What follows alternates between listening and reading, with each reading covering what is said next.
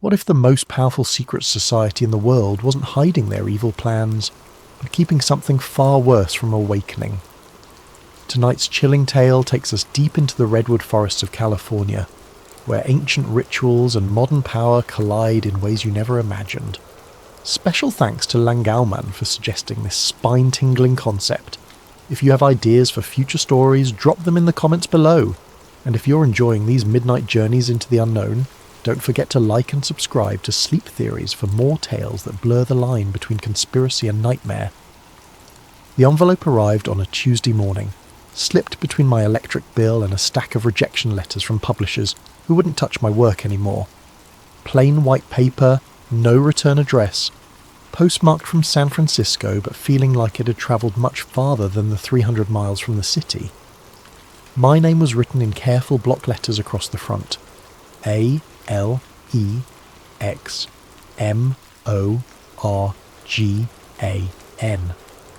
Nothing else. No apartment number, though whoever sent it knew exactly where to find me in this cramped studio above the Chinese restaurant on Divisadero Street. I'd been blacklisted for 18 months now, ever since I published that expose on Meridian Industries and their illegal arms deals with 3 different terror groups. The story won awards, toppled a senator, and destroyed my career in equal measure.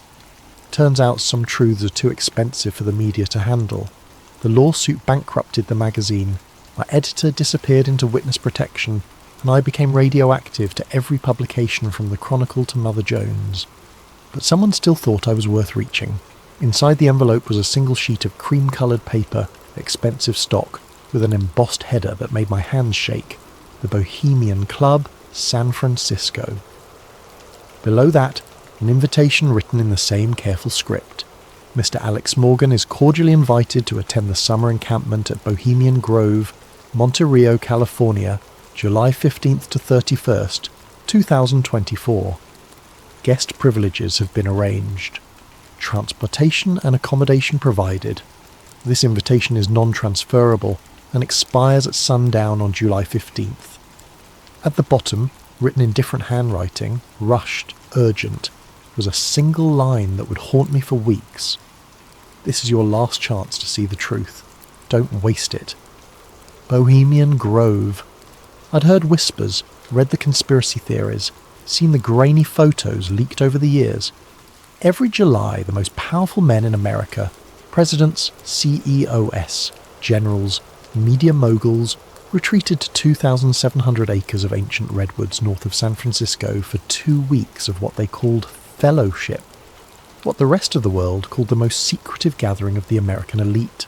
No journalists allowed, no cameras, no women, no record of what happened behind those gates, except for the occasional leaked photo of men in robes standing before a massive owl statue, performing something called the cremation of care ceremony. Political theatre most assumed. Rich men playing dress-up while they planned the next war or market crash. But this invitation was real. The paper felt authentic. The letterhead matched samples I'd seen in archived documents. Someone with serious connections wanted me inside those gates. The question was why. I spent 3 days researching everything I could find about the Grove. The official history spoke of artistic pursuits, informal talks, and male bonding among the country's leadership. The unofficial history painted darker pictures. Secret deals, occult rituals, decisions that shaped global politics made during drunken conversations around campfires. The most disturbing accounts came from the few infiltrators who'd made it inside over the decades.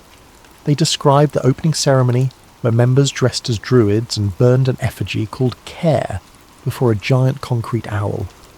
They spoke of lakeside talks where defense contractors pitched new weapons to Pentagon officials, of quiet conversations that preceded major policy announcements, of a casual corruption so normalized it felt like summer camp for sociopaths.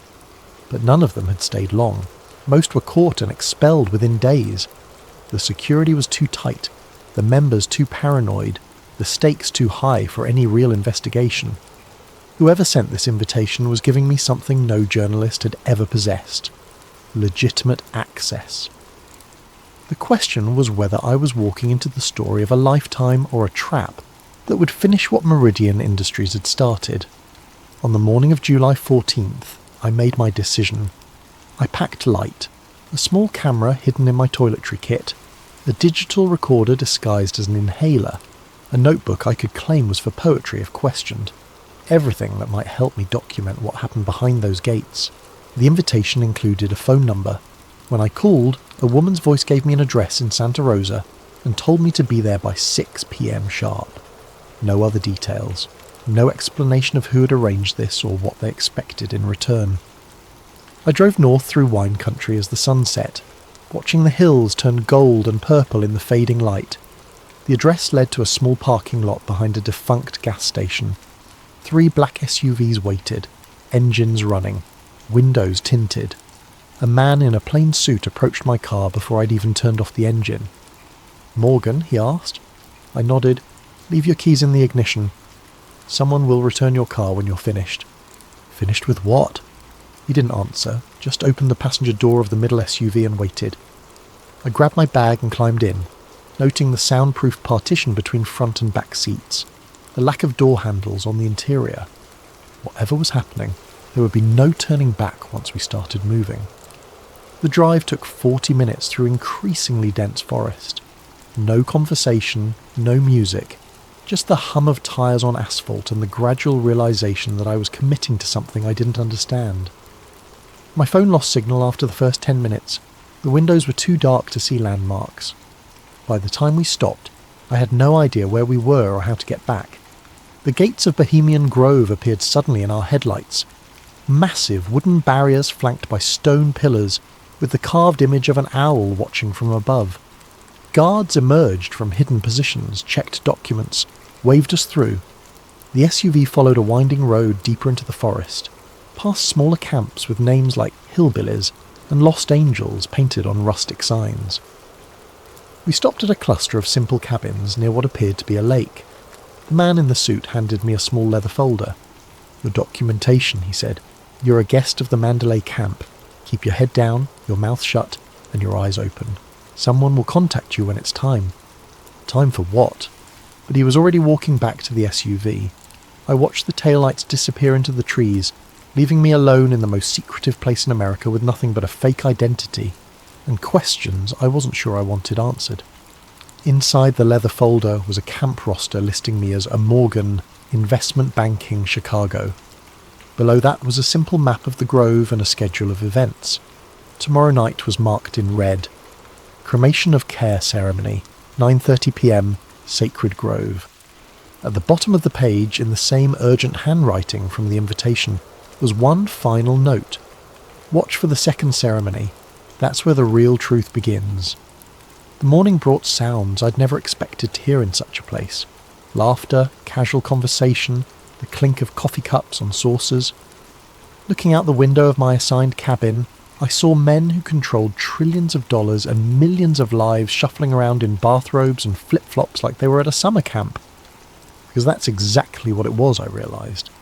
The most exclusive, powerful summer camp in the world. I dressed in the khakis and polo shirt that had been left in my closet, the Grove's unofficial uniform, and stepped outside to explore. The camp sprawled across the forest in a seemingly random pattern of paths and clearings, each dedicated to different groups with names that sounded like fraternity houses. Caveman, Silverado, Owl's Nest, Sons of Toil. At the central plaza I found what looked like a small town square, a dining hall large enough for hundreds, a stage for performances, a bar that was already serving despite the early hour. Men moved between these spaces with the easy familiarity of those who'd done this many times before. Some faces I recognised from television and magazine covers. Senators CEOS, a former Secretary of State. Others were anonymous but carried themselves with the quiet confidence that comes from wielding serious power. The strangest part was how normal it all felt. These were the people conspiracy theorists claimed ran secret cabals to control world events, and they were arguing about baseball scores and complaining about their golf games like any group of aging fraternity brothers. First time at the Grove? I turned to find a heavy-set man in his 60s, silver hair perfectly styled despite the casual setting. His face was familiar, but I couldn't place it immediately. "That obvious?" I asked. He laughed. "You've got that wide-eyed look." everyone does their first time. I'm Bill. Been coming here for 23 years. Alex, investment banking. Right. Mandalay camp. Heard you were joining us. What brings you to our little retreat? It was a casual question, but something in his tone suggested it wasn't casual at all. I'd prepared for this. Market analysis consultant, I said. Specialised in political risk assessment. Figured this might be a good place to network. Bill nodded slowly. Indeed it is. You'll want to catch tonight's ceremony if you haven't seen it before. Quite a spectacle. Been the same for nearly a century now. The owl thing, cremation of care. Beautiful tradition. Helps everyone leave their worries behind, focus on fellowship. He paused, studying my face. Though I suspect you might find other aspects of our gathering more professionally relevant. Before I could ask what he meant, Bill was walking away, leaving me with the distinct impression that I'd just passed some kind of test. I spent the day observing, noting the casual interactions between men whose public relationships were supposedly adversarial. A Democratic senator sharing drinks with a Republican defense contractor, a tech CEO deep in conversation with someone I was pretty sure ran the NSA, a former president holding court near the lake, surrounded by media executives who hung on his every word. This was where real policy got made, I realised. Not in committee meetings or official negotiations, but in these informal moments between men who'd known each other for decades. The Grove was a lubricant for American power, a place where opposing sides could find common ground away from cameras and constituents. As afternoon turned to evening, the atmosphere shifted. Conversations became more hushed, more urgent. Staff members appeared with cases of equipment I couldn't identify. The lake area was cordoned off with rope barriers. Whatever was happening tonight, it was bigger than casual networking. At sunset, I joined the stream of men walking toward the sacred grove, a natural amphitheatre carved into the hillside dominated by the famous owl statue. 40 feet tall, carved from concrete, with burning eyes that watched over everything. Hundreds of folding chairs faced a small stage where men in hooded robes were preparing props I couldn't make out in the growing darkness. The ceremony began with music. A choir hidden in the trees, singing something that sounded like a funeral dirge. Then came the procession. 24 men in flowing robes, carrying torches, escorting what appeared to be a small coffin draped in black cloth. A voice boomed from speakers hidden throughout the forest, narrating the death of Care and its cremation before the great owl.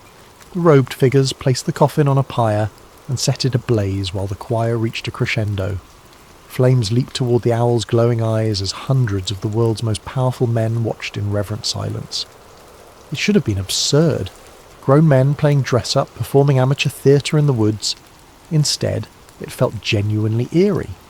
Something about the ancient trees, the flickering shadows, the synchronized movement of so many people participating in a ritual most of them probably didn't fully understand. Then the lights went out. Not just the ceremonial flames, everything.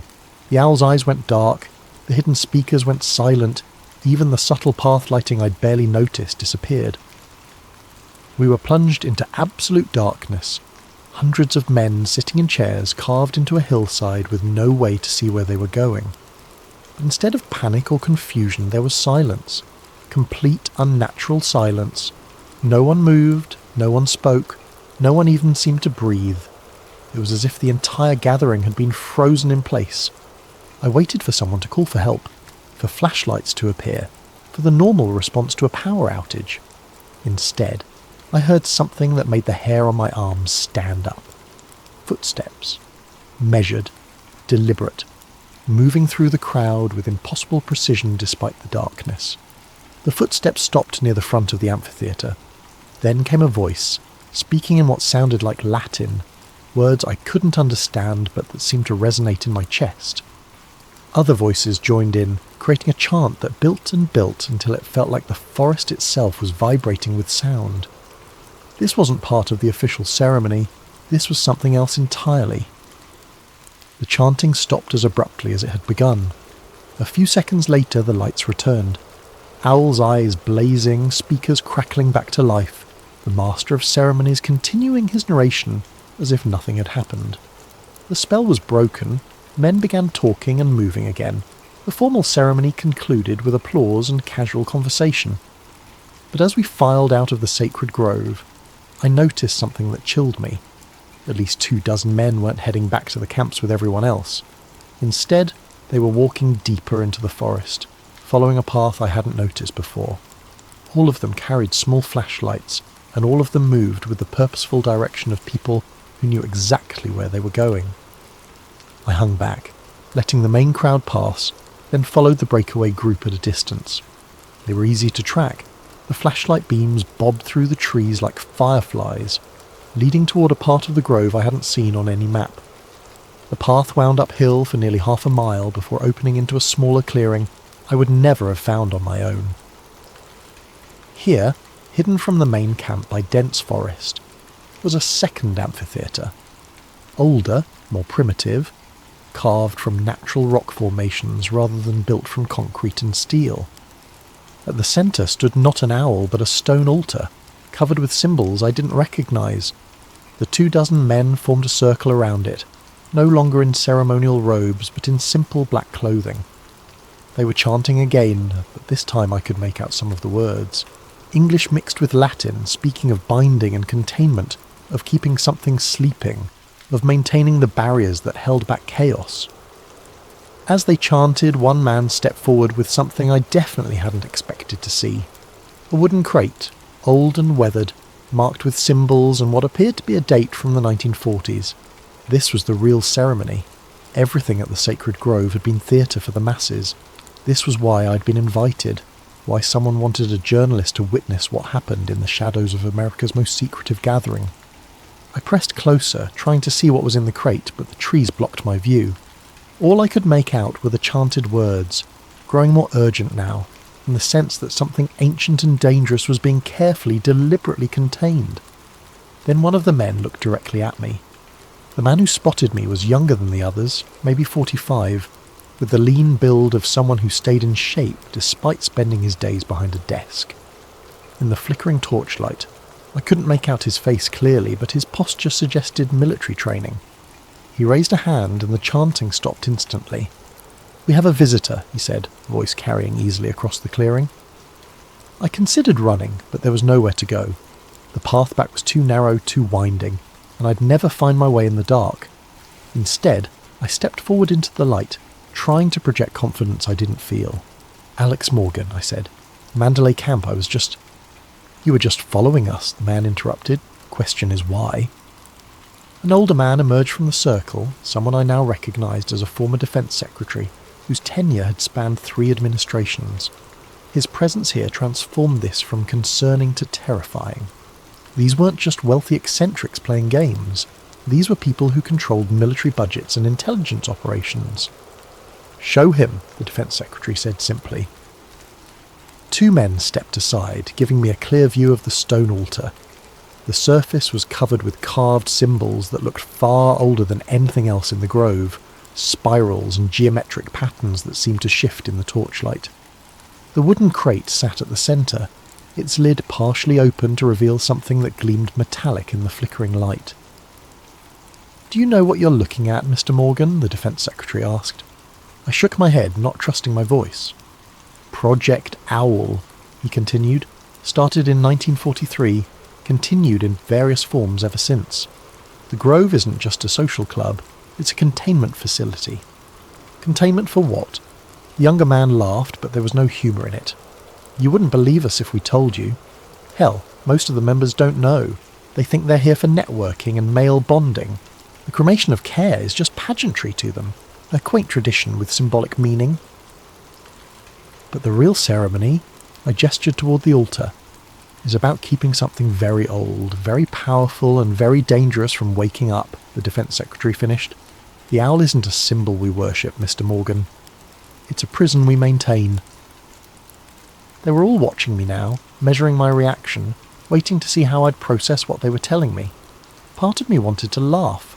This sounded like the fever dreams of conspiracy theorists, ancient evils and shadow governments and occult containment protocols. But the setting was too real, the participants too credible, the ritual I'd witnessed too elaborate to be fiction. "What's in the crate?" I asked. "The original binding artifacts," said a woman's voice from behind me. I spun around to find someone who definitely hadn't been there moments before.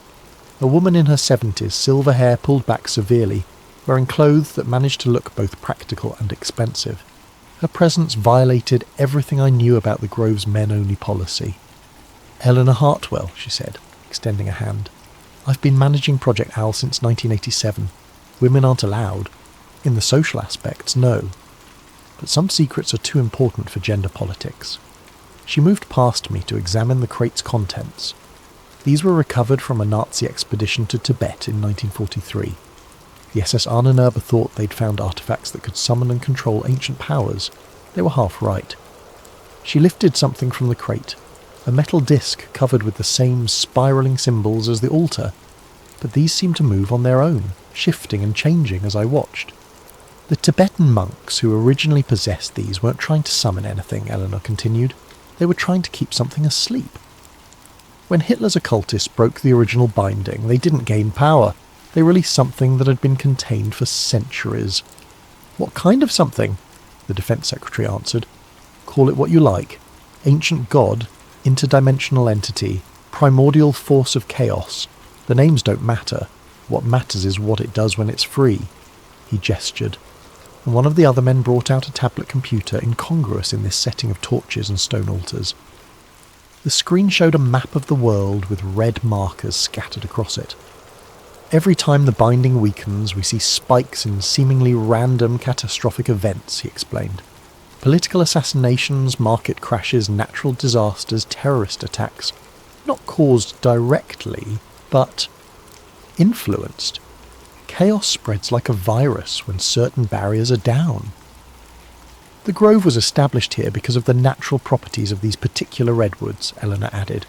"Old growth forests have natural resonance with certain types of, let's call them spiritual phenomena. The founding members didn't understand the science, but they recognized the effect. The annual gathering, the rituals, the focused attention of powerful minds, it all serves to reinforce the containment. And the cremation of care is a distraction," the younger man said. "Theatre for the masses while we handle the real work. Most of the members genuinely believe they're here for fellowship and networking. The inner circle knows better." I looked around the group, trying to count how many people were part of this inner circle. Maybe 30 total, out of the thousands who'd attended Grove encampments over the decades. A shadow organisation within a secret society, managing what they claimed was an existential threat to human civilization. "Why tell me this?" I asked. "Why invite a journalist?" Eleanor and the Defense Secretary exchanged glances. Something passed between them, a decision being made in real time. "Because we're dying off," Eleanor said finally. "The knowledge, the responsibility, the burden, it's all been passed down through personal relationships for 80 years. But the world has changed. The people with the power and resources to maintain the containment aren't necessarily the people we can trust with the truth." "New money doesn't understand old responsibilities," the Defense Secretary added. "Tech billionaires, crypto moguls, social media executives, they have the influence we need, but they think everything can be solved with apps and algorithms. They don't believe in things that can't be quantified." "So you need documentation," I realised. "A record of what really happens here. Insurance in case the oral tradition breaks down." "Exactly," Eleanor confirmed. "But it has to be someone outside the power structure. Someone with credibility and investigative skills. Someone who's already proven they'll publish dangerous truths regardless of personal cost." She meant my Meridian Industries exposé. This was why I'd been blacklisted and then mysteriously invited. They needed a journalist who demonstrated willingness to sacrifice their career for a story. "What happens if the binding fails completely?" I asked. The group fell silent. Finally, the younger man spoke. "Look at any period of sustained global chaos in human history. The fall of Rome, the Black Death, the World Wars, the collapse of the Soviet Union. Times when multiple systems failed simultaneously, when cause and effect stopped making sense, when it felt like the world was coming apart at the seams. Those were natural historical processes." "Were they?" Eleanor interrupted. "Or were they what happens when humanity loses the ability to maintain certain spiritual defences?" The monks who originally bound this thing warned that it feeds on conflict and confusion. The more chaos it causes, the stronger it becomes, until the binding fails entirely. She returned the metal disc to the crate and closed the lid carefully. The ceremony you just witnessed reinforces the containment for another year, she said, but each time it gets harder. The original artifacts are degrading, the knowledge is fragmenting, and the world is changing in ways that make traditional approaches less effective. How long do we have? Unknown, the Defense Secretary admitted. Could be decades, could be years, could be tomorrow if something goes wrong.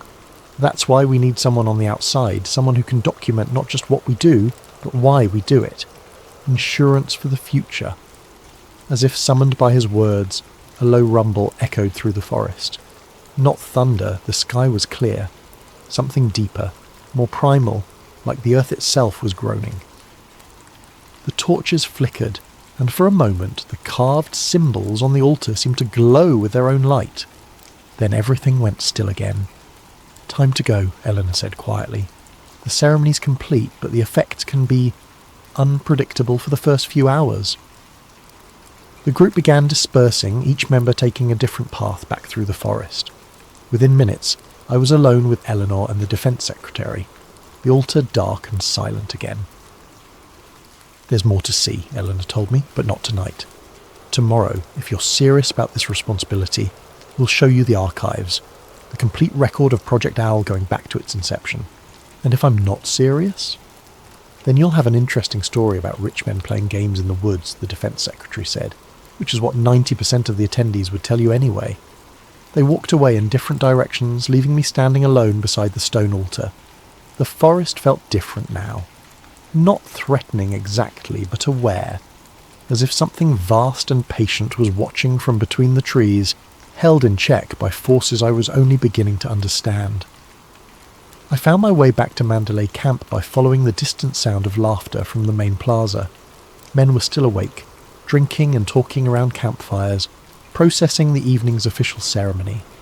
To them, it had been a meaningful but ultimately symbolic ritual.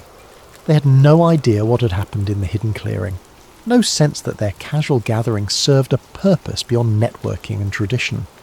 Back in my cabin, I sat on the narrow bed and tried to process what I'd experienced. Every instinct I'd developed as a journalist screamed that this was elaborate nonsense. Powerful people telling themselves comforting stories about their importance, dressing up their influence in mystical language to avoid confronting the mundane reality of politics and economics. But the metal disc had moved on its own. The forest had responded to the completion of their ritual, and the people involved weren't the kind who needed to invent elaborate fantasies to feel important. They already controlled most of the world's power and resources. Either I'd stumbled into the most sophisticated hoax in human history, or I'd been invited to document something that made every conspiracy theory I'd ever dismissed seem quaint by comparison. Tomorrow I'd get to see the archives. Tomorrow I'd learn whether Project Owl was an elaborate delusion or the most important secret in the world. Either way, my life as I knew it was over. I barely slept. Every sound in the forest seemed amplified. Branches creaking in the wind, night birds calling to each other, the distant murmur of late-night conversations from other camps. When I finally drifted off near dawn, my dreams were filled with spinning metal discs and watching eyes carved from stone. Eleanor found me at breakfast, appearing beside my table in the dining hall as if she'd materialised from thin air. In daylight, she looked like any other well-preserved socialite who might attend charity galas in Pacific Heights. The kind of woman whose presence at an all-male retreat would be explained as someone's eccentric aunt, who'd been grandfathered in through family connections. "Ready for the historical tour?" she asked, settling into the chair across from me. "Is that what we're calling it? The other guests think you're researching the Grove's role in American political history, which isn't entirely untrue." She sipped her coffee, eyes scanning the dining hall. "Most of them will be occupied with golf and lake activities today. Perfect time for a deeper education." We walked through the main camp area, past men reading newspapers and debating policy like they were at any expensive resort. Eleanor kept up a stream of casual conversation about Grove traditions and notable members, playing her part as tour guide. but I noticed she was leading us away from the popular areas towards sections of the forest I hadn't seen before. The grove covers nearly 3,000 acres, she explained as we walked. Most guests never venture beyond the central few hundred. Why would they? The camps, the lake, the dining facilities, everything they need for their retreat is concentrated in one area. But the rest of the property serves other purposes. We'd been walking for almost 20 minutes when she stopped beside what appeared to be a maintenance shed. Weathered wood siding, corrugated metal roof, the kind of utilitarian structure that becomes invisible once you've seen it. Eleanor produced a key and opened the padlock on the door. Inside, the shed was bigger than it appeared from outside, extending back into the hillside. What I'd taken for a simple storage building was actually a facade hiding a much larger underground facility. Fluorescent lights flickered on as we descended a concrete staircase that went down much deeper than should have been possible. Built during the Cold War, Eleanor explained, her voice echoing in the narrow stairwell. Officially, it's an emergency shelter for continuity of government operations. Unofficially, it houses the most complete archive of Project Owl materials outside of certain classified Pentagon files. The stairs ended at a steel door marked with radiation warnings and biohazard symbols. Eleanor placed her palm on a scanner that seemed decades newer than the rest of the facility.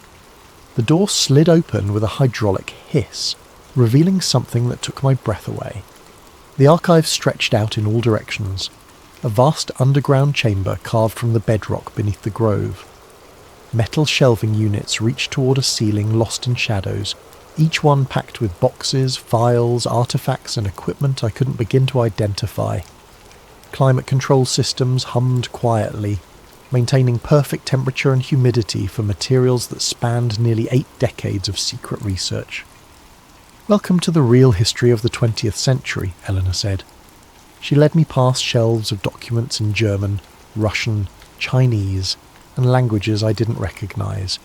Maps marked with symbols similar to what I'd seen on the altar, photographs of archaeological expeditions to remote locations around the world, technical specifications for devices that looked like they belonged in science fiction movies.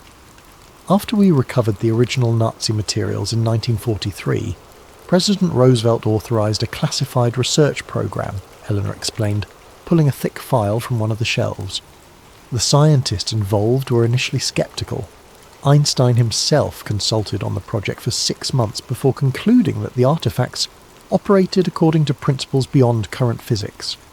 She opened the file, revealing handwritten notes in what I recognised as Einstein's distinctive script. Mathematical equations filled page after page, interspersed with frustrated observations about phenomena that violate fundamental assumptions about the nature of reality. What did he conclude?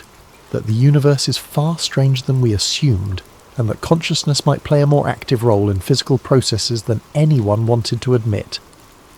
Eleanor closed the Einstein file and pulled out another one marked Tibet Expedition 1944 to 1947. We sent teams back to find the original source of the artefacts, learn how the binding process actually worked. The photographs in this file showed Western archaeologists working alongside Tibetan monks in monasteries that looked untouched by modernity. But what caught my attention were the images of stone chambers carved deep into mountain faces, filled with artefacts identical to what I'd seen the night before. The monks weren't surprised to see us, Eleanor continued. They'd been expecting someone to come asking questions about what the Germans had stolen. According to their records, this wasn't the first time the binding had been broken and had to be re-established. How many times? At least 7 documented instances over the past millennium. Each time, the disruption led to a period of sustained chaos. Wars, plagues, social collapse. The monks developed their containment techniques through trial and error over centuries. She showed me translation documents, painstakingly decoded texts that described rituals similar to what I'd witnessed, but far more complex. The Tibetan methods involved dozens of practitioners working in carefully coordinated groups, maintaining the binding through constant vigilance and regular reinforcement ceremonies. The Grove's founders didn't understand the underlying principles, Eleanor admitted. They just knew that gathering powerful, influential people together for focused ritual activities seemed to have a stabilising effect on certain phenomena. We moved deeper into the archive, past sections devoted to different decades of research. I saw files on the Cuban Missile Crisis, Vietnam War, Watergate, the fall of the Berlin Wall, all marked with notations about containment stress and binding fluctuations. Major historical events correlate with weaknesses in the containment, Eleanor explained. Sometimes the stress is caused by the events themselves. Global conflicts generate the kind of chaos that feeds the entity. Sometimes it's the reverse. Containment failures create conditions that make conflicts more likely. Chicken and egg. Exactly. Which is why prevention became our focus rather than reaction. She stopped at a section of the archive devoted to technology development. Here were prototypes of devices that looked decades ahead of anything I'd seen in the outside world. Machines that supposedly measured spiritual resonance and metaphysical field fluctuations. Computer models attempting to quantify something that traditional science insisted didn't exist.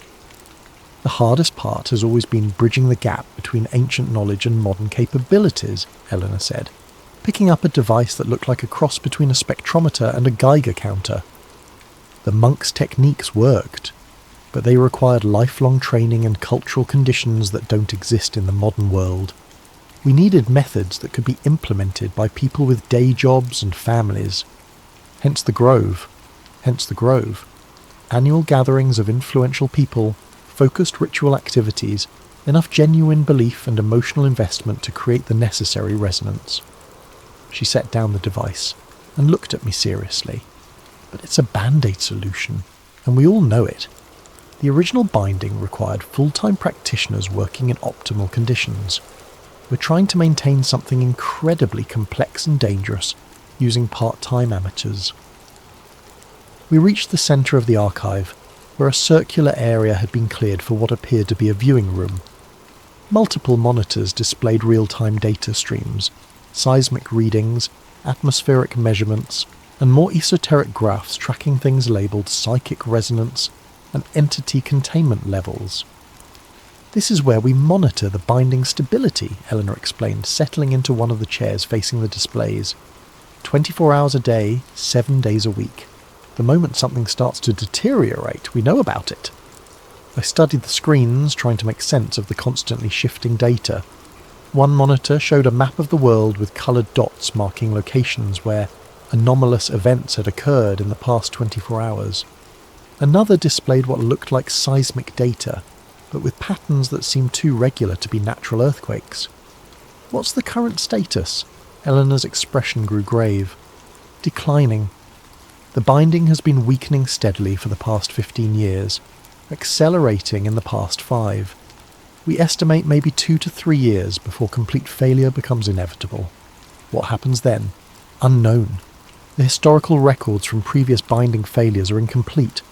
The monks who witnessed them were usually dead within months, but we can make educated guesses based on pattern analysis.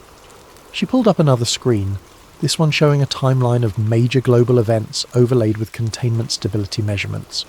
The correlation was undeniable. Every period of significant chaos in human history corresponded with dramatic drops in whatever they were measuring. Complete binding failure would likely trigger cascading system collapses, Eleanor continued. Political institutions, economic markets, social structures, all the complex relationships that hold civilization together become vulnerable when certain types of influence are unchecked. How bad are we talking? Best case scenario? A severe global recession coupled with widespread political instability, multiple government collapses, market crashes, social unrest spreading faster than any rational analysis would predict. And worst case? Eleanor was quiet for a long moment, studying the data streams that painted an increasingly grim picture of whatever they were monitoring. Worst case is the end of human civilization as we know it, not through nuclear war or climate change or any of the threats people talk about in public, through something much more fundamental, the breakdown of the psychological and spiritual structures that allow complex societies to exist. She pulled up historical records from previous binding failures, translated accounts from Tibetan monasteries that had witnessed similar events centuries earlier. The entity doesn't destroy through physical force, she explained. It works through consciousness, through the collective human capacity for cooperation and rational thought. When the binding fails completely, people lose the ability to trust institutions, to believe in shared values, to work together toward common goals. Everything falls apart from within. I stared at the monitors, watching real-time measurements of something that supposedly determined the fate of human civilization. The graphs showed steady decline across multiple indicators, punctuated by sudden spikes that corresponded to major news events I recognized from recent headlines. This is why you needed an outside journalist, I realized. The inner circle is dying off, and you need someone to document the whole system before it's too late. Partly. But there's another reason. Eleanor turned to face me directly. We think the traditional approach might be fundamentally flawed. What do you mean? The Grove, the annual ceremonies, the networking among powerful elites. It all assumes that influence and authority are the same thing they were 50 years ago. But the world has changed. Real power increasingly lies with people who have no connection to traditional institutions. She pulled up another screen, this one showing social media analytics and internet traffic patterns. Modern influence is distributed, digital, and often anonymous. A teenager with a viral video can shape public opinion more effectively than a senator. Cryptocurrency traders can destabilize national currencies. Hackers can cripple infrastructure. The Grove model assumes that controlling government and corporate leaders gives you control over social stability. But it doesn't anymore. Exactly. Which means our containment strategy might be obsolete just when we need it most. Eleanor stood up, pacing between the monitors. We need new approaches, new methods, new people involved in the binding process. But we also need someone on the outside who can document everything we've learned, preserve the institutional knowledge in case our transition efforts fail. You want me to write the ultimate conspiracy theory article. I want you to write the truth. All of it. The complete history of Project Owl, the scientific evidence for non-physical phenomena affecting global stability, the methods we've developed for managing existential threats that most people don't believe exist. She led me to another section of the archive, this one containing dozens of film reels stored in climate-controlled cases. But first, you need to understand exactly what we're dealing with. The Nazi expedition that started all this documented their activities extensively. They filmed everything, convinced they were making history. Eleanor selected one of the reels and loaded it into a vintage projector that looked like it belonged in a museum. The screen flickered to life, showing black and white footage of men in SS uniforms working in what appeared to be a Tibetan monastery. Tibet, 1943, Eleanor narrated as the images played. The Ahnenerbe expedition, led by Heinrich Himmler's personal occult research division. They found what they were looking for, but they had no idea what they were actually dealing with. The film showed German archaeologists carefully removing artifacts from hidden chambers, documenting everything with scientific precision. But as they worked, the footage began to show anomalies, shadows that moved independently of their sources, equipment malfunctioning in ways that defied explanation. And in the faces of the expedition members, a growing sense of unease that became terror as the film progressed. Watch what happens when they break the original seal, Eleanor said. On screen the Germans used explosives to breach a stone chamber that had clearly been sealed for centuries. The moment the barrier cracked, the camera recorded something that made my skin crawl. A sound like wind rushing through tunnels, but with an intelligence behind it that felt actively malevolent. The expedition members began arguing, then fighting, then turning on each other with a violence that seemed to come from nowhere. Within hours of breaking the seal, half the team was dead, and the survivors were fleeing through the mountains carrying only the most portable artifacts. They thought they'd found weapons, Eleanor explained as the reel ended. What they actually found was something that used them as weapons against each other.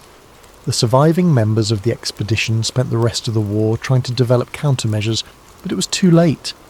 The damage was already spreading. She loaded another reel, this one showing American soldiers in 1945 investigating what remained of German occult research facilities. General Patton's intelligence units found the Nazi research archives during the final push into Germany.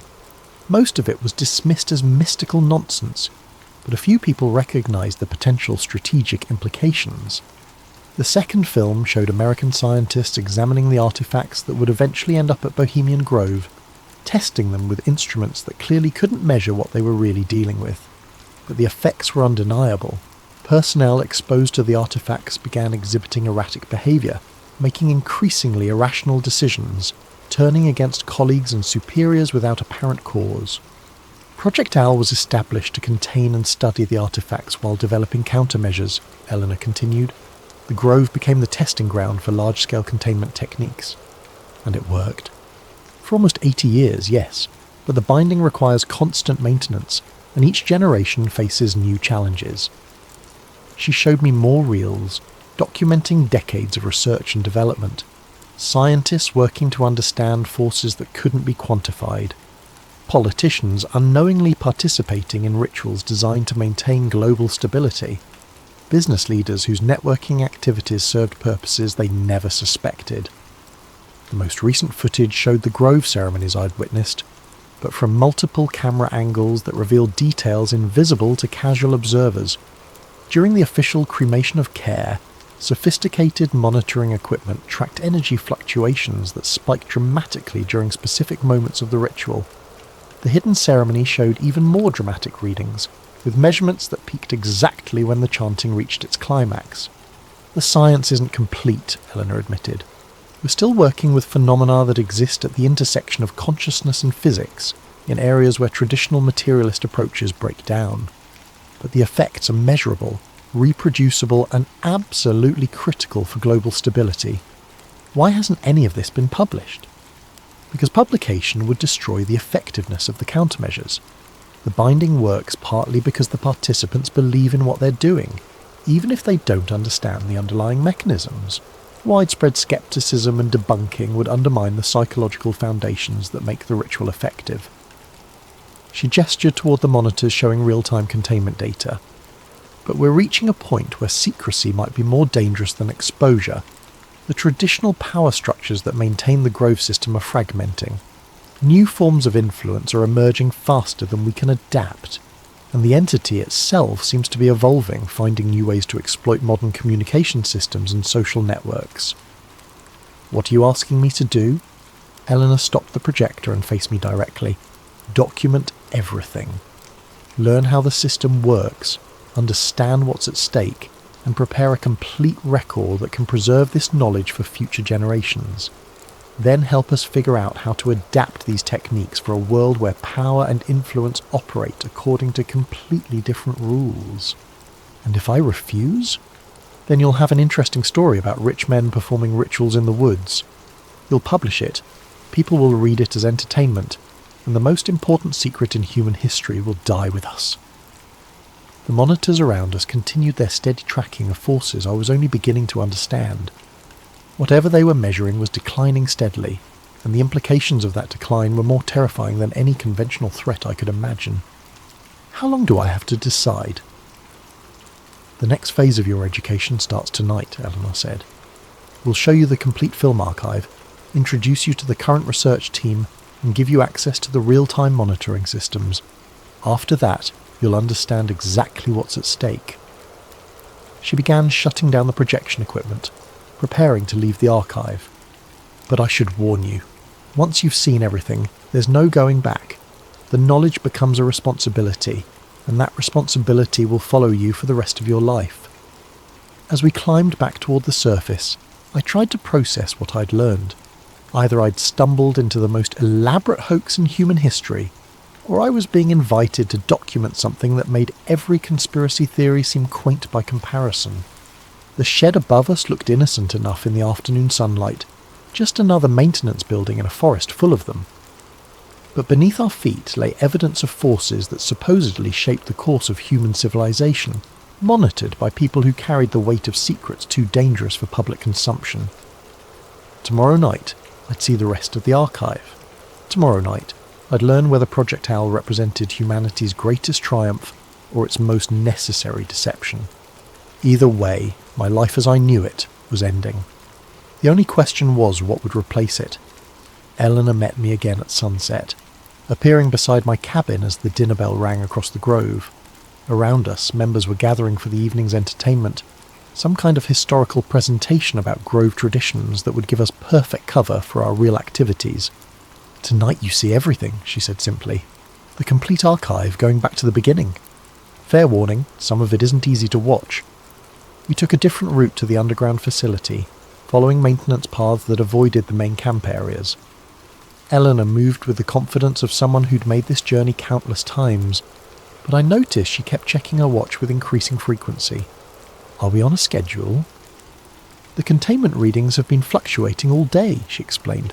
"Nothing critical yet, but we want to complete your education before the situation becomes complicated." The archive felt different at night.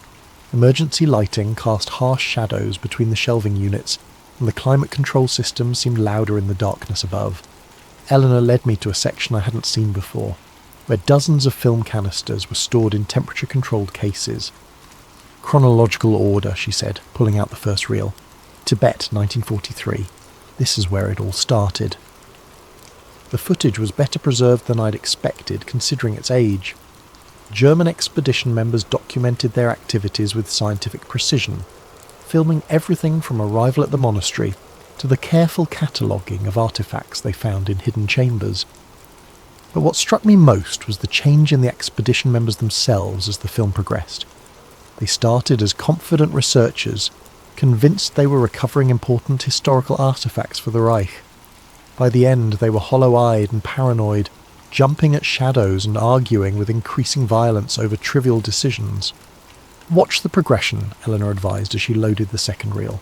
"The deterioration follows a predictable pattern." She was right. The expedition leader, who appeared calm and competent in early footage, gradually became erratic and suspicious. He began seeing conspiracies among his own team members, making accusations that had no basis in reality. Other team members developed obsessive behaviours, repetitive actions that served no logical purpose, but which they couldn't seem to stop.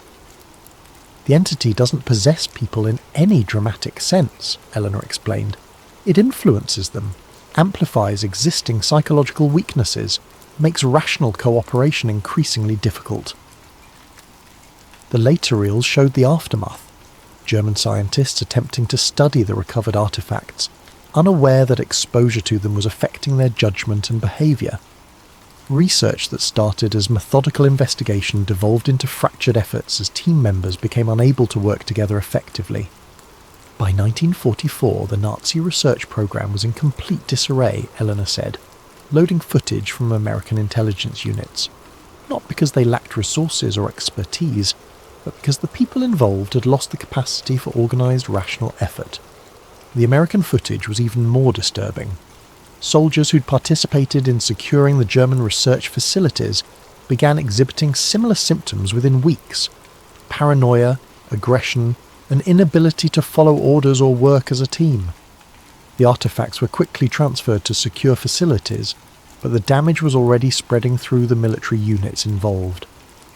"This is when President Roosevelt authorized Project Owl," Eleanor said, showing me classified documents I definitely shouldn't have been seeing. The decision was made to contain the artifacts rather than study them, at least until we understood what we were dealing with. The next series of reels documented the early years of the Grove's involvement. Prominent businessmen and politicians who thought they were participating in elaborate team-building exercises, unaware that their activities were being carefully monitored for their effects on containment stability. The beautiful irony, Eleanor noted, is that the most effective participants were people who took the rituals seriously, without believing in their literal truth. They invested genuine emotional energy in symbolic activities, creating the psychological resonance necessary for containment without the skepticism that would undermine it.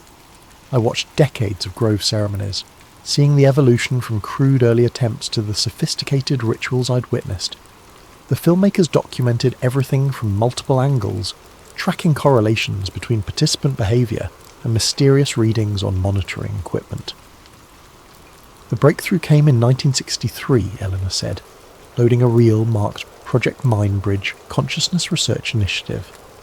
We finally began to understand the relationship between collective human consciousness and what we were trying to contain. This footage showed scientists working with equipment that looked decades ahead of anything I'd seen in public research facilities. They were mapping what they called psychic resonance fields, measuring the effects of focused group attention on phenomena that traditional science insisted didn't exist. Consciousness isn't passive, Eleanor explained as the footage showed researchers monitoring brainwave patterns during grove ceremonies. Under specific conditions, focused human attention can influence physical processes through mechanisms we still don't fully understand. The evidence was compelling. During successful binding rituals, monitoring equipment showed dramatic changes in local electromagnetic fields, gravitational anomalies, and other effects that defied conventional explanation. The more focused and emotionally invested the participants, the stronger the measured effects. But the most important discovery was that the entity itself is conscious, Eleanor continued, loading a reel from the 1970s. Not conscious like a human or animal, but aware in ways that allow it to adapt and respond to our containment efforts. This footage was harder to watch. It showed experiments where researchers deliberately weakened containment protocols to study the entity's responses. The results were horrifying. Within hours, people exposed to the weakened binding began turning on each other with a savagery that had no rational explanation. We learned that it doesn't just influence behaviour randomly, Eleanor said. It targets the specific psychological and social bonds that hold groups together. It makes people distrust authority, question shared values, abandon cooperation in favour of individual survival. The final series of reels brought the documentation up to the present day. Recent grove ceremonies filmed with modern digital equipment, showing measurements that painted an increasingly dire picture. The binding was weakening despite their best efforts, and the entity's influence was spreading through channels they were still struggling to understand. Internet culture, social media, digital communication, they've created new vectors for the kind of psychological influence the entity specialises in, Eleanor explained. People are more isolated, more suspicious, more prone to conspiracy thinking than ever before. The very technologies that connect us globally are making us more vulnerable to forces that exploit human psychological weaknesses. She showed me correlation analyses that were truly frightening. Every major spike in online harassment, political extremism, and social division corresponded with measured fluctuations in containment stability. The entity wasn't just confined to the physical artifacts anymore. It was spreading through digital networks, using human communication systems to amplify its influence. This is why traditional approaches aren't working, Eleanor said. The Grove model assumes that controlling physical locations and influential people gives you control over social stability. But in a networked world, influence operates according to completely different rules. The most recent footage showed research teams working on new approaches, attempts to create digital containment protocols, online rituals that could engage globally distributed participants, technological methods for monitoring and countering the entity's influence through internet channels. The preliminary results are promising, Eleanor admitted, but we're running out of time. The traditional binding is failing faster than we can develop alternatives. She turned off the projection equipment and faced me directly. That's the complete record. 80 years of research containment and gradual understanding of something that exists at the intersection of consciousness and physics. Now, you understand what we're really dealing with. I sat in silence for several minutes trying to process what I'd seen.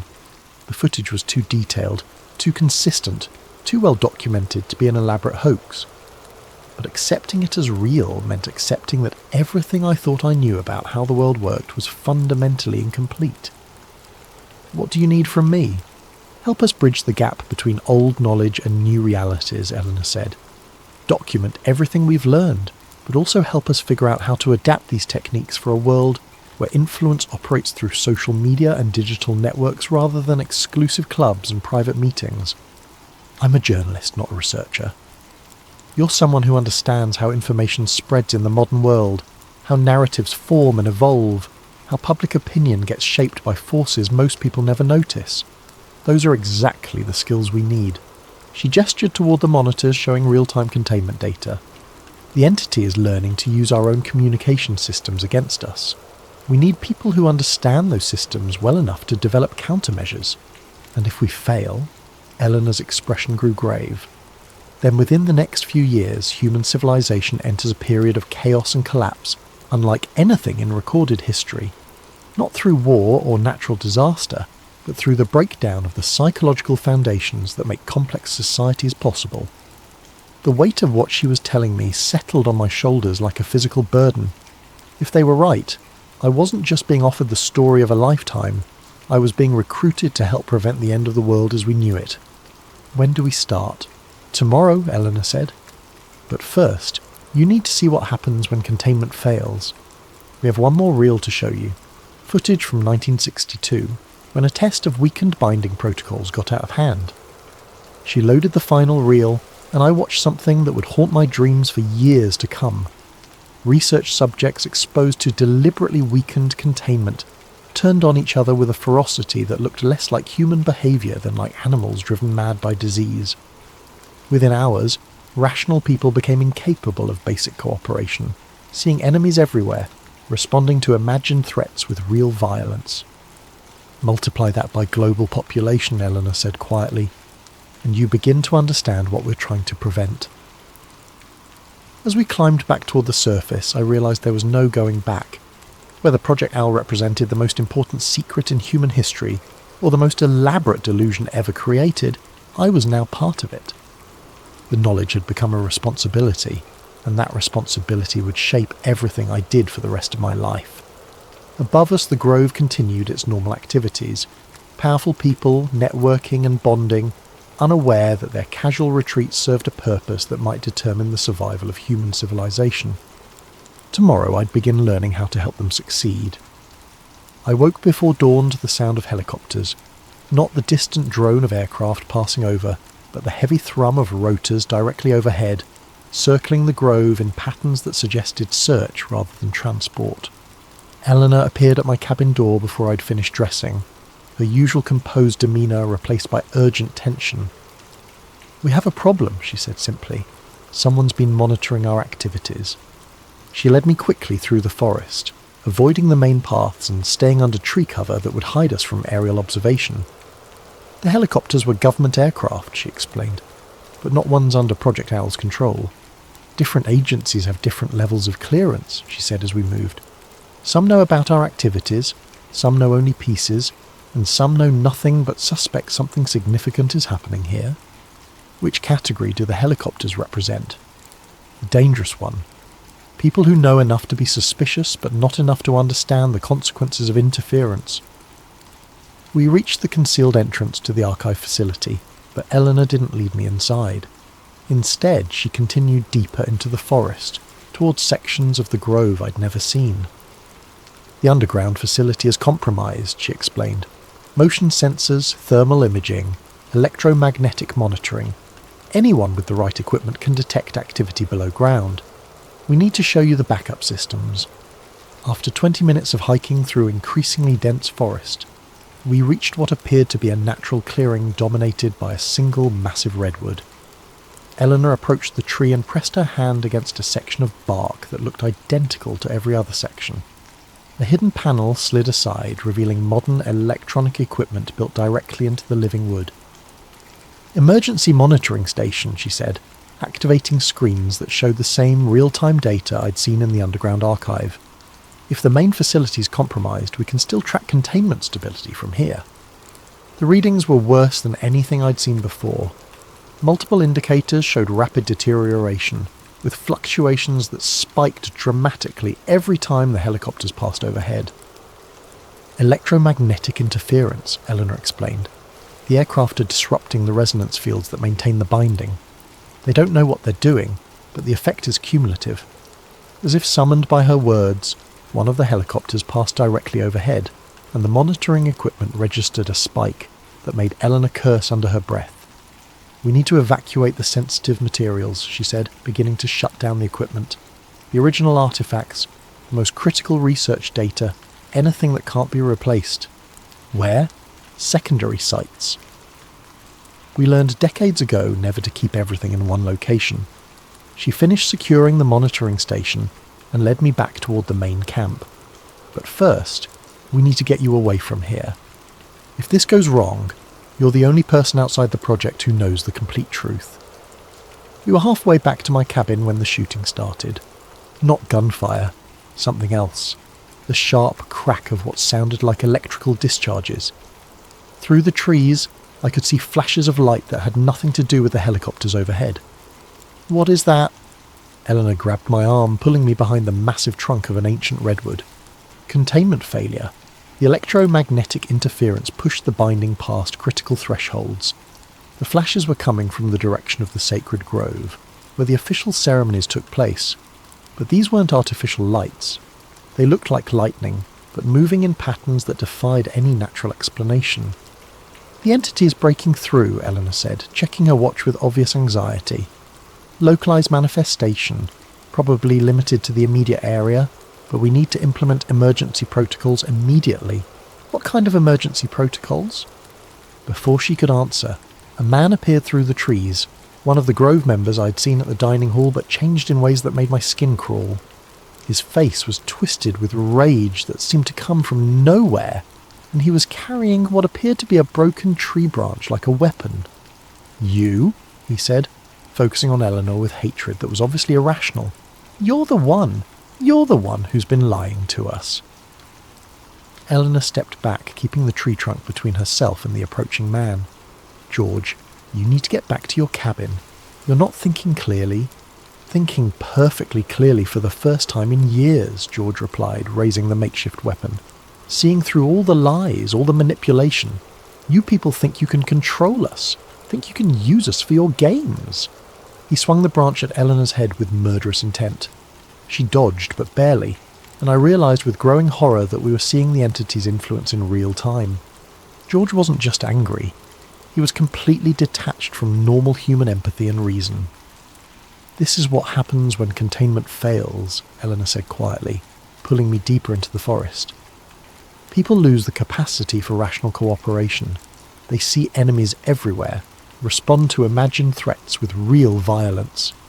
Behind us, George was joined by others, Grove members who transformed from networking politicians and businessmen into something that barely resembled human beings. They moved with pack mentality, communicating through gestures and sounds that suggested intelligence but not consciousness as I understood it. "How do we stop it?" "Emergency binding ritual," Eleanor said, leading me toward another concealed facility. "But it requires specific people in specific locations, and we're running out of time."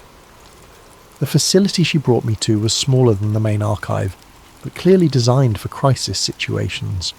Emergency supplies, backup communication equipment, and most importantly, a collection of artifacts identical to the ones I'd seen in the underground chamber.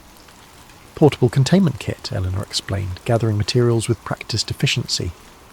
"The ritual can be performed anywhere, but it's less stable than the permanent installation." She handed me a metal disc covered with the same spiralling symbols I'd seen before, but this one felt warm to the touch and seemed to vibrate with energy I couldn't identify. "Hold this and think calming thoughts," she instructed. "Visualize peace, cooperation, people working together toward common goals.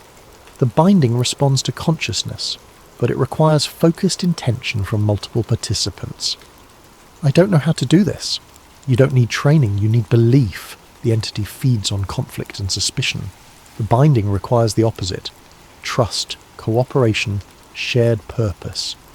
As she spoke, the sounds from outside grew worse. More Grove members had joined the pack hunting us, but their behaviour was becoming less and less human. They were making sounds that reminded me of wolves or wild dogs, communicating through methods that bypassed language entirely. "They're not possessed," Eleanor explained, setting up equipment that looked like a cross between a radio and a meditation altar. "They're influenced. The entity amplifies existing psychological weaknesses, selfishness, paranoia, aggression, until rational cooperation becomes impossible." "How long does it last?" "Without intervention, permanent. The changes become self-reinforcing, creating a cycle of escalating conflict that spreads to anyone exposed to the affected individuals." She activated the emergency equipment, and I felt the disc in my hands grow warmer. Around us, the air seemed to thicken, taking on the quality of electrical charge that precedes thunderstorms. "Now," Eleanor said, "focus on everything that makes human civilization possible.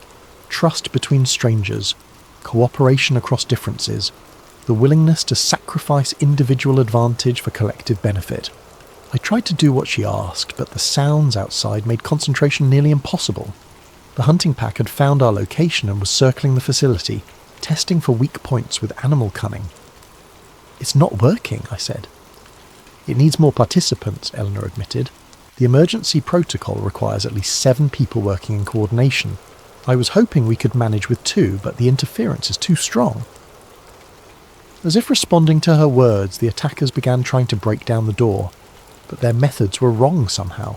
They were using tactics that might work against prey animals, but not against humans who understood tools and leverage. "Their intelligence is being affected," Eleanor observed. "They're losing abstract reasoning, reverting to more primitive cognitive patterns. Is that good or bad for us?" "Both. They can't plan sophisticated attacks, but they also can't be reasoned with or distracted." The door was beginning to buckle under coordinated assault. Within minutes they'd break through, and I had no illusions about what would happen then. The people outside might once have been politicians and businessmen, but they'd become something that saw us as threats to be eliminated. Eleanor made a decision that probably saved our lives. "Run," she said, gathering the most essential artifacts into a backpack. "There's a service road 2 miles north of here. Follow it east until you reach Highway 101, then go south to San Francisco. What about you?" "I'll try to implement the emergency protocol with whatever Grove members are still unaffected. But you need to get this information to the outside world." She handed me a small device that looked like an ordinary cell phone but felt heavier than it should. "Encrypted satellite communicator," she explained. "Speed dial 1 connects you to our backup facility in Colorado. Tell them what happened here and give them your location. They'll arrange extraction and debriefing." The door gave way just as we climbed out through a concealed rear exit. I heard Eleanor shouting something that sounded like Latin, saw flashes of light that suggested she was attempting some kind of emergency ritual, but I was already running through the forest as fast as the terrain would allow. Behind me the sounds of conflict grew worse, not just the pack that had been hunting us, but what sounded like warfare spreading throughout the grove. The entity's influence was expanding, affecting more and more people, creating a feedback loop of violence that would keep escalating until someone found a way to stop it. I ran for over an hour, following game trails and maintenance paths that led generally north. Twice I heard helicopters overhead, but I couldn't tell if they were still part of the problem or part of some attempted solution. The encrypted communicator remained silent. Either the backup facility was out of range, or something had happened to it as well. The service road, when I finally found it, was blocked by abandoned vehicles. Grove security guards had apparently fled their posts, leaving gates open and equipment scattered. Whatever had happened here was bigger than just the immediate area around the sacred grove. I followed the road east on foot, staying off the asphalt to avoid being visible from the air. The communicator finally picked up a signal as I reached higher ground, but when I activated speed dial 1, the response wasn't what I had expected. "Project Owl emergency line," a voice said. "State your clearance level and location." "I don't have a clearance level," I said. "Eleanor Hartwell gave me this device. There's been a containment failure at Bohemian Grove." A pause, then. "Are you the journalist?" "Yes." "We've been expecting your call. What's your current location?" I described my position as best I could, and the voice gave me coordinates for a pickup point 5 miles south of my position. "Emergency extraction team is en route," the voice said. "ETA 40 minutes. Stay hidden until you see a black helicopter with owl markings." "What happened to Eleanor?" Another pause, longer this time. "Unknown. We lost contact with all Grove personnel 3 hours ago. You may be the only survivor with first-hand knowledge of the incident." The call ended, leaving me alone on a forest road with the weight of impossible knowledge. If Eleanor was right, I'd just witnessed the beginning of something that could destroy human civilization. If she was wrong, I'd been recruited into the most elaborate delusion in history. Either way, there was no going back. The story I'd come to investigate had become my life, and that life would never be the same. The helicopter that picked me up wasn't military, but it wasn't civilian either. Black, unmarked, with sound dampening that made it whisper rather than roar. The pilot didn't speak during the 40-minute flight south, and the windows were tinted too dark to see our destination until we landed. The facility looked like a corporate retreat centre, modern architecture nestled in rolling hills, solar panels and native landscaping that suggested environmental consciousness rather than government secrecy. Only the subtle security measures revealed its true nature. Sensors disguised as decorative elements, barriers that looked like artistic features, multiple escape routes hidden as walking paths. Eleanor was waiting for me in the lobby. She looked exhausted but uninjured, wearing clean clothes that suggested she'd arrived well before me. Relief flooded through me at seeing her alive, followed immediately by suspicion about how she'd gotten here so quickly. "You made it," she said, embracing me with what felt like genuine emotion. "I wasn't sure you would." "How are you here?" "I thought you were trapped at the Grove." "Emergency protocols," she explained, leading me toward a conference room. "The moment containment failed, automated systems began evacuating key personnel and sensitive materials. I was out within minutes of your escape." The conference room contained a dozen people I'd never seen before, all of them studying multiple screens showing data feeds from Bohemian Grove. The footage was disturbing. Grove members moving in coordinated packs, exhibiting behaviour that looked less human with each passing hour. "Situation report," said a woman who appeared to be in charge, younger than Eleanor, with the bearing of someone accustomed to making life-and-death decisions under pressure. "Complete local containment failure," Eleanor replied. "The electromagnetic interference from unauthorized surveillance pushed binding stability past critical thresholds. The entity achieved localized manifestation and began directly influencing exposed personnel. Casualties? Unknown. Approximately 200 Grove members were on site when the failure occurred. Current status of affected individuals is unclear, but behavioural modification appears to be progressing according to predicted patterns. I watched the screens showing real-time footage from the Grove, trying to process what I was seeing. The people in the images moved with animal coordination, but their actions showed planning and intelligence that suggested they weren't completely reduced to primitive instincts. "They're organising," I observed. "Exactly," said the woman in charge. "The entity doesn't just cause chaos, it creates new forms of order based on conflict and dominance rather than cooperation and trust. Left unchecked, the affected population will form a functional society, but one dedicated to spreading their condition to others." "How?" Eleanor pulled up additional screens showing modelling predictions. "Physical contact isn't required.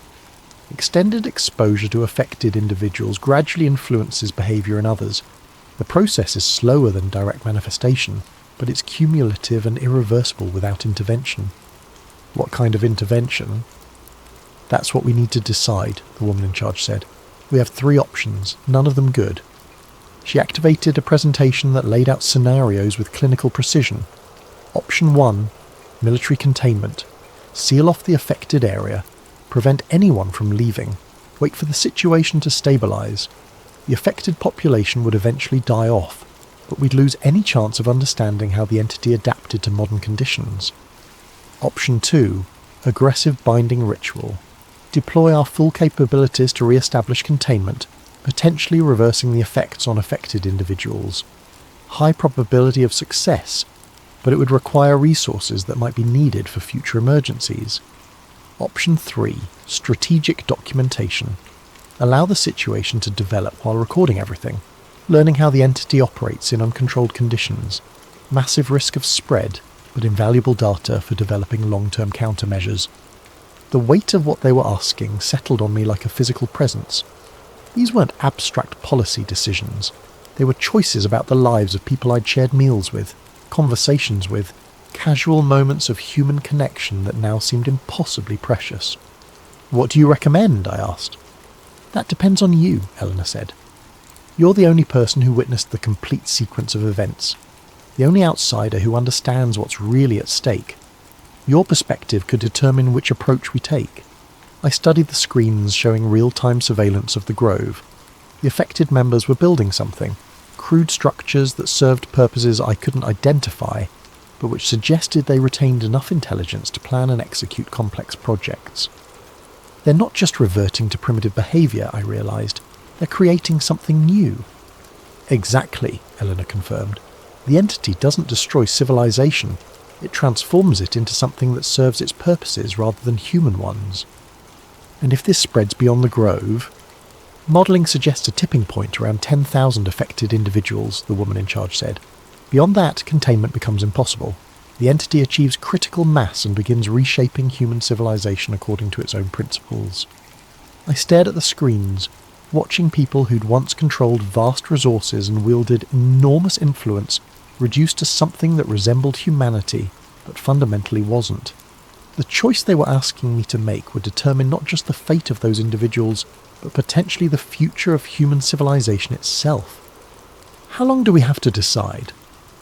Hours, Eleanor said grimly. The affected population is already attempting to breach the Grove's perimeter. Once they reach populated areas, the window for containment closes permanently. As if summoned by her words, alarms began sounding throughout the facility. On the screens, we watched Grove members systematically dismantling the barriers that had kept them isolated from the outside world. They moved with coordinated purpose, using tools and techniques that suggested retained intelligence despite their transformed state. They're adapting faster than our models predicted, the woman in charge observed. The entity is learning from direct interaction with modern infrastructure. I made my decision. Option 2, I said. Full binding ritual. Try to save them. Eleanor nodded grimly. It'll require everything we have. If we fail, there won't be resources left for future containment efforts. And if we do nothing, there won't be a future to contain. The next 6 hours passed in a blur of coordinated activity. Teams deployed to locations around the Grove, carrying artifacts and equipment I was only beginning to understand. The binding ritual required precise positioning, perfect timing, and absolute faith in principles that defied everything I'd learned about how the world worked. But it worked. I watched on screens as the coordinated behaviour of the affected Grove members gradually became confused, then chaotic, then slowly returned to something recognisably human. The transformation took hours, but by dawn rescue teams were extracting survivors who remembered nothing of their transformed state but everything of their normal lives. The official story, when it emerged, blamed a gas leak for temporary behavioural effects among Grove attendees. A few conspiracy theorists suggested government mind control experiments, but without hard evidence, their theories joined the usual background noise of speculation about elite gatherings. 6 months later, I sit in my apartment staring at a hard drive containing the complete documentation of Project Owl. Video footage, research data, historical records, and testimony from dozens of participants spanning 8 decades of secret work to maintain global stability. The binding held. The Grove members recovered completely, with no memory of their transformation. The immediate crisis passed, and the world continued its normal pattern of manageable chaos and incremental progress. But the monitoring data tells a different story. The entity learned from its brief manifestation. Each subsequent containment requires more resources, more participants, more sophisticated countermeasures. The traditional approaches that worked for decades are becoming less effective with each passing year. Eleanor calls weekly with updates from facilities I'm not supposed to know exist. Teams working on digital containment protocols, researchers developing new methods for managing consciousness-based phenomena, analysts tracking the entity's adaptation to modern communication networks. They're making progress, but the race is getting closer. My phone buzzes with news alerts. Political assassinations in 3 countries, simultaneous market crashes that defy economic analysis, social unrest spreading through digital networks faster than anyone can track. Each event correlates with fluctuations in containment stability, signs that the old binding is weakening despite our best efforts. I have a choice to make. The hard drive contains everything needed to preserve Project Owl's institutional knowledge. Published as fiction, it would ensure the information survives, even if the current organisation fails. Presented as investigative journalism, it might mobilise resources for developing new containment methods.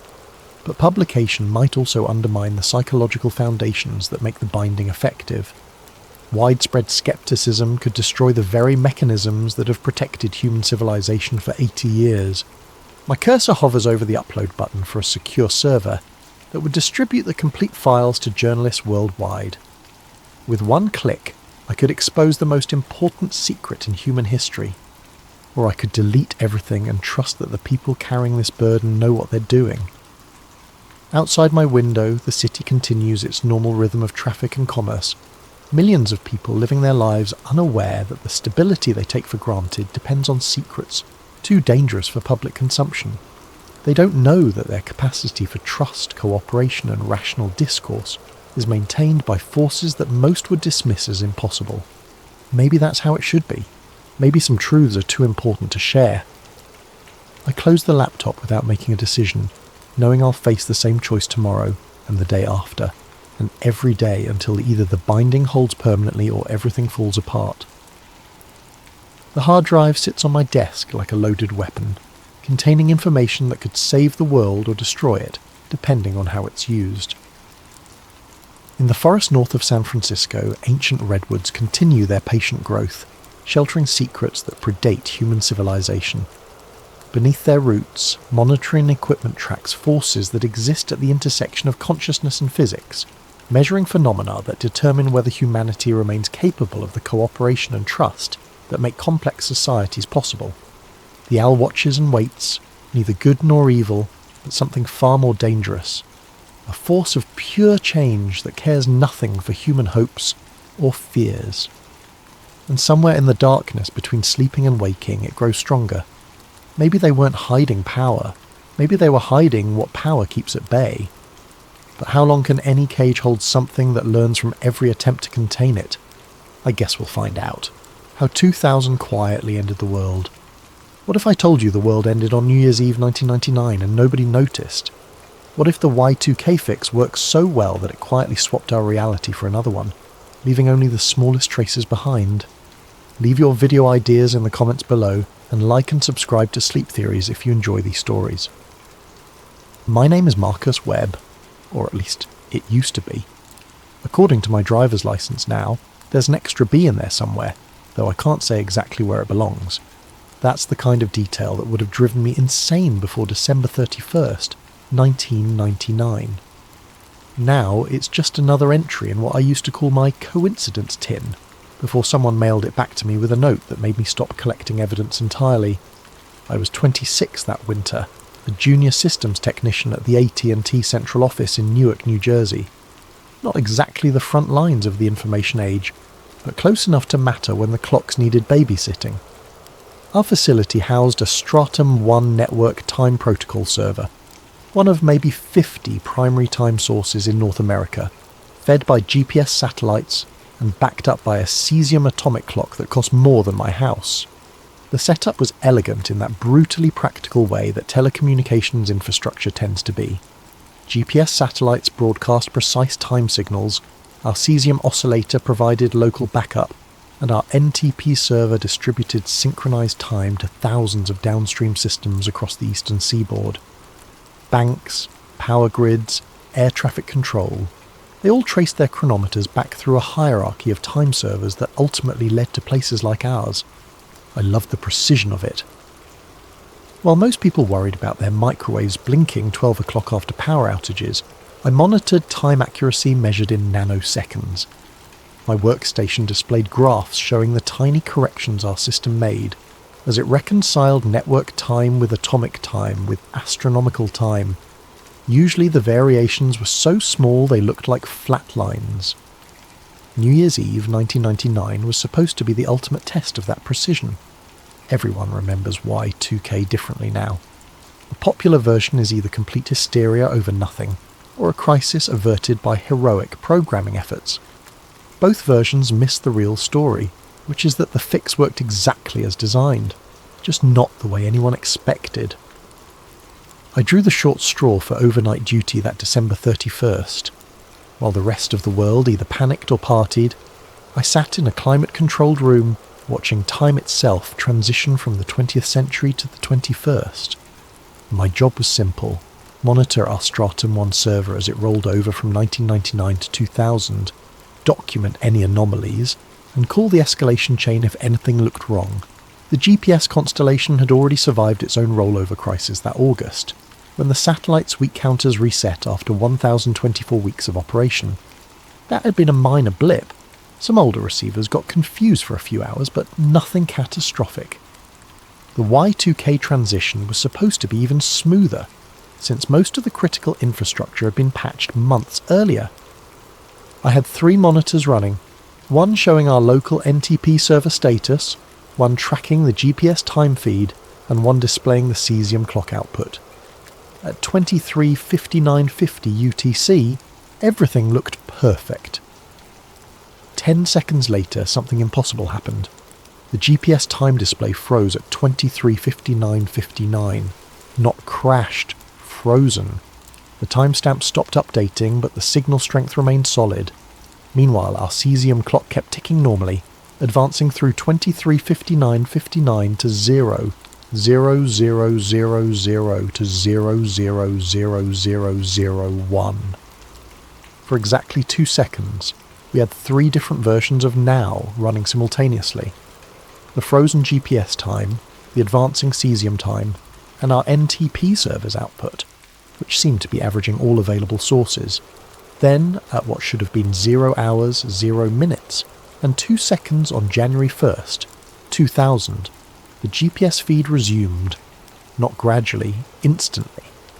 The timestamp jumped from 23:59:59 to 00002 in a single refresh cycle. Our NTP server smoothly incorporated the change and continued broadcasting synchronized time to its downstream clients. The whole event lasted less than 3 seconds. According to the logs, nothing broke. No error conditions were triggered. The NTP daemon didn't even register the discrepancy as significant enough to note in its status reports. If I hadn't been watching the raw feeds, I might have missed it entirely. I took screenshots of everything. The frozen GPS display, the cesium timeline, the NTP server logs showing 2 seconds of missing data that appeared as a flat plateau on the usual sawtooth correction graph. Then I printed hard copies, because something in my gut told me digital records might not be reliable for this particular anomaly. At 0030, I called my supervisor Jim Reeves at home. "Everything nominal here," I told him. "Clean rollover, no service interruptions.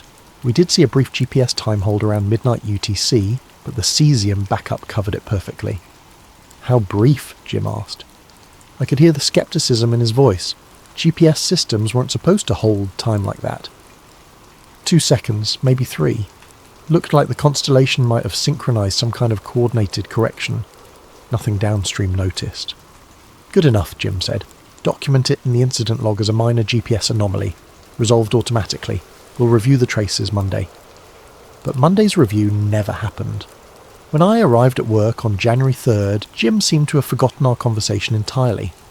When I mentioned the GPS hold event, he looked at me blankly. "GPS looked fine in the overnight reports," he said. "What hold are you talking about?" I showed him my screenshots and printouts. He studied them for a long moment, then shrugged. "Weird artifact in the logging system, probably. These old displays get glitchy when they roll over large counters. Everything's working fine now, right?" Everything was working fine, but small things were wrong. The first thing I noticed was the diner across the street from our building. For 3 years, I'd bought coffee there every morning from a place called Mel's Corner Cafe. The sign still said Mel's, but now there was additional text underneath. Family restaurant since 1987. I was certain that text hadn't been there before. When I mentioned it to Tommy Nguyen, the other night shift tech, he looked at me like I was crazy. "It's the best we can do." The cesium clock sits in its locked cabinet, still keeping perfect time according to atomic decay rather than administrative convenience. Sometimes I think about opening that cabinet, checking its output against the network feeds, seeing how far we've drifted from the original timeline. But that way leads back to collection tins and evidence folders, and the gradual dissolution of consensus reality. Instead, I focus on the work, training new technicians, monitoring synchronization networks, ensuring that when the next major adjustment comes, and it will come, probably sooner than any of us would like, the infrastructure will be ready to handle it smoothly. Lake calls me every few months, usually just before a minor calibration. The conversations are brief and professional now, more like status updates between colleagues than the cryptic warnings they used to be. We've developed an efficient working relationship based on mutual understanding. I maintain operational consistency, She manages strategic timeline stability, and together we keep the world running on schedule. Last week she mentioned that they're developing new protocols for managing what she calls temporal stress fractures, places where repeated adjustments have created persistent instabilities that resist normal correction methods. Apparently there's a shopping mall in Ohio where every store directory shows different tenant lists depending on which entrance you use, and a highway in Nevada where the mile markers reset every few months but the road itself never changes length. We're looking for experienced field personnel, she said, people who understand both the technical infrastructure and the human adaptation requirements. Interested? I told her I'd think about it. Tonight, as I finish my shift and lock the server room behind me, I noticed that someone has finally replaced the wall clocks. The new ones are digital, showing hours, minutes and seconds in precise LED numerals. No sweeping hands, no mechanical uncertainty, just clean, unambiguous timekeeping that updates once per second in perfect synchronization with our network feeds. The young technician on the incoming shift, a recent graduate named David Kim, notices me looking at them. Pretty nice upgrade, he says. Much easier to read than those old analog things. Yeah, I agree, much easier. I don't mention that the old clocks never had second hands. He wouldn't understand, and more importantly, it doesn't matter anymore. We live in the timeline where digital wall clocks make perfect sense, where precision timing is displayed precisely, where the infrastructure tells a consistent story about how time works. Walking to my car in the pre-dawn darkness, I hear the familiar hum of the timing system settling into their new configuration, adjusting frequencies and synchronizing references across the continental network. It's a sound that most people will never notice, the quiet heartbeat of managed reality maintaining its steady rhythm. The receipt for our choice is stamped on every clock face, encoded in every timestamp, woven into the fundamental architecture of how we measure the passage of time. We traded a little bit of objective truth for a lot of functional stability, and most days I think we got the better end of the deal.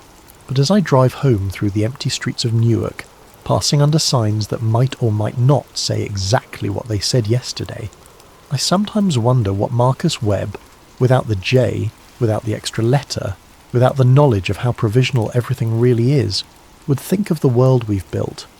He'd probably never noticed the difference. Maybe that's the point. The world didn't end on December 31st, 1999. It just swapped transmissions at highway speed so smoothly that most of the passengers never felt the shift. We're still travelling in the same direction, still reaching the same destinations, still living lives that feel authentic and meaningful. We're just doing it in a slightly different version of reality than the one we started with, maintained by a hidden infrastructure of timekeepers who make sure the clocks stay synchronized and the seams stay sealed. It's not the world we were born into, but it's the world we chose to keep. And after 9 years of living in it, I can honestly say that it's a pretty good world, stable, functional, and carefully maintained by people who understand that sometimes the most important truths are the ones nobody ever needs to know. The cesium clock in my desk drawer ticks away in perfect atomic rhythm, marking time according to the fundamental decay rate of cesium-133 atoms, rather than human administrative convenience. Someday, maybe, someone will need that reference again, but for now it's enough to know that it's there, keeping one small piece of objective time safe in a world built on consensus and compromise. Time keeps moving forward, one carefully managed second at a time, carrying all of us toward whatever future we'll choose to inhabit when the next adjustment becomes necessary. And somewhere in the background, barely audible above the hum of servers and the whisper of air conditioning, reality continues its quiet work of staying consistent with itself, one synchronized timestamp at a time. Always said that, Marcus. You walk past it every day. I know what I've seen, I said. Maybe you just never noticed. People miss obvious stuff all the time. But I was a time technician. My entire job was noticing tiny discrepancies. I didn't miss obvious stuff. Over the following weeks, more small wrongnesses accumulated. My employee ID badge, which I'd carried for 2 years, now listed my name as Marcus J. Webb instead of just Marcus Webb. I didn't have a middle name, never had, but the badge looked genuine. Same photo, same issue date, same magnetic stripe encoding. I checked my driver's license.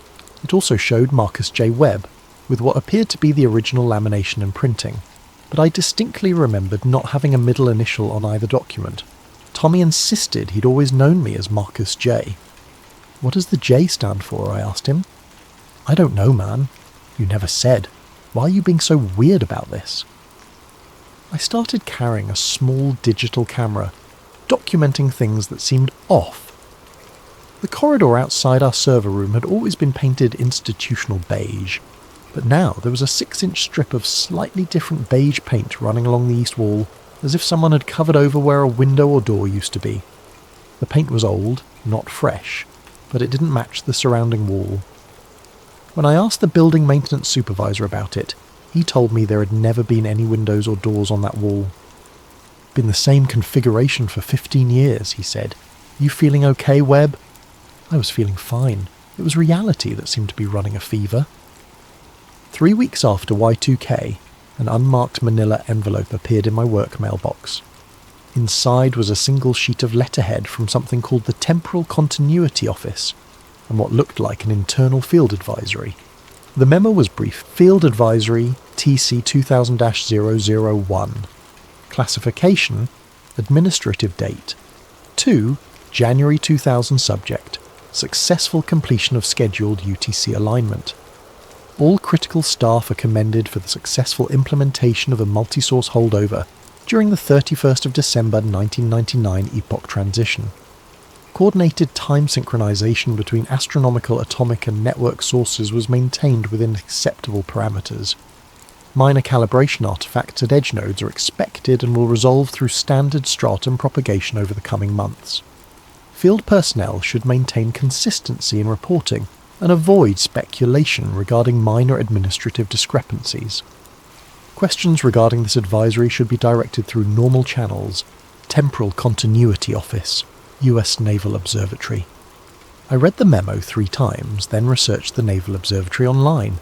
They were responsible for maintaining the United States master clock, which made sense, but I couldn't find any references to a Temporal Continuity Office in any of their public organisational charts. The phrase multi-source holdover stuck with me. In network timing, holdover referred to a backup system maintaining synchronization when the primary reference failed. But what kind of holdover involved multiple sources simultaneously? And what were these minor calibration artifacts at edge nodes? I started paying closer attention to our system logs, looking for patterns. What I found was a series of small firmware updates that had been pushed to our NTP server and GPS receiver starting in early January. The updates came through normal channels with proper authentication, but the release notes were vague.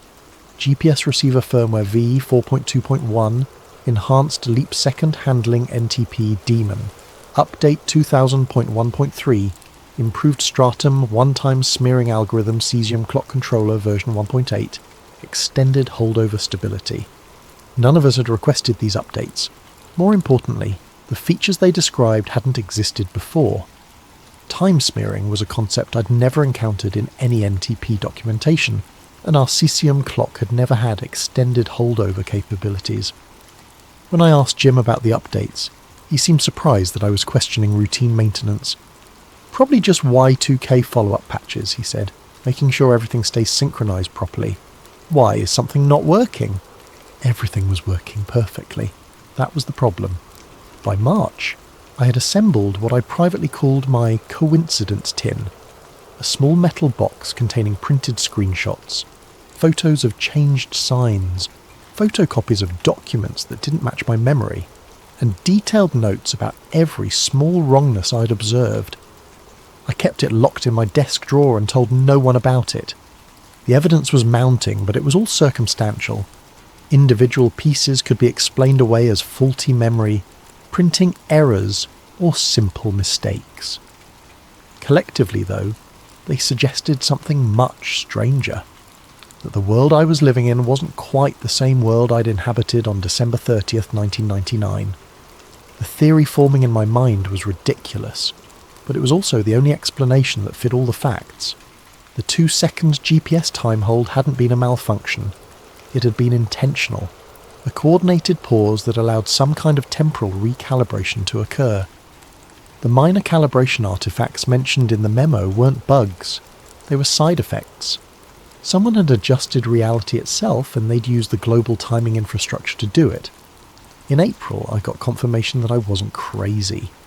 I was reviewing our March logs when I noticed something odd in the air traffic control data feeds that passed through our facility. There was a brief notation at 14:32:18 on March 15th. ATC vector hold, software update. The timestamp was followed by a 2-second gap in the feed, then normal traffic resumed. I'd worked with ATC systems before. They didn't hold vectors for software updates. When air traffic control needed to update systems, they used redundant controllers and hot swaps to avoid any interruption in service. A 2-second hold would ground every aircraft in the affected airspace. But according to the logs, no aircraft had been grounded that day. The hold had happened, yet it also hadn't happened. I called the regional ATC facility claiming I needed to verify our time synchronization data for their sector. "Did you folks experience any service interruptions on March 15th? I asked the technician who answered. "March 15th? There was a pause. "No, we had a clean day." "Why?" "Our logs show a brief vector hold around 14:30 that afternoon. Just wanted to make sure it wasn't related to our time feed." "Hold on," I heard keyboard typing. "I'm not seeing any holds that day. You sure about your timestamp?" "Pretty sure. 2-second duration, marked as software update." "That doesn't make sense. We don't hold vectors for software updates." His tone had shifted from helpful to suspicious. "Who did you say you were with again?" "AT&T Timing Services. We provide NTP synchronization for your..." "Right. Look, I can't discuss operational details with external vendors. If there's a synchronization issue, have your account manager contact our network operations center through proper channels." He hung up before I could respond. That evening I found my coincidence tin on my desk. I was certain I'd left it locked in the drawer, but there it was, sitting in plain sight. Inside was everything I'd collected, plus one new item, a photograph of our server room wall clocks. In the photo, all 6 clocks were missing their second hands. I looked up at the actual wall clocks. Sure enough, none of them had second hands. They showed only hours and minutes, in the same utilitarian style they'd always had, but without the sweeping red hands that had once marked every second with mechanical precision. I grabbed my camera and took comparison photos, then checked my earlier shots of the room. In every image I'd captured before March, the clocks had second hands. In every image after March, they didn't. Attached to the new photograph was a small note typewritten on plain paper. "You left out the obvious one. Someone was watching me. Someone knew about my collection and had access to my workspace. Someone who wanted me to notice the clocks but was being subtle about it." I locked the tin away and spent the rest of the night researching the US Naval Observatory online. What I found was fascinating. They were responsible not just for keeping official time, but for distributing it to military and civilian systems worldwide. They operated the GPS Master Control Station, maintained the definitive UTC clock for the United States, and coordinated with international timing authorities to ensure global synchronization. If someone wanted to adjust time on a planetary scale, the Naval Observatory would be ground zero. The next morning I found another unmarked envelope in my mailbox. This one contained a visitor badge for the US Naval Observatory in Washington, D.C., valid for a single day the following week, and a brief note. Building 78, Conference Room C, 2 p.m. Ask for Lake. I almost didn't go. Whatever was happening, it was clearly bigger than a junior telecom technician needed to be involved in. But curiosity won over caution, and the following Thursday I took a personal day and drove down to Washington. The Naval Observatory occupied a sprawling campus in northwest DC, filled with serious-looking buildings and precise landscaping. I presented my visitor badge at the main gate, went through a security screening that seemed unusually thorough for a civilian facility, and was directed to Building 78. Conference Room C was small and windowless, furnished with a simple table and chairs. I waited alone for 10 minutes before a woman in her 50s entered, carrying a thick folder and wearing the kind of confident expression that suggested she was accustomed to explaining complicated things to confuse people. "Mr. Webb," she said, extending her hand. "Thank you for coming. I'm Jennifer Lake." She didn't use any title, but something about her bearing suggested she was used to being in charge. She wore a simple business suit and spoke with the precise diction of someone who spent a lot of time briefing senior officials. "I understand you've been collecting interesting timing data," she said, settling into the chair across from me. "Depends what you mean by interesting." She opened her folder and spread several documents on the table. I recognised some of them immediately. My screenshots from New Year's Eve, printouts of the GPS time hold, copies of the firmware release notes. Others were new to me. Technical diagrams, satellite telemetry reports, and what looked like coordination memos between various government agencies. The GPS constellation experienced a coordinated time adjustment on December 31st, 1999, she said matter-of-factly. 2 seconds were inserted into the global timing reference to reconcile discrepancies between astronomical time and atomic time that had accumulated over the previous decade. I stared at her. "You're telling me that was intentional?" "Completely intentional, and absolutely necessary." She pulled out a graph showing the divergence between different time standards over the 1990s. Coordinated universal time is based on atomic clocks, but it's supposed to track Earth's rotation. The problem is that Earth doesn't rotate at a perfectly consistent rate. Over time, the two references drift apart. I knew about leap seconds, the occasional 1-second adjustments that were added to UTC to keep it aligned with astronomical time, but what she was describing was something much more significant. 2 seconds is a huge correction, I said. Why not use the normal leap second process? Because the normal process was insufficient, Lake said. By late 1999, the accumulated error was approaching 3 seconds, and the International Earth Rotation Service was deadlocked on how to handle it. Some wanted to add 2 leap seconds consecutively. Others wanted to skip leap seconds entirely and let the systems drift. Neither option was acceptable. She showed me another document, a risk assessment that made my stomach drop. A 2 leap second event would have caused cascading failures in financial systems that weren't designed to handle consecutive corrections. But allowing the drift to continue would have gradually desynchronized GPS navigation, cellular networks, and power grid controllers.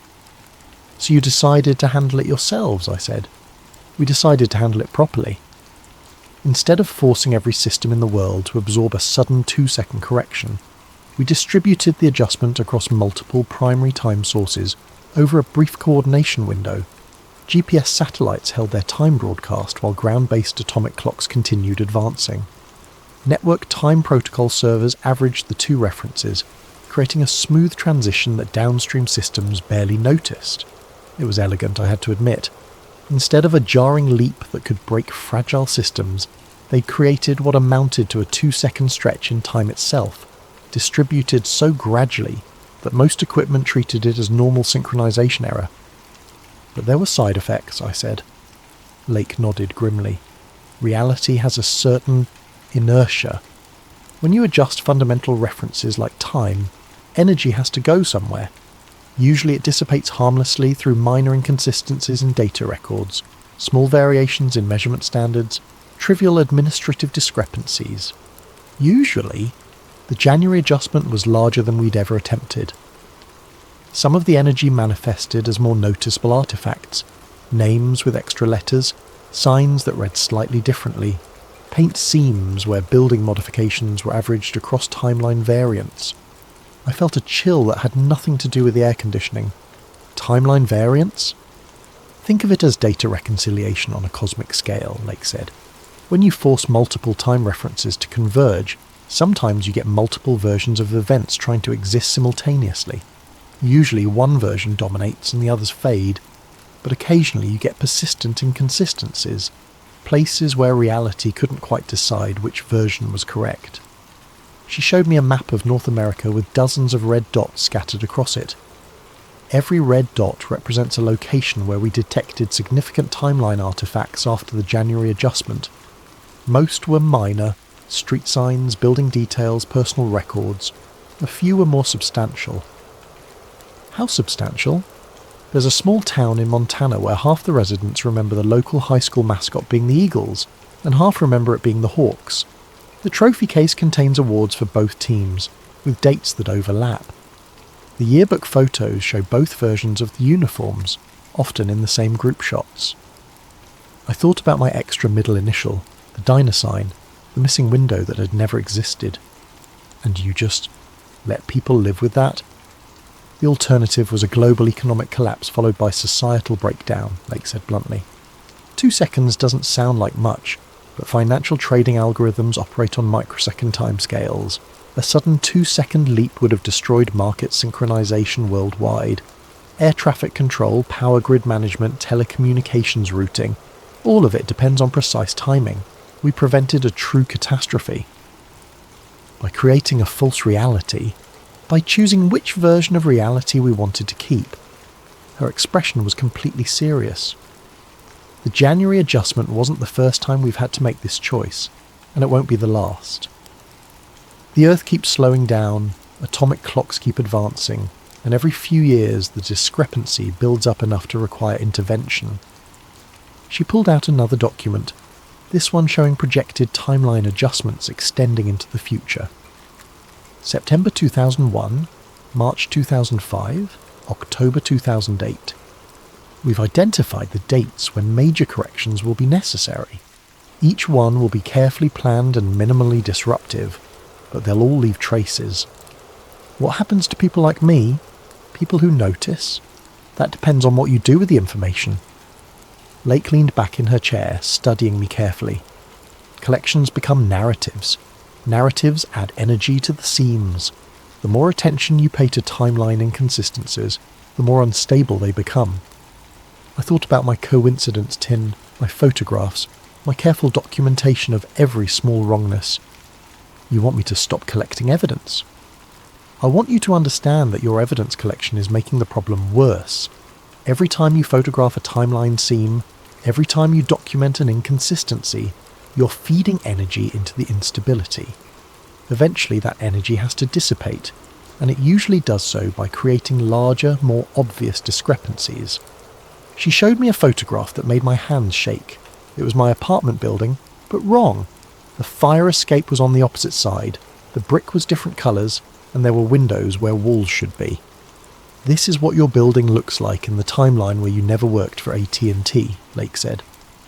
The more you focus on timeline artifacts, the more likely you are to slip into variant realities where larger aspects of your life are different. So I should just pretend nothing happened? You should focus on consistency rather than accuracy. When you notice something that seems wrong, don't document it. Adapt to it. If your name has an extra letter, use the extra letter. If a sign reads differently than you remember, accept the new reading. The goal isn't to be right. It's to avoid destabilizing the reality we've chosen to inhabit. She gathered up the documents and returned them to her folder. This briefing is a one-time courtesy, Mr. Webb. We've identified you as someone with unusual sensitivity to timeline artifacts, which means you could be either an asset or a liability. The choice is yours. And if I choose to be a liability? Lake's expression didn't change, but something cold flickered in her eyes. Then you'll discover just how far timeline variants can drift from the consensus reality. Most people who make that choice spend the rest of their lives trying to convince others that their version of events is the correct one. It's not a pleasant way to live. She stood and walked to the door, then paused. We'll be in touch, she said. I drove back to Newark in a daze, my mind reeling from everything Lake had told me. The world I thought I knew was apparently just one of many possible versions, maintained by a secret conspiracy of timekeepers who made regular adjustments to prevent societal collapse. That night I sat in my apartment staring at my coincidence tin, trying to decide what to do. The evidence I'd collected was either proof of the most significant cover-up in human history, or documentation of my own gradual detachment from reality. Either way, Lake was right about one thing. Focusing on it was driving me towards something I might not be able to come back from. I destroyed everything. Every photograph, every printout, every careful notation. I fed it all into my fireplace and watched it burn. Then I went to work the next day and acted like nothing had happened. But I kept watching. I couldn't help myself. Over the following months, I noticed the small adjustments Lake had mentioned. Firmware updates that arrived without explanation, adding features that shouldn't have existed. Brief system holds that didn't appear in official logs. colleagues whose names had gained or lost letters, who remembered different details about shared experiences. The most obvious change was the wall clocks in our server room. Not only were the second hands missing, but no one else seemed to remember them ever being there. When I asked Tommy about it, he looked at me like I was having a breakdown. "Why would a wall clock need a second hand?" he asked. "You've got precision timing displays right there on your workstation. The wall clocks are just for rough reference." It was perfectly logical, except that I remembered 6 months of watching those red second hands sweep around their faces while I waited for systems to boot or processes to complete. Now that level of precision seemed unnecessary, even slightly obsessive. Reality was smoothing itself out, erasing the seams one small detail at a time. September 11th, 2001 changed everything again, but not in the way I expected. I was monitoring our systems that morning when the news broke about the attacks in New York and Washington. Along with everyone else, I spent the day glued to television screens, watching the towers fall and trying to process the magnitude of what was happening. But I also noticed something else. A brief system hold at 10:28 a.m. lasting exactly 2 seconds, followed by a subtle shift in our GPS time reference. It was the same pattern I'd seen on New Year's Eve 1999, but smaller and more focused. That evening I received a phone call at home. "Mr. Webb, this is Jennifer Lake. I hope you're doing well." I hadn't heard from her since our meeting at the Naval Observatory more than a year earlier. "I'm fine," I said. "Why are you calling?" "I wanted to make sure you understood what you observed today. The timeline adjustment was necessary to maintain stability during a period of extreme social stress. Without it, the emotional energy of national trauma could have caused significant reality fluctuations. I hadn't told anyone about the system hold. The fact that she knew I'd noticed it was unsettling. "How many people died in the version of events that you prevented?" I asked. There was a long pause. "That's not how timeline adjustments work, Mr. Webb. We don't prevent or cause events. We simply ensure that the timeline remains stable enough to contain them." "That's not an answer. It's the only answer I can give you." Some knowledge is too dangerous to share, even with cooperative personnel. After that, the calls became regular. Every few months, Lake would contact me before or after a timeline adjustment, usually just to check in and make sure I was maintaining consistency in my observations. She never provided detailed explanations, but I learned to recognise the pattern. Social or economic stress would build up. A careful 2-second adjustment would occur in our timing systems, and minor aspects of reality would shift to accommodate whatever changes were necessary to maintain stability. The 2004 Indian Ocean tsunami, Hurricane Katrina in 2005, the Virginia Tech shooting in 2007. Each tragedy was preceded or followed by subtle timeline adjustments, smoothing out the rough edges of history to prevent cascading instabilities.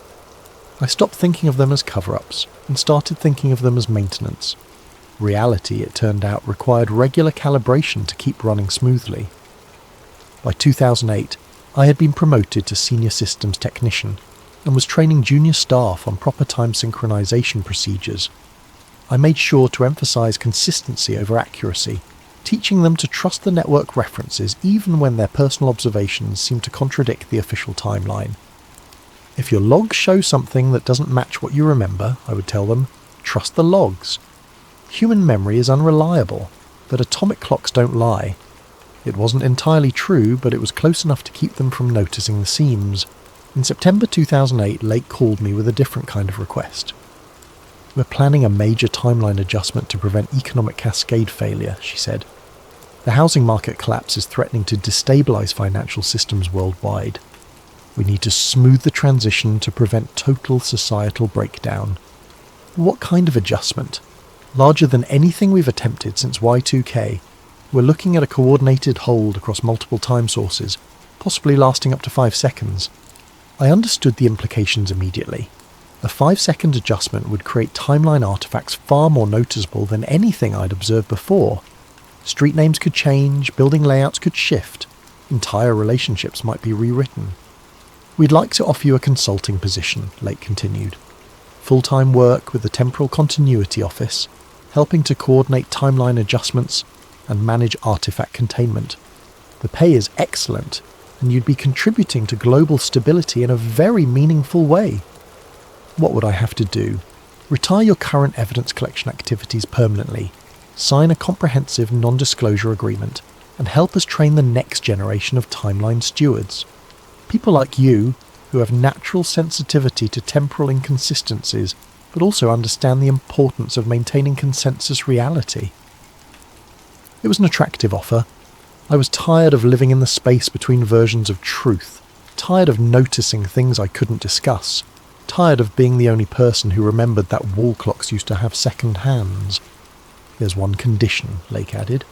The cesium clock in your facility, the one that's been serving as your personal verification standard, would need to be returned to our custody. As long as you have access to an independent time reference, you'll continue to notice discrepancies. For your own mental stability, that's not sustainable long term. I looked across the server room at the cesium clock, quietly ticking away in its climate-controlled cabinet. For almost 9 years, it had been my anchor to objective reality, the one reference I could trust when everything else seemed negotiable. How do I know you won't just adjust my memory along with everything else? Because memory adjustment is significantly more dangerous than timeline calibration, Lake said. We prefer willing cooperation to forced compliance. But the choice has to be complete, Mr. Webb. You can't keep one foot in each reality. I thought about the junior technicians I was training, the smooth efficiency of our time distribution systems, the stable world that surrounded us despite the regular maintenance required to keep it running. It was a good life, built on a foundation of small necessary lies. When do you need an answer? The economic adjustment is scheduled for October 15th. We'll need you committed before then, one way or another. 2 weeks later, I locked the cesium clock away in a storage cabinet and stopped monitoring our raw time feeds. I signed the non-disclosure agreement, accepted the consulting position, and began teaching other timeline-sensitive individuals how to maintain consistency rather than pursue accuracy. The October adjustment went smoothly. The Lehman Brothers bankruptcy was contained, the housing market collapse was managed, and the global financial system remained stable, not unharmed, but functional. Most people experienced it as a severe recession rather than the complete civilizational breakdown that the unmanaged timeline would have produced. I noticed the artifacts, of course, street names that had changed, colleagues whose personal histories had shifted, subtle modifications to building layouts and document records. But I didn't document them, didn't photograph them, didn't add them to any collection tin. Instead, I adapted. When someone's name gained or lost a letter, I used the new spelling. When a familiar building showed different architectural details, I accepted the new configuration. When my own employment record showed assignments I didn't remember, I incorporated them into my personal narrative. It became easier with practice. The human mind is remarkably adaptable, and reality is far more flexible than most people imagine. After a few years of active consistency maintenance, the seams between timeline variants became almost invisible to me. Almost. There are still moments, usually late at night in the server room, when I catch glimpses of the infrastructure we maintain. The NTP graphs show their periodic flat plateaus where time holds still for a few seconds. Firmware updates arrive, adding features that shouldn't exist but somehow do. Wall clocks throughout the building continue to lack second hands that I'm absolutely certain used to be there. And sometimes, when the timing systems are synchronizing after a major adjustment, I hear something that might be the sound of reality switching tracks. A low, harmonic hum that exists just at the edge of perception, like the Doppler shift of a massive train passing in the distance. The new timeline technicians I train never notice it. They've learned to trust the network, accept the logs, maintain consistency over accuracy. They're building the next generation of global time infrastructure, adding layers of abstraction that will make future adjustments even smoother and less noticeable. It's good work, important work. We're maintaining the technical foundation that prevents societal collapse, ensuring that the world remains stable enough for people to live normal lives without worrying about timeline inconsistencies or reality fluctuations. Most of the time, I believe that's worth the small compromises required. But late at night, alone with the quietly humming servers, I sometimes wonder about the timeline we abandoned on December 31st, 1999. The version where GPS time never froze, where wall clocks kept their second hands, where my name never had an extra letter and the diner across the street always said exactly what I remembered it saying. In that timeline, maybe the financial systems would have collapsed under the weight of an unmanaged 2-second leap. Maybe air traffic control would have failed during the correction window, causing crashes that killed hundreds of people. Maybe the power grid would have destabilised, leaving entire cities in darkness for weeks. Or maybe none of that would have happened. Maybe people would have adapted, improvised, found solutions that didn't require secretly rewriting reality every few years. Maybe that timeline would have been messier, but ultimately more honest than the carefully managed version we chose to inhabit. I'll never know. The only thing I'm certain of is that every electronic device in my pocket, every digital clock on every wall, every GPS satellite orbiting overhead carries the signature of our choice. The timestamp of our compromise ticks away in every database, every transaction log, every synchronization signal. We live in the version of the world that held. And the receipt for that fix, invisible, inaudible, but undeniably present, hums quietly in the background of everything we do, a constant reminder that reality is far more provisional than most people imagine. I signed. The stipend cleared. We crated the cesium and rolled it out under a moving blanket. By Monday the wall clocks were digital, the graphs were smooth, and my badge matched the name the network preferred. Driving home, the exit signs looked a shade unfamiliar, then familiar enough. The world didn't explode in 2000. We changed the transmission at speed and kept going. If you want the receipt for that fix, it's stamped on every timestamp. Welcome back to Sleep Theories. Before we dive into tonight's chilling tale, I want to give a thank you to Firehead Productions for suggesting this incredible story concept. Your creativity never ceases to amaze me, and I hope this supernatural thriller lives up to your expectations. If you have ideas for future stories, please drop them in the comments below. I love hearing from you all. And if you're enjoying these late night narratives, don't forget to hit that like button and subscribe to Sleep Theories for more spine-tingling content. Now, let's begin. The elevator in Mumbai's gleaming titanium tower shouldn't have opened onto a Victorian seance room that reeked of sulphur and burning wax. Yet there it was, complete with mahogany table, ornate brass candlesticks, and a pentagram carved so deep into the wooden floor that the grooves still held shadows from another century. Zara Okafor pressed her palm against the temporal echo scanner clipped to her belt, feeling its familiar vibration as it registered impossible quantum readings. The device, her own invention, was designed to read the quantum imprints left by past events, like archaeological carbon dating but for time itself. Right now it was screaming warnings in frequencies only she could interpret. "This is what you called me halfway across the world for?" she asked the building manager, a nervous man named Patel, who kept dabbing sweat from his forehead despite the room's inexplicable chill.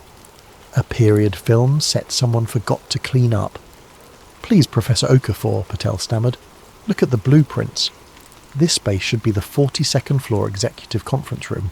But yesterday morning, maintenance opened the elevator and found this." Zara stepped deeper into the room, her boots echoing on floors that shouldn't exist. The candles were still warm, their wax pools fresh. Victorian chairs surrounded the table in perfect ritual formation, and books bound in cracked leather lay open to pages covered in symbols that seemed to writhe when she wasn't looking directly at them. Her scanner's readings intensified. According to the quantum signatures, this room had existed here for over a century, but the building had only been completed 3 years ago. "The witnesses," she said, not taking her eyes off a particularly complex ritual circle burned into the table's surface. "Tell me exactly what they saw." Patel's voice trembled. The night security guard reported seeing figures in Victorian dress performing some kind of ceremony. They spoke in English, but he heard their voices through the walls even when they were whispering. The audio surveillance picked up every word, but when we played it back... "No sound waves," Zara finished. She'd seen similar phenomena in her research, temporal echoes of events so traumatic or significant that they left quantum impressions across multiple timeline layers. The voices registered on equipment but produced no actual acoustic disturbance. Exactly.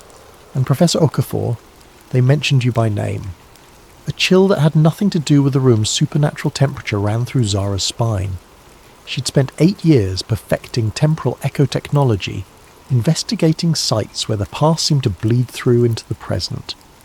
She'd documented impossible archaeological finds, recorded conversations with people who'd been dead for centuries, and mapped quantum anomalies that mainstream science refused to acknowledge.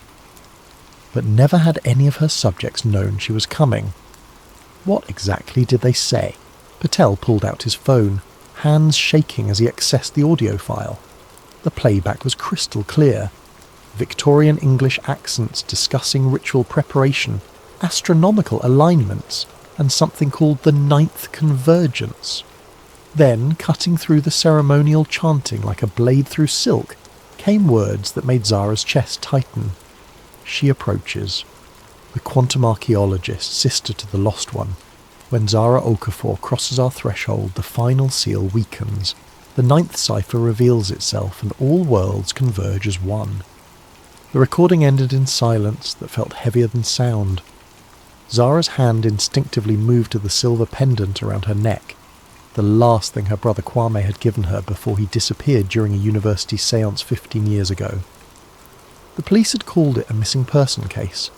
The other students claimed he'd simply vanished mid-sentence while attempting to contact a Victorian-era spirit. No one had believed the supernatural explanations except Zara, and that belief had driven her to develop technology that could prove the impossible.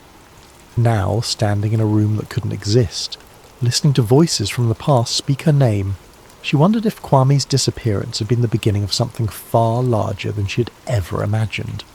Her scanner detected movement behind her. She spun around to find a man in an expensive suit standing in the doorway, tall, silver-haired, with the kind of authoritative presence that suggested military or intelligence background. "Professor Okafor," he said in a crisp British accent, "I'm Marcus Chen, formerly of MI6. We need to talk." "The building was sealed," Patel protested. "How did you—" "The same way this room appeared where it shouldn't exist," Marcus replied smoothly. "Reality has been developing significant structural problems lately, and I believe the good professor's expertise is exactly what we need to understand why." Zara studied him carefully. Her scanner was picking up unusual quantum signatures from his direction. Not temporal echoes, but something else. Something that suggested he'd been exposed to the same kind of anomaly she was detecting here. "You've seen this before," she said. It wasn't a question. 9 times in the last 3 months across 6 continents. Victorian séance rooms materializing in modern buildings. Golden Dawn ritual chambers appearing in locations where the organization once operated. Each incident stronger than the last. Each one corresponding to specific dates from 1888 to 1900. Marcus stepped into the room, seemingly unaffected by its supernatural atmosphere. The Hermetic Order of the Golden Dawn wasn't just practicing ceremonial magic, Professor Okafor. They were the world's first quantum consciousness researchers, and their so-called failed rituals were actually successful beyond their wildest dreams. They fractured reality across parallel timelines, and now those fractures are healing by merging all possible worlds into one chaotic singularity. "That's impossible," Zara said automatically, even as her scanner confirmed readings that supported his outrageous claims. "Is it? You've spent years proving that time isn't linear, that consciousness can leave quantum imprints that persist across centuries. Your brother disappeared during a séance, didn't he? Not missing, displaced. Shifted to a parallel timeline where the Golden Dawn succeeded in their ultimate goal." Zara's chest constricted. "How could you possibly know about Kwame?" "Because I've been tracking Golden Dawn descendants and their activities for 23 years. Because I've seen what happens when reality fractures start to converge. And because 3 days ago, I received a message from someone claiming to be your brother, sent from a timeline where magic and science evolved together, warning that our reality is about to be consumed by something far worse than mere chaos." Marcus pulled out a tablet, swiping to a recorded video message. The screen showed a man in his 30s wearing Victorian-style clothing mixed with futuristic technology, brass goggles with quantum processors, a coat that seemed to shift between textures, devices that combined ancient symbols with advanced engineering. But the face was unmistakably familiar, aged 15 years, but still recognisably her little brother. "Zara," Kwame's voice said from the recording, slightly distorted by interdimensional static. "I don't know if this message will reach the right timeline, but if you're hearing this, then the convergence has begun. The Golden Dawn didn't just fracture reality, they created a failsafe. 9 rituals designed to reset existence if humanity ever faced extinction. But they were never meant to be activated simultaneously. Something is using the fractures to complete all 9 ceremonies at once, and when it succeeds, every possible world will collapse into a single point of absolute chaos. You have to find the others. You have to stop the 9th cipher before..." The message cut off in a burst of static that made Zara's scanner scream warnings. "The others?" she asked, her scientific skepticism warring with desperate hope that her brother might still be alive, even in another reality. "A team I've been assembling for years, people with the skills and knowledge necessary to prevent a multiverse collapse. A quantum physicist who's been developing interdimensional communication technology, an occult historian who happens to be descended from Golden Dawn founders, a priest who's been documenting supernatural manifestations across multiple religions. We're going to need all of them if we want to save not just our world, but every possible version of it." Zara looked around the impossible Victorian room one more time, her scanner confirming that reality was indeed becoming increasingly unstable. The quantum signatures were growing stronger, as if the barrier between past and present, between possible and actual, was wearing thin. "If I agree to help," she said carefully, "I want answers. Real ones. How did the Golden Dawn actually fracture reality? What exactly are these 9 rituals? And what's powerful enough to manipulate quantum fractures across multiple timelines?" Marcus smiled grimly. "Professor, those are exactly the right questions. Unfortunately, the answers are going to challenge everything you thought you knew about the nature of existence itself." As if in response to his words, the Victorian room shimmered, its edges becoming translucent. Through the wavering reality, Zara glimpsed other versions of the same space, one where advanced technology mixed with magical symbols, one where the room was filled with shadows that moved independently of their sources, one where she herself stood in the same spot but wearing clothes she'd never owned. "The fractures are accelerating," Marcus said urgently. "We have perhaps a week before the convergence reaches critical mass. Will you help us prevent every possible reality from collapsing into chaos?" Zara thought of her brother's face on the screen, aged by years in another timeline but still unmistakably Kwame. She thought of the quantum signatures that proved the impossible was not only possible but actively happening. She thought of the responsibility that came with being one of the only people on Earth who could detect and potentially stop a multiverse-level catastrophe. "Where do we start?" she asked. Professor Esther Blackwood's London office looked exactly like what people expected from a 70-year-old occult historian. Floor-to-ceiling bookshelves filled with leather-bound volumes, crystal formations that caught afternoon light in rainbow patterns, and artifacts from a dozen different magical traditions displayed in glass cases. What they didn't expect was the quantum field generator humming quietly in the corner, or the holographic displays showing multiverse probability calculations floating above antique ritual implements. "You're late," she said without looking up from her work as Zara and Marcus entered. She was examining a brass ceremonial cup through what appeared to be a high-tech magnifying device that projected detailed molecular analyses into the air. The Canterbury manifestation occurred 17 minutes ago. Reality fracture duration: 4 minutes and 37 seconds, 11 seconds longer than yesterday's incident in Prague. Zara's scanner immediately began registering the same impossible quantum signatures she'd detected in Mumbai, but here they were layered and complex, as if multiple temporal echoes were overlapping in the same space. "You can measure the fractures?" Zara asked, impressed despite her caution. "My dear," Esther said, finally looking up with eyes that sparkled with intelligence and something else, knowledge that carried the weight of terrible secrets. "My great-great-grandmother was Isabella Frances Blackwood, one of the founding members of the Golden Dawn. I've been tracking reality disturbances for most of my academic career, long before modern science developed instruments sensitive enough to detect quantum consciousness manipulation." She gestured to the artifacts around her office. "Every item here has been touched by Golden Dawn rituals. Every book contains records of their experiments with what they called astral projection, but what we now understand as quantum consciousness displacement. And every reading I've taken in the past 3 months confirms what my family has known for over a century. The 9 founding rituals weren't failures. They were too successful." Marcus moved to examine a detailed map of the world covered in pins and connecting strings. "Show her the pattern."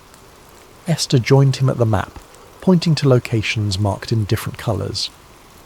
Red pins mark completed manifestations: Mumbai, Prague, Canterbury, San Francisco, Cairo, Athens, Berlin and Tokyo. 8 of the 9 original Golden Dawn temple locations.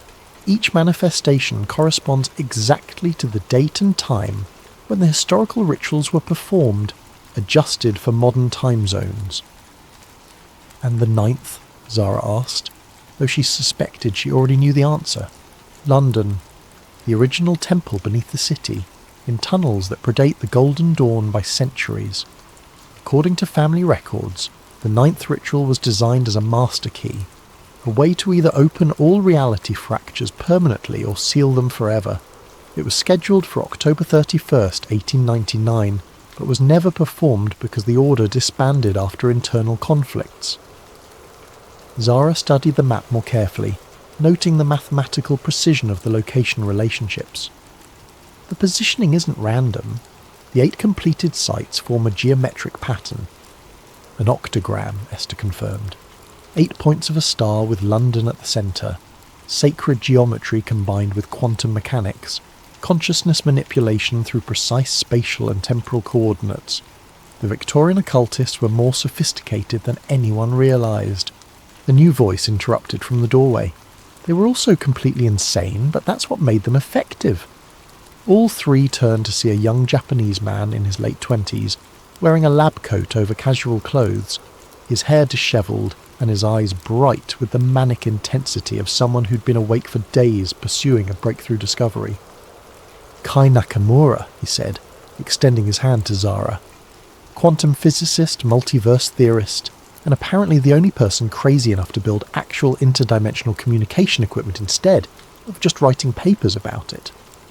His handshake felt normal, but Zara's scanner detected quantum disturbances around him that suggested recent exposure to reality fractures. "You've been in contact with parallel timelines." "For the past 6 months, ever since the Mumbai incident, my equipment picked up the quantum disruption from halfway around the world. Reality fractures generate specific frequency signatures that propagate through what I call the dimensional substrate. I've been monitoring them, and Professor, they're not random occurrences. Someone is deliberately completing the Golden Dawn rituals in sequence." Kai moved to Esther's desk and pulled out a tablet showing complex waveform analyses. "Each manifestation generates quantum resonance that makes the next one easier to achieve. It's like tuning forks. Once one starts vibrating at the right frequency, it encourages harmonic resonance in the others. The fractures are building toward a crescendo." "The 9th ritual," Marcus said grimly. "Whoever's behind this needs all 8 preliminary ceremonies completed before attempting the master key. How long do we have?" "Based on the acceleration pattern, maybe 4 days. But here's the really disturbing part. I've been receiving messages through my equipment from parallel versions of ourselves. Different timelines where the Golden Dawn succeeded, where magic became integrated with science, where reality fractures are a known phenomenon. And in every single timeline, when someone attempts to complete all 9 rituals simultaneously." "What happens?" Zara asked, though she wasn't sure she wanted to know. "Total collapse. Not just of our reality, but of the entire multiverse structure. Every possible world, every alternate timeline, every quantum possibility, all of it compressed into a single point of infinite chaos. Imagine every story that was ever told, or could be told, trying to exist in the same space at the same time. The office fell silent, except for the humming of quantum equipment and the distant sounds of London traffic. Zara processed what she'd learned. Her brother trapped in an alternate timeline, reality fractures accelerating toward catastrophic convergence, and apparently a team of experts who'd been preparing for this exact scenario. "There's something else," Esther said quietly. "The messages Kai has been receiving, some of them are from your brother."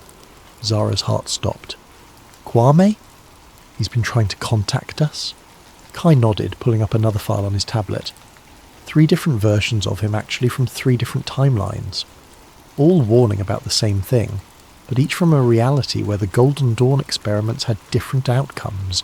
In one timeline, he became a Golden Dawn adept himself. In another, he's leading a resistance against magical totalitarianism. In the third... He paused, looking uncomfortable. "In the third, he's dead," Marcus finished. "Killed trying to prevent a previous attempt at multiverse collapse. But his consciousness somehow persisted across dimensional boundaries, and he's been trying to warn us about what's coming." Zara felt a mixture of hope and despair that threatened to overwhelm her scientific objectivity. "Can I talk to him?" "We've been trying to establish stable communication, but the quantum interference is getting worse as the fractures multiply. The best we can manage are brief messages, usually fragmented, and..." A new alarm sounded from Kai's equipment. He rushed to check his readings, his face paling as data streams flowed across multiple screens. "Another manifestation," he announced, "but this one's different. It's not at one of the original Golden Dawn sites. It's..." He looked up with genuine fear in his eyes. "It's here. In London. Someone just activated a massive reality fracture directly beneath the city." Through the office windows, Zara could see impossible things beginning to happen in the streets below. Victorian carriages materialised between modern cars. People in period dress walked through crowds of confused pedestrians. Gaslight flickered alongside electric street lamps, and buildings seemed to shift between architectural styles as she watched. "The 9th ritual has begun," Esther said, her voice carrying the weight of inherited knowledge and terrible certainty. "Whoever's behind this didn't wait for the scheduled completion. They're forcing the convergence now." "Then we stop them now," Zara said, surprising herself with her decisiveness. A week ago she'd been a sceptical academic. Now she was apparently part of a team trying to prevent multiverse collapse. "Where exactly is this underground temple?" Marcus was already moving toward a cabinet filled with what looked like military equipment mixed with mystical artifacts. "Bank Station, Northern Line. The tunnels there connect to a network of underground chambers that predate London itself. Some say they were built by Romans, others claim they're much older.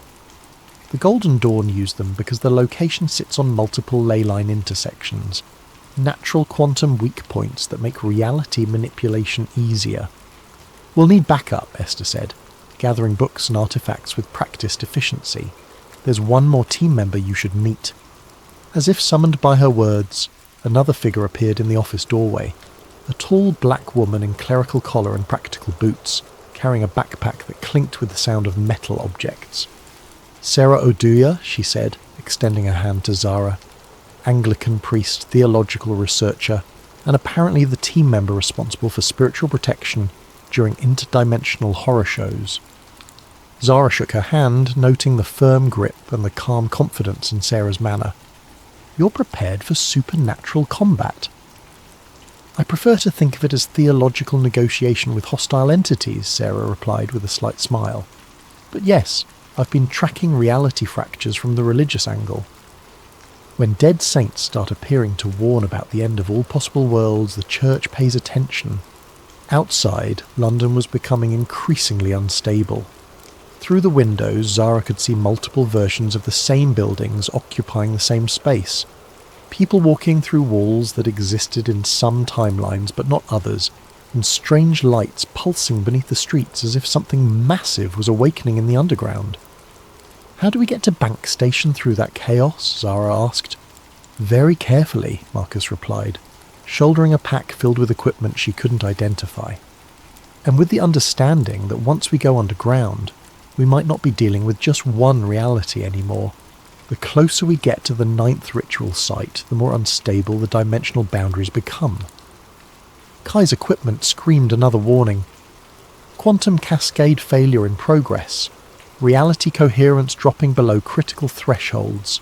Whatever they're doing down there, it's working faster than any of my models predicted." "Then we better hurry," Esther said, tucking a leather-bound book into her coat. "Because according to family records, the 9th cipher doesn't just reset reality. It allows whoever completes the ritual to choose which reality survives. And I very much doubt that whoever's behind this has humanity's best interests at heart." As they prepared to leave the office and venture into London's increasingly unstable streets, Zara caught a glimpse of something impossible reflected in the window. Her brother Kwame, older and wearing strange clothes, standing behind her and mouthing words she couldn't quite understand. When she turned around, he wasn't there, but her scanner confirmed that something had definitely been in the room with them, something that existed in the quantum space between realities. The hunt for the 9th cipher was about to begin, and Zara realized that saving all possible worlds might require sacrificing everything she thought she knew about the nature of existence itself. The London Underground had become a kaleidoscope of overlapping timelines. Victorian steam trains materialised on tracks beside modern electric carriages, passengers from different centuries occupying the same platforms without seeming to see each other, and station announcements echoed in languages that predated English by millennia. Zara's scanner was registering quantum signatures so complex that its display resembled abstract art rather than scientific data. Reality wasn't just fracturing, it was layering, with multiple versions of the same locations existing simultaneously in an impossible geographic palimpsest. "Stay close," Marcus warned as they descended into Bank Station. "The dimensional boundaries are completely unstable here. Step through the wrong doorway, and you might find yourself in a timeline where the Blitz never ended, or where the Great Fire consumed all of London." Sarah clutched her backpack tighter, the metal objects inside chiming like wind chimes with each step. "I'm detecting spiritual entities from at least 4 different historical periods. Some are human souls displaced by the reality fractures, but others..." She paused, listening to something only she could hear. Others are something else entirely. Something that was never human but has been waiting in the spaces between worlds for exactly this kind of dimensional chaos. The platform around Bank Station was a maze of conflicting architectures. Victorian ironwork intersected with Roman stone, medieval timber supported modern concrete, and everywhere the eye looked, passages led into tunnels that belonged to different eras entirely. Other passengers moved through the space like ghosts, each existing fully in their own timeline but only partially visible to the others. "There," Esther said, pointing toward a maintenance door marked with symbols that seemed to shift between runic scripts, alchemical notation, and mathematical formulas. "That doorway shouldn't exist in any normal timeline. It's a Golden Dawn modification keyed to specific quantum frequencies." Kai consulted his portable equipment, frowning at readings that defied conventional physics. "The reality distortion is strongest in that direction. Whatever's generating the dimensional cascade, it's directly beneath us, maybe 50 meters down, in tunnels that my scans suggest are significantly older than London itself." As they approached the doorway, Zara's scanner detected movement in her peripheral vision. She turned to see figures in Victorian dress performing some kind of ritual, in what appeared to be a gaslit version of the same platform.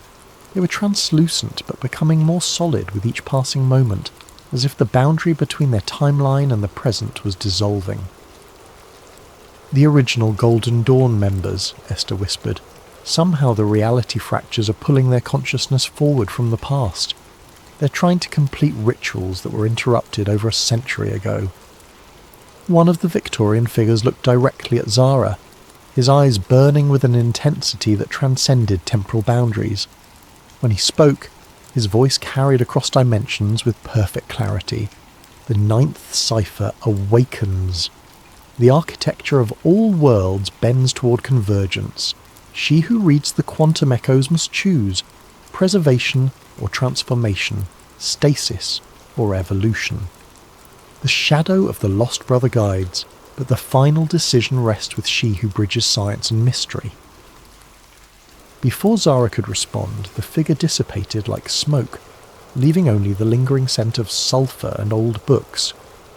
"They know you're here," Marcus observed grimly.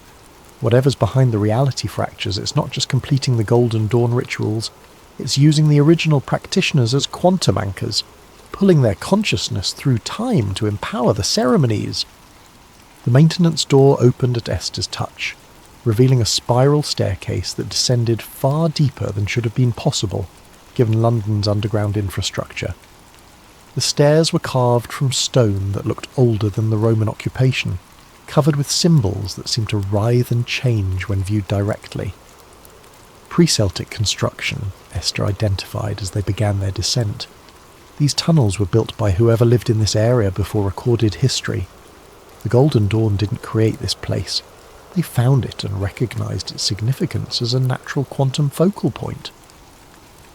The deeper they went, the more unstable reality became. Zara's scanner was detecting temporal echoes from dozens of different historical periods, all overlapping in the same physical space. She glimpsed Roman legionaries marching through medieval monks, Victorian occultists conducting ceremonies while Tudor-era plague victims wandered past, and stranger things. Figures in clothing that belonged to no historical period she recognized, speaking languages that hurt to hear. Multiple timeline convergence, Kai explained, consulting instruments that sparked with interdimensional static. The ninth ritual site is acting like a quantum sinkhole, pulling fragments of reality from across the entire multiverse. Every possible version of these tunnels that ever existed or could exist is trying to occupy the same space. They reached the bottom of the stairs to find themselves in a vast underground chamber that defied architectural logic. The ceiling stretched upward into darkness, punctuated by lights that might have been stars or distant fires.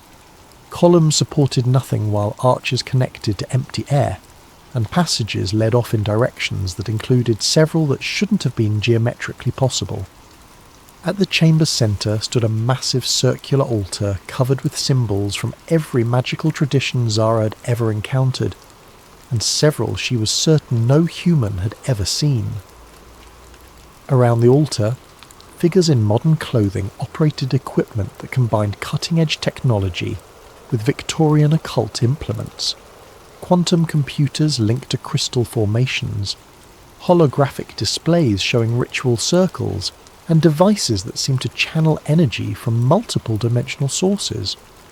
Leading the operation was a woman in an expensive business suit whose eyes held the same burning intensity Zara had seen in the Victorian apparition. She looked up as the team entered the chamber, smiling with the confidence of someone who had orchestrated every detail of their arrival. "Professor Okafor," she said in a cultured British accent. "Victoria Ashford, though I suspect Marcus has already told you about me. Welcome to the convergence point of all possible realities. I trust you're prepared to witness the birth of a new multiverse." "You're the one behind the reality fractures," Zara accused, her scanner screaming warnings about the quantum energies building around the altar. "I'm simply completing work that was abandoned prematurely over a century ago," Victoria replied. The Golden Dawn understood that consciousness shapes reality at the quantum level, but they lack the technology to achieve stable multiverse manipulation. I'm rectifying that oversight. Around the altar, her technicians continued their work with practiced efficiency. Holographic displays showed the 8 completed ritual sites, each one pulsing with energy that fed into the London nexus. Reality distortions rippled outward from their location, growing stronger with each pulse. "You don't understand what you're doing," Esther protested, moving forward with the authority of inherited knowledge. "The ninth cipher isn't meant to merge realities. It's meant to choose one and seal the others permanently. Attempting to hold all possibilities open simultaneously will cause total multiverse collapse. Will it? Victoria asked.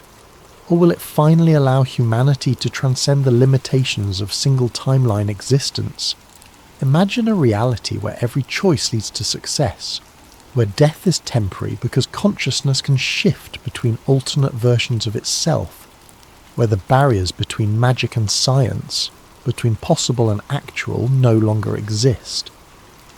She gestured to the equipment around the altar, where readings showed reality coherence dropping toward critical thresholds.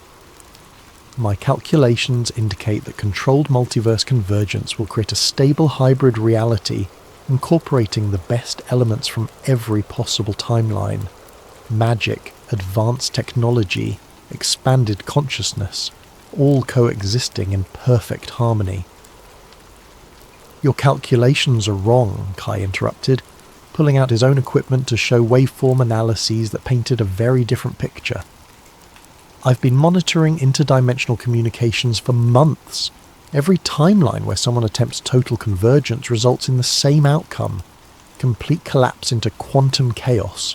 You're not creating a better reality. You're destroying all realities. Victoria's smile never wavered. Perhaps that's exactly what needs to happen. Perhaps existence itself needs to be reset, freed from the constraints of linear time and singular possibility.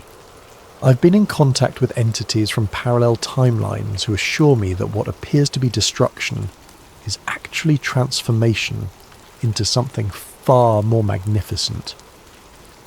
What entities? Sarah asked, her clerical training apparently providing insight into the spiritual dimensions of the situation. The collective consciousness of every failed timeline, Victoria replied. Every reality that collapsed due to war, environmental destruction, or simple entropy. They've been waiting in the quantum spaces between worlds, and the reality fractures are giving them a chance to merge with successful timelines, to finally exist again, even if it means reshaping the entire multiverse in the process. Zara felt a chill of understanding. You're not just trying to control the multiverse convergence, you're being controlled by something that wants to absorb every possible reality into itself. Absorption implies loss, Victoria said, but something flickered in her eyes, uncertainty or perhaps fear. This is evolution, expansion, the next step in consciousness development. Around them, the reality distortions were accelerating. Zara could see through translucent walls into other versions of the same chamber, some where the ritual had already succeeded and created impossible geometric spaces filled with entities that had never been human, others where the chamber was empty, ruins in a world that had ended centuries ago, and still others where different versions of their own team fought the same battle with different outcomes. The convergence is reaching critical mass, one of Victoria's technicians announced. Reality coherence at 15% and dropping. Multiverse stability, showing significant quantum cascade effects. Through the chaos, Zara heard something that made her heart stop. Kwame's voice speaking from multiple timelines simultaneously. Zara. The ninth cipher isn't about choosing a reality, it's about choosing what kind of consciousness will survive the convergence. You have to complete the ritual, but not the way she's doing it. There's another pattern, a way to create controlled selection instead of total merger. But you have to act now, before the quantum cascade becomes irreversible. She looked around the chamber and realised with growing horror that they might already be too late. Reality wasn't just fracturing anymore, it was dissolving, and something vast and hungry was emerging from the spaces between worlds to devour every possible future that had ever existed. The chamber erupted in chaos as multiple versions of reality tried to occupy the same space simultaneously. Victorian Golden Dawn members materialized alongside Roman priests. Medieval alchemists appeared next to figures in environmental suits who might have been from humanity's far future. And through it all, entities that had never been human writhed in the dimensional spaces between what was real and what was possible. Zara's scanner was beyond overloaded, its readings resembling static more than scientific data. But through the quantum noise, she could detect something else, a pattern, a mathematical structure underlying the apparent chaos. The ninth cipher wasn't random destruction. It was following specific rules that governed how consciousness could be preserved during multiverse collapse. The ritual circle, she shouted to her team over the dimensional storm, is not just about merging realities, it's about choosing which aspects of consciousness survive the convergence. Kwame was right. There's another way to complete it. Victoria's technicians were losing control of their equipment. Holographic displays flickered between timelines, showing the same ritual being performed with different outcomes across multiple realities. In some versions, the convergence created a stable hybrid universe. In others, it destroyed everything, leaving only empty quantum foam where infinite possibilities had once existed. The quantum cascade is accelerating beyond our parameters, one technician reported, his voice tight with fear. Reality coherence at 8%. We're approaching total dimensional breakdown. Then we adapt, Victoria replied. But Zara could see the first cracks in her confidence. Whatever entities had been guiding her calculations weren't providing solutions for outcomes that deviated from their predictions. Sarah had opened her backpack and was arranging metal objects in a defensive pattern around the team. Crucifixes, ceremonial daggers, symbols from multiple religious traditions, and other items that seemed designed for spiritual combat. The entities Victoria mentioned, she called out, they're not just collective consciousness from failed timelines. They're something else, something that feeds on collapsed realities. They've been manipulating events to create the convergence because they need the quantum energy released by multiverse destruction. Parasites, Esther confirmed, consulting one of her ancient books, even as reality warped around them. My family records describe them as devourers of possibility, beings that exist in the conceptual space between what is and what could be. They can only fully manifest when reality itself becomes unstable enough to bridge that gap. Through the chamber's shifting geometry, Zara could see these entities more clearly now, shapes that hurt to look at directly, geometries that included angles that shouldn't exist, consciousness that was simultaneously vast and empty. They were emerging from the quantum fractures like living shadows, drawn by the energy being released as infinite realities collapsed toward a single point. Kai, she called out, can your equipment establish communication with the parallel timelines? I need to talk to Kwame directly. I'm trying, but the dimensional interferences... His tablet sparked and went dark, then flickered back to life, showing a face that was unmistakably her brother, though aged and marked by experiences she couldn't imagine. Zara, listen carefully. The entities feeding Victoria false calculations. They're not from failed timelines. They're what creates failed timelines. They exist by consuming the quantum potential of collapsed realities. The ninth ritual can stop them, but only if it's performed as a selection process instead of a merger. How? She asked, moving toward the altar where Victoria's technicians were still trying to control equipment that was responding to forces beyond their understanding.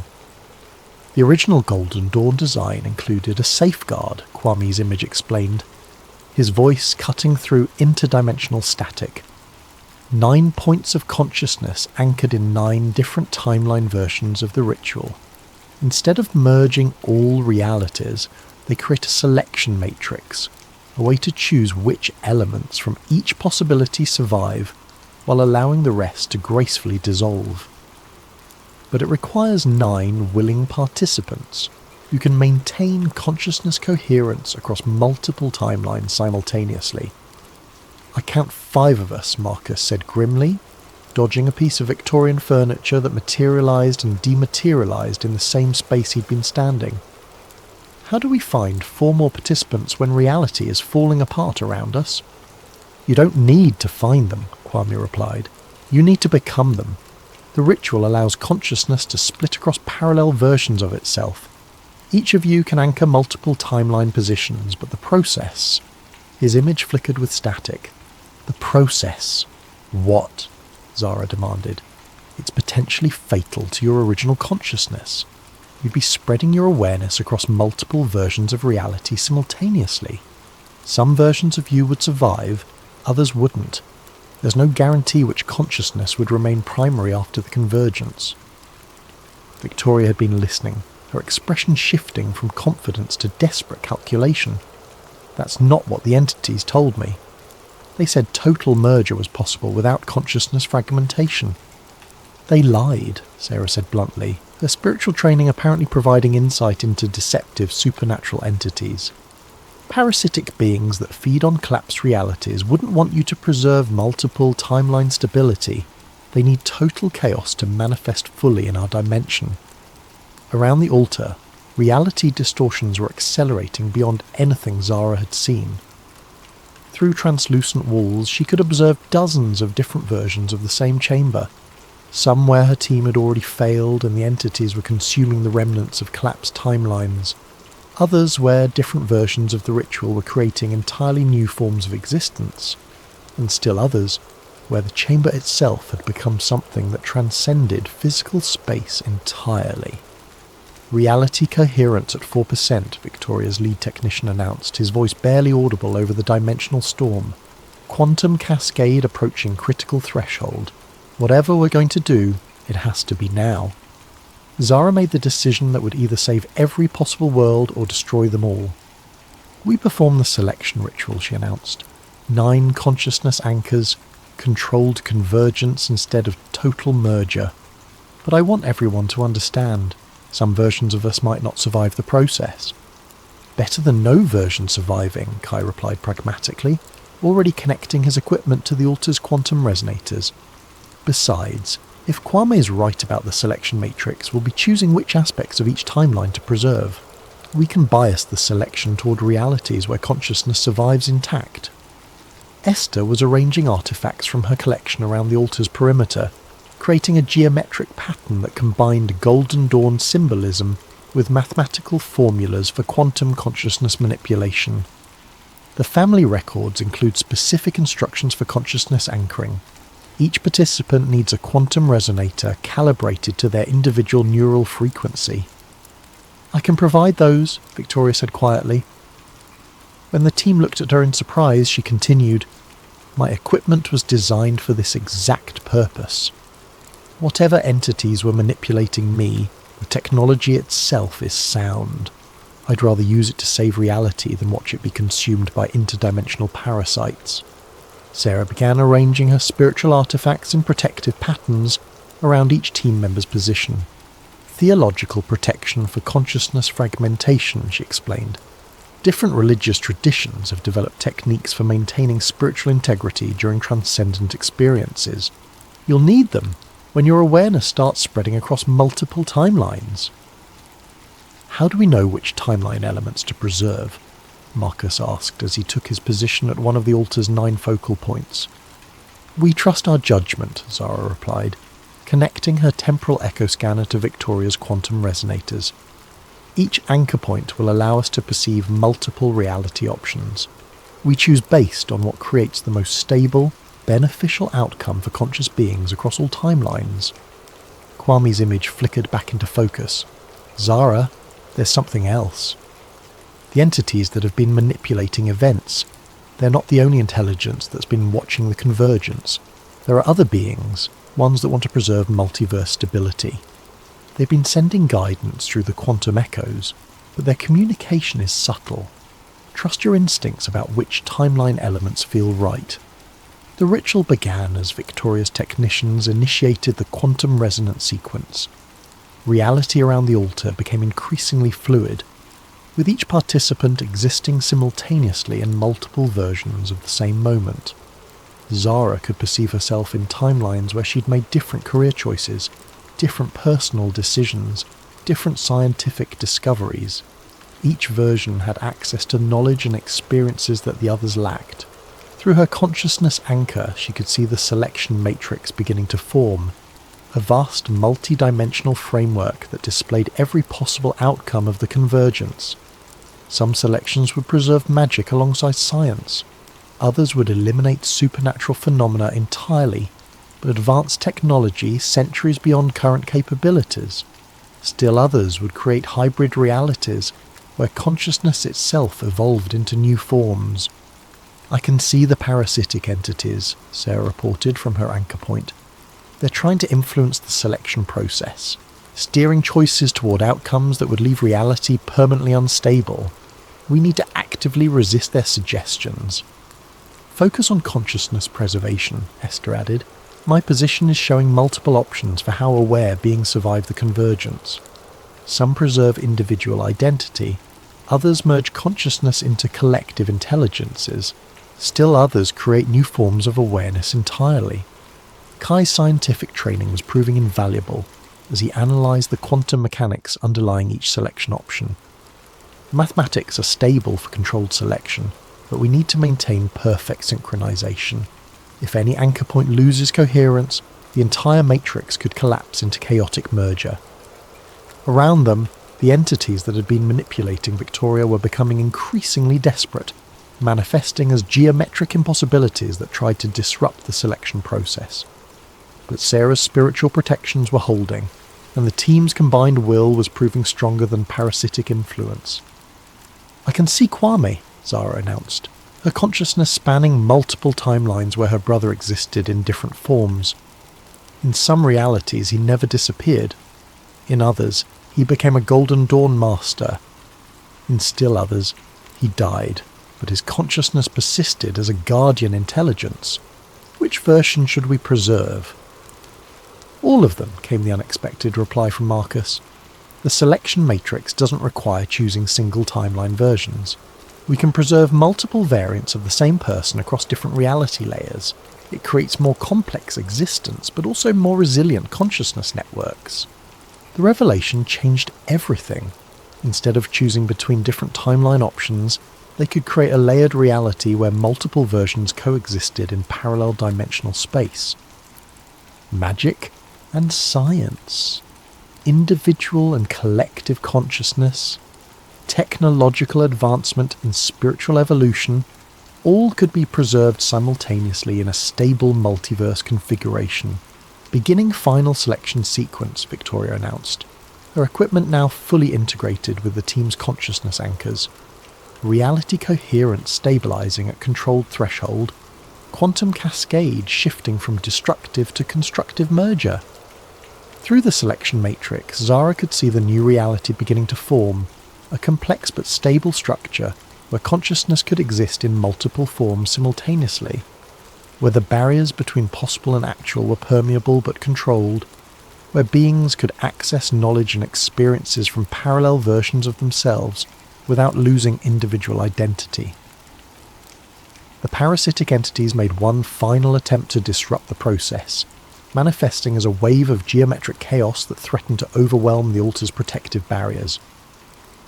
But 9 anchored consciousnesses, working in perfect synchronization, proved more powerful than interdimensional parasites that fed on collapse possibility. Selection complete, Kai announced as reality stabilized around them. Multiverse configuration, stable layered structure with controlled dimensional permeability. Consciousness preservation, multiple variants maintained across parallel reality layers. The chamber had transformed. Where before there had been chaotic dimensional overlap, now there was ordered complexity. Multiple versions of the same space existing in harmony, accessible but distinct. Zara could perceive her brother in several different forms simultaneously, each representing a different timeline's outcome, but all equally real and present. "We did it," she said, hardly believing the evidence of her own senses. "We actually created a stable multiverse convergence." "Not created," Esther corrected, consulting readings that showed reality settling into its new configuration. "Guided. The potential was always there, waiting for conscious beings to make informed choices about how possibility becomes actuality." Victoria looked around at the reality they'd shaped, her expression mixing relief with wonder. "The entities that manipulated me, they're gone, cut off from their food source when we prevented total collapse. But the benefits they promised, expanded consciousness, magical integration with science, transcendence of linear time, those are all actually happening, just in a stable way instead of chaotic destruction." Sarah was gathering her spiritual artifacts, their purpose fulfilled. The theological implications are staggering. We've just proved that consciousness can actively participate in reality creation. Free will isn't just about individual choices, it extends to the fundamental structure of existence itself. And the scientific implications, Kai added, his equipment registering quantum signatures that would revolutionize physics, suggest that magic and technology aren't opposite approaches to understanding reality. They're different methods for interacting with the same underlying consciousness-responsive quantum substrate. As the team prepared to leave the transform chamber and explore the new reality they'd helped create, Zara realized that her journey had come full circle. She'd started as a quantum archaeologist investigating impossible temporal echoes. Now she was a multiverse architect who'd helped preserve infinite possibilities while preventing chaos from consuming all potential futures. What happens now? Marcus asked as they climbed stairs that led to a London that existed in multiple timeline layers simultaneously. Now, Zara replied, we learn to live in a reality where consciousness can access parallel versions of itself, where magic and science coexist, where the past, present and future are fluid rather than fixed. We establish new institutions to help people navigate multiverse existence. We develop ethical frameworks for consciousness that spans multiple timelines. We explore the implications of reality that responds directly to awareness itself. The Quantum Hermetic Institute, Esther suggested, combining ancient wisdom traditions with modern scientific understanding to help humanity adapt to expanded existence. As they emerged into a London where gaslight and electric illumination coexisted, where Victorian buildings shared space with futuristic architecture, where people could glimpse alternate versions of themselves in reflective surfaces, Zara felt a profound sense of completion. Her brother was restored, not as a single timeline version, but as a complex consciousness that existed across multiple reality layers. Her scientific work had evolved from investigating the past to actively shaping the future, and reality itself had been preserved and expanded rather than destroyed. But as she established the first quantum resonance patterns that would allow others to safely explore their own multiverse connections, she detected familiar temporal echo signatures from beyond the boundaries of their newly stabilized reality. Other multiverses, other quantum archaeologists, other crises that would require consciousness to make choices about how possibility became actuality. The 9th cipher had been completed, but it was only the beginning of humanity's journey into expanded existence. And somewhere in the quantum spaces between what was and what could be, new challenges were already beginning to emerge. 6 months after the convergence, Zara stood in her new office at the Quantum Hermetic Institute, watching through windows that displayed multiple timeline versions of London simultaneously. The city had adapted to its expanded existence with remarkable resilience. People learned to navigate spaces where past and present coexisted, where magical phenomena appeared alongside technological marvels, where consciousness could access memories and knowledge from parallel versions of itself. Her temporal echo scanner, now upgraded with quantum resonators that could detect interdimensional phenomena, registered the approach of a familiar consciousness signature. She turned to see Kwame entering her office, not as a single individual, but as a complex pattern of existence that included versions from multiple timelines. Some were older, some younger. Some bore the marks of experiences she couldn't imagine, but all were unmistakably her brother. The Institute is receiving reports from other multiverses, he said, his voice carrying harmonics from several parallel conversations occurring simultaneously. The reality fractures we healed weren't unique to our dimensional cluster. Other quantum archaeologists, other Golden Dawn organizations, other consciousness networks are dealing with similar convergence crises. Then we share what we learned, Zara replied, examining readings that showed their stabilized multiverse as one island of order in an ocean of still chaotic dimensional possibilities. The selection matrix technique can be adapted to other multiverse configurations. Consciousness preservation protocols can be modified for different forms of awareness. Through her enhanced scanner, she could detect temporal echoes from futures that stretched far beyond human civilization.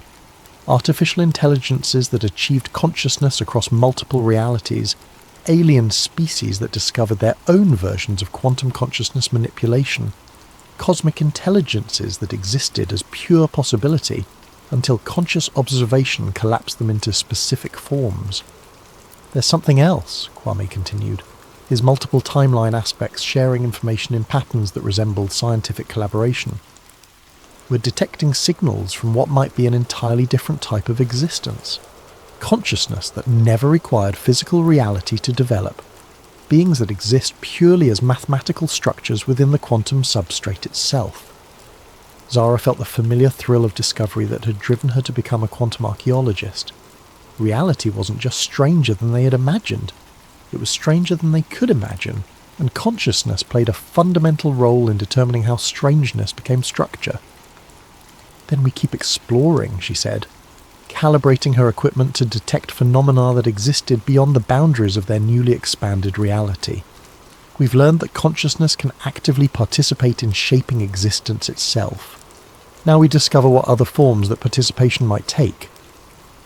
As she prepared to investigate temporal echoes from civilizations that might exist purely as mathematical consciousness, Zara reflected on how far she'd travelled from the skeptical academic who had first encountered a Victorian séance room in a Mumbai skyscraper. She'd started by reading quantum imprints of the past. Now she was helping to write the quantum architecture of possible futures. The 9th cipher had been completed, but in solving it, they discovered that reality itself was just the first level of a far larger mystery. Consciousness, possibility, and existence were engaged in an eternal collaboration that stretched across dimensions, timelines, and forms of being that transcended current understanding. And somewhere in the quantum spaces between what was known and what remained to be discovered, new temporal echoes were beginning to form, echoes that would require future archaeologists to dig even deeper into the fundamental structures of consciousness and reality. The convergence was complete, but the real exploration was just beginning. What if humanity's greatest treasure was never meant to be found? What if some doors were sealed not to keep us out, but to keep something else in? Tonight's story takes us deep into the heart of India's most sacred temple, where ancient warnings echo through marble halls and gold-laden chambers hide secrets that predate recorded history. Before we begin, I want to give a thank you to Brassneckmac23 for suggesting this chilling tale of forbidden knowledge and cosmic horror. If you have ideas for future stories, please leave them in the comments below. And if you enjoy these late-night journeys into the unknown, don't forget to like and subscribe to Sleep Theories for more stories that will keep you questioning what lurks in the shadows of our world. Now dim the lights, settle in, and prepare yourself for a story where curiosity becomes a curse and some mysteries are better left buried. The invitation arrived on cream-coloured paper, embossed with the seal of the Supreme Court of India. As a historian specialising in South Asian antiquities, I had expected many things in my career, but never a formal request to witness what the media was calling the greatest archaeological discovery of the modern era. The Sri Padmanabhaswamy Temple in Thiruvananthapuram, Kerala, had stood for over 1,000 years as one of India's most sacred sites. Dedicated to Lord Vishnu, its towering gopurams scraped the tropical sky like a stone finger pointing toward the divine. What made it extraordinary wasn't just its spiritual significance, but what lay hidden beneath its ancient stones. In 2011, a legal petition had demanded an inventory of the temple's treasures. What they found in the first 5 vaults defied comprehension. Gold coins dating back centuries, precious stones the size of eggs, jewellery that belonged to forgotten dynasties. The estimated value exceeded $100 billion, making it potentially the richest religious site on Earth. But there was a 6th vault.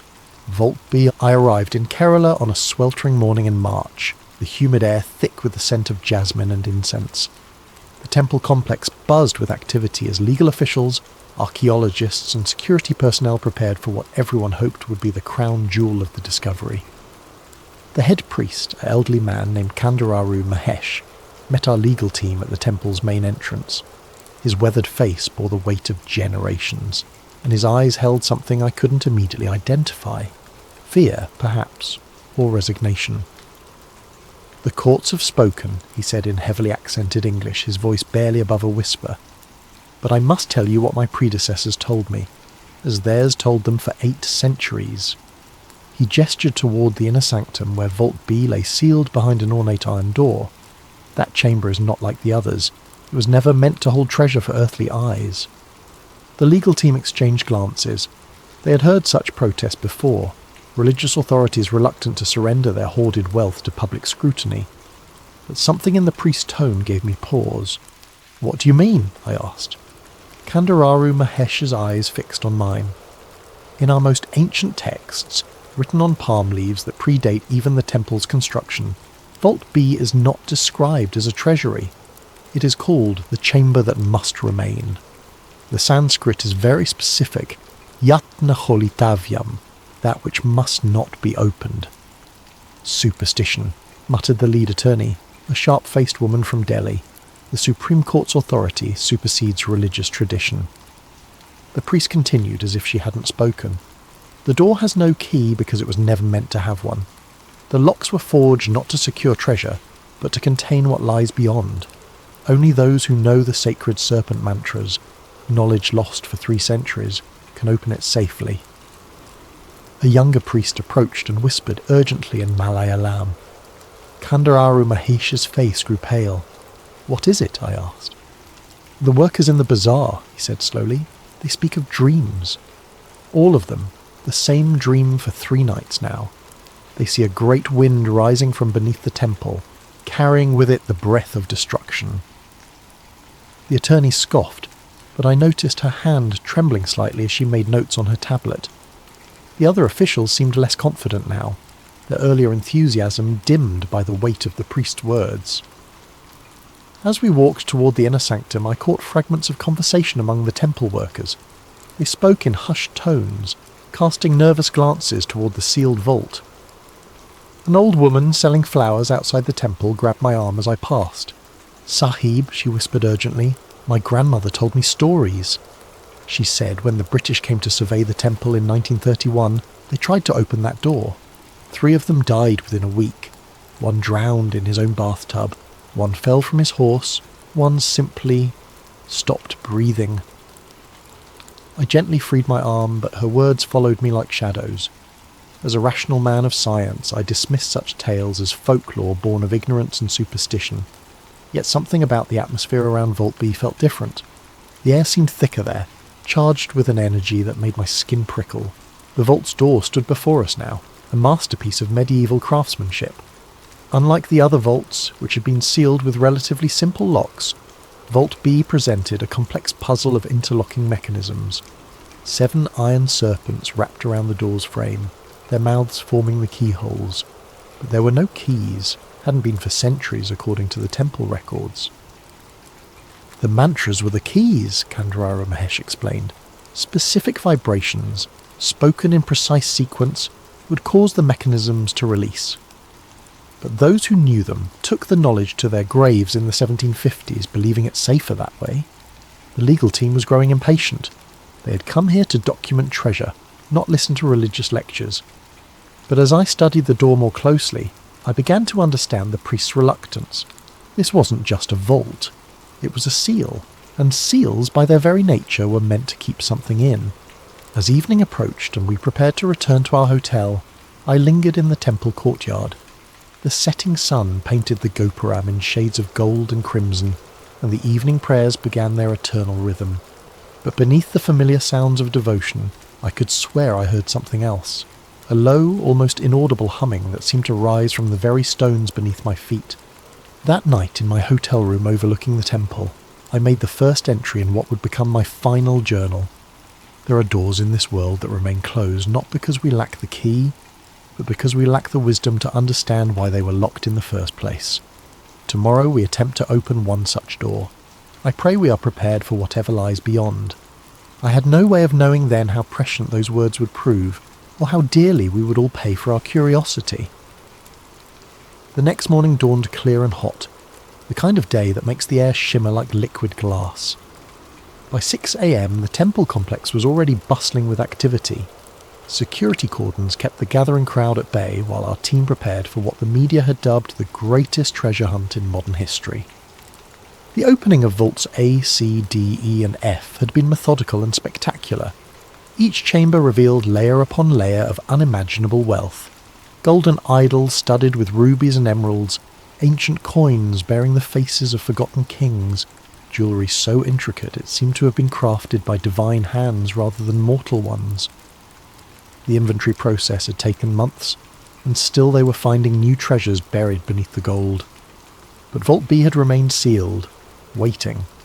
The locksmith brought in for the task was Ravi Kumar, a slight man from Mumbai who specialised in historical mechanisms. He had successfully opened bank vaults from the British era, ancient strongboxes from Mughal times, even medieval treasure chests from Rajasthani forts. If anyone could breach the serpent locks of Vault B, it was him. The mechanism is unlike anything I have encountered, he admitted as he studied the door. These serpents are not merely decorative. Each one represents a different locking mechanism, and they appear to be interconnected. Opening one incorrectly might trigger a jamming system that would seal the vault permanently.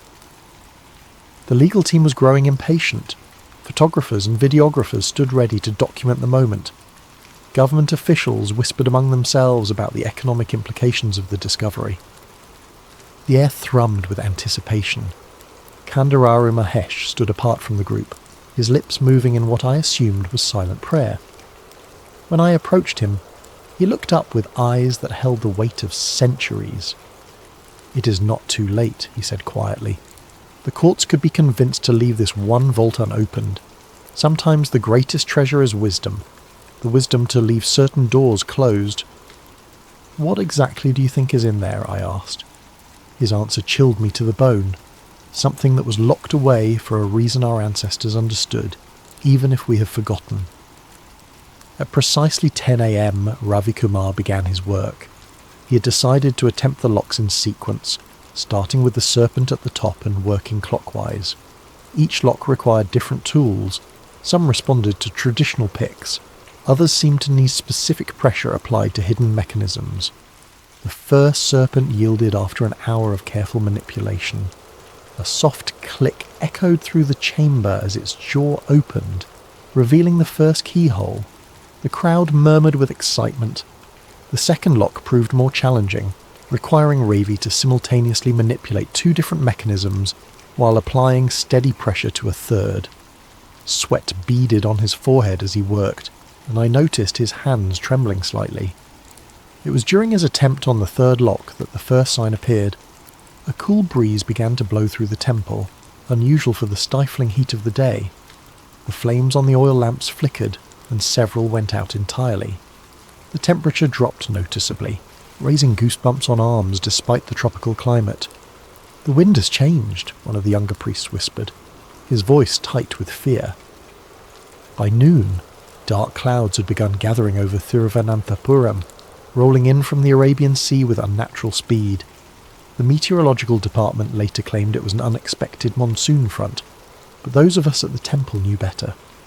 The storm was forming directly overhead, its centre positioned precisely above the temple complex. Ravi had successfully opened 4 of the 7 locks when the first lightning strike hit. The bolt crashed down into the temple courtyard, missing the main shrine by mere meters.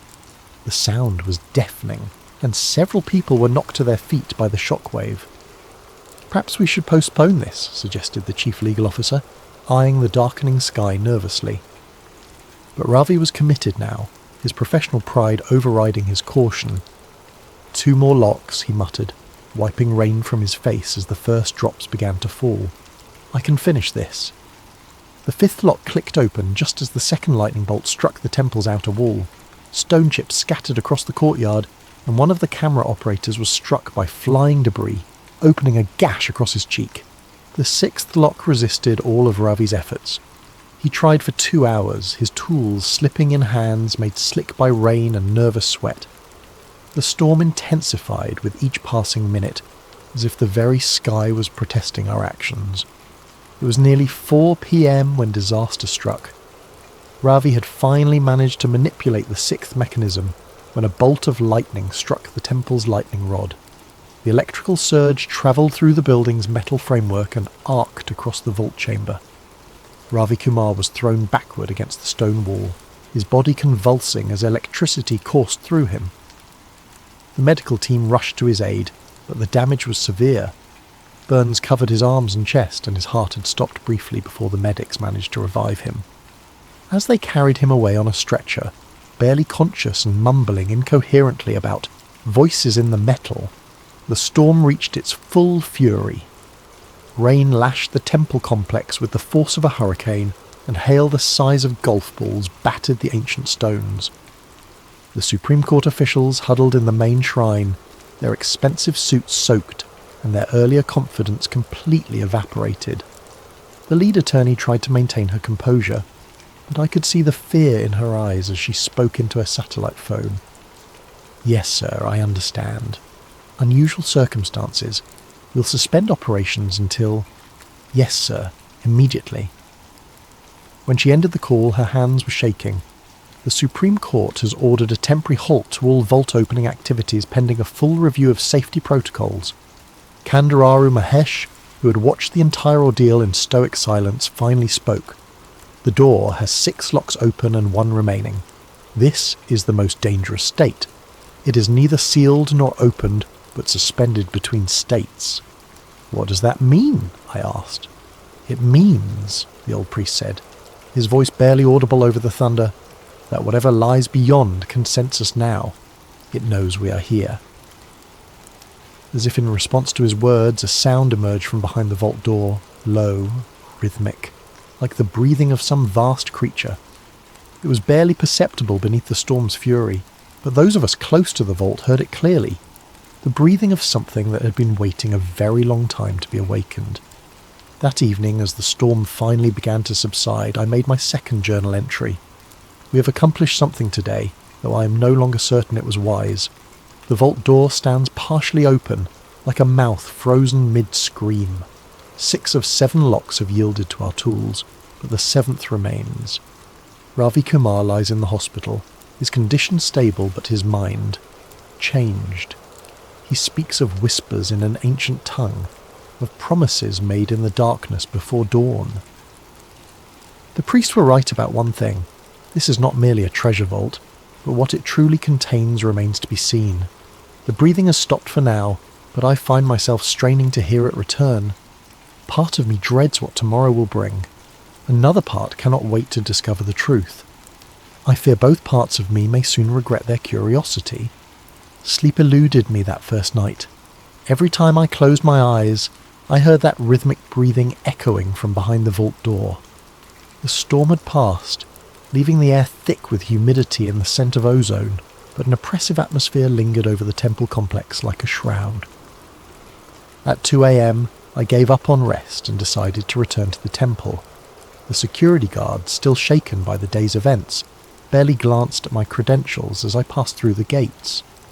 Most of them huddled around a small fire in the courtyard, speaking in hushed Malayalam and casting nervous glances toward the inner sanctum. The temple at night was a different creature entirely. Shadows pooled in corners where daylight never quite reached, and the ancient stone seemed to absorb what little moonlight filtered through the monsoon clouds. My footsteps echoed eerily in the silence, each sound magnified by the vaulted ceilings. I made my way to the temple's archives, housed in a smaller building adjacent to the main shrine. Kandararu Mahesh had mentioned ancient manuscripts that detailed the history of Vault B, and my historian's instincts demanded I examine them myself. The archive keeper, an elderly man named Gopal, had given me permission earlier, though his eyes had held the same haunted look I was beginning to recognize in everyone connected to the temple. The archive was a treasure trove of knowledge, filled with palm leaf manuscripts, copper plates inscribed with ancient Tamil and Sanskrit, and bound volumes of temple records dating back centuries. Many were written in scripts I couldn't read, but I found several texts in Sanskrit that seemed relevant to my investigation. It was in a manuscript dated to the 14th century that I found the first clear reference to Vault B's true nature. The writing was cramped and difficult to decipher, but what I read made my blood run cold. In the year of the Great Plague, When death walked among the people like a familiar friend, the priests of the southern temple completed their terrible task. The devouring wind, which had consumed 3 kingdoms and turned fertile lands to dust, was bound within the chamber that must remain. 7 locks were forged, each one requiring the breath of sacred words to open. But the knowledge of these words was deemed too dangerous for any mortal to possess, and so the key speakers took poison rather than risk the wind's return. The devouring wind, not treasure, not gold, not jewels, but something the medieval priests considered so dangerous that they willingly died to keep it contained. I continued reading, my hands trembling slightly as I turned the fragile pages. The binding required the sacrifice of 49 Brahmin priests, their life breath woven into the mantras that hold the wind in check. Should the seals ever be broken without the proper words, the wind will taste freedom again and hunger for the breath of all living things. It will seek first those who disturbed its slumber, then spread outward like ripples on a pond, until all the world gasps for air that will not come. The sound from the main temple made me look up. It was faint, almost inaudible but distinctly rhythmic. The breathing had resumed. I closed the manuscript carefully and made my way back toward the inner sanctum, my heart hammering against my ribs. The temple seemed different now, as if the very architecture was aware of my presence.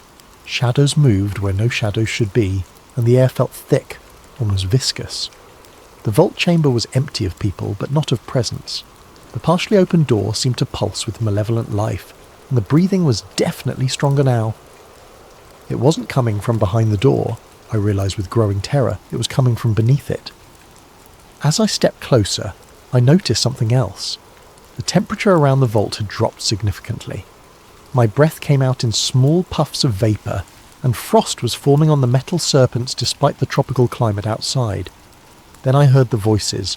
They were whispers at first, so faint I thought they might be the wind through stone corridors. But as I strained to listen, they became clearer. Multiple voices, speaking in a language I didn't recognise but which seemed hauntingly familiar, as if heard in half-remembered dreams.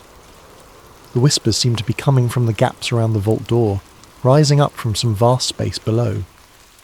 They spoke in rhythmic cadences that matched the breathing, and though I couldn't understand the words, their meaning was clear. Hunger, ancient and patient, promises of release, threats of what would come if the final lock was opened. I fumbled for my phone to record the phenomenon, but the device was completely dead despite having a full charge when I had entered the temple. The whispers grew louder, more insistent, and I realised they were becoming comprehensible. The seeker comes in the dark. The seeker who reads the old words. Closer. Seeker. Closer to the threshold. So long since warm breath filled these chambers. Terror flooded my system and I stumbled backward, knocking over a brass lamp that clattered against the stone floor. The sound echoed like gunshots through the temple, and suddenly the whispers stopped.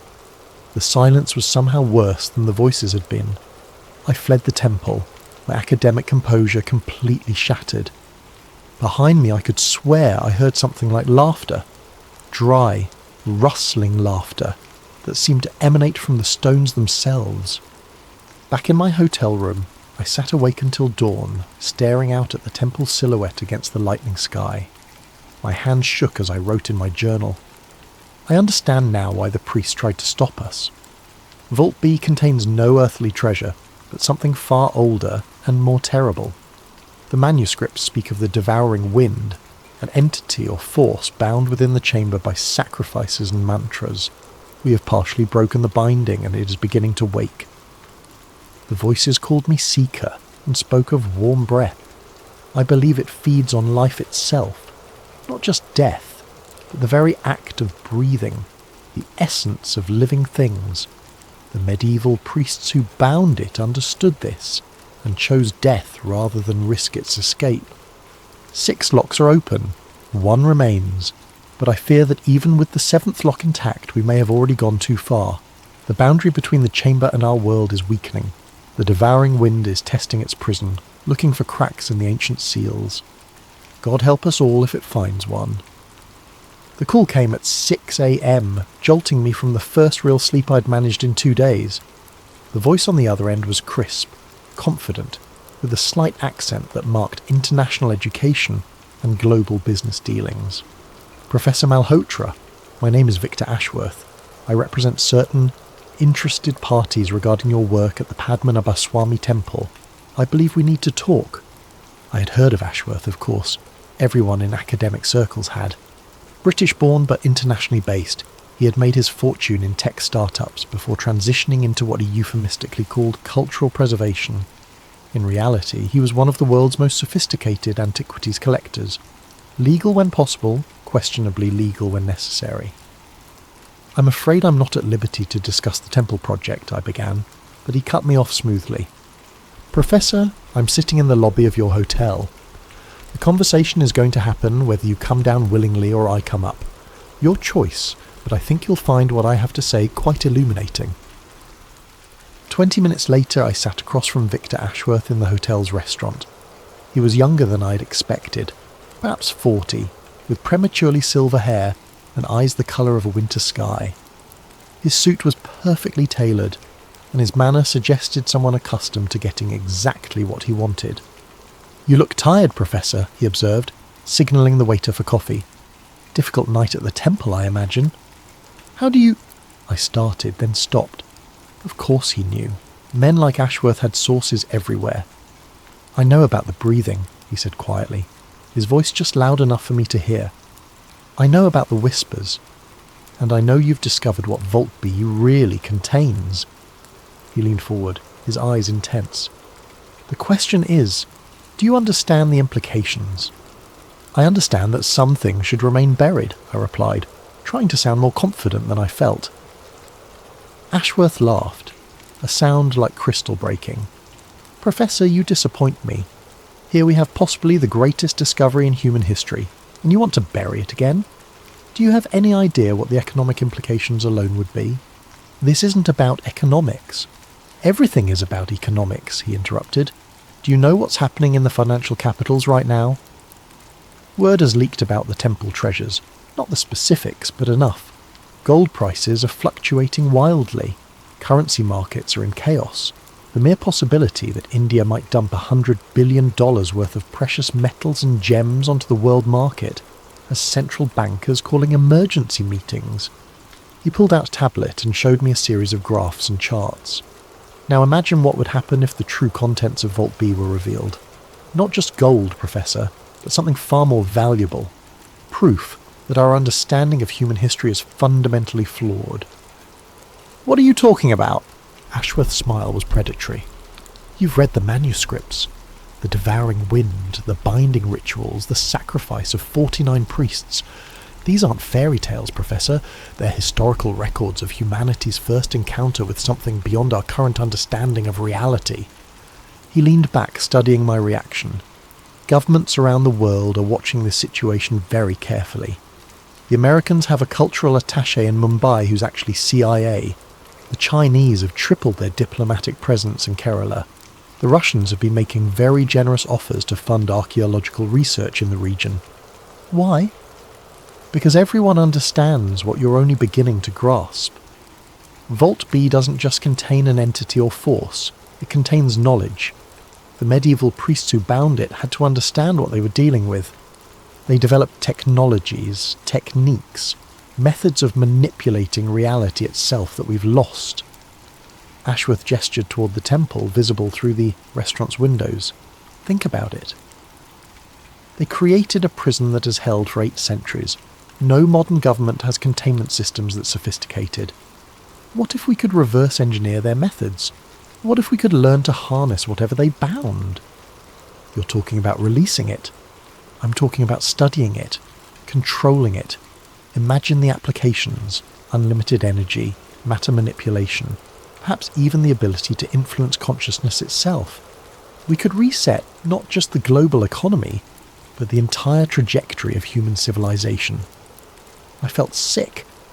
The manuscripts are clear. The thing in that vault feeds on life itself, the moment you open it. The moment we open it properly, Ashworth corrected, with the right precautions and containment systems. Professor, I've spent the last decade acquiring artifacts and texts from private collections around the world. I have fragments of the binding mantras, not complete but enough to begin understanding the mechanisms involved. He slid a leather portfolio across the table. Photographs of Sanskrit inscriptions from a Tibetan monastery, cuneiform tablets from a collector in Dubai, ancient Greek texts from a private library in Switzerland, all describing similar entities, Professor, similar binding rituals. This isn't an isolated phenomenon, it's part of a pattern that spans continents and millennia. Despite my revulsion, I found myself opening the portfolio. The documents inside were extraordinary. Clear evidence of other devouring winds, bound in locations across the ancient world. Tibet, Mesopotamia, the Greek islands, even references in Mayan codices from Central America. How many? I whispered. We've identified 17 probable sites, Ashworth said. Most have been lost to time, their bindings failed or their locations forgotten, but a few remain active. The temple in Kerala is just the most accessible. Most accessible for what? His smile returned, colder than before. For opening, Professor. The Supreme Court's investigation provides perfect cover. Legal authority, scientific oversight, global media attention. When we breach that final lock, the whole world will be watching, and recording, and learning. The government will stop you. Which government? The Indian authorities who authorised the investigation in the first place. The international observers who want their slice of the discovery. Professor, you're being naive. Everyone wants this opened. The only question is who controls what comes next. Ashworth stood, straightening his jacket. I'm offering you a position on my team. Full funding for your research, access to resources you've only dreamed of, and a chance to be part of the most significant discovery in human history. The alternative... He let the sentence hang. What alternative? The alternative is that this happens without you, and when it does, when the truth comes out, history will remember you as the man who had access to the greatest secret on earth and chose to hide in his hotel room instead. After he left, I sat alone in the restaurant for hours, staring at the portfolio he'd left behind. The evidence was undeniable. Whatever was bound in Vault B was part of something much larger, much older than I'd imagined. But I also remembered the voices in the dark, the hunger in their whispered words, the way the temperature dropped and shadows moved without reason. Some doors, I realised, were locked from the inside. That evening I made what would prove to be my most fateful journal entry. Ashworth's offer is tempting, I must admit. A chance to study something truly unprecedented, to be part of rewriting human history. But I cannot shake the feeling that we are children playing with weapons we do not understand.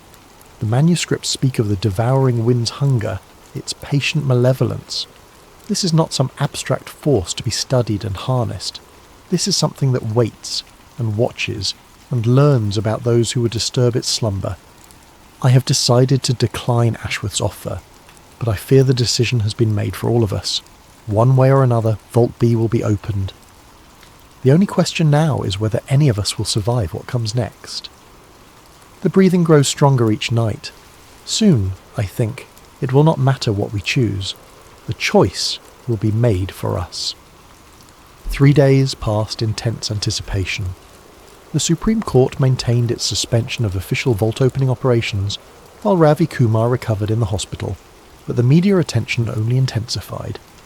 International news crews camped outside the temple, and the Indian government found itself under increasing pressure from various quarters to resume the investigation. I spent those days translating more of the ancient manuscripts, piecing together a clearer picture of what the medieval priests had done. The binding ritual had been extraordinarily complex, requiring not just the sacrifice of the 49 Brahmins, but the coordinated efforts of thousands of devotees across multiple temple sites. The devouring wind hadn't simply been locked away, it had been woven into a spiritual prison that drew its strength from collective faith and continuous prayer. But faith was a finite resource, and prayers could be interrupted. On the 4th night I was awakened by my phone buzzing with an urgent text message. It is done. Come quickly if you want to witness history. V.A. Ashworth. I dressed quickly and made my way through the pre-dawn streets toward the temple. The security cordon was still in place, but I noticed immediately that something was wrong. Too many of the guards were looking up at the sky instead of watching the perimeter, and several were making rapid phone calls. The first thing I noticed when I reached the inner sanctum was the silence. No breathing, no whispers, just an oppressive quiet that seemed to press against my eardrums. The second thing I noticed was the smell. Ozone and heated metal, as if lightning had recently struck inside the temple itself. The vault door stood completely open. Ashworth waited in the chamber, along with 2 technicians I didn't recognise and a security team that looked more military than civilian. He wore a satisfied smile, and what appeared to be some kind of specialised breathing apparatus around his neck. "Professor," he greeted me warmly. "Perfect timing. We completed the breach about an hour ago." "How?" I managed to ask, staring at the open serpent locks. "Plasma cutting equipment," one of the technicians explained. "Industrial grade, used for offshore oil rig construction. We simply severed the final lock mechanism rather than trying to manipulate it." "But the mantras," I protested. "The manuscripts said—" "The manuscripts were written by medieval priests," Ashworth interrupted. "Brilliant for their time, but ultimately limited by the technology available to them. Sometimes, Professor, brute force is more effective than ancient wisdom." He gestured toward the open vault. "Would you like to see what 8 centuries of mystery looks like?" Against every instinct screaming in my head, I approached the doorway. What I saw beyond defied everything I had expected. The vault wasn't a chamber at all, or it was the entrance to a shaft that descended deep into the earth. Stone steps, worn smooth by age, spiraled downward into darkness so complete that our powerful flashlights couldn't penetrate more than a few dozen feet. The walls were carved with intricate reliefs depicting what appeared to be apocalyptic scenes. Cities consumed by winds that moved like living things, skies raining fire, figures in priestly robes performing desperate rituals as the world ended around them. But it was the air currents that truly frightened me. Wind rose continuously from the depths, carrying with it a scent like heated metal and ozone. The breeze was warm, almost body temperature, and it moved with an odd rhythm, in and out, like the breathing of some vast creature. "How deep does it go?" I whispered. "We've dropped weighted lines to over 300 feet, Ashworth replied. "No bottom yet. The shaft appears to be natural, but the stairs are definitely human-made, or at least made by something with human-level intelligence." One of the technicians, a young woman with short dark hair, looked up from her instruments. "Sir, the atmospheric readings are getting more unusual. Oxygen content is actually higher than normal, but there's something else in the air. Some kind of complex hydrocarbon chain we can't identify." "Breathable?" Ashworth asked. "Technically, yes, but I wouldn't recommend it without filtration." As if summoned by her words, a sound echoed up from the depths. It wasn't quite a voice, but it wasn't quite wind either. Something between the two, like words spoken by air itself. The temperature in the chamber began to drop rapidly. Frost formed on the metal equipment, and our breath came out in visible puffs despite the tropical climate outside. "Sir," the male technician called urgently, "the seismic monitors are picking up vibrations." "Something's moving down there." Ashworth's expression grew excited rather than concerned. "Moving how? Geological activity?" "No, sir.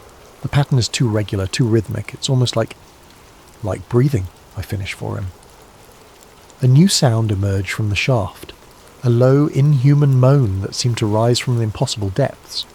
The wind currents intensified, and suddenly papers throughout the chamber began whipping around as if caught in a hurricane. "Power's fluctuating," one of the technicians reported. "All our equipment is showing interference." The lights went out. In the darkness, lit only by emergency battery-powered lamps, the moaning from the shaft grew louder and more complex. It was definitely voices now. Multiple voices speaking in harmony, but no language any human throat could produce. The words seemed to bypass the ears entirely and resonate directly in our bones.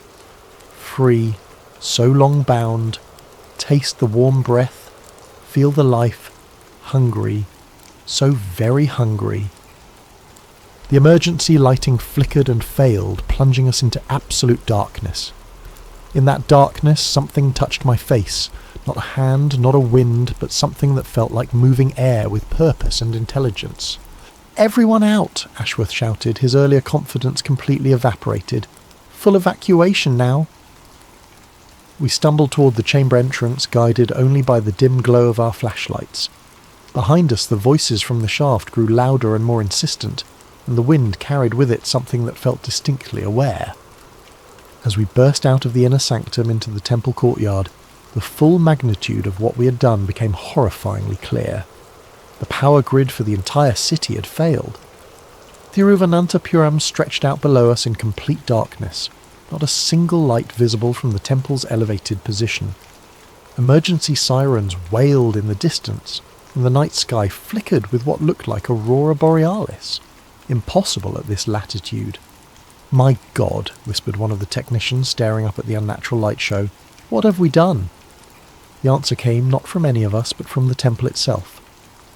The ancient stones began to vibrate with a low subsonic hum that we felt more than heard. Cracks appeared in the walls of the inner sanctum, spreading outward like spider webs. And from every crack, every crevice, every gap in the stonework came that warm, metallic-smelling wind. Ashworth was frantically making phone calls on what appeared to be a satellite phone, but the device kept cutting out. "Damn it," he muttered.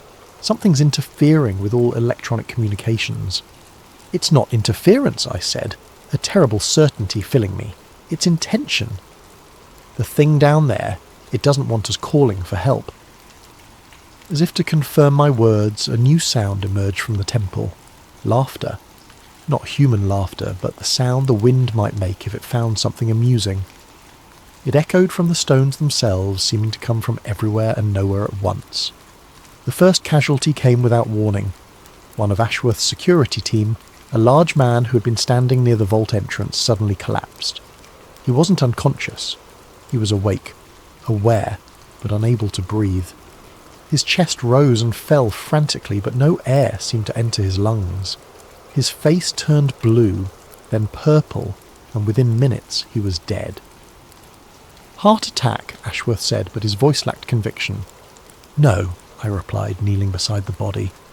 The man's expression was one of pure terror, his eyes wide and staring at something only he could see. Look at his face. This wasn't cardiac arrest. Something took his breath. Even as I spoke, I could feel it myself. A subtle resistance when I tried to inhale, as if the air around us was becoming thicker, more reluctant to enter our lungs. The warm wind from the temple was spreading outward, and wherever it touched, the very atmosphere seemed to change. "We need to get away from here," I said, standing up. "Far away, right now." But Ashworth was staring back at the temple with a mixture of fear and fascination. "Do you understand what this means?" he asked. "We've actually done it. We've released something that can manipulate the fundamental forces of reality itself." "It's going to kill us all," I replied. "Perhaps," he admitted, "but think of what we could learn in the process." That was when I realised Victor Ashworth was completely insane. Dawn brought no relief. If anything, the daylight made the horror more visible and therefore more real. The city of Thiruvananthapuram lay under a pall of unnatural fog that seemed to pulse with its own rhythm, and emergency services were reporting casualties across the metropolitan area. I had retreated to my hotel room, but even there I could feel the presence spreading outward from the temple like ripples on a pond. The air itself felt different.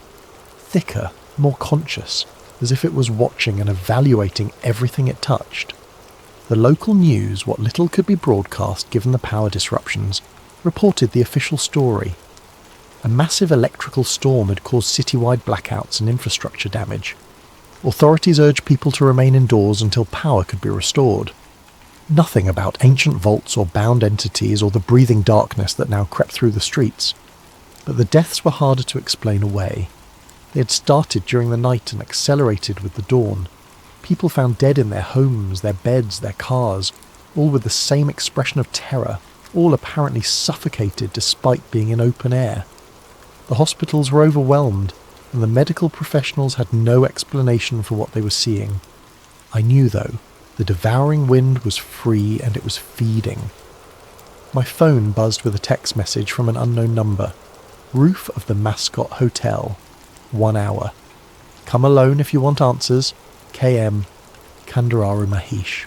The Mascot Hotel was one of the tallest buildings in the city, and its roof provided a panoramic view of Thiruvananthapuram. When I arrived, I found the old priest standing at the edge, looking out over his wounded city with eyes full of ancient sadness. "You came," he said without turning around. "I thought you might." "You are perhaps the only one among the outsiders who truly understands what has been done." "Can it be stopped?" I asked directly. He was quiet for a long moment, then slowly shook his head. The binding took 49 lives and 8 centuries of continuous prayer to maintain. We have neither the knowledge nor the time to recreate such measures. Then everyone in the city is going to die. Everyone in the city is already dead, he corrected sadly. They simply haven't stopped breathing yet. The devouring wind is patient. It prefers to savour its meals rather than consume them quickly. Below us, the unnatural fog continued to spread outward in slow, deliberate spirals. I could see people moving through it, apparently unaware that they were walking through their own doom. "Tell me about it," I said. "The real story, not the sanitized version from the manuscripts." Kandararu Mahesh sighed deeply. In the year 1264, according to our most secret records, a merchant ship arrived in Kochi carrying treasures from the court of Kublai Khan. Among the cargo was a sealed urn bearing warnings in 7 languages, all saying the same thing: "Do not open. Contains the breath of the ending world." He turned to face me and I saw that his eyes were filled with tears. The merchant who brought it had watched it consume 3 cities on his journey from China. He begged our ancestors to find a way to bind it permanently. The task fell to our temple because we possessed the knowledge of certain older practices. What kind of practices? The kind that modern men would dismiss as superstition. But you have seen the results of those practices, Professor. They worked for 8 centuries. A new sound reached us from the city below, screaming. Not the screams of injury or fear, but the screams of people discovering that the air they breathed was becoming their enemy. "The binding ritual," I pressed. "Can any part of it be recreated?" The ritual required 49 volunteers to surrender their life breath to strengthen the prison. Each one had to die while speaking specific mantras, their last words becoming part of the seal itself. Even if we could find such volunteers, the knowledge of the mantras died with the last key speaker in 1751. There must be something. "There is one possibility," he interrupted. "The devouring wind is not truly alive in the way we understand life. It is hunger given form, appetite made manifest. But even hunger can be satisfied, at least temporarily." "What do you mean?" "It feeds on the breath of living things. Not just the act of breathing, but the life force that breath represents. If it could be given a sufficiently large offering, it might return to dormancy long enough for new bindings to be crafted." The implication hit me like a physical blow. "You're talking about feeding it an entire city." "I am talking about the choice that will soon face the world. Feed it one city, or watch it spread across continents. The devouring wind grows stronger with each life it consumes. Soon, it will be powerful enough to cross oceans." Below us, the fog had thickened to the point where entire city blocks were invisible. Emergency sirens had fallen silent, either because the vehicles had stopped working, or because there was no one left to operate them.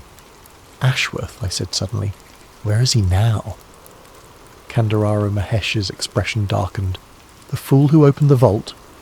He has retreated to a compound outside the city. He believes he can study the entity, learn to control it. He does not understand that it is studying him in return. We have to stop him. We have to survive him," the priest corrected. "The devouring wind can sense those who disturbed its prison. It will hunt each of us individually before turning its attention to the general population. You, Professor, are already marked." As if summoned by his words, I felt that familiar touch on my face, the sensation of intelligent air, evaluating and tasting. The temperature around us dropped by 20 degrees in seconds, and frost began forming on the rooftop despite the tropical heat. "It has found us," Kandararu Mahesh said calmly. "Now we run." But even as we headed for the stairwell, I wondered, in a city being consumed by living wind, where exactly could we run to? The fog was rising now, climbing the sides of buildings like a slow-motion tsunami, and within its grey depths I could swear I saw shapes moving. Shapes that looked almost human, but moved with the fluid grace of air currents. The dead, I realised. The devouring wind wasn't just killing people, it was incorporating them, making them part of itself. We weren't just facing an ancient entity, we were facing an entity that was learning, growing, and building an army from its victims. The temple compound had become a fortress of desperate faith. When Kandararu Mahesh and I arrived, we found thousands of devotees gathered in the outer courtyards, their voices raised in continuous prayer and their oil lamps creating islands of light in the encroaching grey fog. The sound of their chanting seemed to push back the unnatural mist, creating a bubble of clear air around the sacred grounds. The collective prayers, the old priest explained as we hurried toward the main shrine. They remember the old bindings even if they don't understand them. Faith has power here. It always has. But even as he spoke, I could see the strain on the faces around us. Many of the devotees were elderly, and hours of continuous chanting were taking their toll. Several had already collapsed from exhaustion, and those who remained looked hollow-eyed with effort. "How long can they maintain this?" I asked. "Until they can't," he replied grimly. Inside the main shrine, a council of the temple's senior priests had gathered around ancient texts and ritual implements. They spoke in rapid Malayalam, their voices tight with urgency. When they saw Kandararu Mahesh, they fell silent and looked to him with the respect due to their senior member. He spoke to them in their native language for several minutes, and I watched their faces grow increasingly grave. Finally, one of them, a middle-aged man with intricate ritual scars on his arms, approached me. "You are the historian who witnessed the opening," he said in accented English. "You have seen the true nature of what we face." I nodded. "I've read the manuscripts. I understand what your ancestors did to bind it." "Then you understand why we must attempt the same ritual even without the proper knowledge?" "The 49 volunteers," I said, suddenly understanding. "You're going to try to recreate the original binding." "We are going to try," he confirmed, "but we lack the key speakers, the ones who knew the proper mantras. The binding will be improvised." "What does that mean?" Kandararu Mahesh answered for him. "It means we will probably fail, but perhaps we can weaken it enough that future generations will find a way to complete what we start." Outside, the chanting faltered for a moment, and immediately the temperature in the shrine dropped.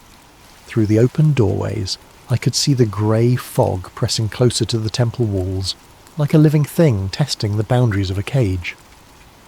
"The faithful are weakening," one of the younger priests observed. "Soon the prayers will not be enough." "Then we begin now," Kandararu Mahesh decided. "Gather the volunteers." I watched in horrified fascination as 49 temple priests and devoted laypeople stepped forward to offer their lives. They ranged in age from teenagers to elderly men and women, but all shared the same expression of serene determination. They understood exactly what was being asked of them, and they accepted it willingly. The ritual began at sunset, timed to coincide with the traditional evening prayers. The volunteers arranged themselves in a complex pattern around the temple's central shrine, each one positioned according to ancient diagrams that the priest had reconstructed from fragments of surviving texts. "What should I do?" I asked Kandararu Mahesh. "You should witness," he replied. "Someone must survive to tell what happened here. Someone must remember the sacrifice." The chanting began slowly, a low harmonic drone that seemed to resonate through the temple stones themselves. The volunteers spoke in Sanskrit, reciting mantras that had been preserved in the temple's oral tradition even though their specific purpose had been forgotten. As the ritual progressed, I began to understand the mechanism of the original binding. The volunteers weren't simply dying. They were transforming their life force into something else, weaving their essential being into a spiritual barrier that could contain entities like the devouring wind. The first volunteer, an elderly woman who had served the temple for 60 years, began to glow with a faint golden light. The light grew brighter as she continued chanting, and I realized that I could see through her, as if she was becoming translucent. One by one, the others began to show the same phenomenon. Their bodies became vehicles for something greater than individual consciousness. their voices harmonizing in ways that transcended normal human vocal chords. And the devouring wind noticed. The fog around the temple suddenly contracted, pulling back like a predator preparing to strike. The temperature plummeted so rapidly that frost formed on every surface within seconds. The oil lamps flickered but held their flames, kept burning by the collective will of the faithful. Then the attack began. The fog didn't simply advance, it exploded inward, moving with the speed and force of a hurricane.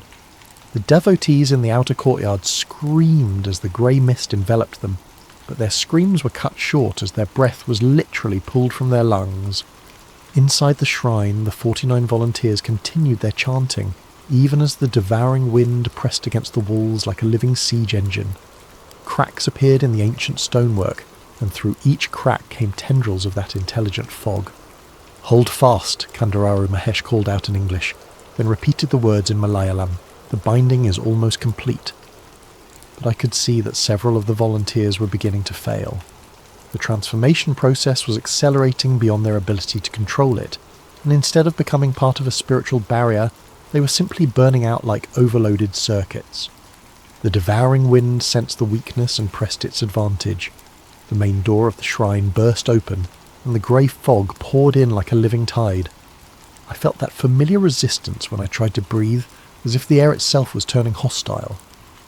3 more volunteers collapsed, their light extinguished. Then 5 more. The binding pattern was falling apart, and with it, our last hope of containing the entity. That was when the impossible happened. The elderly woman, who had been the first to begin glowing, suddenly blazed with brilliant light. Not golden now, but white hot and painful to look at directly. Her voice rose above the others, and the words she spoke were not in any human language, but somehow I understood them.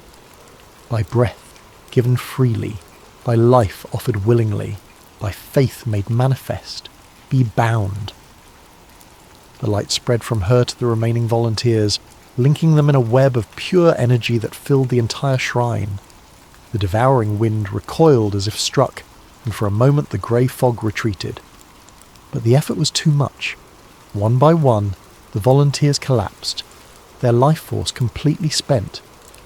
Within minutes, only Kandararu, Mahesh and I remained conscious in the shrine, surrounded by the still forms of those who had given everything to buy us a temporary reprieve. Outside, the fog began to advance again, slower now but with renewed malevolent purpose. The binding had wounded it, but not destroyed it, and now it was angry. "Did it work?" I asked, though I already knew the answer. Kandararu Mahesh looked at me with eyes full of sorrow. "We have given the world perhaps a day, maybe 2. The devouring wind will need time to heal from what was done to it here. But then it continues feeding. Then it continues feeding," he confirmed, "and it will remember those who hurt it. It will come for us first, Professor, you and I, and the man who opened its prison. The hunt has already begun."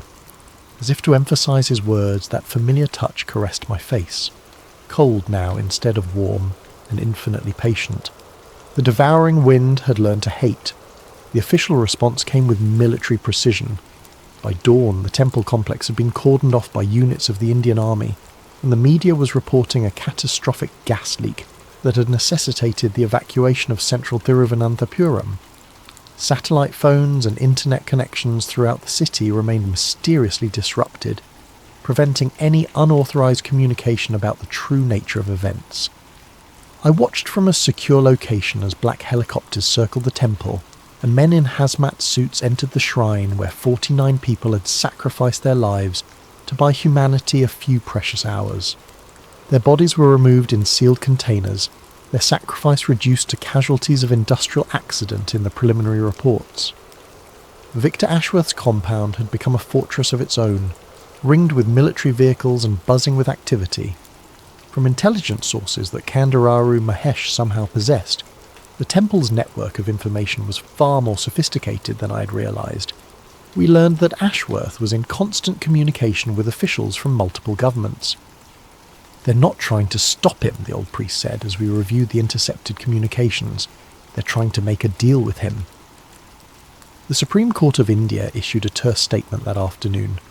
following a comprehensive geological survey, Vault B of the Sri Padmanabhaswamy temple has been found to be structurally compromised and empty of significant archaeological content. The chamber will be permanently sealed as a safety precaution. Empty, they were calling it empty, but I knew better. The thing that had been bound for 8 centuries was very much present. It had simply learned to hide itself while it recovered from the partial rebinding our desperate ritual had achieved. The grey fog had dissipated, but only because the devouring wind no longer needed such obvious manifestations. It was growing more sophisticated, more subtle in its approach. The death toll in the city had been substantial but explainable.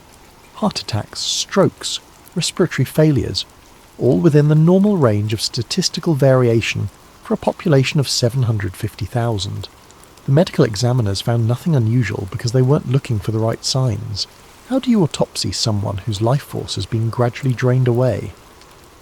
My official debriefing took place in a nondescript government building, conducted by officials who spoke in bureaucratic euphemisms and asked questions designed to establish a narrative rather than uncover truth. I was required to sign a comprehensive non-disclosure agreement backed by the Official Secrets Act, surrendering all notes, photographs, and recordings related to my work at the temple.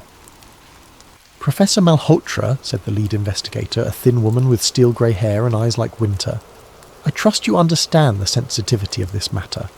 National security, international relations, economic stability, all of these factors require that certain interpretations of events be maintained. You're asking me to lie about what I witnessed, I said. I'm asking you to consider the greater good, she replied. What purpose would be served by creating public panic over what are ultimately unexplained phenomena? The temple's treasures have been catalogued and will benefit the people of India. The archaeological investigation has been completed successfully.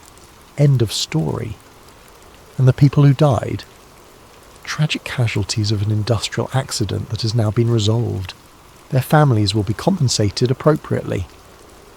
She slid a leather portfolio across the table, similar to the one Ashworth had shown me, but thicker. Your compensation, Professor, consultation fees, research stipends, and a substantial grant for your university department, enough to fund a decade of legitimate archaeological work. The money was substantial, more than I could earn in 5 years of normal academic work. But it came with invisible chains, bank accounts that could be frozen, research permits that could be revoked, academic positions that could be eliminated with a phone call. What about Ashworth? I asked. Her expression didn't change, but something flickered behind her eyes. Mister, Ashworth is under protective custody while we assess the full implications of the situation. His cooperation with ongoing investigations has been valuable. Protective custody or house arrest? The distinction is irrelevant, Professor. What matters is that all parties involved understand their responsibilities moving forward. As I left the briefing, I noticed something that chilled me more than any supernatural encounter. The woman conducting the interview had a small serpent-shaped mark on her forehead, barely visible, like a birthmark or old scar. But I had seen that same mark beginning to form on my own face in the hotel mirror that morning. The devouring wind was marking its targets.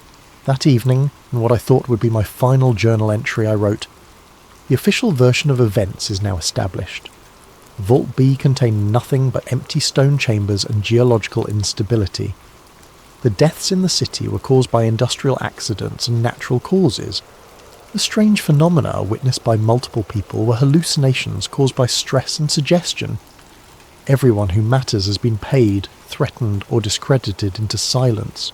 The story that will appear in history books will be sanitized, rational, completely divorced from the terrifying reality of what we unleashed. But the thing in the vault is not bound by official narratives or government cover-ups.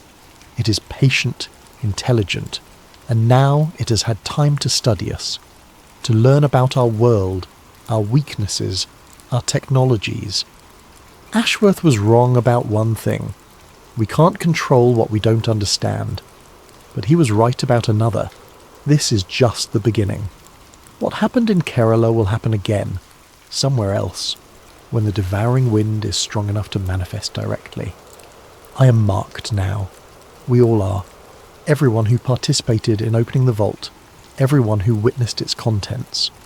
It will come for us first, one by one, taking our breath and our lives as payment for the disturbance we caused. But perhaps that is justice. Perhaps those who break ancient seals deserve to pay the price for their curiosity. The wind has been very patient. Soon, I think, its patience will end. I closed the journal and locked it in my hotel safe, though I suspected such precautions were meaningless. In the morning, I would fly back to Delhi, resume my teaching position, and attempt to pretend that nothing had changed. But in the distance, barely audible over the city's night sounds, I could hear something like breathing, slow, steady, and getting closer. The deaths began exactly 1 week after the vault was sealed. I was back in Delhi, attempting to resume my normal life, when the first news reached me. Victor Ashworth's private jet had disappeared somewhere over the Indian Ocean during what should have been a routine flight to Singapore. Search and rescue teams found no wreckage, no emergency signals, no trace of the aircraft or its 7 passengers. But that wasn't the strangest part. According to radar records and satellite tracking, the jet had been flying normally at 35,000 feet when it simply stopped. Not crashed, not descended, stopped. The radar signature had remained stationary in midair for 17 minutes before vanishing entirely from all tracking systems. Mechanical failure doesn't explain that pattern, I told myself, though I knew the real explanation was far worse. The devouring wind had claimed its first victim from among those who had directly participated in the vault's opening. 2 days later, I received a call from the hospital in Tiruvananthapuram. Ravi Kumar, the locksmith who had opened 6 of the 7 serpent locks, was dead. The official cause was listed as sudden cardiac arrest, but the nurse who spoke to me mentioned details that didn't make it into the medical report. "It was very strange, sir," she said in accented English. "He had been recovering well from his electrical injuries, but last night he began speaking in Sanskrit, complex verses that none of our translators could understand. He claimed that voices were calling to him from the chamber beneath the chamber. Then he tried to leave the hospital, saying he had to complete the work and open the final lock." "How did he die?" "He was found in the hospital's basement, sir, in a storage room that had been flooded with water, though there were no broken pipes or leaks. He had drowned, sir, drowned while standing upright with his lungs full of brackish water that tasted of the sea. Drowned in a locked room, hundreds of miles from any ocean. The parallels to the ancient texts were unmistakable. The devouring wind could manipulate more than just air. It could call forth the elements themselves to claim its victims. The pattern accelerated over the following weeks. Dr. Anita Sharma, the Supreme Court-appointed archaeological observer, died in her New Delhi apartment. Her neighbours reported hearing her screaming about voices in the ventilation system before she was found suffocated in a room with all windows open and perfect air circulation. Professor James Mitchell, the British geological expert who had consulted on the vault's structural integrity, was discovered dead in his London office. The cause of death was listed as aneurysm, but security footage showed him speaking to empty air for hours before his collapse, as if carrying on a conversation with invisible entities. Each death followed the same pattern.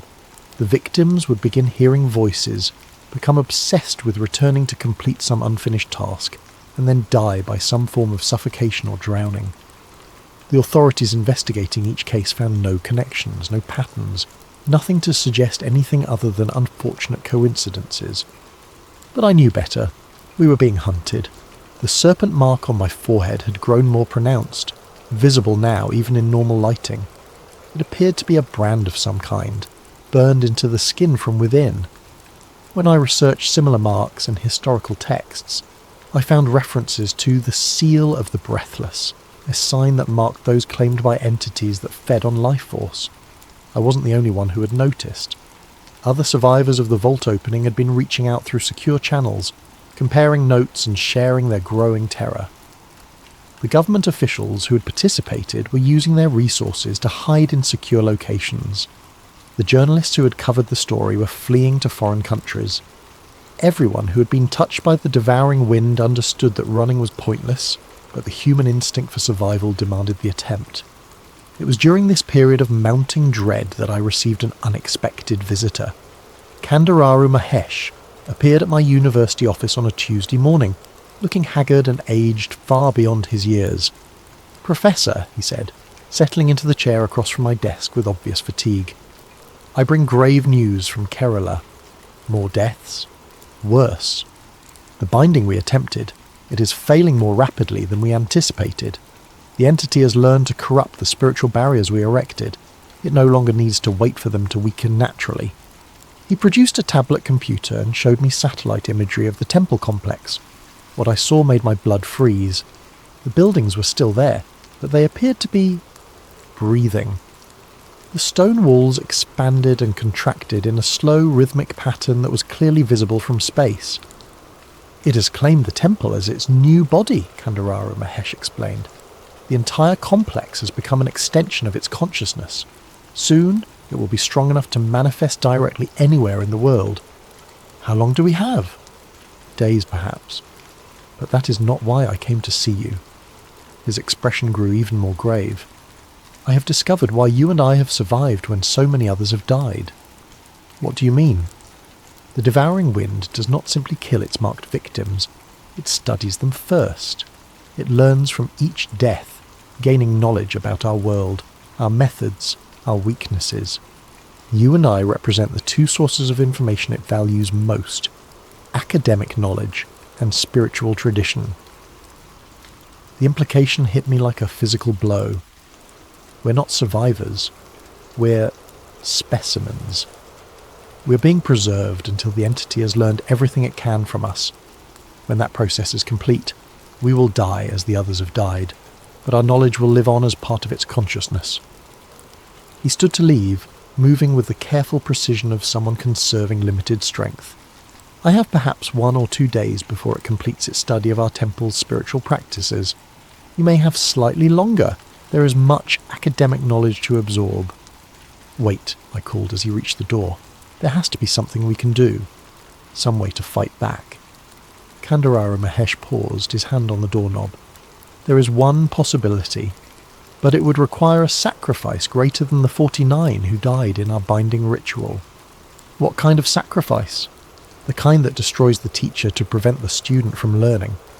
With those cryptic words he was gone, leaving me alone with the growing certainty that my time was running out. That night, I made what I believed would be my final journal entry. The hunting pattern is now clear. The devouring wind systematically eliminates those who disturbed its prison, but not randomly. It chooses its victims based on the knowledge they possess, learning from each death and growing stronger. I am not a survivor. I am a resource being carefully managed until it can be fully exploited. When the entity has absorbed everything I know about archaeological techniques, historical analysis, and academic methodology, it will discard me as it has discarded the others. But knowledge is a double-edged sword. If the thing in the vault can learn from us, perhaps we can learn from it as well. Perhaps there is still time to find a way to turn our knowledge against our hunter. The mark on my forehead grows warmer each night. Soon, I think, the lessons will begin. The dream started on a Thursday night, 3 weeks after Kandararu Mahesh's visit to my office. They weren't normal dreams. They felt more like forced downloads of information directly into my sleeping mind, as if something was using my unconscious state to install knowledge I had never learned. I dreamed of the original binding ritual in vivid, historically accurate detail. I saw the 49 medieval priests as they prepared for their sacrifice, watched them weave their life force into barriers that existed in dimensions beyond normal human perception. The process was far more complex than the surviving manuscripts had indicated. It required not just willing death, but a fundamental transformation of consciousness that allowed the priest to become part of the spiritual architecture of reality itself. But mixed with these ancient memories were newer visions, the devouring wind as it had been before its original binding, roaming across a world that looked almost like Earth, but wasn't quite right. The continents were in different positions, the stars followed unfamiliar patterns, and humanity was different, smaller, more primitive, but also more spiritually aware. The humans of that ancient time could see the entities that move through the spaces between air molecules, could speak directly with forces that modern science didn't even acknowledge existed. The devouring wind had been just one of many such entities in that primordial world. They weren't evil in any way humans could understand. They were simply aspects of reality, operating according to their own nature. The wind consumed life force the same way fire consumed oxygen, not out of malice, but because that was its function in the cosmic order. But something had gone wrong. The balance between the entities and early humanity had been disrupted, and the creatures of air and void had begun feeding too aggressively. One by one they had been bound by priest kings who understood the deeper structures of existence. The devouring wind had been among the last to be contained, and its prison had been designed to last until the cosmic balance could be restored. That balance had never been restored. Instead, humanity had evolved away from spiritual awareness, developing technology and rational thought at the expense of their ability to perceive the hidden layers of reality. Modern humans couldn't even see the entities that surrounded them, let alone bind or control them. I woke from these dreams with knowledge I had never learned. Complex formulas for calculating spiritual energy, detailed instructions for manipulating consciousness itself, theoretical frameworks that bridged the gap between ancient mysticism and quantum physics. The information felt foreign in my mind, like files downloaded into a computer that wasn't designed to process them. The serpent mark on my forehead had begun to pulse with its own rhythm, synchronized with my heartbeat, but slightly out of phase. When I looked in the mirror, I could see thin lines of silver light beneath the skin, spreading outward from the mark like the branches of a tree. The pattern was beautiful in a terrifying way, resembling both neural networks and ritual diagrams from ancient texts. More disturbing was the way my perception was changing. I could see things that weren't quite there, shadows that moved independently of their sources, ripples in the air that suggested invisible presences, patterns of light and darkness that seemed to carry meaning like a form of visual language, and I could hear the devouring wind more clearly now. Its voice came not through my ears, but directly into my consciousness, bypassing normal sensory channels entirely. "The teacher awakens to the lesson," it whispered during my waking hours. "Soon the knowledge will be complete, and the gift can be fully given." Gift. It considered the stolen knowledge a gift, as if it was doing me a favour by downloading alien information into my human mind. I tried to fight back by documenting everything, writing detailed accounts of each dream and vision, in hopes that someone else might find a way to use the information constructively. But as I wrote, I realised that my handwriting was changing. The letters were becoming more angular, more precise, and occasionally I would find myself unconsciously writing in scripts I had never learned, Sanskrit variations and symbolic systems that shouldn't have existed. The entity was changing me from the inside out, replacing my natural thoughts and memories with its own alien knowledge. On the seventh night of dreams, I finally understood what Kandararu Mahesh had meant about destroying the teacher, to prevent the student from learning. The old priest had found a way to corrupt the knowledge transfer process, introducing errors and contradictions into the information being absorbed by the devouring wind. He had committed ritual suicide in the traditional manner, using meditation techniques to fragment his consciousness as death approached. Instead of dying cleanly and surrendering his knowledge intact, he had deliberately corrupted his own memories, filling them with false information and spiritual poison that would damage anything that tried to absorb them. The devouring wind had learned this too late, after it had already consumed the tainted knowledge. The entity was now struggling with contradictory information that was slowly eating away at its ability to maintain coherence. But I was running out of time to follow his example. Final journal entry found on desk 3 days later. The house is breathing now. I can feel the walls expanding and contracting with each pulse of my heart, synchronized to the rhythm of the mark on my forehead. The devouring wind has found me at last, and it no longer bothers with subtlety. I understand everything now, the full scope of what we unleashed, what it plans, how it intends to use the knowledge it has stolen from us. The entity doesn't just want to feed on humanity, it wants to transform our entire world into something resembling that ancient realm, where it once roamed freely. The other bound entities sleeping in their prisons across the globe are beginning to stir.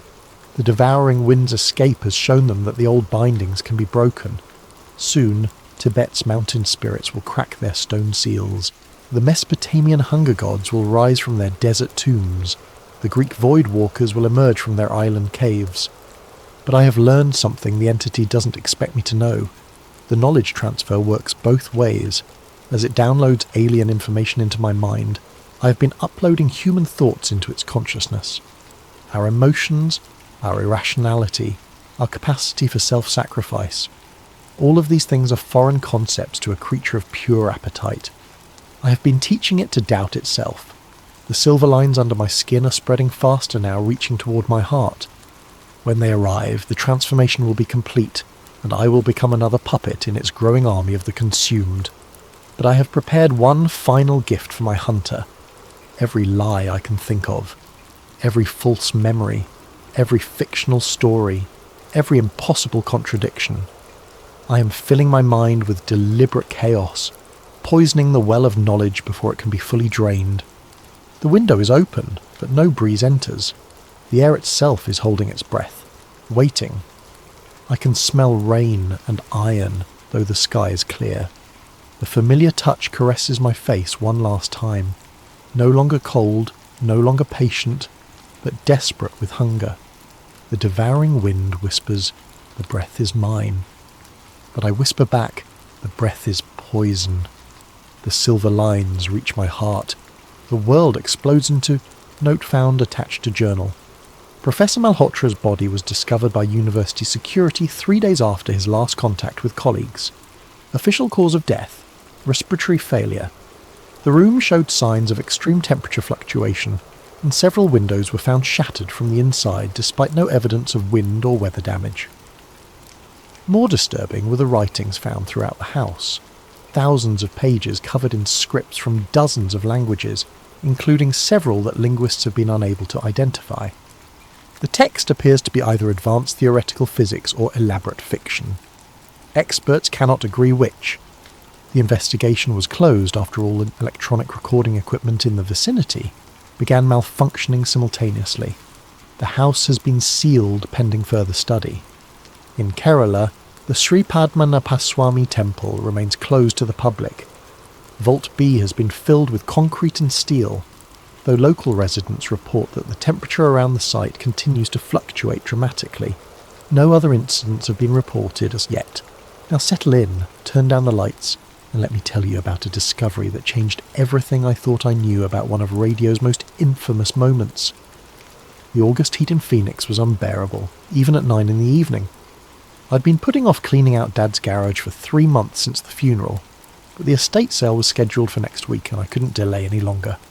The musty smell of motor oil and decades of accumulated memories hit me as I pulled the string on the bare bulb hanging from the ceiling. Dad had been a creature of habit, a night shift supervisor at the local power plant who'd spent his off hours tinkering with radios and electronics. Boxes lined the shelves, each meticulously labelled in his careful handwriting.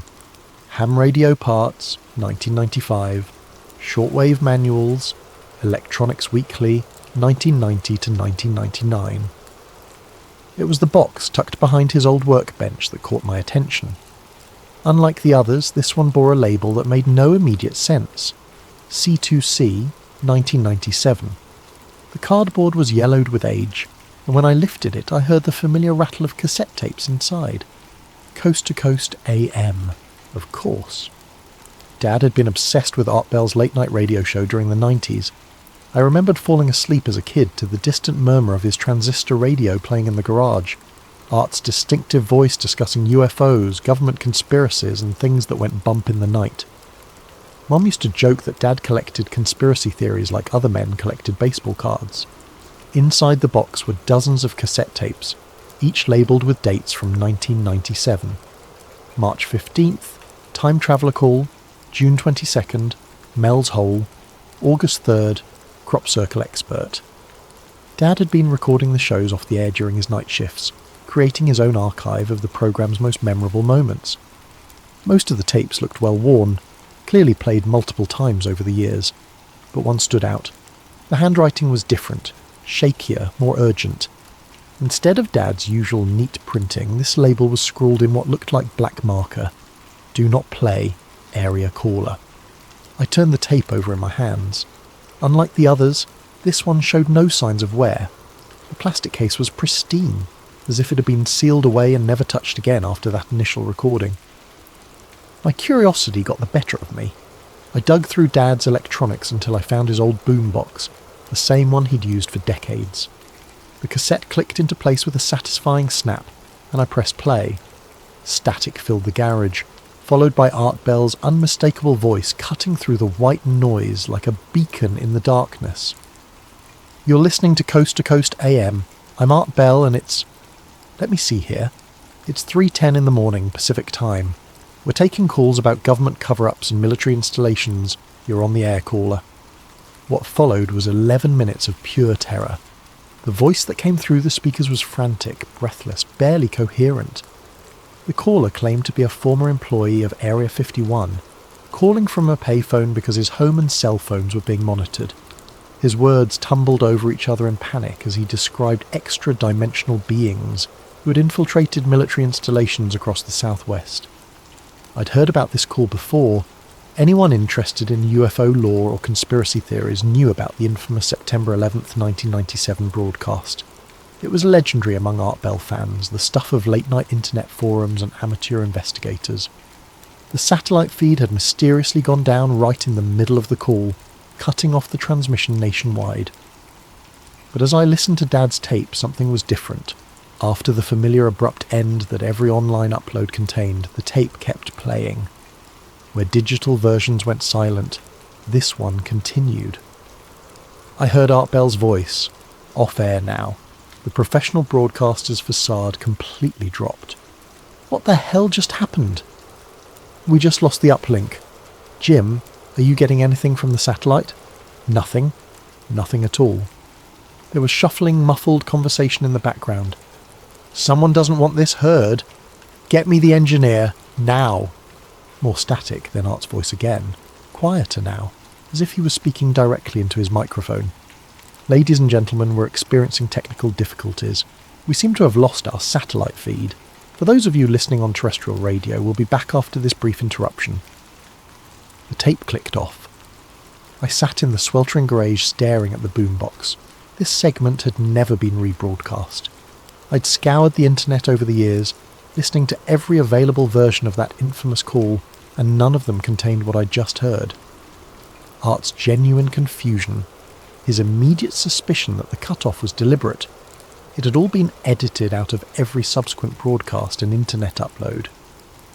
Why had Dad recorded this? More importantly, why had he labelled it with that warning? "Do not play." But he'd saved it for 28 years. I rewound the tape and played it again, this time focusing on the background. Beneath the caller's frantic voice and Art's responses, there was something else. A low hum, almost subsonic, threading through the entire recording like a hidden frequency. The hum wasn't random. It had a pattern, rising and falling in subtle waves that seemed almost purposeful. Sleep eluded me that night. I lay in bed, replaying the tape over and over in my mind, especially those final moments when Art Bell seemed genuinely shaken. By dawn, I was at my computer, diving deep into Coast AM archives and fan sites. The September 11th, 1997 call had inspired dozens of forum threads over the years. Most dismissed it as an elaborate hoax, but several listeners from that night remembered details that matched what I'd heard on Dad's tape. References to the sudden satellite failure, speculation about government interference, debates about whether the caller's panic was genuine or scripted. One forum thread from 1999 caught my attention. The original post had been deleted, but the replies remained. Did anyone else notice the background frequency during the Area 51 call? My friend who's into ham radio thinks there might be coordinates embedded in the hum. Coordinates to what? That's what we're trying to figure out. He's been working on it for weeks. Has he found anything? He thinks it's somewhere in Nevada, near Groom Lake. The thread ended there, with no follow-up posts. The username of the original poster was listed as Desert Listener 97, but the account had been deleted years ago. I spent the next 3 days obsessing over that forum thread and others like it. Ham radio operators in the late 90s had apparently been analysing the background hum of the transmission, attempting to decode what they believed was hidden data. Most of the technical discussions were beyond my understanding, but the consensus seemed to be that the signal contained some kind of encoded coordinates, all pointing to a specific location in the Nevada desert. I found a more recent post from 2018 on a UFO research site. A user named Radio Hawk claimed to have finally decoded the coordinates from a high-quality recording of the original broadcast. After 20 years of analysis, I'm confident the embedded signal points to 37.2431 degrees north, 115.7930 degrees west. That's about 15 miles south of Groom Lake, near Papoose Dry Lake. Bob Lazar's alleged S4 facility would be in this general area. I plugged the coordinates into Google Maps. The location was in the middle of nowhere, a patch of desert scrubland surrounded by restricted military airspace. But it was accessible via a network of dirt roads that branched off from the extraterrestrial highway. The rational part of my mind knew this was insane. I was chasing coordinates that may or may not have been encoded in a 28-year-old radio broadcast by people who were probably conspiracy theorists themselves. But the tape in Dad's garage nagged at me. Why had he kept it? Why the warning not to play it? And why did Art Bell sound so genuinely disturbed by the sudden satellite failure? By Friday morning, I'd made my decision. I loaded camping gear into my SUV, printed out maps of the area around Rachel, Nevada, and began the 5-hour drive north into the desert. The little alien sat like a lonely outpost on Nevada's extraterrestrial highway, its weather-beaten sign promising earthly food for extraterrestrial appetites. I pulled into the gravel parking lot just as the sun was beginning its descent toward the western mountains, painting the desert in shades of amber and rust. Inside, the restaurant was exactly what I'd expected, a shrine to UFO culture with alien memorabilia covering every available surface. Faded photographs of supposed UFO sightings shared wall space with newspaper clippings about Area 51 and signed pictures of celebrities who'd visited over the years. The owner, a weathered man in his 70s named Joe, poured me coffee that looked like it had been brewing since the Clinton administration. When I mentioned I was researching the 1997 Coast to Coast AM call, his eyes lit up with recognition. "Oh, hell yes, I remember that call," he said, settling onto the stool behind the counter. That was something else. Had folks driving out here for months afterward, all wanting to go skywatch where they thought the caller might have been transmitting from. "Did anyone ever find anything?" Joe chuckled. "Depends on what you mean by find." A couple weeks after that broadcast, we had this group of ham radio guys show up with all kinds of equipment. They'd been tracking radio signals, claimed they'd narrowed down where the call came from, spent 3 days out in the desert with their gear. What did they find? That's the funny thing. They found an old military relay station about 20 miles south of here. Been abandoned for years, but according to them it was still powered up, running on backup batteries that should have died decades ago. My heart rate quickened. "Do you know exactly where?" Joe studied me for a moment, then reached under the counter and pulled out a worn road atlas. He flipped to the Nevada section and pointed to a spot marked with a faded X in pencil. "Right about here. But I gotta warn you, folks who went looking for that place, some of them came back pretty spooked. One old-timer told me they shut down that relay station a couple years after the call, said it was obsolete, but he swore he could still hear things out there after dark, like power humming under the sand." I memorised the location on the map and bought Joe's coffee and a pre-packaged sandwich for the road. As I was leaving, he called out, "You be careful out there. Desert's got a way of keeping secrets, and sometimes secrets don't want to be found." The dirt road to the coordinates was rougher than Google Maps had suggested. My SUV bounced and lurched over washouts and rock fields as the sun disappeared behind the mountains, leaving me navigating by headlights and GPS. After an hour of slow, careful driving, my headlights illuminated a chain-link fence topped with rusted barbed wire. Beyond the fence, barely visible in the darkness, stood the silhouette of a low concrete building. The fence had been cut years ago, probably by previous visitors following the same trail I was on.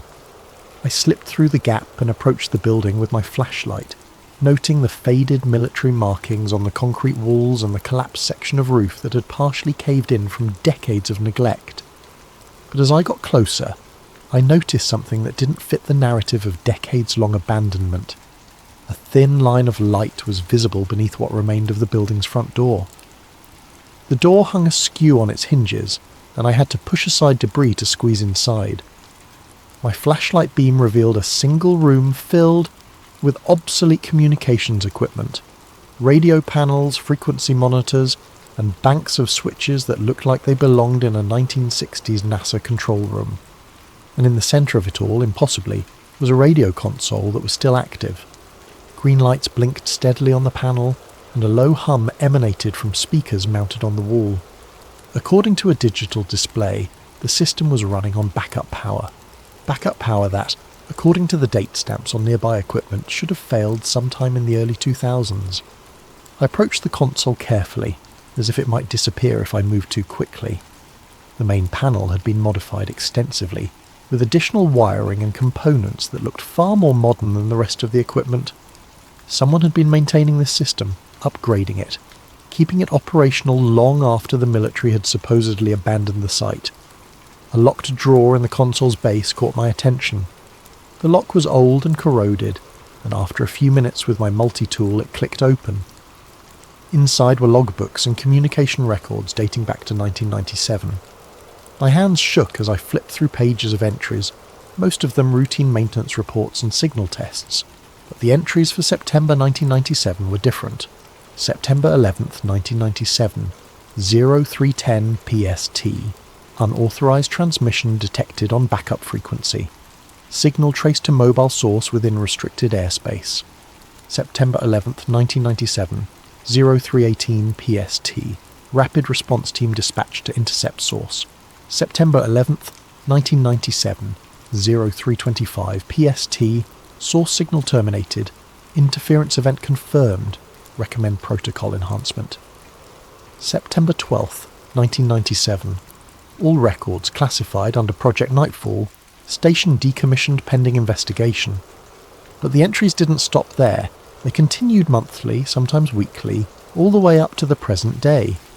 Someone had been monitoring this location continuously for nearly 3 decades, documenting what they called recurring transmissions and pattern analysis.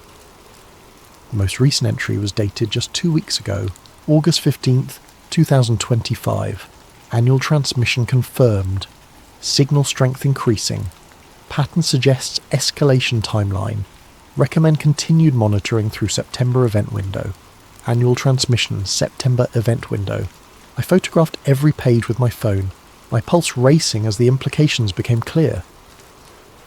The 1997 call hadn't been a one-time event. According to these logs, it had been repeating every year, broadcasting from the same location on the same date at the same time. But that was impossible. The original caller, if he was real, would be in his 70s by now, assuming he'd survived whatever had terrified him so badly in 1997. And if he was dead, who was continuing to broadcast his message? I was so absorbed in photographing the logbook entries that I didn't hear the approaching vehicle until its headlights swept across the building's interior. I quickly stuffed the logbooks back into the drawer and grabbed my flashlight, but it was too late to slip away unnoticed. The truck's engine shut off outside and I heard footsteps approaching the building. A gravelly voice called out, "I know you're in there. Come on out slow and keep your hands where I can see them." I emerged from the building with my hands raised, squinting against the glare of a powerful flashlight. Behind it, I could make out the silhouette of a man in a wide-brimmed hat, standing next to a dust-covered pickup truck. "You another one of those internet investigators?" he asked, lowering the flashlight slightly. In the reduced glare I could see he was in his 60s, with the weathered face of someone who had spent decades in the desert sun. "Just curious about this place," I replied carefully. "I heard about it from some old forum posts." He chuckled, but there was no humour in it. "Curious. That's what they all say." He gestured toward the building. "Find anything interesting in there?" "Just old military equipment. Most of it's been stripped out." "But not all of it." It wasn't a question. He studied me for a long moment, then seemed to reach some kind of decision. Name's Tom Briggs, retired Air Force. Spent 20 years working radio triangulation and signal intelligence out of Nellis. What brings you out here? Same thing that brings all of you eventually. That goddamn radio call. He leaned against his truck, suddenly looking every one of his 60-plus years. I was on duty that night in '97, working the monitoring station. We tracked that transmission in real time. My heart nearly stopped. You were there. Not there, he said, pointing toward the building, but I was part of the team that pinpointed where it came from. And I can tell you right now, it didn't come from some payphone like everyone thinks. Where did it come from? Tom was quiet for so long I thought he wasn't going to answer. Finally he sighed. Signal originated from inside restricted airspace, about 2 miles above this exact location, moving at approximately 80 miles per hour in a northwesterly direction. Moving? Like from an aircraft? That's what we thought at first. But no aircraft was supposed to be in that airspace, and the signal characteristics. He shook his head. Damn thing was broadcasting on frequencies that weren't even commercially available in 1997. The transmission equipment would have had to be decades ahead of anything we had at the time. I felt like the ground was shifting beneath my feet. Are you saying the caller wasn't human? Tom's laugh was bitter. I'm saying the caller wasn't calling from Earth, at least not from the surface, whether he was human or not. That's above my pay grade, but I can tell you this. We tracked similar signals every year after that. Same date, same time, same general area. Always from altitude, always moving. Every year. Every September 11th, 3:10 a.m. Pacific, like clockwork. He pushed himself off the truck and walked toward me. I've been coming out here for the anniversary for the past decade, ever since I retired. Call it professional curiosity. Have you ever heard the transmission yourself? Not directly, but I've got equipment in the truck that can pick up the signal when it broadcasts. He paused. Which, according to my calculations, should be happening in about 6 hours. I stared at him. Tonight? Tonight's September 11th, isn't it? And if you're out here with questions about that old coast-to-coast call, then you've already been logged by whoever's been monitoring this site. Might as well stick around and see what happens. The casual way he mentioned being logged sent a chill down my spine. What do you mean, logged? Tom pointed toward the building. That radio console in there is not just receiving signals, it's been transmitting location data on everyone who visits this site for the past 28 years. License plates, cell phone signatures, facial recognition if you get close enough to the building. I instinctively took a step back. Transmitting to who? Wish I knew. But whoever's been maintaining this place, they've got resources and technology that goes way beyond amateur radio enthusiasts. He studied my face in the dim light. If you heard that call and came looking, then you're part of whatever's happening here now. Question is, are you ready to find out what that means? Tom's truck was equipped with enough radio and monitoring equipment to stock a small electronics store.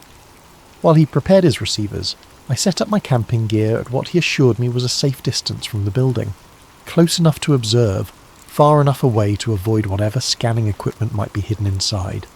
As midnight approached, Tom became increasingly focused on his instruments, adjusting frequencies and checking signal strength indicators. I tried to make conversation, but he was clearly in professional mode now, decades of military training taking over. You ever think about what the caller was really warning about? I asked as we waited in the darkness. Every day for 28 years, Tom replied without looking up from his equipment. But I've learned that sometimes the warning isn't meant for the people who hear it first. Sometimes it's meant for the people who come looking later. At 2:30 a.m, Tom's equipment began detecting anomalies. Radio frequencies that had been silent all evening suddenly came alive with activity, though nothing we could hear clearly. Just bursts of what sounded like digital data transmission. Something's coming, Tom said quietly. Whatever's been broadcasting that signal, it's powering up. At exactly 3:09 a.m, every piece of radio equipment in Tom's truck went silent. The sudden absence of static and background hum was more unsettling than any sound could have been. Here we go, Tom whispered. At 3:10 a.m, my shortwave radio crackled to life. The voice that emerged from the speakers was exactly the same as the one I'd heard on Dad's tape. The same frantic, breathless panic. The same desperate words spilling over each other in fear. But this wasn't a recording. The signal was live, broadcasting in real time with all the characteristics of a current transmission. Hello? Hello? Is anybody out there? This is... I can't tell you my name. They're listening. They're always listening. I used to work at Area 51, at the facility they call S4. I need to tell someone what's happening there. Word for word, it was identical to the 1997 broadcast. But as I listened, I began to notice subtle differences in the background. The hum that had intrigued me on Dad's tape was stronger now, more complex. It sounded like machinery. Not electronic equipment, but something mechanical, rhythmic, like the steady beating of enormous gears. They're not from here. They're from somewhere else. Another dimension, another reality, I don't know. But they're here now, and they've been infiltrating our military installations. They look like us, but they're not us. They're preparing for something. Tom's equipment was going crazy, needles jumping across dials as he tried to triangulate the source of the transmission. "It's directly overhead," he whispered, 2,000 feet up and holding position. I looked up at the star-filled sky but saw nothing. No aircraft lights, no movement against the constellations. The transmission continued. "If anyone's listening, if anyone cares about this country, you need to know they're coming. They've been here for decades, but now they're ready to reveal themselves. The time is coming when they won't hide anymore." The frantic voice began to break up, just as it had in 1997. But instead of cutting to Art Bell's response, the signal faded to static, then silence. Tom and I sat in the darkness for several minutes, neither of us speaking. Finally, he began shutting down his equipment. "Same message," he said quietly. "Word for word, exactly the same as 97. But that's impossible. It's been 28 years. Tom packed his equipment methodically, his movements careful and deliberate. Maybe the message wasn't meant for 1997. Maybe it was meant for now. As we prepared to leave, I made one final check of the building. The radio console that had been humming with activity was now dark, its green lights extinguished. But in the drawer where I'd found the logbooks, there was something new, a single sheet of paper that hadn't been there before. The paper contained a list of coordinates, hundreds of them, scattered across the United States and other countries. Below the coordinates was a date, September 11th, 2026.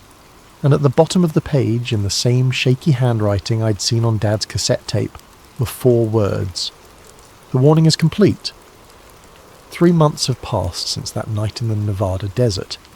I've digitized Dad's tape and compared its background hum to the recording I made of the live transmission. The patterns match perfectly. Not similar, not close, but absolutely identical, down to the most minute frequency variations.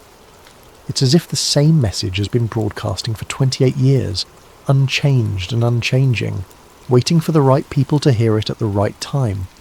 I've traced the coordinates from the paper I found in the building. They correspond to military installations, government facilities, and research centres around the world.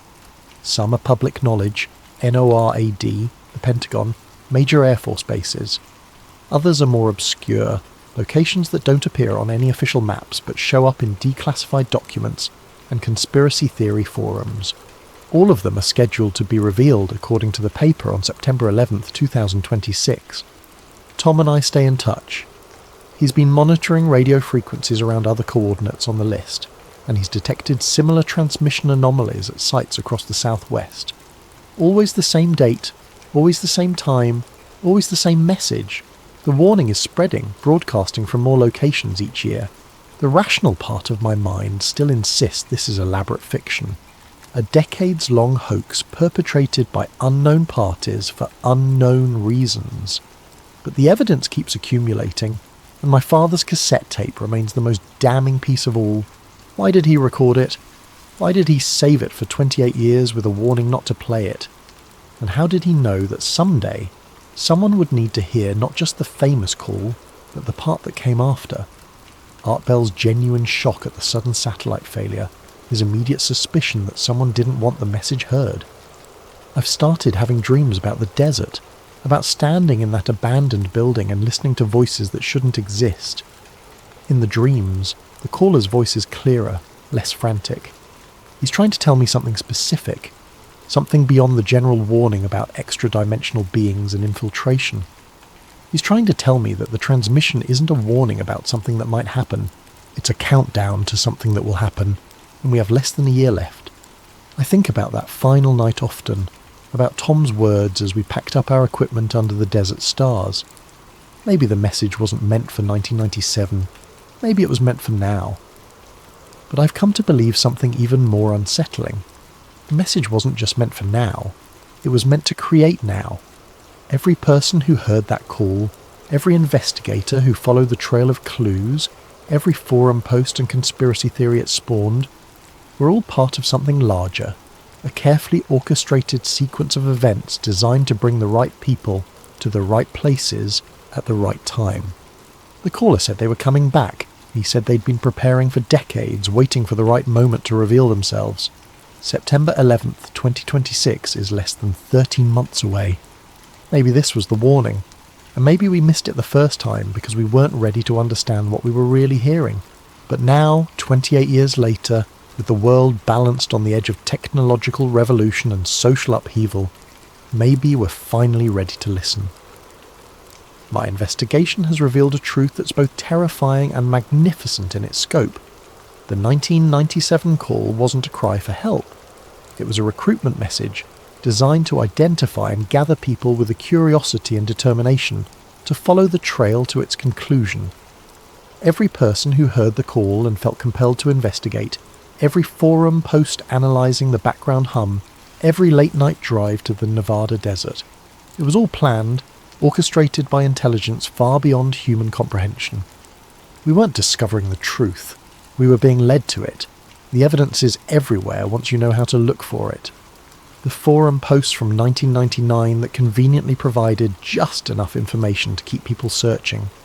The local residents at each site who had decades of documentation ready to share with visitors. The federal authorities who warned people away but never actually prevented them from reaching the sites. Even Tom's appearance at the Nevada installation wasn't coincidence.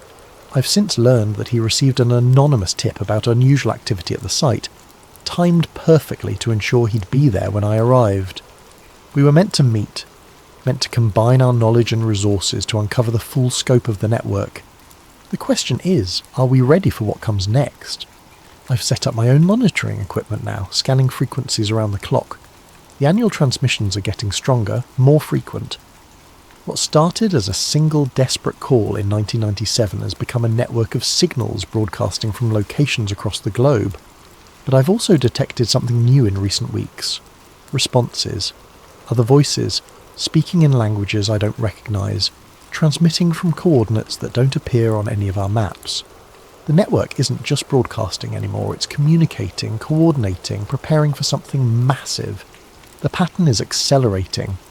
2 weeks ago, Tom called me with news that confirmed my worst fears. His equipment had detected a massive power surge across the entire southwestern United States, centered on the Nevada installation. The surge lasted exactly 11 minutes, the same duration as the original 1997 call, and occurred at precisely 3:10 a.m. Pacific time. But it wasn't September 11th, it was August 30th, 2 weeks early.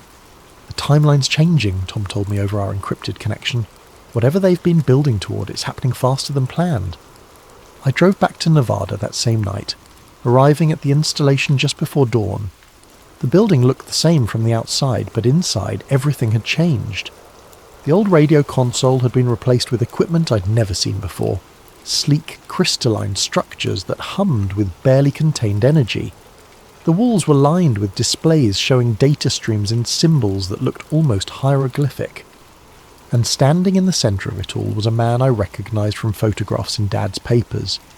He was older now, greyer, but unmistakably the same person who had signed those letters as J. Mitchell. "You're right on time," he said without turning around. "Your father said you'd figure it out eventually. He was very proud of you, you know." "You knew my father." Mitchell smiled sadly. "Jim was one of us from the beginning. a member of the group tasked with documenting and preserving evidence of the contact protocol. We've been preparing for this moment for over 30 years. Contact protocol? The systematic introduction of humanity to our partners in this venture, Mitchell explained, gesturing toward the alien equipment surrounding us. The beings your father's generation called extra-dimensional are actually our ancestors, humanity's future selves, travelling back through time to guide our development and ensure we reach the point where contact becomes possible. The revelation hit me like a physical blow. Time travellers? Think of it as temporal anthropology, Mitchell said. They've been observing and occasionally intervening in human development for centuries, but always carefully, always gradually. The 1997 broadcast was the beginning of the final phase, the recruitment and preparation of individuals who would help facilitate the open revelation of their presence. He activated one of the displays showing me a timeline spanning decades. The 1997 coast-to-coast call was just one point on a vast map of interventions, UFO sightings, government leaks, conspiracy theories, and media portrayals all carefully orchestrated to gradually prepare humanity for the truth. Every person who heard that call and felt compelled to investigate was selected for specific psychological and intellectual traits, Mitchell continued. Curiosity, persistence, the ability to think outside conventional frameworks. You and hundreds of others like you have been unknowingly preparing for this moment your entire lives. What moment? Mitchell's expression grew grave. September 11th, 2026 was the original timeline for open contact. But global events have accelerated beyond projections. Climate change, technological advancement, social upheaval. Humanity is approaching a critical point earlier than expected. The contact timeline has been moved up. To when?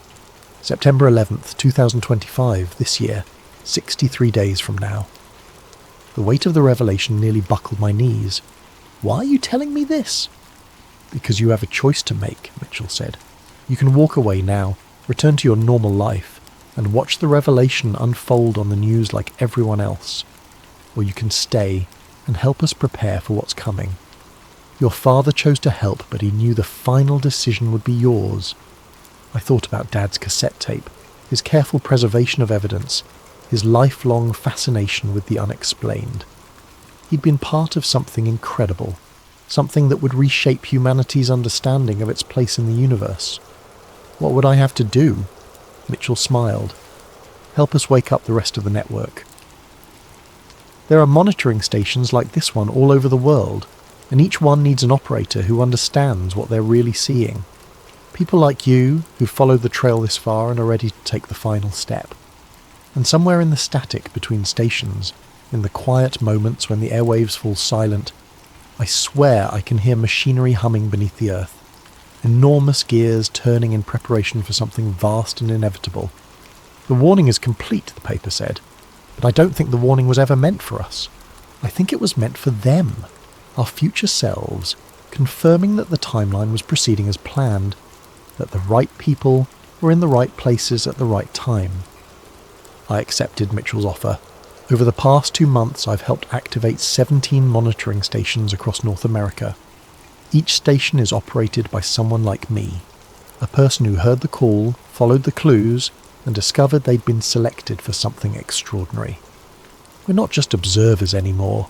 We're participants in the most significant event in human history. The technology is beyond anything our current science can explain. The equipment doesn't just monitor radio transmissions, it monitors temporal fluctuations, tracking the movements of beings who exist partially outside our normal time stream. What we've been calling extra-dimensional is actually extra-temporal, our descendants from a future where humanity has learned to navigate time itself. They've been guiding our development for centuries, nudging us toward the technological and social breakthroughs necessary to join them as partners rather than remaining as subjects of study. The revelation scheduled for September 11th isn't an invasion or conquest. It's a graduation ceremony. Humanity is about to learn that we're not alone in the universe because we never were alone. We've been under the protection and guidance of our own future selves all along. The Coast to Coast call in 1997 was their way of identifying people with the intellectual flexibility, and emotional stability to handle this truth. The frantic, terrified voice wasn't warning about an invasion. It was expressing the natural fear and confusion any person from our era would feel upon discovering the reality of time travel and temporal intervention. But the caller wasn't just any person. Analysis of the voice patterns and linguistic markers suggests he was one of us, one of the people recruited through the decades-long selection process, but from an earlier iteration of the timeline. His fear came from understanding what was approaching, not from being threatened by it. September 11th, 2025 is now just 3 weeks away, and the final preparations are accelerating. The monitoring stations have become communication hubs, allowing real-time coordination between the temporal intervention team and their contacts in our era. The conversations I overhear are fascinating and terrifying in equal measure. Discussions of timeline stabilization, cultural adaptation protocols, and the careful choreography required to reveal the truth without causing mass panic. I've learned that the specific date, September 11th, was chosen not for its symbolic significance in our timeline, but because it represents a temporal intersection point where multiple probability streams converge. On that date at exactly 3:10 a.m. Pacific time, the barriers between our time and theirs will be thin enough to allow for stable, permanent contact. The revelation won't be subtle. Every monitoring station will activate simultaneously, broadcasting a coordinated message that will override radio, television, and internet communications worldwide. The message will come not from mysterious callers or government spokespeople, but from recognizable human faces, our descendants, showing us what humanity becomes when we survive our current challenges and learn to work together on a cosmic scale. The future they represent isn't utopian, but it's hopeful. They've survived climate change, technological disruption, and social upheaval by learning to think beyond the limitations of linear time. They've become gardeners of their own past, nurturing the seeds of wisdom and cooperation that will grow into the civilization they represent. And in 21 days they're going to offer us the chance to join them. I think about my father often during these final weeks. He spent years preserving that cassette tape, knowing that someday his son would need to hear it and follow the trail to its conclusion. He was part of a generation that laid the groundwork for this moment, and now it's my generation's turn to take the next step. The choice that awaits humanity on September 11th isn't whether to accept or reject contact with alien beings. It's whether we're ready to accept responsibility for becoming the ancestors of a civilization capable of travelling through time to guide its own development. Are we ready to become gardeners of time itself? In 18 days, we'll find out. Welcome back to Sleep Theories, where we explore the mysteries that keep us awake at night. Before we dive into today's chilling tale, I want to thank the countless comments that suggested this incredible story. If you have ideas for future videos, please leave them in the comments below, and don't forget to like and subscribe if you enjoy these mysterious narratives that blur the line between fiction and reality. What if everything you've been taught about the planet is a lie, and one person finally uncovers the truth? Marcus Reed had always been the type of person who questioned everything. While his classmates accepted textbook diagrams of Earth's curvature without question, Marcus found himself staring at the horizon during family beach trips, wondering why he couldn't see the curve everyone insisted was there. While others trusted satellite images from NASA, Marcus wondered who controlled those cameras, and why certain areas always seemed conveniently obscured by clouds. By his 30s, Marcus had built a modest career as a freelance researcher, specialising in declassified government documents and historical anomalies. His small apartment in Denver was cluttered with filing cabinets, corkboards covered in red string connecting various conspiracy theories, and multiple computer monitors displaying satellite feeds, weather patterns, and archived military documents. Friends called him obsessive. Marcus preferred the term thorough. What Marcus didn't know was that his methodical nature and refusal to accept conventional wisdom would soon lead him on the most dangerous journey of his life, one that would challenge everything humanity believed about the very ground beneath their feet. This is the story of how one man's curiosity became a threat so significant that powerful forces would stop at nothing to silence him. The truth, as Marcus would discover, wasn't just stranger than fiction, it was sharper than anyone could imagine. The email arrived on a Tuesday morning in March, buried among the usual spam and newsletter subscriptions that filled Marcus's inbox. The subject line read, "Classified Antarctic Survey, Eyes Only, 1962. The sender's address was a random string of letters and numbers from a temporary email service. Marcus almost deleted it. He received dozens of hoax documents every week from attention seekers and pranksters who knew about his research into government cover-ups. But something about this particular message felt different. The attachment was a high-resolution scan of what appeared to be an authentic military document, complete with official letterhead, classification stamps, and the kind of bureaucratic language that was difficult to fake convincingly. The document detailed a joint military operation called Project Horizon's End, conducted in 1962 by American and Soviet forces, an unprecedented collaboration during the height of the Cold War. The mission's stated objective was to conduct comprehensive geological surveys of the Antarctic perimeter zones, with particular attention to navigational anomalies and cartographic inconsistencies. What caught Marcus's attention wasn't the official language, but what was hidden between the lines. The document referenced strict protocols for personnel experiencing disorientation beyond the 85th parallel south and mandatory psychological evaluation, following exposure to geographical impossibilities. Most intriguingly, there were multiple references to a Zone 7 that required special clearance due to the sensitive nature of cosmological implications. Marcus spent the rest of that day attempting to verify the document's authenticity. The letterhead matched archived examples he found in legitimate military databases.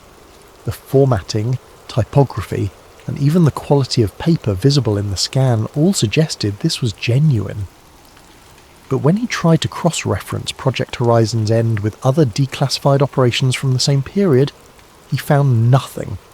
It was as if the entire mission had been scrubbed from official records. That evening, Marcus pulled up Google Earth and began examining satellite images of Antarctica.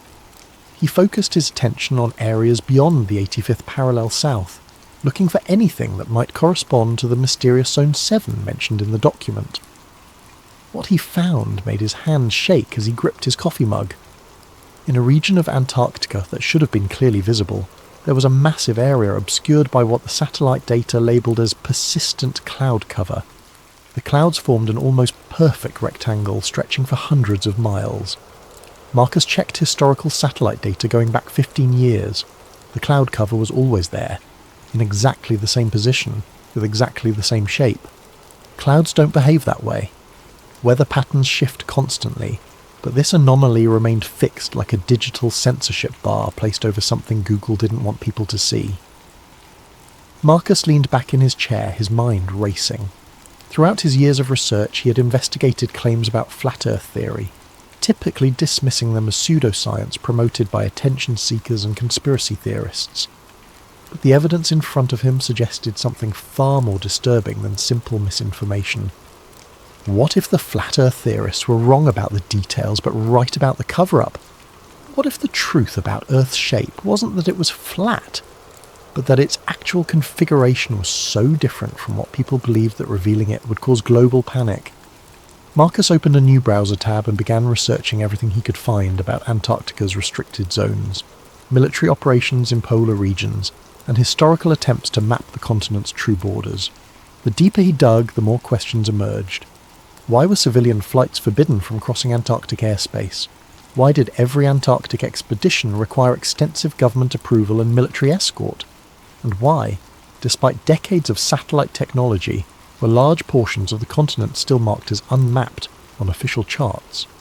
By 3 a.m, Marcus had filled 17 pages with notes, printed dozens of satellite images, and created a timeline of suspicious Antarctic activities dating back to the 1940s. As he finally prepared for bed, one thought echoed in his mind. If someone had gone to the trouble of sending him that classified document, they wanted him to find something. The question was whether they were trying to help him uncover the truth or lure him into a trap. The next morning brought another email from the same anonymous address. This time there was no document attached, just a single line of text. The maps are wrong. look for yourself. Marcus spent the following weeks attempting to contact anyone who might have first-hand knowledge of Antarctic anomalies. Through online forums and research networks, he managed to connect with a retired Navy pilot named James Patterson, who had flown supply missions to research stations in the 1980s. They met at a coffee shop in Colorado Springs, and Marcus was immediately struck by Patterson's nervous demeanour. The former pilot kept glancing around the cafe as if expecting to be overheard, and his hands trembled slightly as he stirred his coffee. "I shouldn't be talking to you about this," Patterson said quietly. "I signed NDAs that don't expire until I'm dead. But I'm 73 years old, and I've been carrying this for 40 years. Patterson explained that during his Antarctic missions, he had been required to follow extremely specific flight paths. Deviation from approved routes, even by a few miles, resulted in immediate radio contact from ground control ordering immediate course correction. When Patterson asked his commanding officer about the restrictions, he was told it was to avoid dangerous weather patterns and preserve fuel efficiency. But here's the thing, Patterson continued, lowering his voice further. On my final mission in 1987, we had an equipment malfunction that forced us off the approved route. I was flying at 15,000 feet, clear visibility, perfect weather. As we approached what my charts showed as the edge of the Ross Ice Shelf, I saw something that shouldn't have existed." Marcus leaned forward. "What did you see?" "A wall," Patterson whispered. "Not a regular ice formation or glacier. A vertical wall of ice extending as far as I could see in both directions. It had to be at least 200 feet high, maybe more. And here's the part that still gives me nightmares. It was perfectly straight. Nature doesn't create straight lines like that, especially not across hundreds of miles." Patterson explained that before he could investigate further, his radio crackled with urgent commands to return to base immediately. When he landed, he was debriefed by officers he had never seen before. They confiscated all of his navigation logs, film, and personal notes from the flight. The official incident report claimed he had experienced altitude sickness and hallucinations due to equipment failure. "They transferred me to desk duty the next week," Patterson said. "Never flew Antarctic missions again, but I know what I saw, and I know they didn't want me to see it." After the meeting with Patterson, Marcus decided to conduct his own experiments. If Earth's curvature was different from what people believed, he should be able to detect inconsistencies using simple physics and optical equipment. Marcus drove to several large lakes in Colorado and Wyoming, bringing with him a high-powered laser, telescopic camera equipment, and a notebook full of calculations based on the standard Earth curvature formulas he had learned in school. According to conventional geometry, a laser beam shot across a lake should demonstrate a specific amount of curvature drop over distance. The results of his experiments were deeply unsettling.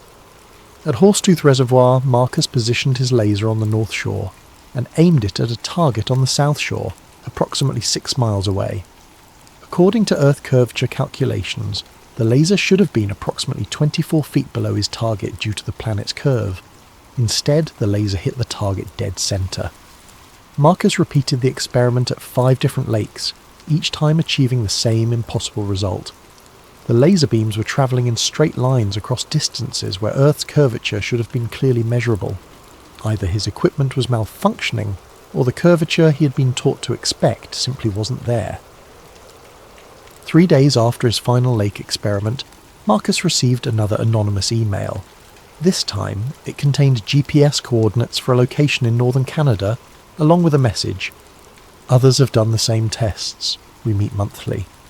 Come alone." Marcus hesitated for a week before booking a flight to Toronto. The coordinates led him to a small town called Moosonee, near the southern shore of Hudson Bay. He rented a car and drove to the specified location, a seemingly abandoned research station surrounded by snow-covered wilderness. Inside the building, Marcus found 7 other people seated around a conference table, covered with maps, photographs, and technical equipment. They introduced themselves as scientists, engineers, pilots, and researchers who had all discovered similar inconsistencies in Earth's supposed curvature. The group's leader was a woman named Elena Vasquez, a former cartographer who had worked for the National Oceanic and Atmospheric Administration for 15 years. Elena explained that she had first noticed discrepancies while creating coastal navigation charts in the early 2000s. Satellite data, ground surveys and maritime reports kept contradicting each other, Elena said. When I brought these inconsistencies to my supervisors, I was told the equipment was malfunctioning or that I was making calculation errors, but the pattern was too consistent to be random mistakes. Elena showed Marcus dozens of examples where official maps showed curved coastlines and distances that didn't match real-world measurements. Ships reported travelling shorter distances than their charts indicated. Pilots found themselves reaching destinations ahead of schedule on routes that should have taken longer due to Earth's curvature. The more evidence we gathered, the more we realised we weren't dealing with isolated measurement errors, Elena continued. Someone has been systematically altering geographical data to make the world appear more curved than it actually is. Marcus shared his own research, including the Antarctic document and his laser experiments. The group listened intently, occasionally nodding in recognition when he described phenomena they had also encountered. A former surveyor named Thomas Wright explained that he had been fired from his job with the US Geological Survey after questioning discrepancies in land elevation measurements. A meteorologist named Catherine Lee described how weather prediction models only worked when she ignored official atmospheric curvature data and used flat plane calculations instead. The question, Eleanor said as the meeting concluded, is what are they hiding and why go to such lengths to hide it? Marcus left the meeting with more questions than answers, but also with a growing certainty that he was part of something much larger than a simple geographical conspiracy. As his plane lifted off from Toronto, he stared out the window at the horizon, trying to see any evidence of the curve he'd been taught existed since childhood. The horizon looked completely flat. The breakthrough came in the form of an unexpected phone call 6 weeks later. Marcus was working late in his apartment when his phone rang, displaying a blocked number. The voice on the other end was electronically distorted, making it impossible to identify the caller's gender or age. "Marcus Reed," the voice said. "You've been asking questions about Antarctica." Marcus's heart began pounding. "Who is this?" "Someone who knows what you're looking for is real. Are you prepared to see it for yourself?" The caller explained that a private expedition was being organised for early December, summer in the southern hemisphere. The group would consist of Marcus and 2 other researchers who had been investigating similar anomalies. They would travel to Chile, then board a private vessel capable of ice navigation for a journey to the restricted zones beyond the 85th parallel.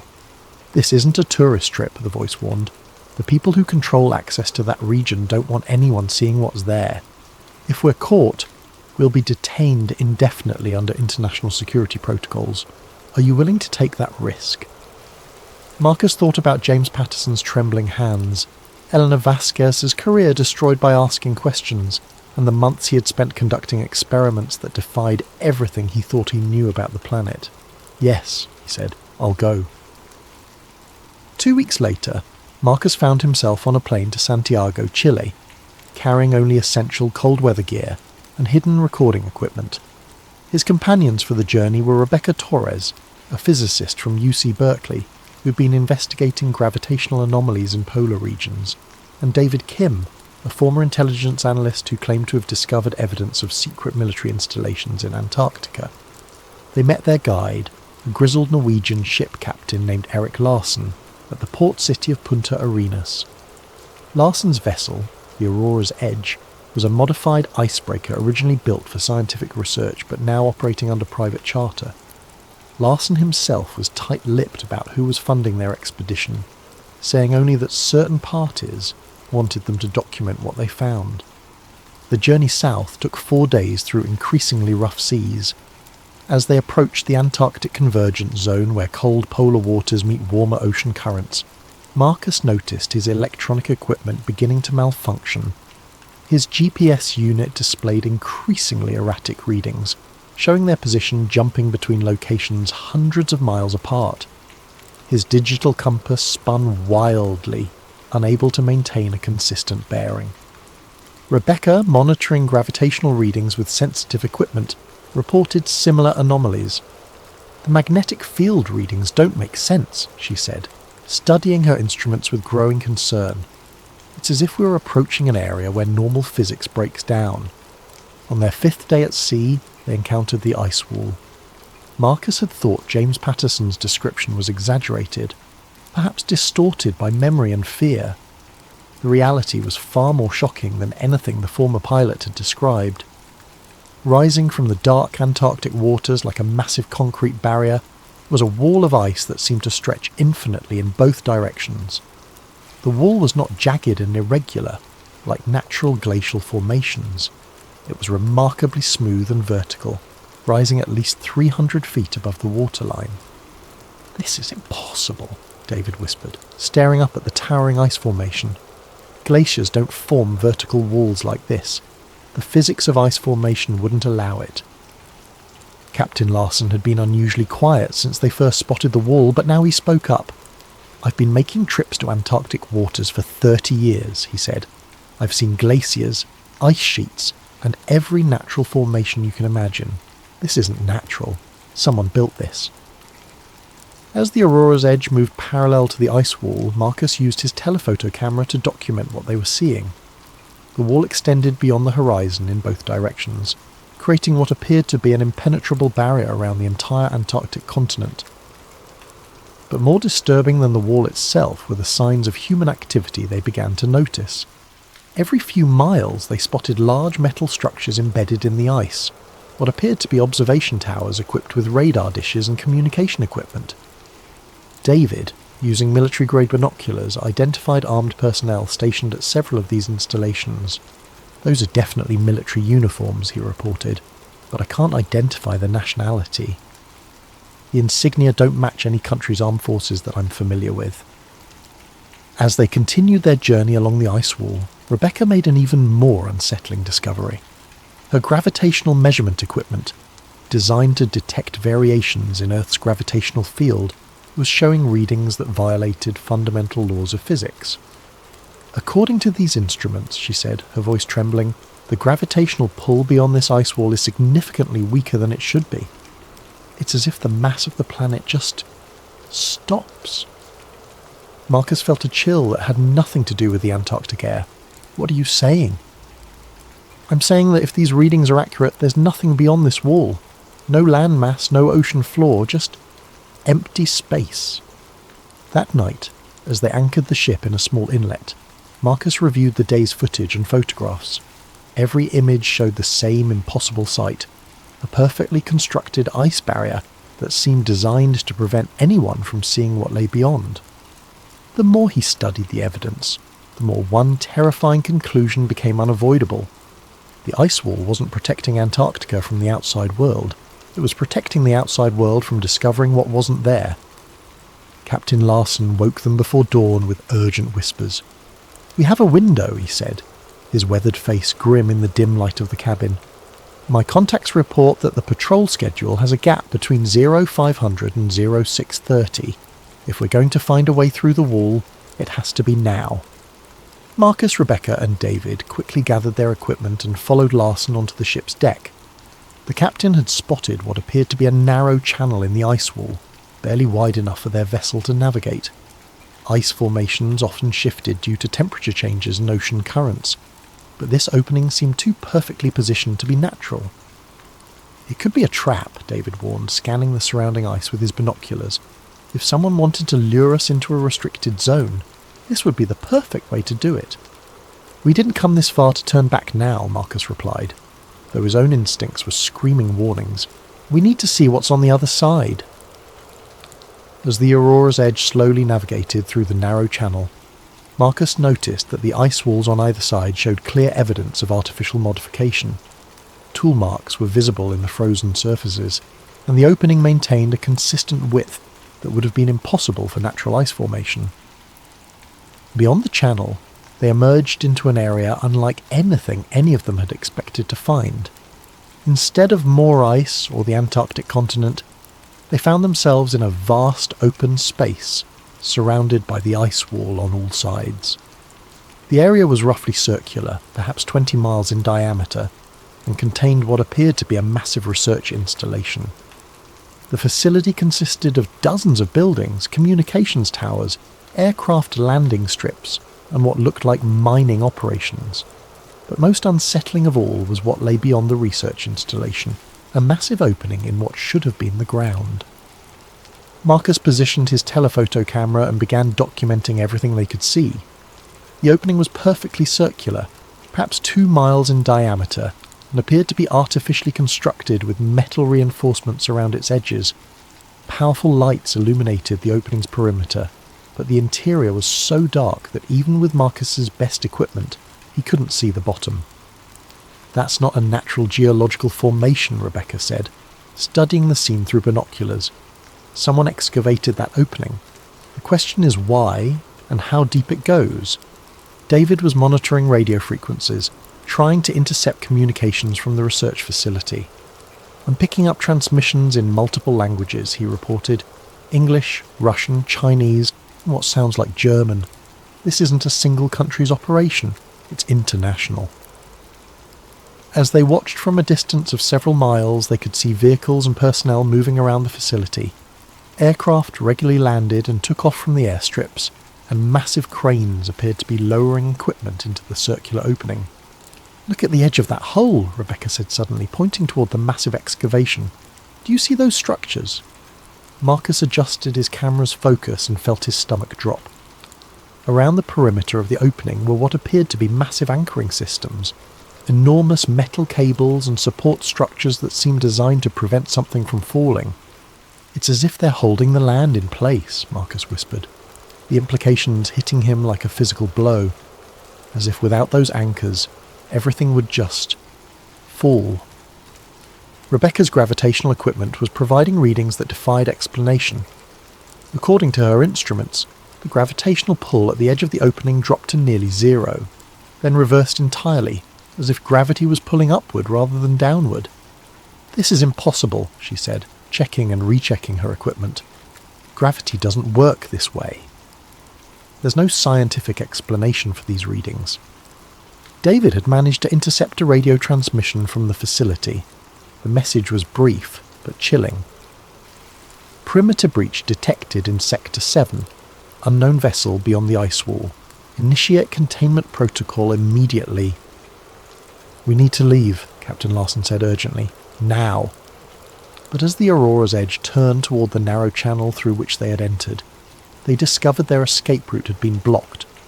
A large military vessel now occupied the opening, and additional ships were approaching from multiple directions. Marcus continued photographing and filming everything they could see as the military vessels closed in.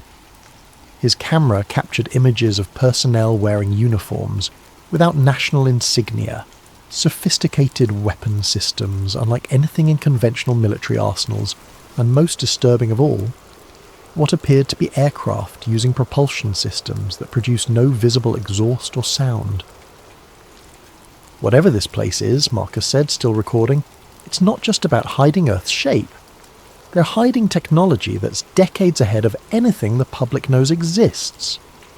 As the military vessels surrounded them, Rebecca made one final observation that would haunt Marcus for the rest of his life. "The gravitational readings," she said, staring at her instruments in disbelief. "According to these measurements, we're not on Earth anymore.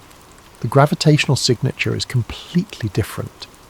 "What do you mean?" David asked. "I mean," Rebecca replied, her voice barely a whisper, "that either my equipment is completely malfunctioning, or we've somehow travelled to a different planet." The boarding party from the military vessels consisted of armed personnel in full combat gear, who spoke no words as they confiscated all recording equipment, detained Marcus and his companions, and placed black bags over their heads. As Marcus felt himself being transferred to one of the military ships, his last coherent thought was a terrifying realization. They hadn't discovered that Earth was flat. They had discovered something far worse, that Earth, as humanity understood it, might not exist at all. Marcus awoke in what appeared to be a medical facility, though unlike any hospital he had ever seen. The walls were pristine white, the lighting was perfectly even without visible sources, and the air carried a sterile quality that seemed artificially maintained. He was lying on an examination table, wearing a hospital gown with no memory of how he had gotten there. A woman in a white coat entered the room, carrying a tablet and wearing the kind of neutral expression Marcus associated with government officials. She appeared to be in her 40s, with prematurely grey hair and eyes that seemed to evaluate Marcus as if he were a specimen rather than a person. "Mr. Reed," she said, settling into a chair beside his bed. "I'm Agent Sarah Collins with the Antarctic Treaty Enforcement Division. You've been unconscious for 3 days following your unauthorised incursion into restricted Antarctic territory." Marcus tried to sit up but discovered his movements were sluggish and uncoordinated. "What did you do to me? Where are my companions?" "You suffered severe hypothermia and altitude sickness during your expedition," Agent Collins replied, consulting her tablet. "Your companions are receiving similar medical treatment. You're fortunate to be alive." Marcus's mind was foggy, but he retained clear memories of what they had discovered beyond the ice wall. "That's not what happened. We found the research facility, the excavation site, the gravitational anomalies. I have it all documented." Agent Collins showed him a collection of photographs and video files on her tablet. They showed the Aurora's edge approaching the ice wall, but beyond that, the images showed nothing but empty ocean and natural ice formations. According to the footage, their expedition had encountered nothing more unusual than typical Antarctic scenery. "Your recording equipment was damaged by the extreme cold," Agent Collins explained. "These are the only images that were recoverable. As you can see, you found exactly what we would expect in that region: ice, water, and natural geological formations." Marcus stared at the sanitized footage in disbelief. Every image of the research facility, the circular excavation, and the impossible gravitational readings had been replaced with mundane Antarctic scenery. Either his memory was completely unreliable, or someone had gone to extraordinary lengths to alter the evidence. "I know what I saw," Marcus insisted. "The facility, the technology, the opening in the ground. Rebecca's gravitational readings showed dash." "Miss Torres suffered a severe concussion during your expedition," Agent Collins interrupted. "Her equipment malfunctioned due to extreme weather conditions. Mr. Kim experienced similar disorientation. All 3 of you were affected by altitude sickness and hypothermia, which commonly cause hallucinations and false memories." Agent Collins leaned forward, her expression becoming more serious. "Mr. Reed, you've stumbled into a situation that involves international security protocols. The Antarctic Treaty strictly prohibits unauthorized civilian access to certain regions for very good reasons. The area you entered contains hazardous geological formations and extreme weather conditions that have killed dozens of researchers over the years." She showed him documents detailing his expedition's official record. According to the files, Marcus, Rebecca, and David had hired Captain Larson for a routine Antarctic tourism trip that had gone dangerously off course due to equipment failure and poor weather. They had been rescued by international treaty enforcement personnel before dying of exposure. "You're free to return home," Agent Collins concluded, "but you'll need to sign documentation acknowledging that you understand the national security implications of spreading false information about classified Antarctic operations. The penalty for violating this agreement is indefinite detention under international security protocols." Marcus was released 2 days later and flown back to Denver. His first instinct was to contact Rebecca and David, but he discovered that both of their phone numbers had been disconnected. Rebecca's university had no record of her ever being employed there, and David's intelligence background had been completely scrubbed from all accessible databases. When Marcus returned to his apartment, he found that his research materials had been returned by building management after a water leak had required access to his unit. Months of documents, photographs, and experimental data had been replaced with generic conspiracy theory materials that made his work appear to be the obsessions of a paranoid fantasist rather than legitimate research. Marcus attempted to contact Captain Larson, but discovered that the Aurora's Edge had been sold to an unnamed buyer, and Larson had reportedly moved to a remote location in Norway where he could not be reached. Elena Vasquez and the other researchers from the Canadian meeting had also vanished. Their email addresses were invalid, their phone numbers disconnected, and online searches turned up no trace of their existence. Most unsettling of all, Marcus began experiencing memory problems. details of his Antarctic expedition became increasingly fuzzy, and he found himself questioning whether the extraordinary things he remembered had actually happened. When he tried to write down his experiences, he discovered that he couldn't clearly recall important specifics about the research facility or the circular excavation. 3 weeks after his return, Marcus received a final email from the anonymous sender who had originally contacted him. The message was brief. The truth has been contained. Your service is no longer required. Any further investigation will result in permanent resolution. Marcus realized that he had been faced with a choice: accept the official explanation and live with the knowledge that his memories might be false, or continue pursuing the truth and risk disappearing entirely like his companions. He chose a third option. 6 months later, Marcus uploaded a video to multiple online platforms simultaneously. The file was encrypted, distributed through anonymous servers, and designed to be nearly impossible to remove completely from the internet. In the video, Marcus appeared tired and gaunt, speaking directly to the camera from an undisclosed location. "My name is Marcus Reed," he began, "and I'm probably going to disappear after releasing this message. 6 months ago, I discovered something about our planet that certain people don't want you to know. I can't prove everything I'm about to tell you, because most of my evidence has been destroyed or altered, but I can give you enough information to investigate for yourself." Marcus described his research into Antarctic anomalies, the declassified documents he had received, and the experiments he had conducted that suggested Earth's curvature was not what people believed.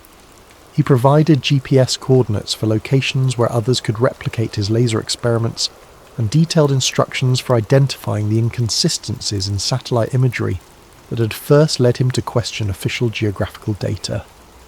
"I'm not asking you to believe me," Marcus continued. "I'm asking you to look for yourselves. Test the horizon with your own equipment. Question why certain areas of Antarctica are forbidden to civilian access. Ask why weather prediction models work better when you ignore Earth's supposed curvature." The video concluded with Marcus staring directly into the camera, his expression a mixture of fear and determination. "They've convinced most of you that people like me are crazy conspiracy theorists.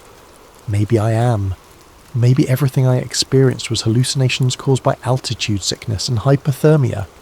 But if I'm right, then everything you've been taught about the world is a carefully constructed lie designed to prevent you from discovering a truth so shocking that it would fundamentally change human civilization." Marcus paused, then delivered his final words. "Sometimes the truth isn't round, it's sharper than you think.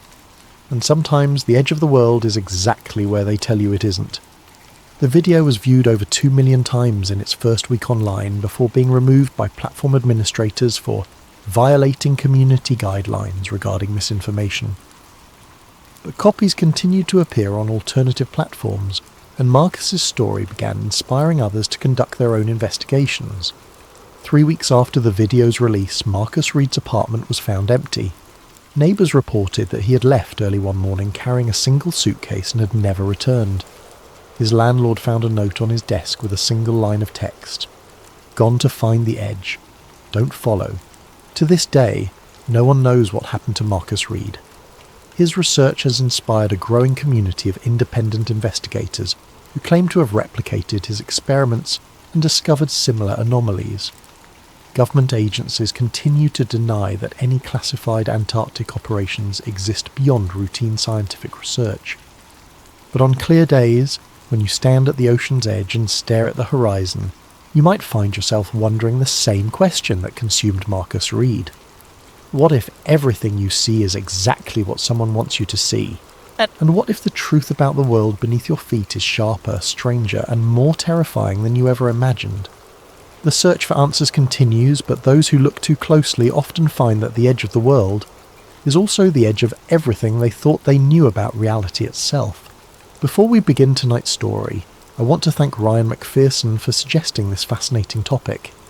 The Kecksburg incident has captivated researchers for decades, and tonight we explore it through the eyes of someone who was actually there. If you have story suggestions, please leave them in the comments below, and don't forget to like and subscribe to Sleep Theories if you enjoy these deep dives into mysterious events. December the 9th, 1965. The date still sends a chill through my bones 40 years later. Most people remember where they were when Kennedy was shot, or when man first walked on the moon. Me? I remember exactly where I was standing when that fireball tore across the Pennsylvania sky and changed everything I thought I knew about the world we live in. My name is Tom Brennan, and I was a field technician for Bell Telephone Long Lines, stationed out of Greensburg, Pennsylvania. My call sign was KN3WBR, and I'd been working the microwave relay towers that carried America's long-distance calls across the backbone of our communications network. It was Cold War work, though we didn't always think of it that way. Every conversation, every military communication, every government hotline, it all passed through systems like the ones I maintained. The long lines network was something most civilians never thought about, but it was the nervous system of the entire country. We had microwave towers stretching from coast to coast, carrying voice traffic, teletype communications and data streams that kept America running. During the Cuban Missile Crisis 3 years earlier, every word between Washington and Moscow had likely passed through equipment I'd personally calibrated and maintained. It was responsibility that weighed on you, even when you tried not to think about it. That Thursday afternoon, I was up on Chestnut Ridge, working on the microwave site that overlooked the rolling hills of Westmoreland County. The December air was crisp and clear, perfect conditions for long-range propagation. I'd just finished aligning a dish antenna that carried traffic between Pittsburgh and Harrisburg when I saw it, a brilliant streak of fire racing across the western sky, moving from northwest to southeast with a speed that made my trained eye immediately discount any aircraft. The thing was massive, burning white hot with a tail that stretched across maybe 30 degrees of sky. But what struck me as odd, even in that first moment, was how controlled it looked.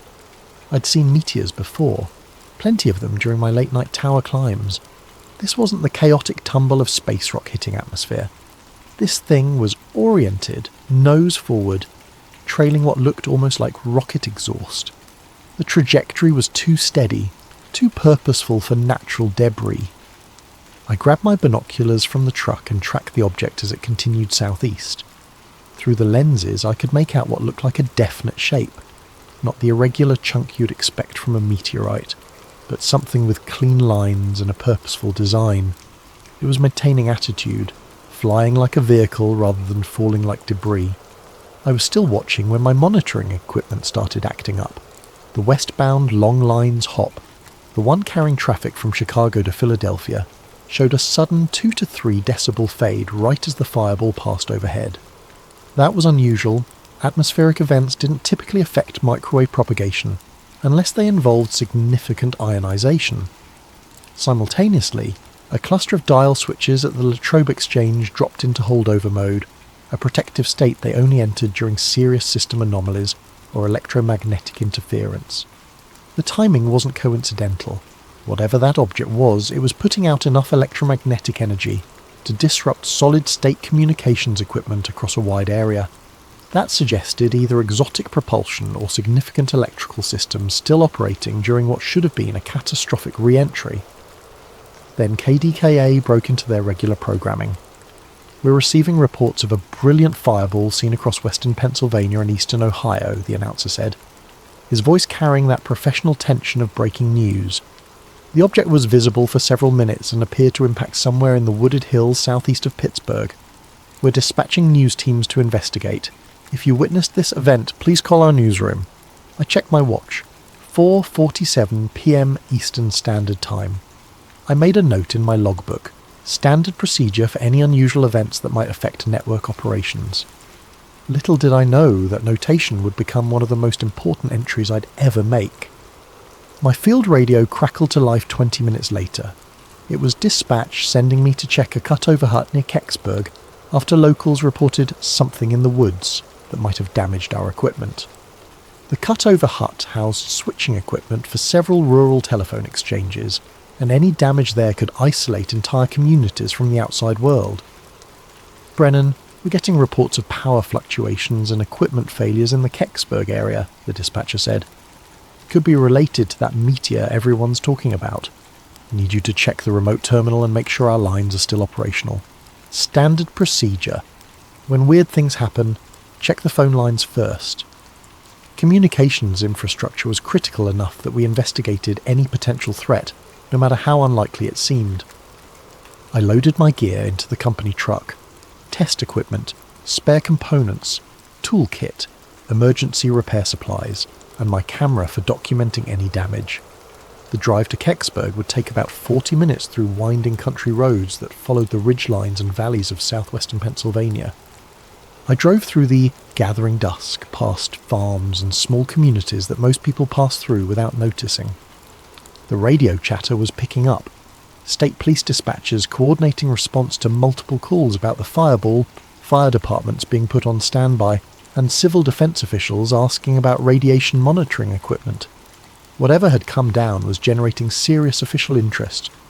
The sun was setting behind the ridgelines, painting the winter sky in shades of orange and purple. Bare trees stretched skeletal branches against the darkening sky, and the first stars were becoming visible in the clear air. It was the kind of peaceful Pennsylvania evening that made you forget about Cold War tensions and space races and all the other anxieties of the modern world. I had no idea I was driving towards something that would haunt me for decades. The first sign something was seriously wrong came at the intersection of Route 982 and what the locals called Meteor Road, a name that would prove prophetic. A Pennsylvania State Police cruiser sat across the lane, its red and blue lights cutting through the gathering dusk. Trooper R. Hale stepped out as I approached, his hand resting casually on his service weapon. Hale was a big man, the kind of rural cop who commanded respect through presence rather than bluster. He'd probably been dealing with curiosity seekers and reporters all evening, and his patience was clearly wearing thin. "Roads closed," he said simply, shining his flashlight through my windshield to get a look at me. I showed him my Bell telephone identification and work order. "Got a report of equipment damage. Need to check the cutover hut up this road." Hale studied my credentials for a long moment, comparing the photo to my face and checking the official letterhead. These guys were thorough, more thorough than you'd expect for a routine traffic control situation. "Phone company," he called to his partner, who was manning a radio in the cruiser. "Let him pass, but I want his name and time logged." He handed back my ID and stepped aside, but I noticed he made a note on his clipboard. That level of documentation wasn't standard for blocking roads around a meteor impact. Someone was keeping very careful track of who went in and out of that area. The narrow lane wound through dense woods, oak and maple trees that had shed their leaves weeks ago, leaving skeletal branches that scraped against my truck. The road surface was rough, more of a logging trail than a proper road, with potholes and ruts that forced me to drive slowly. But as I got deeper into the forest, something felt fundamentally wrong. The air itself seemed different, charged with an ozone smell that reminded me of high-voltage equipment after a lightning strike, mixed with the acrid scent of hot phenolic resin, the kind we used in electrical insulators. There was also something else, a metallic tang that I couldn't identify, but that made the hair on the back of my neck stand up. Then I saw the trees. They weren't burned exactly. They were snapped inward, all leaning toward a central point maybe 50 yards off the road. The pattern was too regular, too precise to be wind damage. It looked like something massive had come down through the canopy, pushing everything aside in a perfect cone of destruction. Some of the larger oaks had been snapped completely in half, their trunks showing fresh white wood where they'd broken under tremendous force. But what really caught my attention was the electromagnetic signature. My portable field strength meter, which I used for checking microwave path clearance, was showing readings that made no sense. There was a strong RF field emanating from somewhere ahead, cycling through frequencies in a pattern that definitely wasn't natural. Whatever was out there was still electrically active.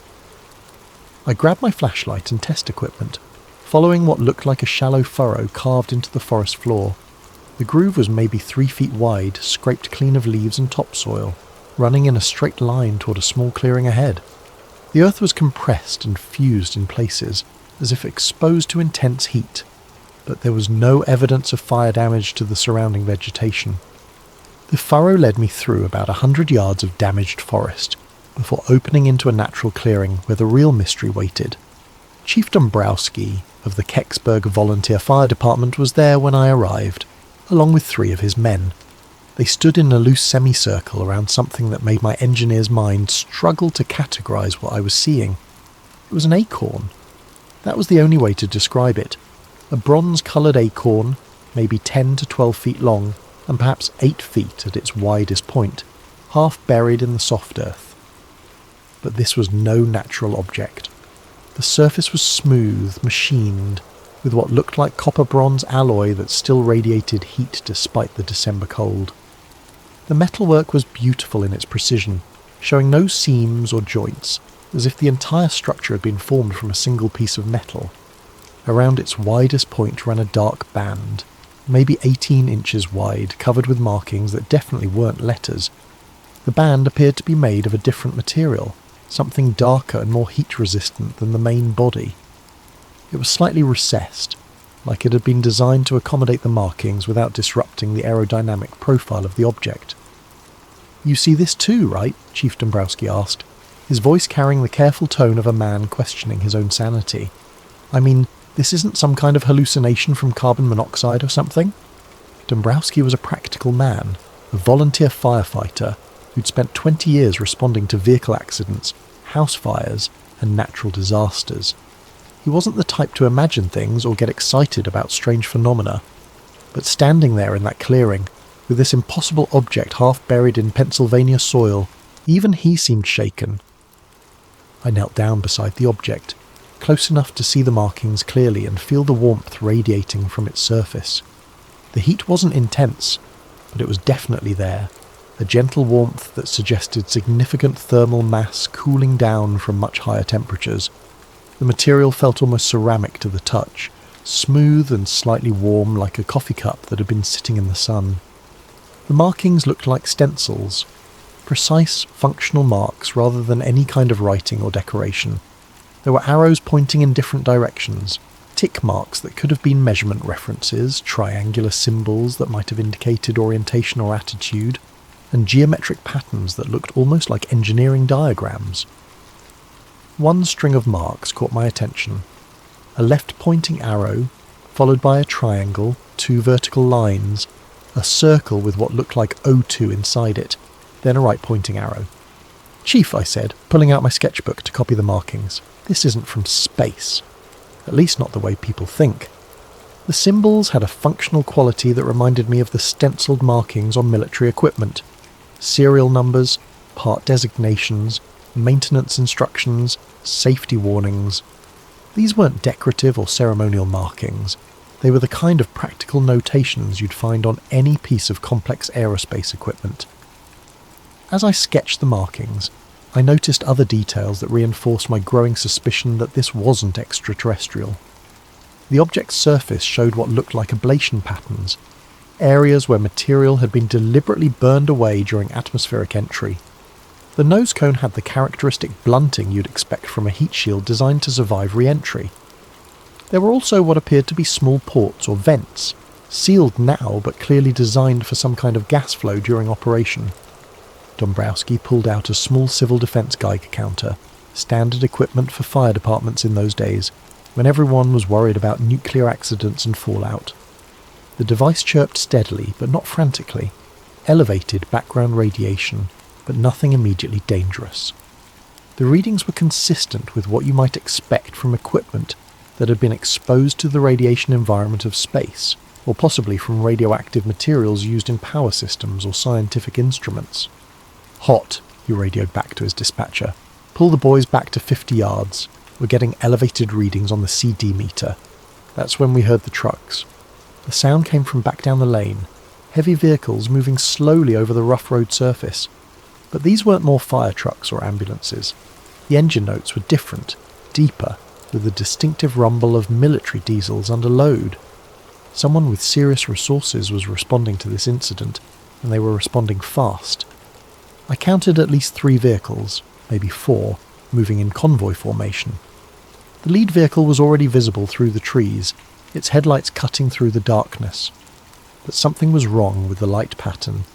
Instead of standard automotive headlights, these looked like military blackout lights. the kind designed to provide illumination without creating visible signatures that could be spotted from aircraft. "Chief," I said, still sketching frantically, "I think we're about to have company." Dombrowski nodded grimly. He'd been in the Pacific during World War II, and he recognised the sound of military vehicles when he heard it. "Boys," he called to his firefighters, "pack up your gear and get ready to move. This just became somebody else's problem." I finished my sketch and tucked the notebook into my jacket pocket. Whatever was coming up that road, I had the feeling that documenting this scene was about to become much more difficult. The object itself remained motionless in its shallow crater, still radiating heat and electromagnetic energy, still defying easy categorization. But as I looked at it one more time, trying to memorize details that my sketch might have missed, I noticed something that would stick with me for decades. Near the base of the object, partially hidden by displaced earth, was what looked like a small panel or access port. The metal around it was slightly discoloured, as if it had been subjected to intense heat, but the panel itself appeared intact. If this thing was alien technology, why would it have panels that looked exactly like the kind of access ports you'd find on any terrestrial spacecraft or aircraft? Why would it have stenciled markings that followed human conventions for technical documentation? Why would its heat shield patterns match what I'd seen in aerospace engineering journals?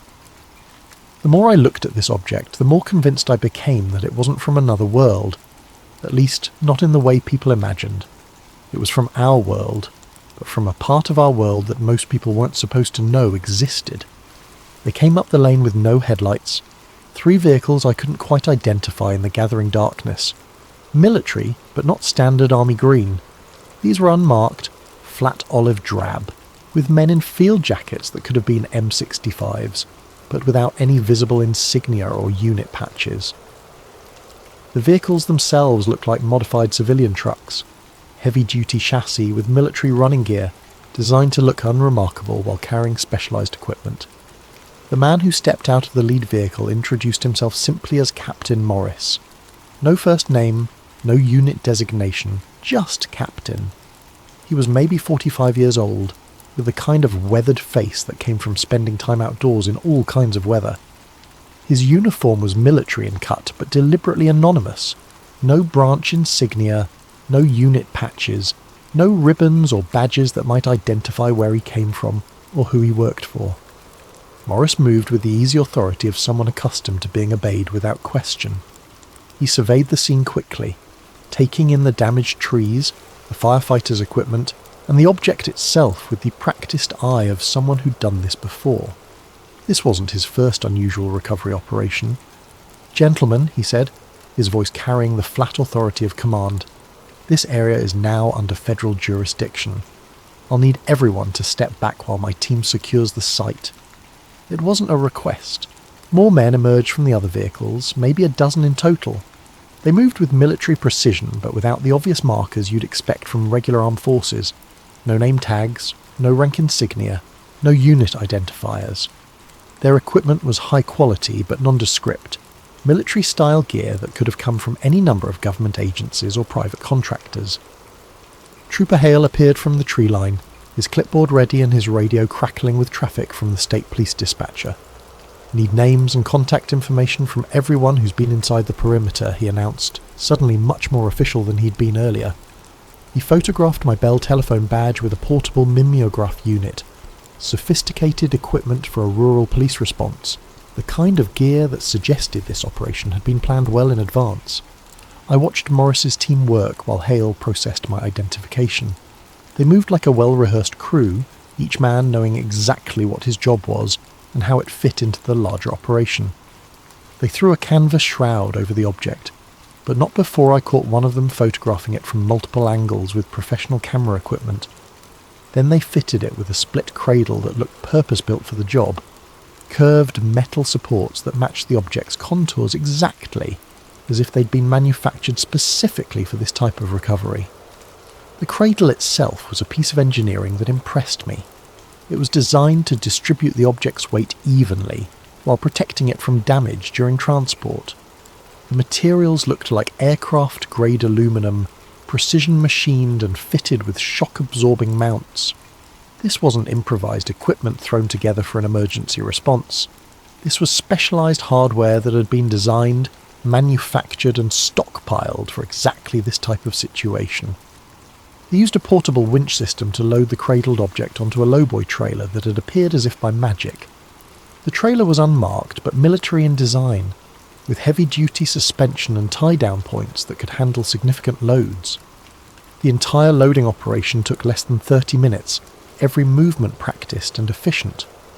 While they worked, I walked the perimeter of the site, ostensibly checking for damage to our communications equipment, but actually trying to document as much as I could without drawing attention to myself. What I found was interesting for several reasons. First, there was indeed real damage to our infrastructure. A burned waveguide isolator at a nearby microwave repeater, the ferret core cracked and discoloured by what looked like intense electromagnetic energy. The damage was recent and severe enough to explain the signal anomalies I detected earlier. This wasn't staged or faked. Something had genuinely disrupted our equipment. Second, the electromagnetic signature was still strong. My field strength meter continued to show elevated readings centred on the crash site, even with the object covered by the canvas shroud. Whatever was generating that energy was still active, still putting out enough RF power to interfere with sensitive electronics.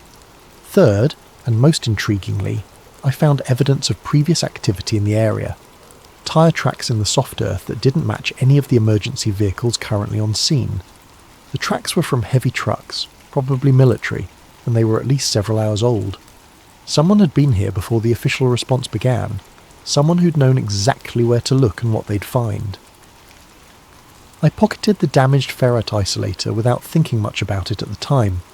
Standard procedure for a field technician was to collect failed components for analysis and replacement. But that particular piece of hardware would turn out to be one of the most important pieces of evidence I'd ever handle. By 2300 hours, the convoy was gone. The object, whatever it had been, disappeared under heavy tarps and chains, headed southeast toward what Morris had mentioned in passing was a secure facility for proper analysis. I later learned that the route they took led directly toward Lockbourne Air Force Base in Ohio, which specialised in handling sensitive materials and classified research programs. The cleanup was thorough and professional. Morris's team raked the impact site, collected soil samples that glowed faintly under their ultraviolet inspection lights, and even gathered fragments of damaged bark from the affected trees. They worked systematically, methodically, leaving nothing to chance. By morning, the only evidence of what had happened would be the broken trees themselves, and even those could be explained as storm damage to anyone who didn't know what to look for. But what struck me most about the entire operation was how routine it felt for Morris and his team. They weren't improvising or figuring things out as they went. They had procedures, equipment, and protocols specifically designed for this type of recovery. They'd done this before, probably multiple times, and they expected to do it again.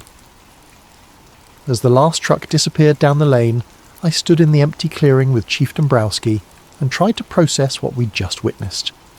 The forest was quiet now, except for the normal sounds of a December night. Wind through bare branches, the distant hum of traffic on Route 982, the occasional call of a night bird. "Tom," Dombrowski said quietly, "what do you think that really was?" I looked at my sketch one more time before putting it away. "Chief, I think it was ours. I think it was something we built, something that was supposed to come down somewhere else, and now somebody's got a lot of explaining to do to people with security clearances higher than ours." He nodded slowly. "That's what I was thinking too. But if it was ours, why all the secrecy? Why not just say it was a satellite or a test vehicle?" "Because," I said, "sometimes the truth is more dangerous than the mystery. Sometimes people would rather have you wondering about little green men than asking questions about what kind of technology we're actually capable of building." We packed up our equipment and headed back to the road, leaving behind only tyre tracks and trampled vegetation. But we both knew we'd witnessed something significant, something that would stay with us long after the official explanation started appearing in the newspapers. The drive back to town was quiet, each of us lost in our own thoughts. But as I reached the main road and saw the normal traffic of a Thursday evening, commuters heading home from late shifts, teenagers cruising the strip, families returning from dinner out. I realised how quickly the extraordinary could become routine again. In a few hours this would all feel like a dream, something that might have happened to someone else. But I had my sketch, and I had the damaged isolator, and I had a growing certainty that what I'd seen in those woods was just the tip of a much larger iceberg that most Americans would never be allowed to see. The official story appeared in the papers the next day, just as I'd expected it would. A meteor had been observed across several states, probably fragments from the annual Geminid shower arriving early. Ground searches in the Kecksburg area had found nothing of significance. Some scorched earth and broken trees, but no meteorite fragments or other debris. Case closed, move along, nothing to see here. The Pittsburgh Post-Gazette ran a small item on page 3. Meteor search yields no evidence. The article quoted state police officials confirming that extensive ground searches had failed to locate any meteorite fragments, despite numerous eyewitness reports of an object impacting in the Kecksburg area. What people saw was probably a very bright meteor that burned up completely before reaching the ground, explained a spokesman for the Allegheny Observatory. KDKA ran both versions, the official meteor explanation and eyewitness accounts of something being recovered from the woods. But they presented the eyewitness stories as curiosities, human interest pieces about people who thought they'd seen something unusual. The official explanation got top billing and authoritative sources. The eyewitness accounts got relegated to the strange but true category that every local news operation used to fill time on slow days. Most people chose to believe the official version. It was tidier, less troubling to the comfortable order of things. Meteors were natural phenomena that happened all the time. Secret government recovery operations were the stuff of science fiction movies and paranoid conspiracy theories. In December 1965, most Americans still trusted their government to tell them the truth about important matters. I went back to my regular duties, maintaining the microwave relays that carried America's conversations across the continent. The damaged isolator was replaced with a standard unit from our repair stock, and within a week the entire communications path was back to normal operation. The incident was noted in my maintenance log as equipment failure due to electromagnetic interference from natural phenomena, which was technically accurate even if it didn't tell the whole story, but I couldn't shake what I'd seen. The image of that bronze acorn half buried in Pennsylvania soil kept returning to me during quiet moments. The precise markings on its dark band, the professional efficiency of the recovery operation, the obvious familiarity that Morris's team had shown with the entire procedure, all of it suggested something much more complex than a simple meteor impact. I labelled a shoebox KECKSBURG and filed away a Polaroid of the damaged isolator, my hand-drawn sketch of the band markings, and the time slips from that evening. I wasn't sure why I was saving them, but some instinct told me they might be important someday. Then I tried to get on with life. The 1970s brought significant changes to the communications industry. The longlines network was gradually being converted from analog microwave to digital systems. Satellite links were becoming more common, and the entire structure of American telecommunications was evolving rapidly. I found myself working on increasingly sophisticated equipment, systems that would have been pure science fiction just a few years earlier. But the changes also brought new neighbours and new social connections. Westinghouse had a significant presence in the Pittsburgh area, including their Astronuclear Laboratory, WANL, which had been working on nuclear rocket programs and heat shield technology for NASA. The NERVA project, which was developing nuclear thermal rockets for deep space missions, had generated a lot of advanced research into materials that could survive extreme temperatures and radiation environments. Over backyard barbecues and community events, I started picking up fragments of conversation from Westinghouse engineers who worked on these programs. They talked about ablative heat shields designed to protect spacecraft during atmospheric re-entry, about beryllium copper alloys that could withstand tremendous heat loads, about phenolic resin composites that charred away in controlled patterns to carry away thermal energy. I logged these conversations in a notebook, not sure why, but following an instinct that someday the pieces might fit together. The technical details they mentioned, the materials, the design approaches, the testing procedures, all seemed somehow relevant to what I'd seen in that forest clearing. But the connections remained tantalisingly vague, hints and suggestions rather than concrete evidence. During this period, I also became more aware of the broader context of aerospace development in the 1960s. The space race between the United States and Soviet Union had generated enormous investments in advanced technology, much of it classified and developed in parallel with the public NASA programs. Military research into reconnaissance satellites, communication platforms, and strategic defense systems was creating capabilities that the general public knew nothing about. The more I learned about these parallel programs, the more convinced I became that what had come down at Kecksburg was related to this hidden side of the space program. The object's design, the government's response, the professional efficiency of the recovery operation, all of it pointed to something that was both highly advanced and highly classified. But I also learned to keep my suspicions to myself. The 1970s were a time of growing skepticism about government secrecy, but they were also a time when asking too many questions about classified programs could have serious consequences for your career and your security clearance. I was a communications technician with access to sensitive systems and facilities. Drawing attention to myself by pursuing conspiracy theories would not have been a wise career move, so I kept my documentation, maintained my notes, and waited for more information to surface. I had the patience that comes from working in technical fields, the understanding that complex problems often take years or decades to resolve, and that the most important insights often come from seemingly unrelated developments that suddenly reveal new patterns and connections. I also developed relationships with other technical personnel who might have relevant information. Ham radio operators, aerospace engineers, military contractors, research scientists, the informal network of people who worked on advanced technology projects, and might have insights into what the government was actually capable of building. These conversations were always careful, always indirect. Nobody wanted to violate security regulations or compromise classified programs. But over time, I began to piece together a picture of just how advanced American aerospace capabilities had become by the mid-1960s, and how much of that advancement was hidden from public view. The hints came in fragments, stories about test flights that never appeared in public records, about facilities that didn't officially exist, about research programs that had been terminated without explanation. Individual pieces meant nothing, but together they suggested a shadow aerospace industry that was decades ahead of what most people imagined was possible. By the late 1970s, I had assembled enough circumstantial evidence to be fairly confident in my basic theory.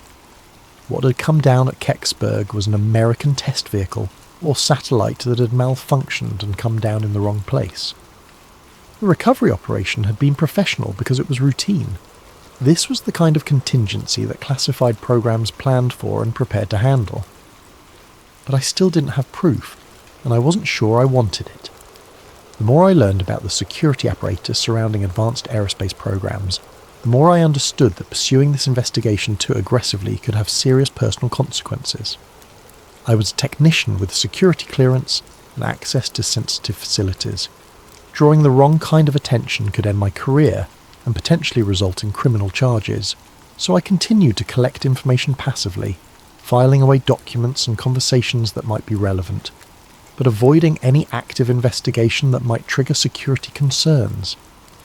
I told myself I was being cautious and responsible. Looking back, I think I was probably being scared. The 1980s brought new developments that added context to my growing understanding of the incident. The Strategic Defense Initiative generated enormous investments in advanced materials and propulsion systems. Reports began surfacing about stealth technology that had been under development for decades. The Space Shuttle program revealed capabilities that had been theoretical just a few years earlier. All of these developments reinforced my belief that American aerospace technology in the 1960s had been far more advanced than most people realized. The materials, science, the propulsion systems, the guidance and control technology, all of it suggested that building something like what I'd seen at Kecksburg would have been technically feasible, if politically and financially challenging. But the 1980s also brought the first serious challenges to the official story about Kecksburg. researchers began filing Freedom of Information Act requests, seeking government documents about the incident. Journalists started investigating the eyewitness accounts more seriously. Former military personnel began speaking publicly about their involvement in unusual recovery operations. None of these developments produced definitive proof of what had really happened, but they did establish that the official explanation was incomplete at best. Too many credible witnesses had seen too many things that didn't fit the meteor story. Too many government agencies had responded too quickly and too professionally for this to have been a routine natural phenomenon. I followed these developments with great interest, but I remained reluctant to contribute my own evidence to the growing body of research. I was still working in the communications industry, still maintaining security clearances, still vulnerable to retaliation if I violated secrecy agreements I'd never actually signed, but that everyone understood were implicit in the job. But I also began to realise that my documentation might be uniquely valuable. My technical background gave me insights that most UFO researchers lacked. My presence at the scene as an official responder, rather than a curious bystander, gave my testimony a credibility that most eyewitness accounts couldn't match. And my collection of physical evidence, the damaged isolator, the technical sketches, the contemporary documentation, provided objective support for claims that might otherwise be dismissed as fantasy or misremembering. As the 1980s turned into the 1990s, I found myself increasingly torn between the desire to contribute to historical understanding and the need to protect my career and personal security. It was a tension that would ultimately define the rest of my relationship with the Kecksburg incident. Retirement gave me time to think, and the internet gave me tools I'd never had before.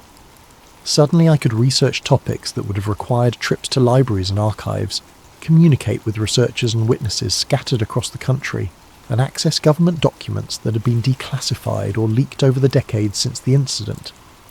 The first major breakthrough came in 2001, when Mike Romano, an aging firefighter who'd been at Kecksburg that night, went public with his story in a way that couldn't be ignored or dismissed.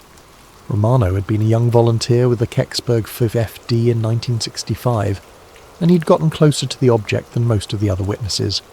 His account was detailed, specific, and consistent with what I remembered from my own observations. Romano described seeing an acorn-shaped object about the size of a small car, with a bronze or copper-coloured surface that was still warm to the touch. Around its widest point was a band of darker material covered with writing like Egyptian hieroglyphs, markings that were clearly artificial, but unlike any human writing system he'd ever seen. The object had been loaded onto an army flatbed truck and transported away, with rumours that it eventually went to Wright-Patterson Air Force Base and then to Lockbourne. What made Romano's account particularly credible was his technical background and his obvious reluctance to go public. He was a career firefighter and emergency responder, trained to observe accurately under stressful conditions and not given to fantasy or exaggeration. He'd waited 35 years to tell his story, and he was clearly uncomfortable with the attention it generated. These weren't the characteristics of someone seeking publicity or trying to perpetuate a hoax. Romano's description of the markings on the dark band matched my own sketches closely enough to be convincing. He remembered arrows, triangular shapes, and geometric patterns that looked more like technical diagrams than decorative art. He also remembered the professional efficiency of the recovery operation and the obvious familiarity that the military personnel had shown with the procedures. That same year, NASA found itself in a Freedom of Information Act dust-up over Kecksburg documents that would prove to be a watershed moment in the case. Researchers had been filing FOIA requests with various government agencies for years, usually receiving responses that claimed no relevant documents existed or that any relevant documents were classified and couldn't be released.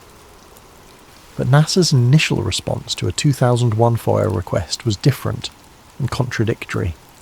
They claimed to have no records related to the Kecksburg incident, but researchers had already found references to the incident in archived NASA memos and technical reports. The contradiction was obvious enough to attract media attention and generate pressure for a more thorough document search. The controversy made national news, with major newspapers and television networks running stories about the government's contradictory claims regarding Kecksburg. For the first time since 1965, the incident was receiving serious attention from mainstream media outlets, rather than just UFO researchers and conspiracy theorists. I followed these developments closely, comparing the new information with my own documentation and memories. What emerged was a picture that was both more complex and more mundane than either the official meteor explanation or the extraterrestrial theories that had grown up around the incident. I pulled out my old sketch of the band markings and started comparing them to technical documents I could access online. The internet had made available enormous amounts of previously classified or restricted aerospace documentation, technical papers, research reports, declassified military studies, and academic research that had been inaccessible to civilian researchers in previous decades. What I found in an old AIAA paper made my hands shake. The markings I'd copied in 1965 weren't hieroglyphs or alien writing. They were re-entry orientation stencils, the kind used to indicate pitch, roll, and attitude references on test vehicles and spacecraft. The left arrow, triangle, parallel lines, circle with O2, and right arrow made perfect sense if you read them as pitch reference, nose attitude indicator, roll markers, oxygen system designation, and thrust vector indicator. These were maintenance stencils as mundane and functional as the identification plates on any piece of complex equipment, but they were also sophisticated enough to suggest advanced aerospace technology. The precision of the markings, the materials used in the band itself, and the integration with what was obviously a carefully designed heat shield system all pointed to something much more advanced than what most people imagined was possible in 1965. I arranged a coffee meeting with Ellen Brooks, a retired Westinghouse engineer I'd met through the local historical society. Ellen had worked on advanced materials research for the aerospace industry, including heat shield development for both civilian and military applications. I didn't tell her why I was interested in heat shield technology, just that I was researching local aerospace history for a personal project. Ellen was pleasant but careful, the way people get when they've spent careers working on classified projects. She was obviously intelligent and knowledgeable, but she chose her words carefully and avoided any specific details that might compromise sensitive information. It was a conversation style I recognised from years of working with people who held security clearances, informative but careful, helpful but circumspect. But when I mentioned Kecksburg, her demeanour shifted slightly. Not dramatically, but enough to suggest that the name meant something to her. She paused for a moment, studying my face, then asked quietly why I was interested in that particular incident. I told her I'd been there that night as a Bell telephone technician, that I'd seen the object before it was recovered, and that I'd been puzzled by it ever since. I showed her my sketch of the band markings, explaining that I'd been trying to understand what they might have meant. Ellen studied the sketch for several minutes, occasionally glancing up at me with an expression I couldn't quite read. Finally, she slid a napkin across the table and began writing on it in careful block letters: phenolic impregnated carbon ablator, beryllium copper studs, Mark Series, not Cosmos 96. She finished her coffee and left without another word, but she left the napkin behind. Back home, I researched the terms Ellen had written. Phenolic impregnated carbon was an advanced ablative material used in heat shields for spacecraft and re-entry vehicles. Beryllium copper alloys were used in high-temperature applications where both strength and thermal conductivity were important. The Mark Series designation suggested a family of related vehicles or test articles, and not Cosmos 96 was particularly intriguing. Cosmos 96 was a Soviet spacecraft that had reportedly failed during re-entry in 1965, and some researchers had suggested it might have been what came down at Kecksburg. Yet Ellen's note was telling me that whatever had crashed at Kecksburg was made of sophisticated American materials, was part of a series of related vehicles, and was definitely not the Soviet spacecraft that some people had theorized. It was American technology, advanced American technology, and it was part of a larger program that had produced multiple similar vehicles. I took another look at the ferry isolator I'd pocketed in 1965, 35 years after the incident. By this time, I had access to better testing equipment through a friend at the local college who ran a materials analysis laboratory. We could perform spectroscopic analysis that would have been impossible in 1965, and the results were fascinating. The spectrum analysis showed clear evidence of sodium-potassium contamination, NaK, the liquid metal coolant used in space nuclear power systems. There was also an odd bismuth trace that could have come from neutron-shielding materials used in nuclear reactors or radioisotope thermoelectric generators. The contamination pattern suggested exposure to operating nuclear systems, not just residual radiation from natural sources or weapons testing fallout.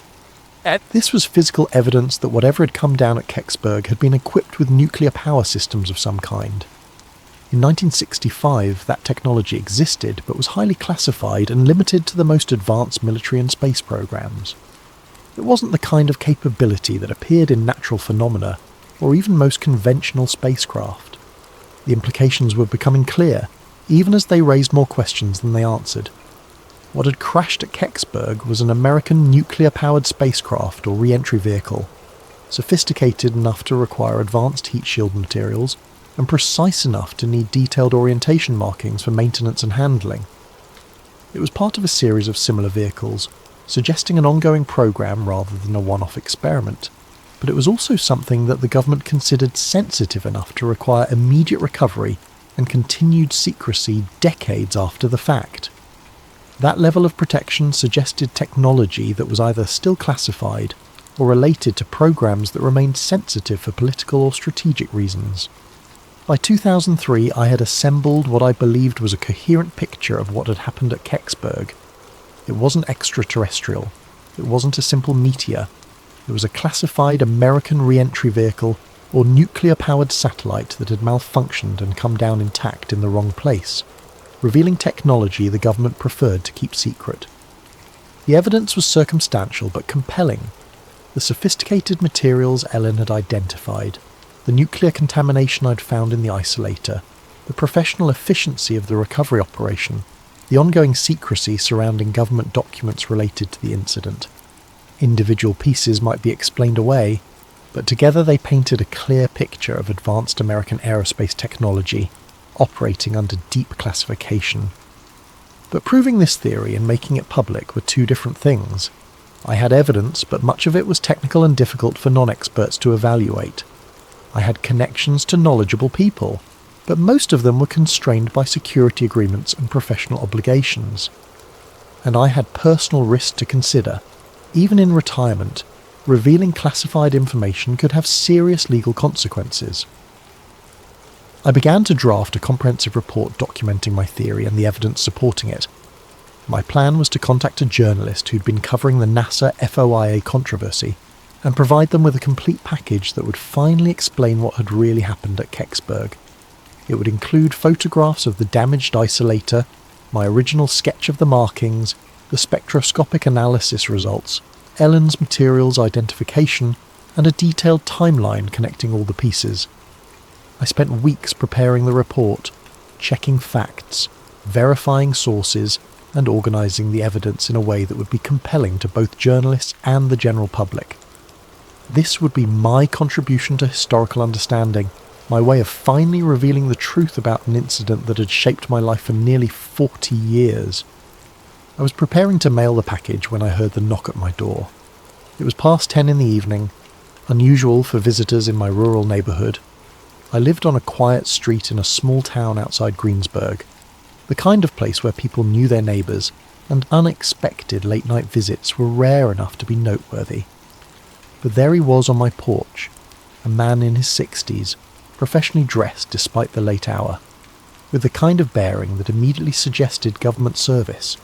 He showed me credentials identifying him as retired Air Force Office of Special Investigations, but the badge looked current enough, and his manner suggested he was still working in some capacity. OSI was the Air Force's primary investigative and counterintelligence organisation, the people responsible for protecting sensitive programs and investigating security breaches.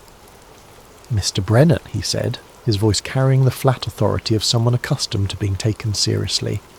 "I wonder if we could have a conversation about your service to the Longlines network, particularly your reliability during the incident of December 9th, 1965. I invited him in because refusing would have accomplished nothing. and because I was curious to hear what he had to say. This was obviously related to my research into the Kecksburg incident, but I wasn't sure how they'd learned about it or what they wanted from me. He introduced himself as Agent William Fletcher, though I suspected that wasn't his real name. He moved through my living room with the practiced eye of someone trained in observation and threat assessment, noting the layout, the exits, and anything that might be relevant to his mission. But he was polite about it, professional rather than threatening. Fletcher began by thanking me for my decades of faithful service to the Long Lines network, noting that technicians like me had been the backbone of America's strategic communications during the Cold War. He was well informed about my career, mentioning specific assignments and commendations that weren't part of any public record. Someone had done their homework on me, and they'd done it thoroughly. "Your work was critical to national security," he said, settling into my favourite chair as if he belonged there. "The microwave relay systems you maintained carried some of the most sensitive communications in the government. Military command and control, diplomatic cables, intelligence reports. All of it depended on people like you keeping the systems operational under all conditions." He was correct, of course. The Long Lines network had been designed to survive nuclear attack, to keep the government functioning even under the most extreme circumstances. During the Cuban Missile Crisis, every communication between Washington and Moscow had probably passed through equipment I'd personally maintained. It was a responsibility that had shaped my entire career. "We're particularly grateful for your discretion and professionalism during unusual incidents," Fletcher continued.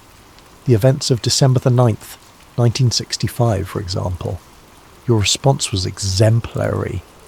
You focused on your technical responsibilities, documented equipment damage appropriately, and didn't allow curiosity to interfere with operational security."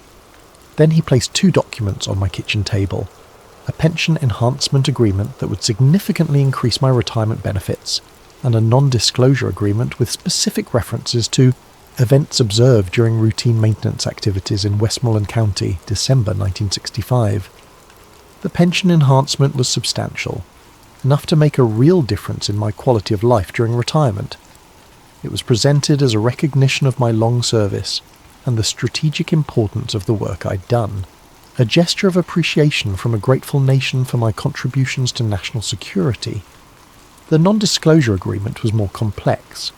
It acknowledged that I had observed certain events during the course of my official duties, events that were related to classified national security programs that remained sensitive decades after they had occurred.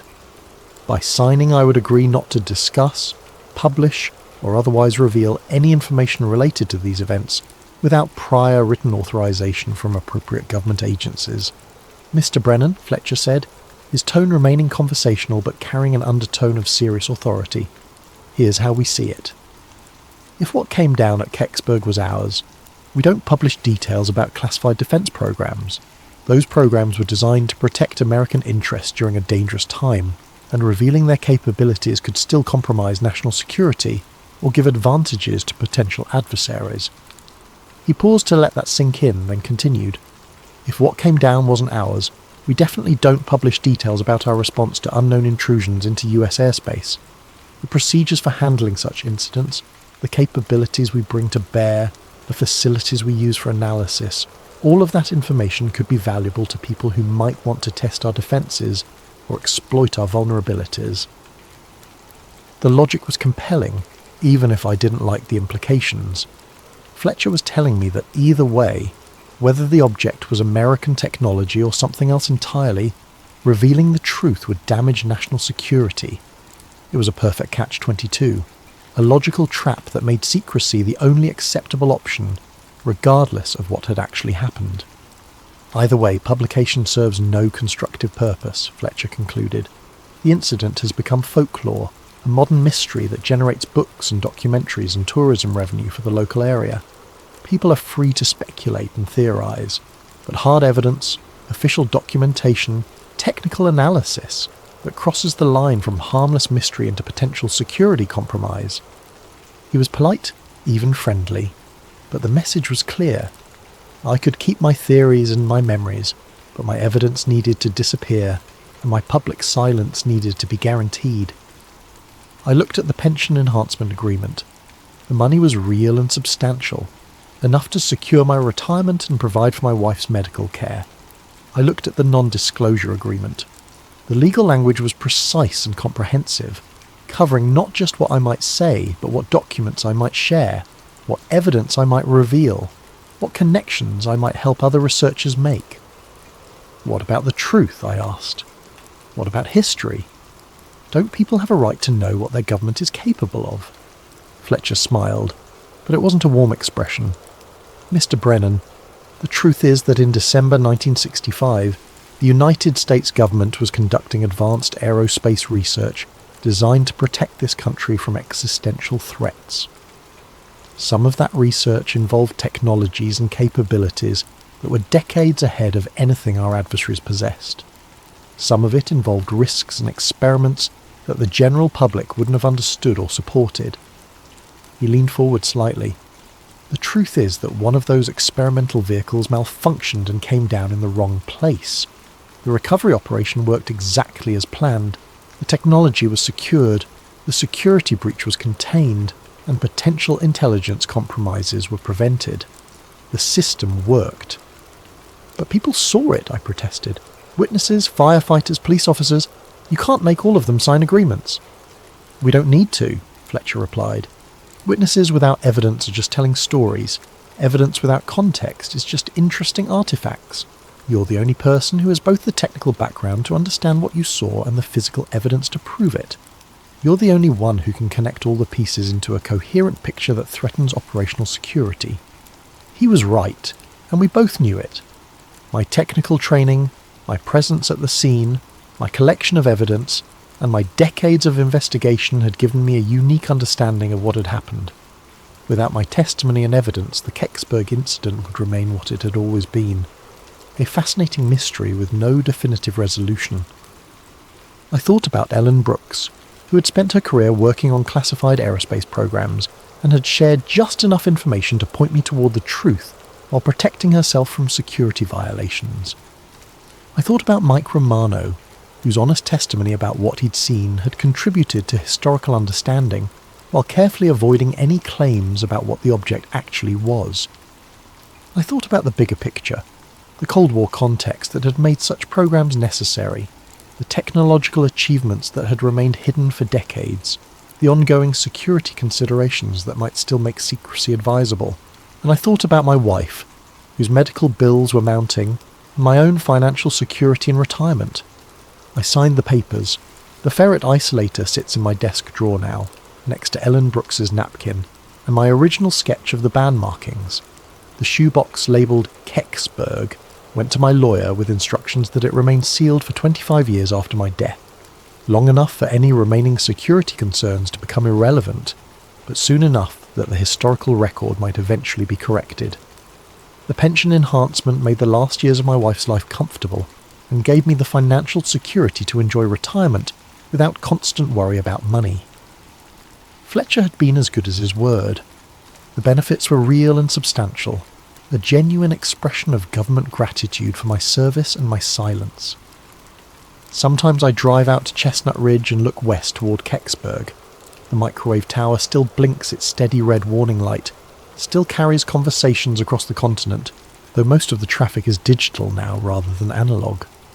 KDKA still broadcasts from Pittsburgh, though the voices have changed and the format has shifted with the times.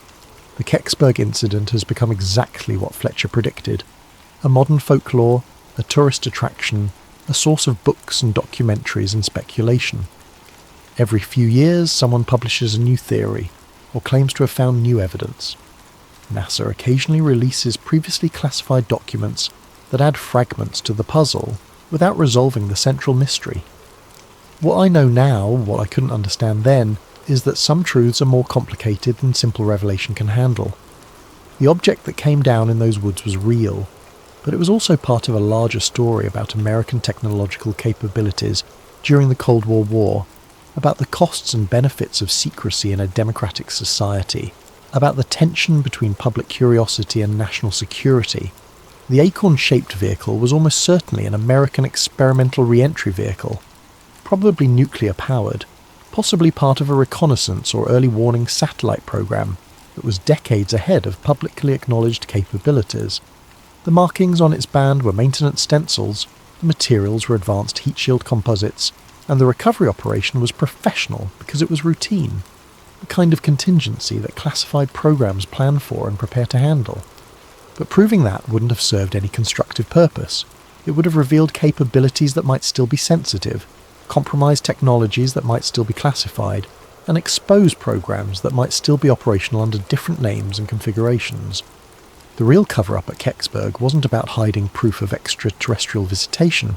It was about maintaining operational security around classified defense programs during the height of the Cold War. The object that came down was exotic enough to be worth protecting, but terrestrial enough that protection was both possible and necessary. Fletcher was right about something else too. The mystery serves a purpose that the facts might only diminish. Kecksburg has become a place where people can project their hopes and fears about technology, government secrecy, and humanity's place in the universe. It's a space where the impossible feels possible, where the boundaries between known and unknown remain negotiable. Maybe that's more valuable than the truth. Maybe some mysteries are worth preserving, but on clear nights, when I'm up late and can't sleep, I sometimes take out the ferret isolator and hold it up to the light. The crack patterns in the ferret core tell a story about electromagnetic forces and thermal stress, about technology pushed beyond its design limits in service of purposes I can only guess at. The truth is in there, waiting in that damaged component like a message in a bottle. Someday, when the security considerations have faded, and the political concerns have become irrelevant, maybe someone will decode that message and understand what really fell from the sky on December 9th, 1965. Until then, the mystery endures, and maybe that's exactly how it should be. The Kecksburg incident taught me that truth isn't always about revelation. Sometimes it's about understanding the difference between what we can know and what we should say, between what happened and what it means, between facts and their consequences. I kept my word to Fletcher, but I also kept my evidence. The story will survive, even if it has to wait for a better time to be told, and in the meantime, people are free to wonder, to speculate, to imagine possibilities that might be more interesting than the mundane reality of classified aerospace programs and bureaucratic cover-ups. The acorn still turns in its crater in my dreams, bronze surfaces gleaming in the December twilight, its band of markings spelling out secrets in a language only engineers understand. It was ours, but we built it to touch the impossible. In the end, maybe that's alien enough. Picture this. You're working security at one of Miami's busiest shopping centres on New Year's Eve, expecting nothing more than the usual drunk tourists and teenage troublemakers. But then you witness something that changes everything. Something the authorities desperately want erased from existence. Tonight's story comes from a special video suggestion by CJB64648, and it's a deep dive into one of the most covered-up incidents in recent memory. If you enjoy these mysterious tales that keep you awake at night, make sure to like and subscribe to Sleep Theories, and drop your own story suggestions in the comments below. You never know, your idea might be our next investigation. My name is Marcus Rivera, and I used to be somebody who slept peacefully at night. That was before January 1st, 2020, before I became the kind of person who checks over their shoulder in grocery store parking lots and keeps burner phones in different states. Before I learned that some truths are too dangerous to speak aloud. I'd been working security at Bayside Marketplace for 3 years when it happened. It wasn't glamorous work, mostly dealing with shoplifters pocketing designer knockoffs, breaking up fights between drunk college kids, and occasionally escorting belligerent tourists off the property. The pay was decent, the hours were steady, and in a city like Miami, steady work was a blessing I didn't take for granted. New Year's Eve was always busy. The marketplace transformed into a pulsing carnival of music, fireworks, and celebration. Street performers juggled fire while salsa dancers spun beneath strings of lights that turned the whole complex into something magical. I'd worked enough of these nights to know the rhythm, start quiet, build to chaos around midnight, then gradually wind down as people stumbled home or migrated to after-parties in South Beach. That night started exactly like all the others. I was stationed in the main security office, a cramped room lined with monitors showing feeds from 37 cameras throughout the complex. My partner, Julie Santos, was doing walking rounds while I kept watch on the screens. The usual suspects were out in force, teenagers trying to sneak alcohol, couples looking for dark corners to make out, and the occasional pickpocket working the crowd. At 11:47 p.m, my radio crackled to life. "Marcus, we've got a situation in the food court," Julie's voice came through tense and breathless. "Big fight. Multiple juveniles involved. I'm calling it in." I leaned forward in my chair, switching the main monitor to the food court cameras. Sure enough, I could see a cluster of people in the centre of the dining area, with several figures on the ground and others throwing punches. It looked like a typical teenage brawl that had gotten out of hand, the kind of thing that happened when too many high school crews ended up in the same space, with too much alcohol and testosterone. "Copy that," I radioed back, already pulling up the incident report form on my computer. "I've got eyes on it. Looks like 6, maybe 7 individuals involved." Within minutes, the place was swarming with Miami-Dade police. I watched through the cameras as officers flooded the food court, separating fighters and zip-tying hands behind backs. Standard procedure for this kind of thing. I'd seen it dozens of times before. But then Lieutenant Rodriguez's voice came over the radio with an order I'd never heard in 3 years of working security. "Rivera, I need you to stay in that office and monitor all camera feeds. Do not leave that room. We're looking for additional suspects who may have fled the scene." Additional suspects? I frowned at the monitors. From what I could see, they'd already detained everyone involved in the fight. But orders were orders, and I started systematically scanning through all 37 camera angles, looking for anyone running or acting suspicious. That's when I saw it. Or rather, that's when I saw him. Camera 23 covered the north parking lot, the area closest to the marina where most of the high-end tourists parked their rental cars. It was usually one of the quieter feeds. Not much foot traffic, just people coming and going from the restaurants along the water. But at 11:52 p.m, something moved across the screen that made me sit up straighter in my chair. A figure was walking through the parking lot, weaving between the police cars that had responded to the food court incident. At first glance, it looked like a person, tall, thin, wearing what appeared to be dark clothing. But something about the movement was wrong. It was too fluid, too purposeful. While everyone else in the area was either running toward the excitement or hurrying away from it, this figure moved with an almost predatory stillness. I leaned closer to the monitor and reached for the camera controls, zooming in for a better look. The figure was definitely tall, maybe 6.5 feet, possibly taller. The proportions seemed off somehow, like the limbs were too long for the torso, but the resolution wasn't good enough to be certain.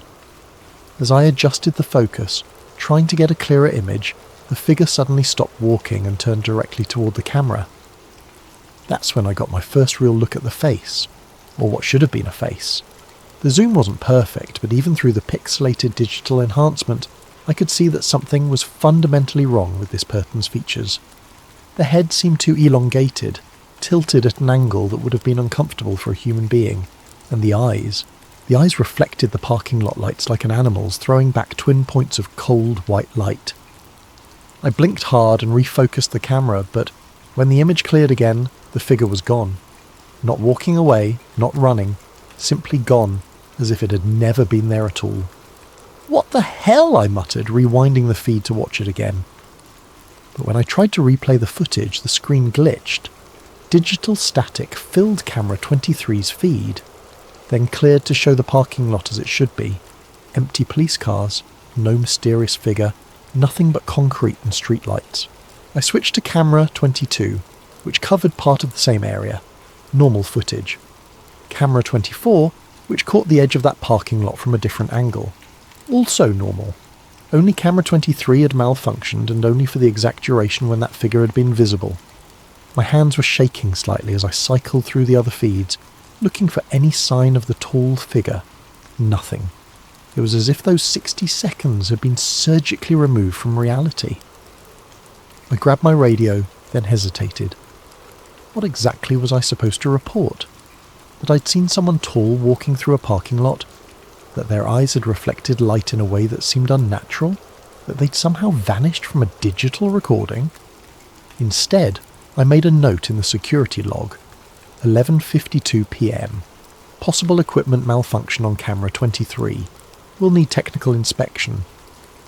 But I knew it wasn't a malfunction, and deep down I suspected I'd just seen something I wasn't supposed to see. The food court incident was winding down by 12:15 a.m. Most of the teenagers had been released to their parents with citations, and only 2 were being transported to the station for more serious charges. The crowd of onlookers had dispersed, and the marketplace was returning to its normal New Year's Eve rhythm of music and celebration. Lieutenant Rodriguez came by the security office to check in. "Everything quiet on the cameras, Rivera?" I almost told him about camera 23. Almost. But something in his expression, a tightness around the eyes, a forced casualness in his voice, made me hesitate. "Yeah, all quiet," I said instead. "Just the usual crowd control stuff." He nodded but didn't leave immediately. "Listen, we might be here for a while longer. Some follow-up we need to do. Keep monitoring those feeds, okay? Any unusual activity, you radio it in immediately. Unusual how?" "Just unusual." He turned to go, then paused. "And Rivera? Don't leave the office until we give the all clear. I mean it." After he left, I sat staring at the monitors with growing unease. In 3 years of working security, I'd never been told to stay in the office during an incident. Usually they wanted us out patrolling, being visible, helping to maintain order. This felt different. This felt like they were trying to keep me contained. At 12:45 a.m, curiosity got the better of me. Julie was still doing rounds somewhere on the south side of the complex. The radio had been quiet for 20 minutes. Most of the police seemed to have cleared out, leaving just a few units in the food court area. I made a decision that would change everything. I left the office. The night air hit me like a warm, humid wall as I stepped outside. Even in January, Miami nights carried that tropical weight that made your clothes stick to your skin within minutes. The sounds of celebration echoed off the water. Distant music, laughter, the occasional firecracker that someone had saved from earlier. I walked toward the north parking lot, telling myself I was just doing a routine patrol, that I wasn't specifically looking for any tall figures with reflective eyes, that I was just checking on the area where camera 23 had experienced its malfunction. The parking lot looked normal. Police cars had left tyre marks on the asphalt, and there were a few pieces of trash that would need to be cleaned up in the morning, but nothing out of the ordinary. I was about to head back inside when I heard it, a sound like static electricity but deeper, like the air itself was being torn. I turned toward the sound and felt every hair on my arm stand up. The sensation was immediate and overwhelming, like standing too close to a Tesla coil or walking beneath power lines during a storm. The air tasted metallic, sharp on my tongue, and then I saw it again. The figure was standing about 50 feet away, just beyond the edge of the parking lot lighting. It was definitely tall, taller than I'd estimated from the camera feed. 7 feet, maybe more. The proportions that had seemed off on the monitor were even more disturbing in person. The limbs were too long, the torso too narrow, and the head. The head was wrong in ways that my brain struggled to process. It stood perfectly still, watching me with those reflective eyes. There was an intelligence there that was unmistakably aware, unmistakably focused. It knew I was looking at it, and it was looking back. For a moment that felt like an eternity. We simply observed each other across that distance of concrete and shadow. I should have been terrified. I should have run, or screamed, or grabbed my radio. But instead I felt a strange sense of recognition, as if some part of me had been expecting this encounter. The figure tilted its head, too far to one side at an angle that would have snapped a human neck, and I heard that static sound again, stronger this time. The streetlights around me flickered. Then, without any visible movement, without taking a step or turning around, the figure simply wasn't there anymore. The absence was so complete that for a moment I wondered if I'd imagined the whole thing. But the hair on my arms was still standing up, and the taste of copper lingered in my mouth. I stood in that parking lot for another 10 minutes, waiting for it to return, but the night had gone back to normal. The air temperature returned to its typical subtropical warmth. The streetlights stopped flickering, and the only sounds were the distant echoes of New Year's Eve festivities. When I finally walked back to the security office, my legs were unsteady and my hands wouldn't stop shaking. I was barely back in my chair when the radio exploded with activity. All units, we have a code 7 in the north parking area. SWAT is en route. I repeat, SWAT is en route to Bayside Marketplace. Code 7. In 3 years of security work, I'd never heard that designation used. I grabbed the radio handbook from the desk drawer and flipped through the pages of police codes. Code 1 through Code 6 were all there. Everything from routine traffic stops to armed suspects. But there was no Code 7 listed. Through the security office windows, I could see flashing lights converging on the marketplace from multiple directions. More police cars than I'd ever seen for a single incident, plus several unmarked black vehicles that definitely weren't standard Miami-Dade units. Rivera. Lieutenant Rodriguez's voice came through my radio, sharp and urgent. "I need you out of that office." Now. "Sir? I thought you wanted me monitoring the cameras." "Plans have changed. Exit the building immediately and report to the main parking area. Do not return to the security office under any circumstances." I looked at the monitors one more time, scanning for any sign of the tall figure. All cameras showed normal activity. Police cars, officers moving with purpose, nothing unusual. Camera 23 was working perfectly again. As I stood up to leave, I noticed something I'd missed before. The timestamp on camera 23's feed was wrong. While all the other monitors showed the correct time, 1:23 a.m., camera 23's timestamp was stuck at 11:51 p.m. 11:51, 1 minute before I'd first seen the figure.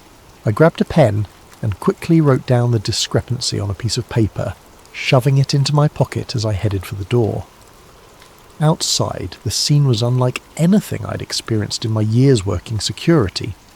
The entire north end of the marketplace had been cordoned off with police tape, and officers in full tactical gear were sweeping through the area with equipment I didn't recognise. Some of it looked like standard metal detectors, but other devices appeared more sophisticated. Handheld screens that glowed with complex readouts, instruments that emitted soft beeping sounds as they moved. More concerning were the men in plain clothes. They weren't Miami-Dade police, that much was obvious. They wore identical dark suits despite the humid night, and they moved with the kind of coordinated efficiency that spoke of federal training. One of them was directing the SWAT team's sweep patterns, while speaking quietly into a radio that looked far more advanced than anything in our security arsenal. I found Lieutenant Rodriguez near the entrance to the marketplace, but when I approached him, his expression was grim. "Rivera, I need you to go home. Your shift is over." "Sir, we're scheduled until 6 a.m. "Not tonight. Consider this paid leave. Don't come back until you hear from us." Before I could ask any more questions, he was walking away, leaving me standing alone while tactical teams swarmed the area where I'd seen the figure just an hour earlier. As I walked to my car, I passed close enough to one of the SWAT officers to overhear part of his radio conversation. "Target is no longer in the immediate area. Expanding search perimeter to include marina and surrounding blocks. Be advised, we're dealing with a mobile situation. Containment protocols are in effect until further notice." Target not suspect, not individual. Target? I drove home with more questions than answers, but I had the sinking feeling that asking those questions was going to get me into more trouble than I was prepared for. The next morning I called the security office to check in, and was told that all camera footage from New Year's Eve had been accidentally corrupted during a system update. 3 years of reliable digital storage, and the one night when I needed to review the feeds, everything had been wiped clean. I should have kept my mouth shut. Looking back, that's the decision that would have saved my job, my friendships, and quite possibly my life. But I'd seen something that defied explanation, and the official response was a cover-up so obvious it was almost insulting. The first person I told was Julie. We met for coffee 3 days after the incident, at a little Cuban place on Calle Ocho that we'd been to dozens of times before. Julie had been working security even longer than me, and if anyone would understand the strangeness of what had happened, it would be her. "The whole thing was weird, Marcus," she agreed, stirring sugar into her cortadito. "I've never seen that much police response for a food court fight, and the way they cleared us out afterward, it felt like they were trying to hide something. I leaned forward across the small table. Julie, I think I saw what they were trying to hide. I told her everything. The figure on camera 23, the way it had vanished from the digital feed, the encounter in the parking lot, the reflective eyes and impossible proportions. I described the static electricity feeling, the way the streetlights had flickered, the sudden absence that had felt like a hole torn in reality itself. Julie listened without interrupting, her expression growing more sceptical with each detail. "Marcus," she said when I finished, "you know how that sounds, right?" "I know exactly how it sounds. But I also know what I saw. You were working a 12-hour shift on New Year's Eve. You'd been staring at security monitors for hours. Sometimes our eyes play tricks on us, especially when we're tired and stressed. It was the response I'd expected, but it still stung. The camera malfunction wasn't in my head, Julie. The timestamp error wasn't fatigue. Something happened that night, and they're covering it up." She reached across the table and squeezed my hand. "Even if something strange did happen, what are you planning to do about it?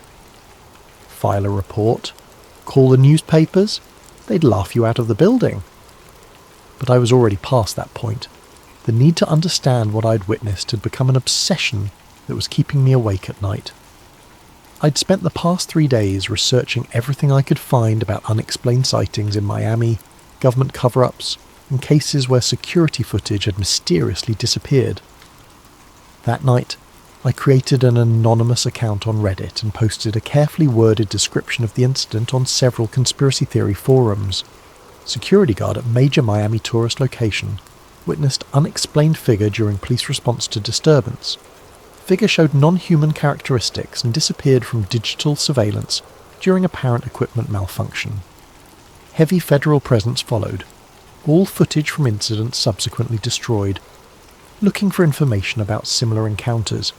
The responses were immediate and varied. Most were the usual internet skeptics calling me crazy or asking for proof I couldn't provide. But a few responses stood out. User blackout Miami. Similar incident reported at government center in December. Tall figure seen on security cameras. Footage disappeared. Witnesses transferred or fired. User eyes on the skies. Check out Project Blue Book files from the 1960s. Miami has a history of unexplained encounters that get buried. User whistleblower warn. Delete this post immediately. They monitor these forums. You're already on their radar. I didn't delete the post. Instead, I started documenting everything I could remember about the incident, writing detailed accounts of the encounter and saving them in multiple locations. I scanned the handwritten note about the timestamp error and uploaded it to several cloud storage accounts. Within 48 hours, every single one of my posts had been removed by forum moderators, citing unverified claims and potential misinformation. That's when I realised I was dealing with something much bigger than a simple cover-up. On Monday morning, I reported to work as usual, expecting to return to normal security duties. Instead, I was called into the Human Resources office before my shift even started. Margaret Chen, the HR manager, was sitting behind her desk with a file folder and an expression that told me this wasn't going to be a pleasant conversation. "Marcus, we need to discuss a serious violation of company policy that occurred during your shift on New Year's Eve." My stomach dropped. "What kind of violation?" "According to Lieutenant Rodriguez's report, you abandoned your assigned post despite direct orders to remain in the security office. You also failed to report unusual activity that may have been relevant to an ongoing police investigation." I stared at her in disbelief. "I was told to leave the office. Rodriguez himself ordered me to—" "That's not what his report says. According to the official record, you left your post without authorization and failed to cooperate with law enforcement during a critical incident." She slid a piece of paper across the desk. "This is your termination notice, effective immediately. Security will escort you from the building, and you're prohibited from returning to Bayside Marketplace property." I tried to argue, to explain what had really happened, but Margaret was already standing up, signalling that the conversation was over. "I'd strongly advise you to avoid discussing the details of your employment here with anyone," she said, as 2 security guards appeared in the doorway. "Your final paycheck will be mailed to your address on file." As I was escorted out of the building where I'd worked for 3 years, I caught a glimpse of my replacement already sitting in the security office, monitoring the same 37 cameras that had shown me something I wasn't supposed to see. That afternoon, I called Julie to tell her what had happened. Her phone went straight to voicemail. When I tried her again the next day, I got a message saying the number was no longer in service. I never spoke to Julie Santos again. Losing my job should have been a wake-up call. A rational person would have taken the hint, moved on, and found new employment without asking too many questions about why their previous position had ended so abruptly. I was not a rational person. Instead of backing down, I doubled down on my investigation. If they were willing to fire me to keep me quiet, then whatever I'd witnessed was even more significant than I'd initially believed. I started by mapping out every business in the Bayside Marketplace complex, identifying potential witnesses who might have seen something unusual on New Year's Eve. Most of the shops and restaurants would have been closed by the time of the incident, but there were a few 24-hour establishments that would have had staff present. My first stop was Marina Cafe, a small coffee shop that stayed open late to serve the restaurant workers getting off their shifts. The night manager, a woman named Rosa Gutierrez, remembered the police activity but initially claimed she hadn't seen anything unusual. Just a lot of cops, she said, wiping down tables with nervous energy, more than I'd ever seen for a teenage fight. Made me wonder if something bigger was going on. I pressed gently, explaining that I'd been working security that night and was trying to understand the full scope of what had happened. After some hesitation, Rosa looked around to make sure we were alone in the cafe.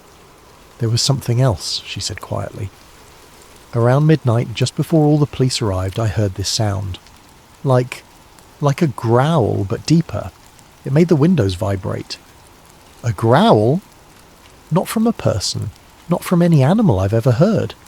It came from outside, somewhere near the marina. Lasted maybe 10 seconds, then stopped. I looked out the window but didn't see anything. Scared the hell out of me, though. She paused, then added, "And the weird thing is, all the seagulls disappeared. You know how they usually hang around the docks all night looking for scraps? After that sound, I didn't see a single bird for the rest of my shift, like they all just left." My second significant lead came from Miguel Santos, who worked the night shift at the marina's boat rental office. Miguel was more reluctant to talk, but when I mentioned that I'd been fired for asking questions about that night, his attitude changed. "They got to you too, huh?" he said, glancing around nervously. "Same thing happened to my cousin. He was working valet parking that night, saw something he wasn't supposed to see. Next day, fired for performance issues. 20-year employee with a spotless record. What did he see? Something by the loading docks. Said it looked like a person at first, but when he got closer, he realised it was all wrong. Too tall, moving in a way that made his skin crawl. When he tried to report it, his supervisor told him to forget about it and sent him home early." Miguel pulled out his phone and showed me a grainy photo. He managed to snap this before his phone mysteriously reset itself. The image was blurry and poorly lit, but I could make out a tall, dark shape near one of the loading dock areas. The proportions looked wrong, elongated and angular in a way that suggested it wasn't human. "Can you send me this photo?" "Already tried. Every time I attempt to forward it or upload it anywhere, the file gets corrupted. My cousin's the only one who has the original, and his phone won't connect to any networks anymore. Just displays an error message whenever he tries to access cellular or Wi-Fi." The pattern was becoming clear. Multiple witnesses, all experiencing technological problems when they tried to document or share what they'd seen, all facing professional consequences for asking questions. But the most significant breakthrough came from an unexpected source. I was having lunch at a small Dominican restaurant in Little Havana when I overheard two men at the next table discussing something in hushed tones. One of them mentioned Bayside Marketplace and New Year's Eve, which immediately caught my attention. "Never seen anything like it in 20 years on the force," one was saying. "When those federal boys showed up, they took control of everything, told us to forget what we'd seen, and threatened our pensions if we talked." I turned slightly to get a better look at the speakers. Both appeared to be in their 50s, with the bearing of former law enforcement. The one doing most of the talking was a large man with greying hair and tired eyes. After they finished eating, I followed them out to the parking lot and approached carefully. "Excuse me," I said. I couldn't help overhearing you mention Bayside Marketplace. Were you there on New Year's Eve?" The man who'd been talking immediately tensed up. Who's asking? Someone who was there too. Someone who got fired for asking the wrong questions. Something in my tone must have convinced him that I wasn't a threat, because his posture relaxed slightly. "You're the security guard. Rivera, right?" I nodded, surprised that he knew my name. "I'm Detective Frank Morrison." Was Detective Morrison anyway. Retired early after that night. He gestured to his companion. "This is Detective Louis Vargas, also retired. What did you see out there?" Morrison looked around the parking lot, checking for any observers, then made a decision. "Not here. Too exposed. You want answers? Meet us at the Whale Harbour tonight at 8. Come alone." The Whale Harbour was a dive bar in Key Biscayne, the kind of place where off-duty cops went to drink and complain about their jobs. When I arrived at 8, Morrison and Vargas were already there, sitting in a corner booth with a clear view of the entrance. "Before we start," Morrison said as I sat down, "you need to understand that everything we're about to tell you is off the record. We've got families, pensions, and a lot to lose. But what happened that night? It's been eating at us for months." He took a long drink from his beer, then began to speak. "We were called in as backup for the food court incident. Standard crowd control stuff, nothing unusual. But about 20 minutes in, we got new orders. Federal agents had arrived and were taking over the scene. They wanted us to establish a perimeter around the entire north end of the complex." Federal agents from which agency? That's the thing. They never identified themselves. No badges, no credentials shown to us. Just orders passed down from the lieutenant that we were to cooperate fully and ask no questions. Vargas leaned forward. "About an hour in, they brought in some kind of specialised equipment. Not standard law enforcement gear. These devices were scanning for something, and when they found it, the whole operation changed." "Changed how?" "They called for a containment unit," Morrison said. "Black trucks, unmarked vehicles, personnel in hazmat-style suits. They cordoned off a section of the parking lot and brought in what looked like a mobile laboratory." "Did you see what they were containing?" Morrison and Vargas exchanged glances. "We saw them load something into one of the trucks," Vargas said slowly. "Something large, covered in a metallic tarp. But before they sealed the container, the tarp shifted." He paused, seeming to gather courage to continue. "I got a glimpse of what was underneath.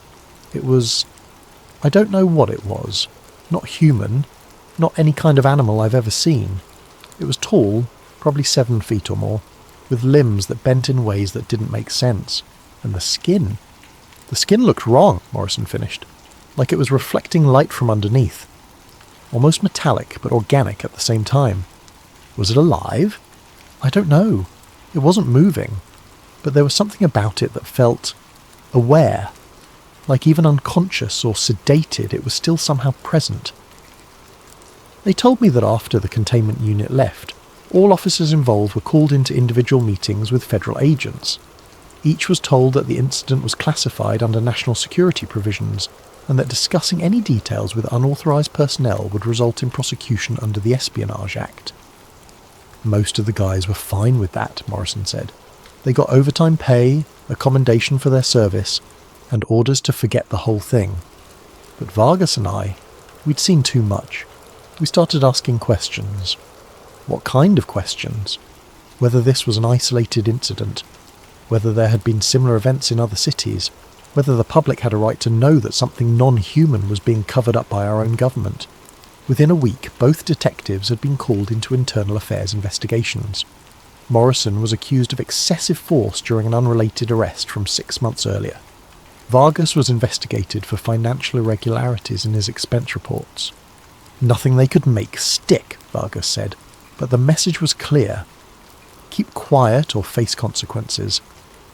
Both men had chosen early retirement rather than continue to work under the threat of constant scrutiny.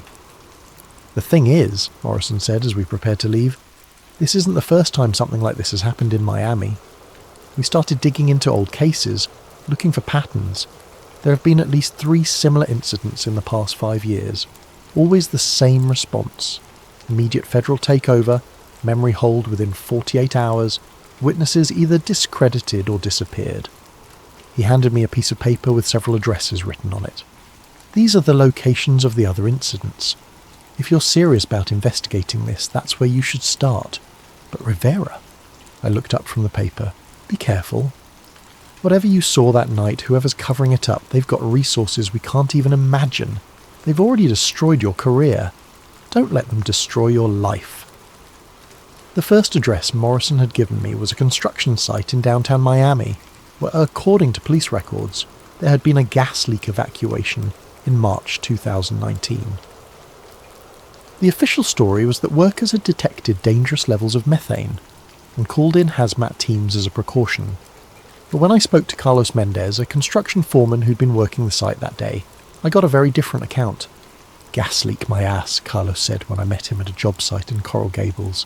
I was the safety supervisor on that project. I know gas leaks, and what we saw that morning wasn't any kind of leak. According to Carlos, workers had discovered something while excavating for a new foundation. Something that had been buried about 12 feet underground, wrapped in what appeared to be a metallic cocoon or shell. It was the size of a person, maybe bigger. The outer layer was like nothing I'd ever seen, part organic, part technological.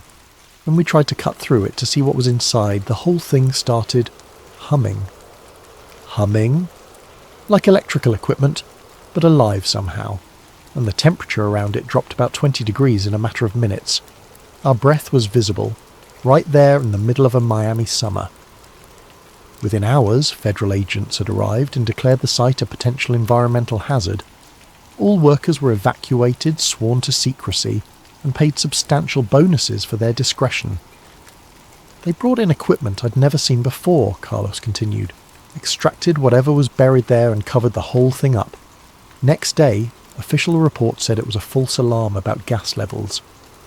The second address led me to Virginia Key, where in August 2020, several witnesses had reported seeing strange lights over the water during what authorities described as military training exercises.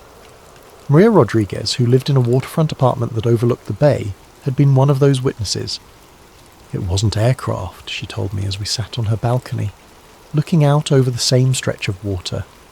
The lights moved in ways that defied physics. They would hover motionless, then accelerate to impossible speeds, then stop instantly. No sound, no visible means of propulsion. She'd tried to record the lights with her phone, but every video came out distorted or completely black. The strange part was what happened afterward. For 3 days, no marine life was visible in the bay. No fish, no dolphins, no birds. It was like every living thing had fled the area. When Maria had tried to report her sighting to local news stations, she was told that the military had already provided an explanation, and that the matter was closed. The third address was the most disturbing. It led me to a residential neighbourhood in Homestead where, in November 2021, a family had reported a break-in with unusual circumstances. According to the police report I obtained through a records request, the Rodriguez family had called 911 claiming that intruders with non-human characteristics had entered their home during the night.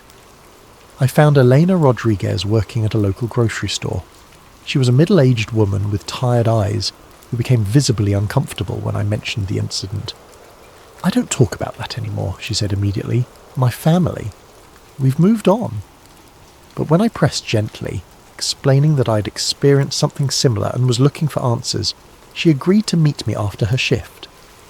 "They came through the walls," she told me as we sat in her car in the grocery store parking lot. "Not through the doors or windows, through the walls themselves, like they could pass through solid matter." Eleanor described 3 figures, all tall and unnaturally thin, with elongated limbs and faces that seemed somehow incomplete. They had moved through her house silently, examining her family members as they slept, before departing the same way they had arrived. My youngest son, Diego, he woke up during it. He saw one of them standing over his bed. It looked down at him, and Diego said its eyes were like mirrors, reflecting everything but showing nothing. When Elena had called the police, they'd initially responded as if it were a standard home invasion, but when the responding officers heard her description of the intruders, everything changed. Within an hour, federal agents had arrived and conducted extensive interviews with the entire family.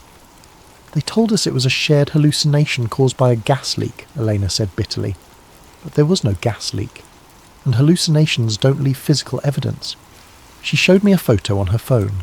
3 perfectly circular indentations in her hardwood floor, each about 6 inches in diameter and a 1/4 inch deep. These appeared where they stood.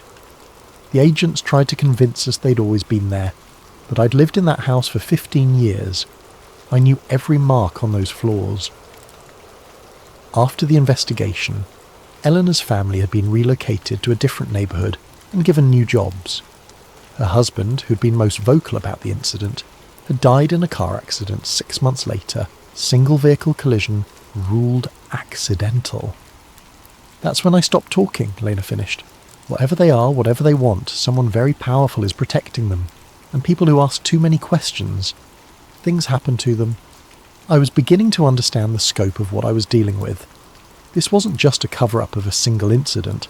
It was a systematic suppression of information about ongoing contact with non-human entities. But I was about to learn just how closely I was being monitored. I just returned to my apartment after meeting with Elena when I noticed the man standing across the street. He was wearing a plain grey suit despite the Miami heat, and he was looking directly at my building. When I looked out the window again 10 minutes later, he was still there. The next morning, as I left for another interview with a potential witness, the same man was waiting by my car. "Mr. Rivera," he said as I approached. His voice was calm, professional, and completely devoid of emotion. "I think we need to have a conversation." He wasn't particularly tall or imposing, but something about his presence made my skin crawl. His eyes were the palest blue I'd ever seen, almost colourless, and when he looked at me, I felt like he was cataloguing every detail of my appearance. "Who are you?" "Someone who's been watching your recent activities with great interest. Your investigation into events at Bayside Marketplace, your conversations with former police officers, your meetings with the Rodriguez family." The fact that he knew about Elena immediately told me how thoroughly I was being monitored. "I'm just looking for answers," I said. "No, Mr. Rivera. You're looking for trouble, and you're very close to finding more than you can handle."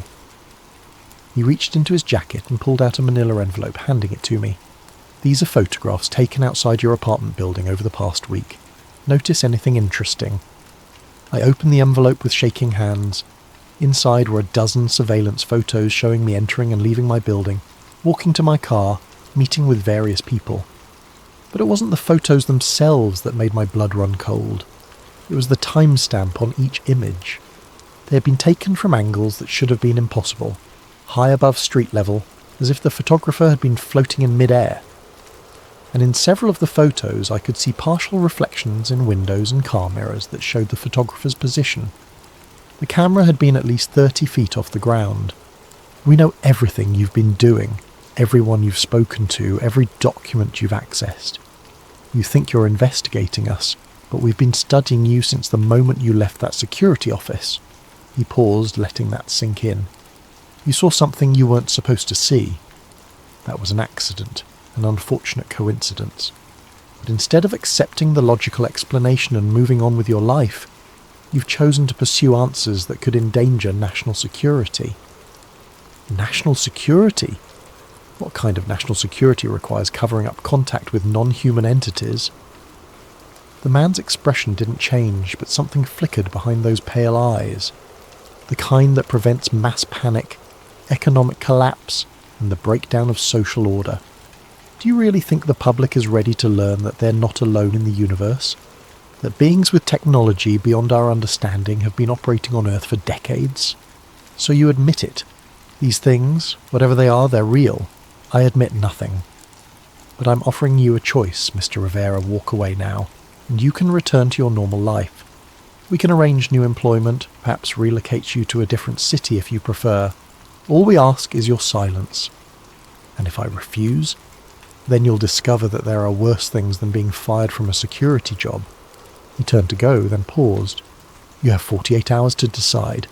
After that, the offer expires and other measures will be considered necessary." That night I found my car window smashed and my apartment door slightly ajar. Nothing was missing, but every electronic device I owned had been mysteriously reset to factory settings. My computer's hard drive had been wiped, my phone had been remotely erased, and even my digital camera's memory card was blank. The message was clear. They could reach me anywhere, any time, and they had technology that made conventional security meaningless. But instead of intimidating me into silence, the threat only reinforced my determination to find the truth. I spent the next day acquiring new equipment and creating backup plans that I hoped would be hardest to detect. Burner phones paid for with cash, anonymous email accounts accessed from public computers, physical documents stored in multiple locations. If they wanted to play surveillance games, I was going to make them work for it. My breakthrough came from an unexpected source, Detective Morrison. He called me on one of my new phones with information that changed everything. Rivera, I've been doing some digging since our conversation. Found someone you need to meet. Former federal agent who worked these kinds of cases before he had a crisis of conscience. The meeting was arranged for a small cafe in Coral Gables. I arrived early and chose a table with clear sightlines to all entrances, paranoid now about being followed or monitored. The man who approached my table looked like he hadn't slept in weeks. He was thin, pale, with the kind of nervous energy that came from constantly looking over his shoulder. "You're Rivera," he said without preamble as he sat down. "I'm Agent Thompson. Former Agent Thompson, I should say. Morrison said you worked these cases." For 12 years I was part of a classified program that dealt with what we called anomalous contact events. What you witnessed at Bayside was just the latest in a long series of incidents that have been occurring with increasing frequency. Thompson looked around the cafe nervously before continuing. "The entities you saw, we call them visitors, have been making contact for decades. Not invasion-style contact, more like observation. Study. They seem to be monitoring human development, occasionally taking samples or specimens. Specimens? Missing persons cases that never get solved. People who vanish without a trace, often from areas where visitor activity has been detected. The official position is that there's no connection, but the patterns are unmistakable." He pulled out a thick folder and slid it across the table. "These are copies of classified reports from similar incidents across the country. Miami has had more visitor activity than almost anywhere else, probably because of its location and population density." I opened the folder and found myself looking at government documents marked with classification levels I'd never seen before. Incident reports, witness statements, technical analyses of recovered materials. "Why are you showing me this?" "Because the program is changing direction. For years the policy was containment and secrecy. Document the encounters, clean up the evidence, silence the witnesses. But recently there's been a shift toward active cooperation. Cooperation? Trade agreements, technology exchanges. The visitors have been offering advanced science in return for access to human subjects and freedom to operate without interference." Thompson's voice dropped to barely above a whisper. "Some people in the government think this is humanity's chance to make a quantum leap in technological development. Others think we're selling our species to entities whose motives we don't understand." He pointed to a specific document in the folder. "That's a report from 3 months ago. A visitor delegation meeting with Pentagon officials to discuss expanded operations. Your incident at Bayside was part of a new protocol. Instead of completely hiding their activities, they're testing public response to limited exposure." "You mean they wanted me to see them?" "Not you specifically, but someone. They need to gauge how humans react to direct contact, how effectively the cover-up mechanisms work, how much pressure it takes to silence witnesses." The implications were staggering. I hadn't stumbled onto a secret. I'd been used as a test subject in some kind of psychological experiment. What happened to the entity they captured at Bayside? Transported to a secure facility in Nevada. But Rivera, here's the thing. It wasn't captured. It was surrendered. The visitors sometimes allow us to take individuals for study as part of the cooperation agreement. Thompson stood up to leave but turned back one more time. "There's a transportation scheduled for tonight. They're moving the Bayside specimen to a different facility, and there's going to be a window of vulnerability during the transfer. If someone wanted to document proof of the program." He left an address written on a napkin and walked away without another word. The address Thompson had given me was for a warehouse in the industrial district near the port. According to my research, it was officially owned by a shipping company, but tax records showed it had been leased to a federal agency under a classified contract. I arrived at 11 p.m. and found a position across the street where I could observe the warehouse without being seen. The building was surrounded by a high fence topped with razor wire, and I could see armed guards patrolling the perimeter. At 11:45, a convoy of black vehicles arrived, 3 SUVs and a large truck that looked like it had been modified for special cargo. Federal agents in tactical gear emerged from the vehicles and began preparing for some kind of operation. I'd managed to acquire a camera with a powerful telephoto lens, and I started documenting everything I could see. The agents were using equipment that looked far more advanced than standard law enforcement gear. Devices that glowed with soft light, instruments that seemed to scan the air itself. At midnight they brought out the container. It was roughly the size of a coffin, made from some kind of metallic material that seemed to shift and flow in the light.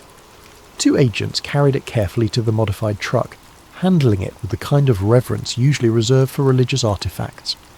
But as they loaded the container, something went wrong. One of the agents stumbled, and the container tilted at an angle that caused part of its contents to become visible through a transparent section I hadn't noticed before. Through my camera lens, I got a clear view of what was inside. It was the entity from Bayside, but it was awake. Those reflective eyes were open and aware, looking directly through the transparent section toward the warehouse where I was hidden. Even from a distance of several hundred feet, I felt the same electric sensation I'd experienced in the parking lot. The same sense of being observed by an intelligence that was fundamentally alien. But what happened next changed everything I thought I understood about the situation. The entity moved its hand, or what passed for a hand, and placed it against the transparent barrier. Not struggling to escape, not trying to break free, but making what appeared to be a deliberate gesture. It was waving, not at the agents surrounding the container, but at me. Somehow it knew I was there, knew I was watching, and was acknowledging my presence. I kept shooting photographs, documenting every detail of the transfer process. But as the convoy prepared to leave, I noticed something that made my blood run cold. One of the agents had pulled out a device that looked like a tablet computer, but the screen was displaying what appeared to be a real-time satellite view of the industrial district. As I watched through my camera, a red dot appeared on the screen marking the exact building where I was hidden. They knew I was there. The agent with the tablet spoke into his radio, and I saw several other agents begin moving in my direction. I had maybe 2 minutes before they reached my position. I quickly ejected the memory card from my camera and slipped it into my shoe, then grabbed a backup card I'd brought and put it in the camera. If they caught me, I wanted them to find decoy footage that wouldn't reveal what I'd actually captured. But I didn't wait around to be caught. I slipped out of the warehouse through a back entrance and made my way through a maze of industrial buildings toward where I'd parked my car. Behind me, I could hear the sounds of pursuit, engines starting, radios crackling, the systematic search of a trained tactical team. I reached my car just as the first agent appeared at the end of the alley. Instead of driving toward the main road, which they would certainly be watching, I headed deeper into the industrial district, using my knowledge of Miami's back streets to evade the pursuit. It took me 3 hours of careful driving through residential neighborhoods and side streets before I was confident I'd lost them. When I finally made it home, I found my apartment had been searched again, but this time they'd left a message. Written on my bathroom mirror in what appeared to be some kind of luminescent ink was a single word: run. I didn't need to be told twice. Within an hour I had grabbed essential documents, the memory card with the photographs, and enough cash to disappear for a while. But before I left Miami, I had one more stop to make.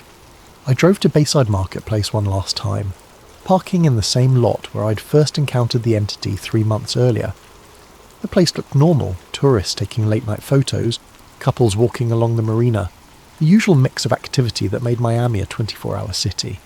But I knew that beneath this normal facade something extraordinary was being hidden. I walked to the exact spot where I'd seen the tall figure that first night, looking for any signs of the encounter that had changed my life. The concrete looked the same, the lighting was unchanged, but I noticed something I'd missed before. There were small circular marks in the pavement, the same type of indentations Elena Rodriguez had shown me in her house.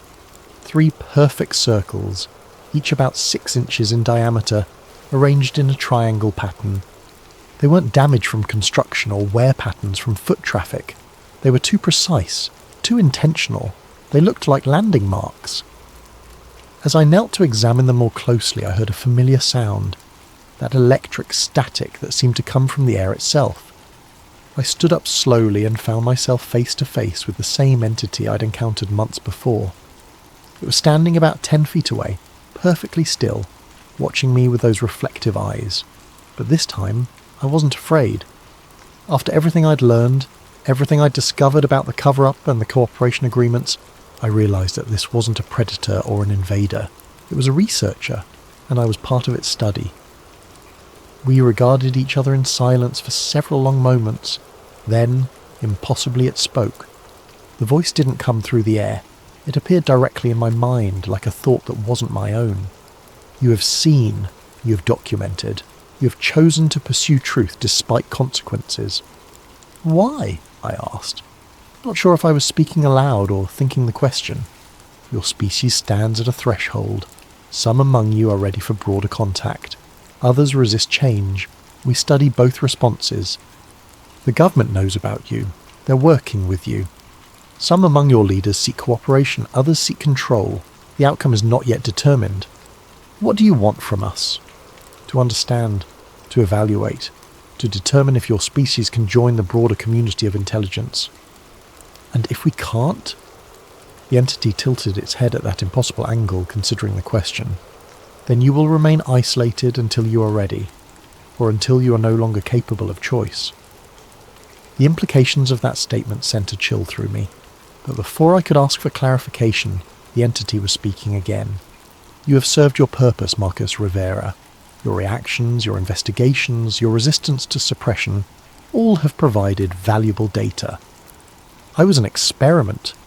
You were a volunteer. You chose to see when others chose to look away. You chose to investigate when others chose to forget. You chose truth when others chose comfort. What happens now? Now you choose again. Accept silence and return to your previous existence, or continue seeking truth and accept the consequences. The entity reached into what appeared to be a pocket in its dark clothing and pulled out a small metallic device about the size of a smartphone. This contains evidence of our presence that cannot be erased or corrupted by your government's technology. Use it wisely. It placed the device on the ground between us, then stepped backward. We will be watching, Marcus Rivera.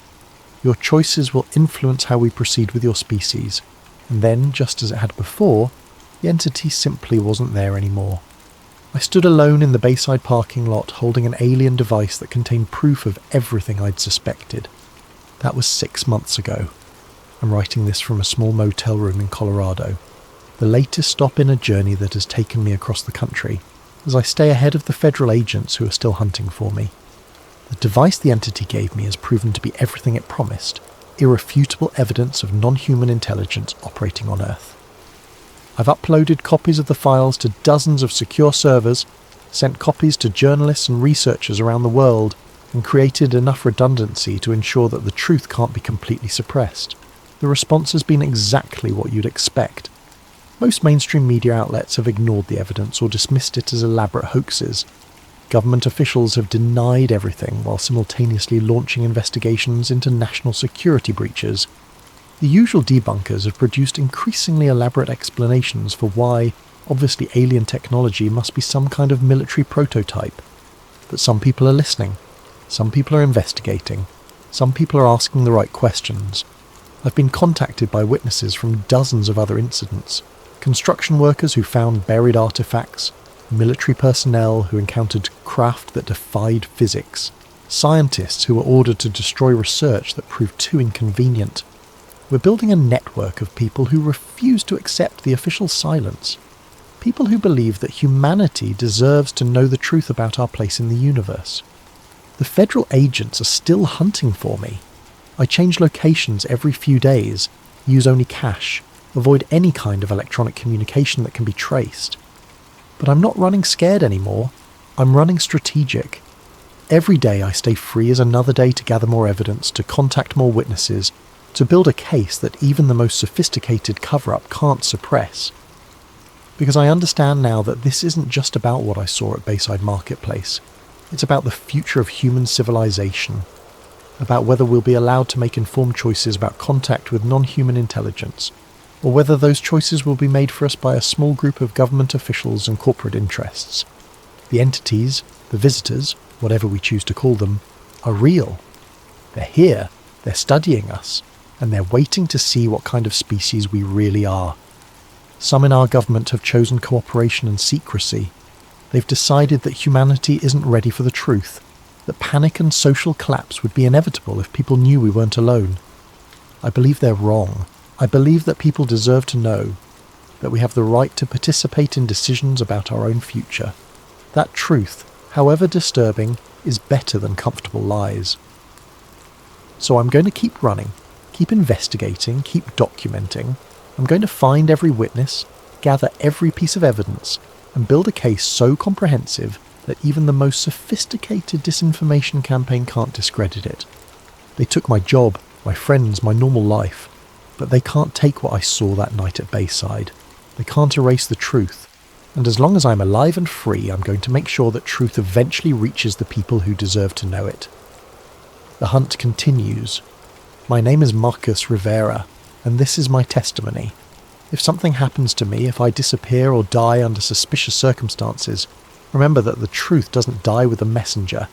They're here, they're watching, and humanity's future hangs in the balance of choices we're not even being allowed to make.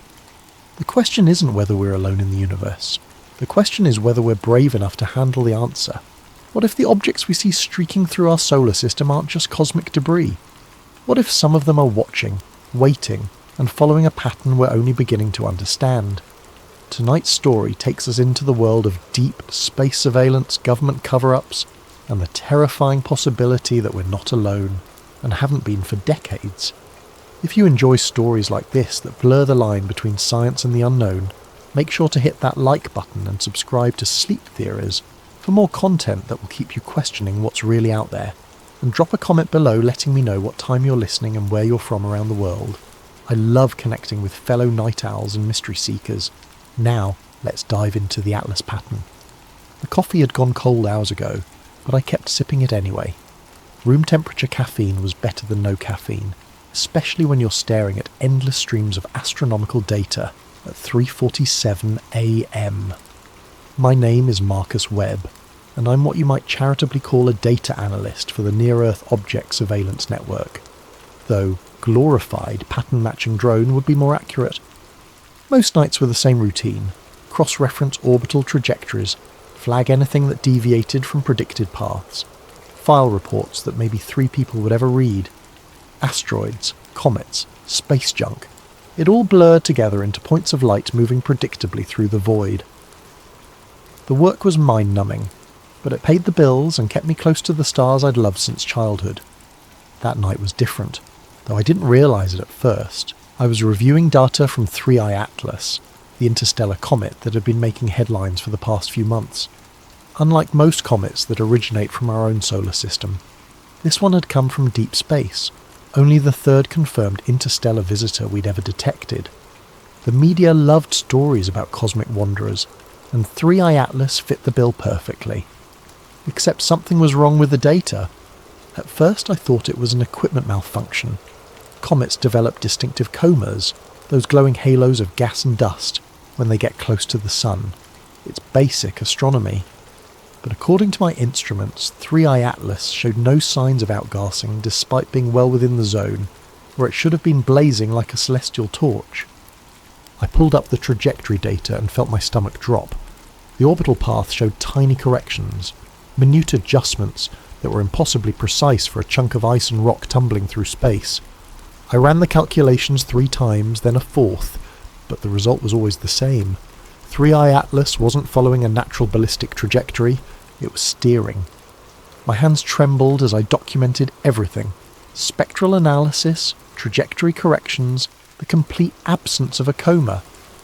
I cross-referenced the data with our deep space tracking stations and found the same anomalies reflected across multiple observation points. This wasn't instrument error, this was real. I drafted my report with meticulous care. attaching every piece of supporting data I could find. The implications were staggering. If 3i Atlas was under intelligent control, it meant we were being visited by something far more sophisticated than a wandering comet. I encrypted the files and submitted them through official channels, then sat back in my chair and tried to process what I'd discovered. Sleep was impossible. I spent the remaining hours before dawn triple-checking my work, running additional simulations, and preparing for the inevitable barrage of questions that would come once my superiors saw the report. Part of me was terrified, but another part was electric with excitement. This could be the discovery that changed everything.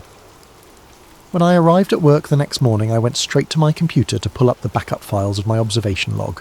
The screen flickered to life, and my blood ran cold. The entire night's work was gone. In place of my carefully documented anomalies was a single line of text. Instrument error, data invalid, log purged. I tried accessing the backup servers, but every copy had been scrubbed clean. It was as if the past 12 hours of work had never happened. My report had vanished without a trace, leaving no evidence that I'd ever observed anything unusual about 3i Atlas. But I remembered every detail. The trajectory corrections, the missing coma, the impossible precision of its path through space. Someone had wiped my data, but they couldn't wipe my memory. I sat in my cubicle, staring at the blank screen, and realised I was no longer just a data analyst. I had become a witness to something that someone very powerful didn't want the world to know. The question was, what was I going to do about it? The fluorescent lights hummed overhead, casting their sterile glow across rows of identical workstations. My colleagues went about their morning routines, oblivious to the fact that evidence of possible extraterrestrial intelligence had been discovered and then systematically erased overnight. I wanted to scream, to shake them all and tell them what I'd seen. Instead, I opened a new observation log and tried to pretend that nothing had changed. But everything had changed. I just didn't know how much yet. I spent the morning trying to reconstruct my observations from memory, but without the raw data, it felt like chasing shadows. Every time I pulled up 3i Atlas in the current tracking system, the trajectory looked perfectly normal. Textbook comet behaviour with no signs of the anomalies I'd documented just hours before. Around lunch, I decided to reach out to Dr. Jennifer Martinez, a colleague at the Palomar Observatory who'd been tracking the same object. If anyone else had noticed the irregularities, it would be her.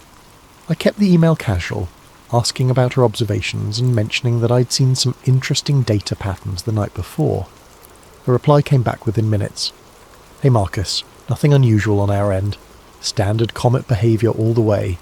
Maybe check your instrument calibration." The dismissal stung, but I couldn't blame her. Without the data to back up my claims, I sounded like another conspiracy theorist seeing patterns in random noise. I spent the afternoon reviewing archived observations, looking for any trace of what I'd seen, but came up empty. When I got home that evening, I went straight to my home office to fire up my personal workstation. If the official channels had been compromised, maybe I could find some trace of the truth in my own files.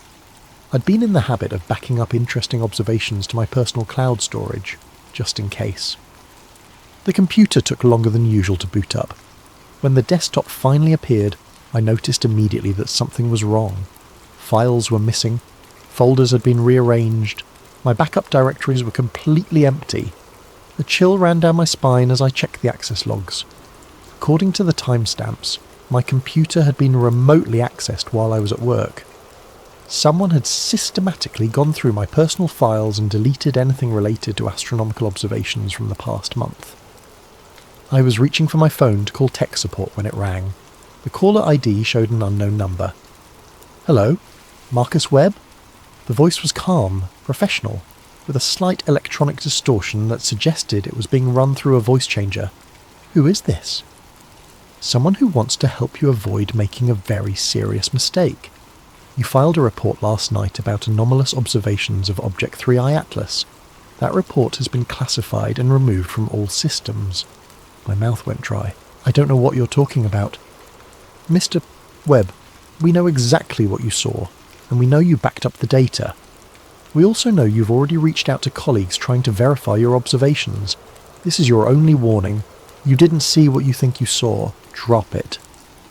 Listen, I don't know who you are, but we know where you live, Marcus. We know about your sister in Portland, your ex-wife in Denver, your elderly parents in Florida. We know about your mortgage, your student loans, your chronic insomnia, and your prescription for Ambien. We know everything about you, and we're asking you nicely to forget about last night. Line went dead. I sat in my darkened office, phone still pressed to my ear, trying to process what had just happened. The specificity of the threats was terrifying. They weren't bluffing. Someone had compiled a complete dossier on my life, and they were willing to use it to keep me quiet. But quiet about what? If 3i Atlas was just a comet, why go to such elaborate lengths to cover up my observations? The very existence of this conspiracy suggested that what I'd seen was real, and more significant than I'd imagined. I walked through my apartment, checking locks and drawing curtains. Every shadow seemed to harbour potential surveillance, every car passing on the street a possible threat. I'd stumbled onto something that powerful people desperately wanted hidden, and now I was in their crosshairs. The smart thing would be to listen to the warning, delete whatever remaining files I could find, and pretend the whole thing never happened. I could go back to my quiet life of routine observations and meaningless reports. I could be safe. But I couldn't get the image out of my head. That metallic glint making impossible course corrections as it sailed through the void.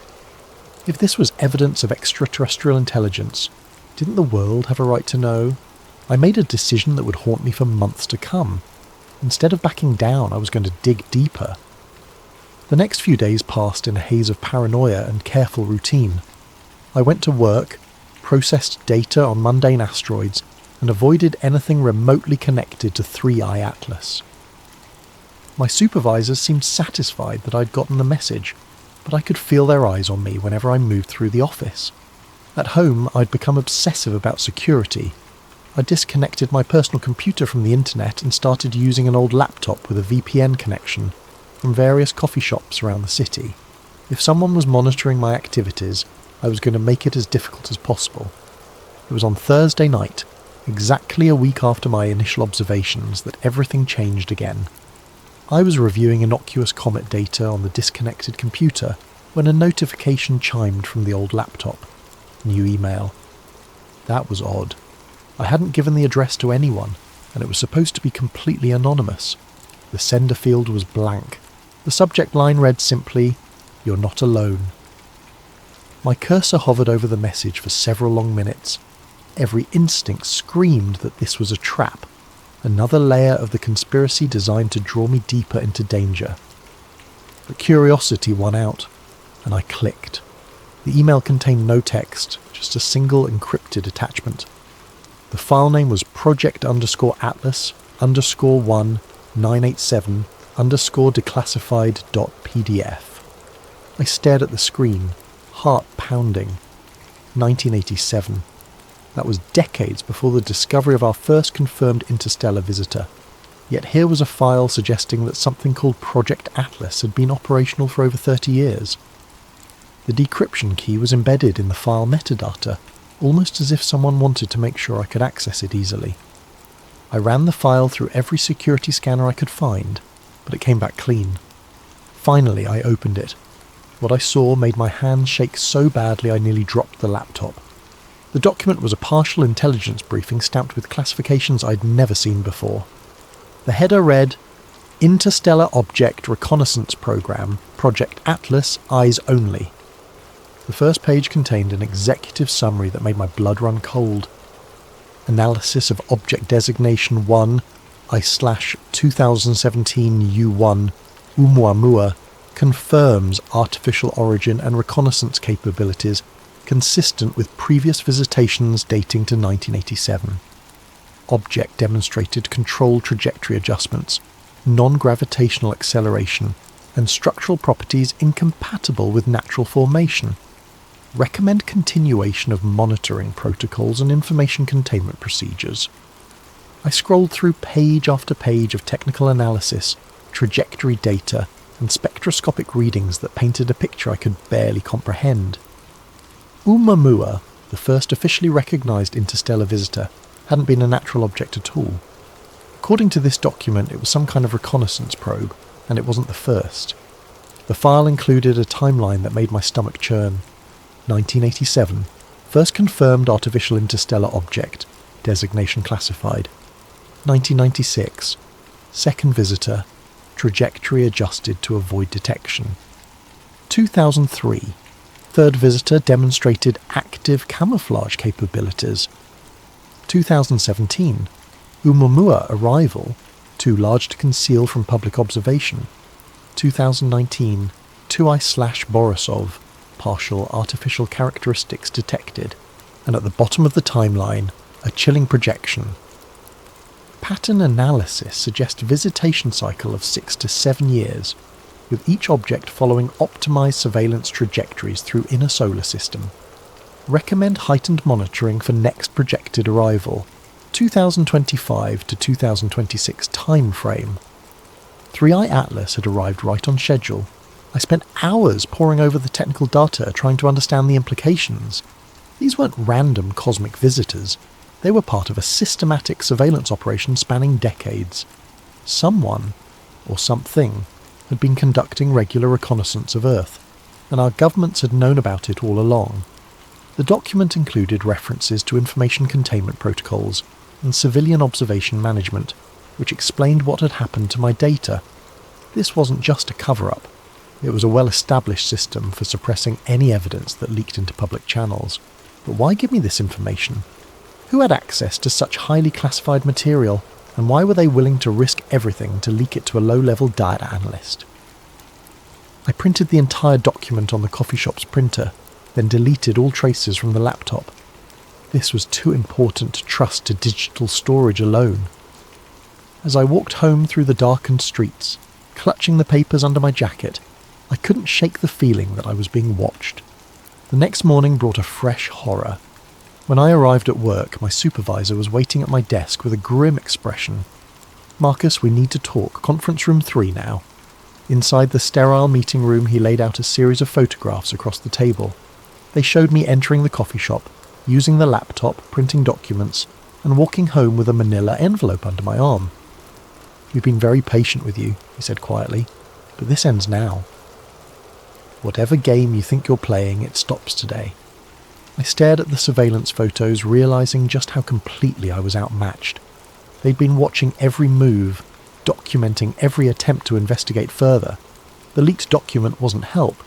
It was bait, designed to draw me out and prove that I couldn't be trusted to stay quiet.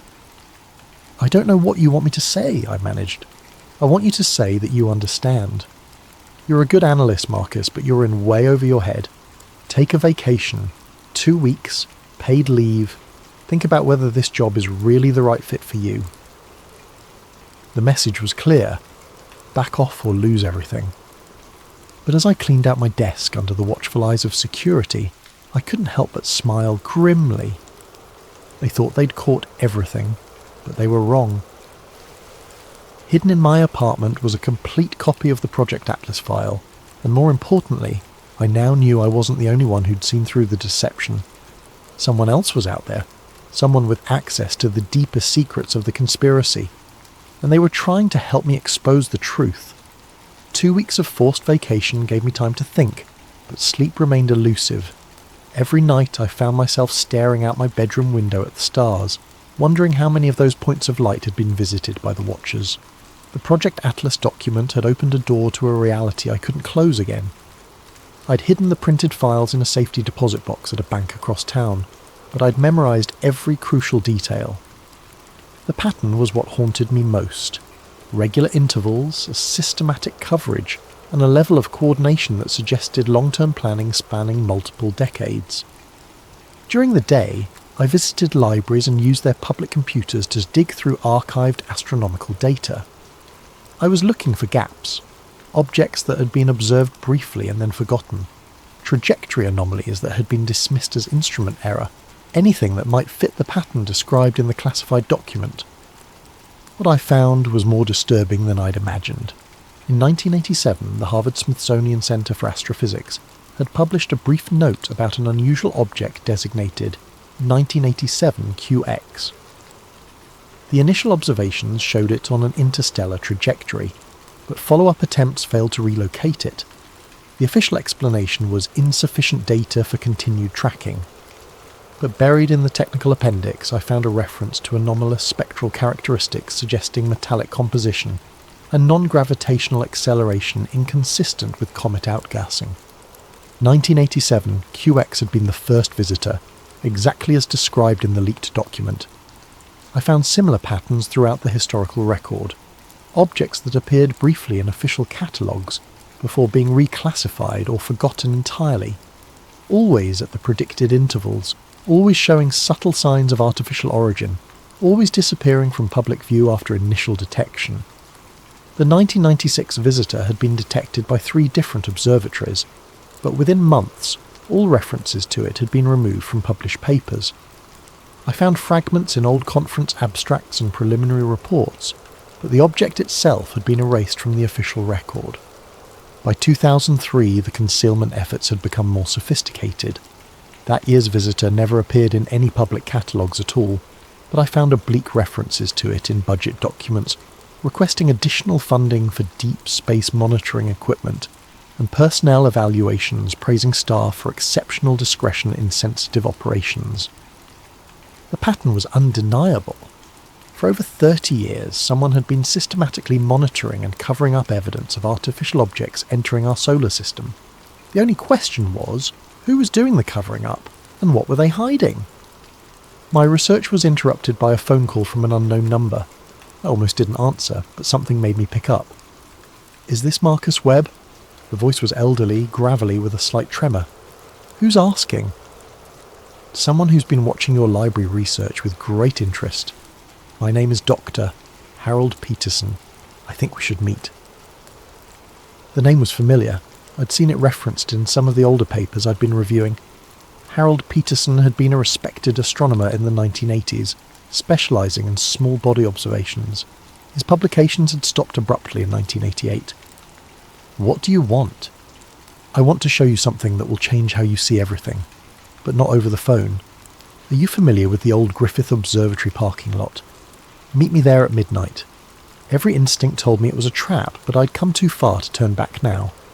That night I drove through the winding roads of Griffith Park, checking my rearview mirror constantly for signs of surveillance. The observatory was closed, its parking lot nearly empty except for a few late-night stargazers. Dr. Peterson was exactly what I'd expected. A thin, white-haired man in his 70s, leaning heavily on a walking cane and clutching a worn leather satchel. But his eyes were sharp and alert, and when he spoke, his voice carried the weight of terrible knowledge. "You're not the first to notice the pattern, Mr. Webb. I've been tracking it for over 3 decades. The difference is, I learned to keep my mouth shut." We sat on a bench overlooking the Los Angeles basin, the city lights washing out all but the brightest stars. He opened the satchel and withdrew a collection of photographs, charts, and handwritten notes. 1987 was when it all started for me, he said. I was working at Palomar then, part of a team doing systematic surveys of near-Earth objects. We detected 1987 QX on a Tuesday night in October. By Friday our department had been restructured, and I'd been reassigned to different projects. He showed me photographs of the object, grainy black and white images that nonetheless clearly showed an elongated structure with sharp edges and reflective surfaces. Nothing like any natural comet I'd ever seen. They offered me a choice: sign a non-disclosure agreement and continue my career studying harmless asteroids, or maintain my academic integrity and find myself blacklisted from every observatory in the world. I chose my career and I've regretted it every day since. Why are you telling me this now? Because I'm 74 years old, mister. Webb, I have pancreatic cancer, and I'm going to be dead within 6 months. They can't threaten my career anymore, and I'm tired of carrying this secret. He handed me a manila folder filled with documentation I'd never seen before. Internal memos about visitor protocols, budget allocations for special projects, and correspondence between observatories about maintaining operational security. There are more of us out there, he said. Astronomers who've seen things they can't talk about, technicians who've been reassigned after asking too many questions, graduate students whose thesis projects have been mysteriously cancelled. We're scattered, isolated and afraid, but we're not alone. The final document in the folder was a list of names and contact information. 24 astronomers, all with similar stories of suppressed observations and forced silence. At the top of the list was a note in Doctor. Peterson's handwriting. Project Atlas isn't just about covering up alien visitation. It's about preparing for something much bigger. The pattern is accelerating. What do you mean, accelerating? The intervals between visits are getting shorter. The objects are getting larger, and according to my calculations, the next one isn't coming to observe anymore. He pointed up at the stars with a trembling finger. It's coming to stay. We sat in silence for several long minutes, the weight of his words settling over me like a shroud. Finally, I asked the question that had been haunting me since I'd first seen the anomalous data. What do we do about it? Dr. Peterson smiled grimly. We prepare for the possibility that our governments have been lying to us for 37 years, and we get ready to find out what they've really been hiding. As I drove home that night, the list of names burning like a coal in my jacket pocket, I realised that my journey was far from over. I thought I was investigating a simple cover-up, but I was actually uncovering something much more complex and terrifying. The watchers in space weren't just visitors passing through our solar system. They were scouts, preparing the way for something bigger. And soon, we were going to find out what that something was. Dr. Peterson's death made the obituary section of the Los Angeles Times 3 days after our meeting. Noted astronomer Harold Peterson, 74, died, peacefully in his sleep after a brief illness. No mention of his decades of research or his role in early deep space observations. Just another forgotten scientist disappearing from the record. But his list lived on. I'd spent the past week carefully reaching out to the contacts he'd provided, using coded language and anonymous email accounts. The responses had been both encouraging and terrifying. Dr. Elena Rodriguez from the University of Arizona. I've been waiting 30 years for someone to ask the right questions. James Mitchell, formerly of JPL. They reassigned me to Mars imaging after I got too curious about irregular trajectories. I've kept my own records. Professor Liu Wei from Beijing Observatory. The phenomenon is global. Chinese space program has similar protocols. Each conversation revealed another piece of the puzzle. The conspiracy wasn't limited to American institutions. It was an international effort involving every major spacefaring nation. The implications were staggering. My unofficial network was coming together just in time for the Southwest Astronomical Conference in Phoenix. It was perfect cover. Hundreds of professional and amateur astronomers gathering to discuss recent observations and share data. If I was careful, I could meet with several of my contacts without raising suspicion. I registered under my real name and booked a flight to Phoenix, trying to maintain the appearance of normal professional activity. But as I packed for the trip, I couldn't shake the feeling that I was being watched. Cars seemed to linger too long outside my apartment. The same face appeared in multiple coffee shops. Paranoia, maybe, but the events of the past month had taught me to trust my instincts. The conference was held at a sprawling resort complex in Scottsdale, with sessions scattered across multiple buildings and hundreds of attendees milling about between presentations. Perfect for discreet meetings, but also perfect for surveillance. I'd arranged to meet Dr. Rodriguez during the lunch break at a quiet cafe in the resort's north wing. She was a compact woman in her 50s, with prematurely grey hair and intense dark eyes that seemed to catalogue every detail of her surroundings. "You're taking a big risk reaching out to all of us," she said quietly as we found a corner table. "They're very good at monitoring communications." I know, but Dr. Peterson thought it was time to break the silence. Harold was a good man. He carried this burden longer than any of us should have to. She slid a thin tablet across the table. "I've compiled everything I could recover from my observations in 1996. The trajectory data alone should be enough to prove artificial control." I downloaded the files to an encrypted drive, noting the precision of her documentation. This wasn't the work of a conspiracy theorist. This was rigorous scientific analysis that had been systematically suppressed. "There's something else," she said. "I've been in contact with colleagues in other countries. The pattern isn't random. These objects are conducting systematic reconnaissance of our entire solar system, mapping resources, defensive capabilities, population centres. For what purpose? That's what we need to find out. But I don't think we have much time left. Our meeting was interrupted by the arrival of James Mitchell, a nervous-looking man in his 60s who kept glancing over his shoulder as he approached our table. "We need to move," he said urgently. "There's a man with a camera taking pictures of everyone at this table." Black suit, earpiece, sitting by the fountain. I turned casually and spotted him immediately. Too well dressed for a conference, too alert for a tourist. Our eyes met for a split second before he looked away, but I'd seen enough to know we were blown. "How did they find us so fast?" Dr. Rodriguez whispered. "Doesn't matter," Mitchell replied. "What matters is getting out of here before they decide we're too dangerous to monitor passively." We separated and left through different exits, but the damage was done. My cover was blown, and now they knew I was actively building a network of suppressed witnesses. As I walked back to my hotel room, I could feel eyes on me from multiple directions. That evening I attended a presentation on deep space observation techniques, trying to maintain the appearance of normal conference activity. But my mind was racing, processing everything I'd learned and trying to anticipate their next move. The answer came sooner than expected. When I returned to my room at 11 p.m, the door was slightly ajar.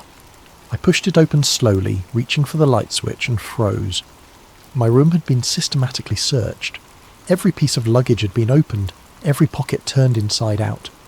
My laptop was missing, along with the encrypted drives containing the leaked documents. But they'd left something behind. A single photograph on the bed. It showed me sitting at the cafe with Dr. Rodriguez and Mitchell, all three of us clearly identifiable. Written across the bottom in red ink, "Last warning." I grabbed my passport and the few items they'd left behind and got out of there immediately. The hotel lobby was filled with conference attendees, but I could spot at least 3 people who didn't belong, too alert, too focused on me specifically. I made it to my rental car and drove straight to the airport, abandoning my scheduled return flight for the first available departure to anywhere. As the plane lifted off, I watched Phoenix's lights disappear below and tried to process how completely my life had changed. I was no longer an investigator uncovering a conspiracy. I was a fugitive being actively pursued by forces with unlimited resources and no apparent limits on their willingness to use them. But I'd also gained something invaluable, proof that I wasn't alone and confirmation that the pattern was real. Whatever was coming, there were others who'd been preparing for it, and together we might stand a chance of exposing the truth. The question now was whether we could do it before they silenced us all permanently. I spent 3 weeks moving between cheap motels and internet cafes, using cash and fake names, trying to stay one step ahead of whoever was hunting me. The paranoia was exhausting, but the leaked documents I'd memorized kept me focused on the bigger picture. If the pattern was real, if something was coming, then the world deserved to know. My breakthrough came through an unexpected connection. Professor Liu Wei had put me in touch with a contact in the hacktivist community, someone known only as Ghost Signal, who specialised in hijacking broadcast streams for political messages. If I could provide credible evidence, they could get it in front of millions of people before anyone could stop them. The meeting was set up through an elaborate chain of encrypted communications. I found myself in a 24-hour diner in Albuquerque, sitting across from a 20-something woman with purple hair and enough facial piercings to set off a metal detector. She introduced herself only as Maya, and seemed to take the whole thing as a personal challenge.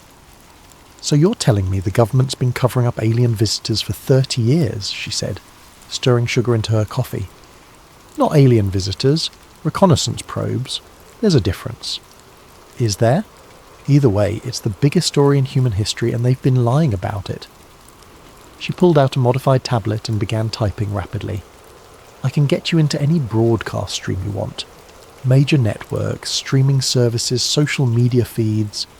The question is, what exactly do you want to tell people?" I'd been preparing for this moment for weeks. The message needed to be clear, credible, and impossible to dismiss as a hoax. I outlined my plan. A 10-minute presentation laying out the evidence, supported by the data I'd compiled from multiple sources. Here's the problem, Maya said. As soon as you start broadcasting, they're going to try to shut you down. I can keep the stream live for maybe 15 minutes before they find all my back doors. You get one shot at this. That's all I need. We spent the next hour setting up the technical details. Maya would hijack a popular astronomy livestream during peak viewing hours, giving me access to an audience already interested in space-related content. The broadcast would go out simultaneously across multiple platforms, making it harder to suppress completely. One more thing, she said as we prepared to leave. Once this goes live, there's no going back. They'll know exactly who you are and where you are. You sure you're ready for that? I thought about Dr. Peterson dying alone with his secrets, about Dr. Rodriguez and the others spending decades in forced silence, about 3i Atlas sailing through space on its impossible trajectory while the world remained oblivious to the truth. I'm ready. The broadcast was scheduled for 9 p.m. Eastern Time on a Thursday night, prime viewing for astronomy enthusiasts. I'd rented a small studio space under a fake name and set up basic recording equipment.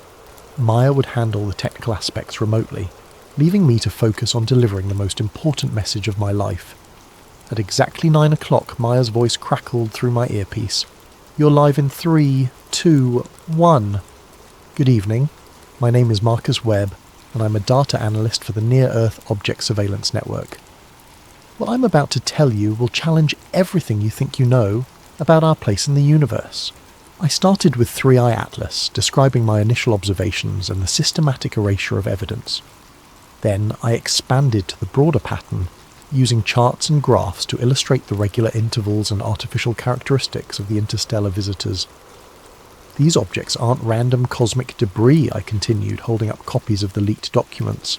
They're part of a systematic reconnaissance program that has been monitoring Earth for over 3 decades. Our governments know this, and they've been actively covering it up. The chat feed exploded with comments, skepticism mixed with fascination as viewers tried to process what they were hearing. Some demanded additional proof, others shared their own unexplained observations, and a few confirmed that similar anomalies had been reported in other countries.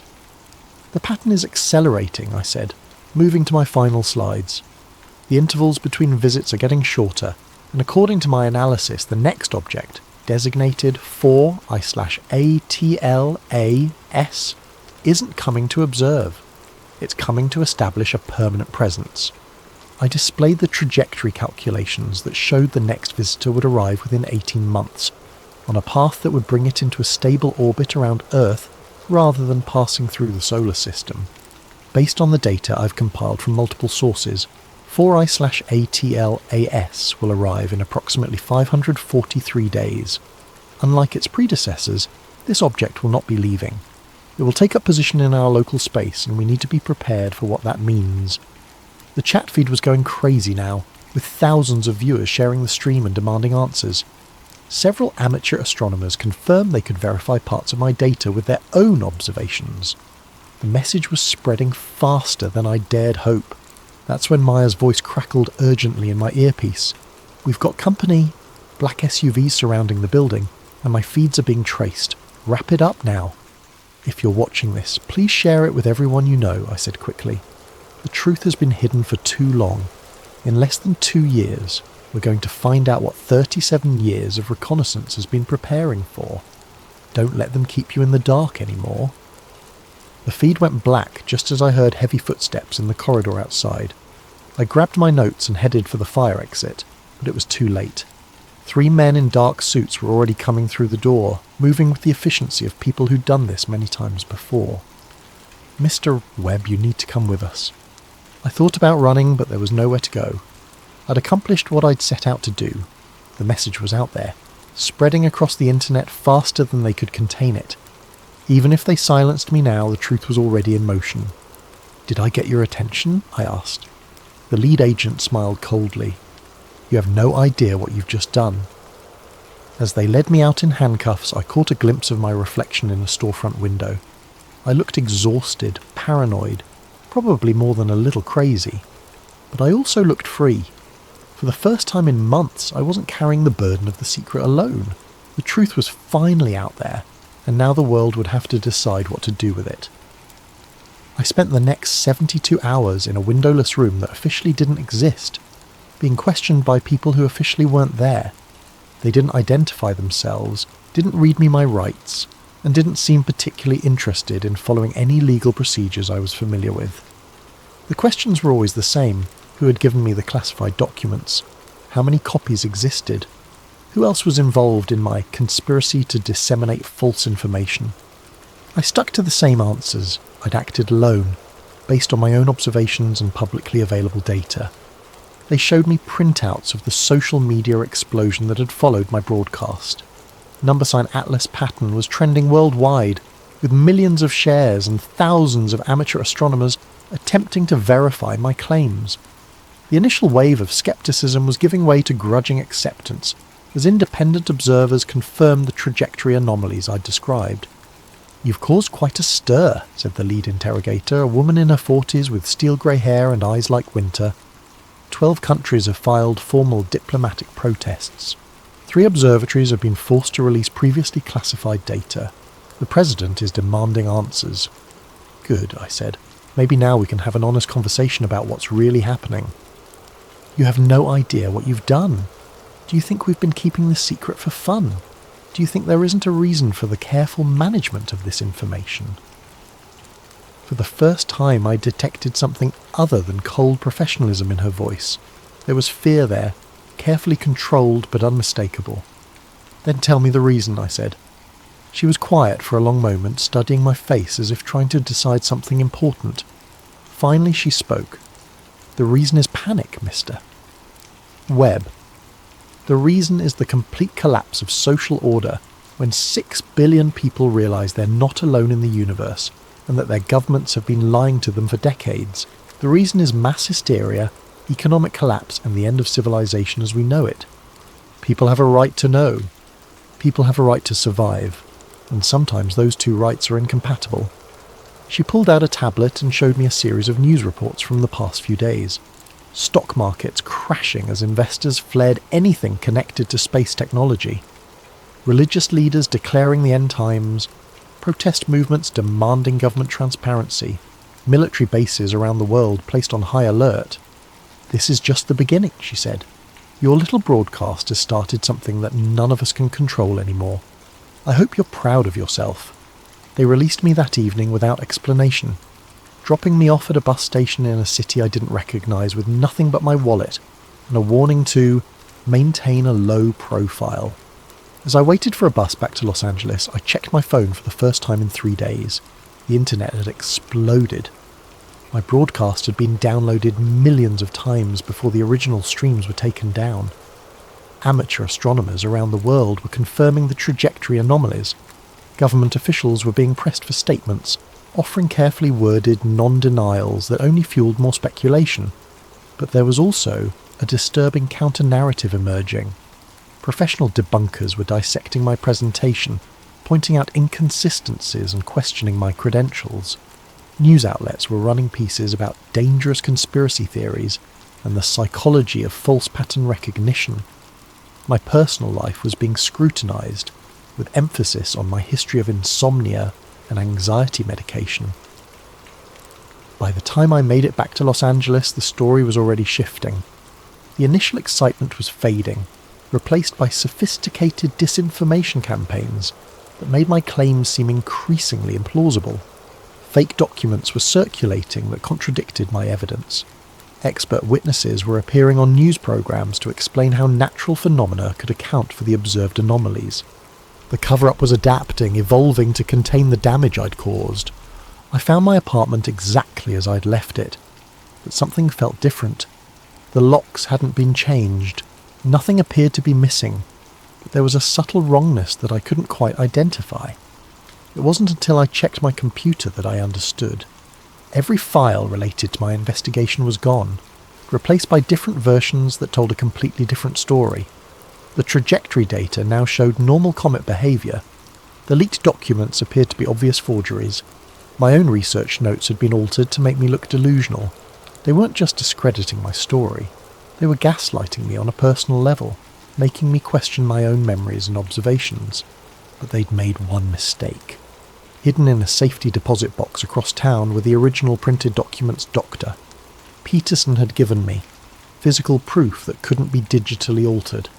As long as those papers existed, I had evidence that the conspiracy was real. I spent my first night back trying to contact the other members of my informal network, but most of their numbers had been disconnected. Dr. Rodriguez's university claimed she'd taken an extended sabbatical. James Mitchell's former colleagues insisted he'd moved overseas without leaving a forwarding address.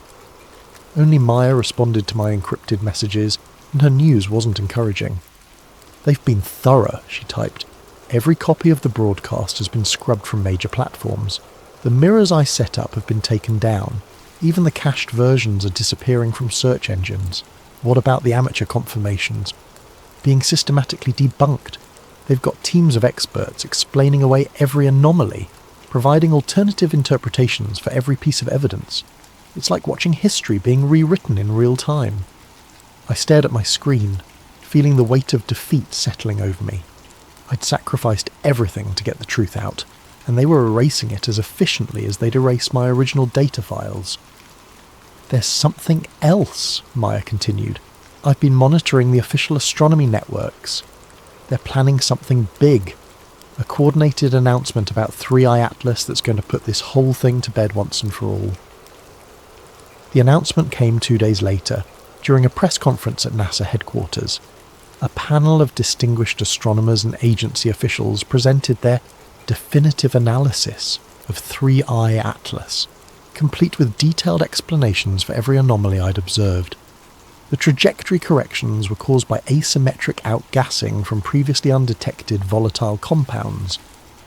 The lack of a visible coma was due to unusual mineral composition that sublimated in the infrared spectrum. The precise course changes were actually random fluctuations that appeared purposeful when viewed through the lens of conspiracy thinking. They even had a new name for the phenomenon: false pattern syndrome, a psychological condition where observers perceived intentional design in random data. I was cited as a textbook example, a well-meaning analyst whose mental health issues had led him to see aliens where none existed. The presentation was flawless, authoritative, and completely convincing. Within hours, the remaining support for my claims evaporated. Social media moved on to other conspiracies. The news cycle found new crises to exploit. 3i Atlas was officially just another comet, and I was officially just another delusional conspiracy theorist. But as I watched the press conference from my apartment, clutching Dr. Peterson's documents and remembering the fear in my interrogator's eyes, I knew they hadn't really won. They'd controlled the narrative, managed the public reaction, and preserved the status quo. But they couldn't change the truth. In less than 500 days, 4i/ATLAS would arrive, and all their careful lies would be exposed. The only question was whether anyone would be watching when it happened.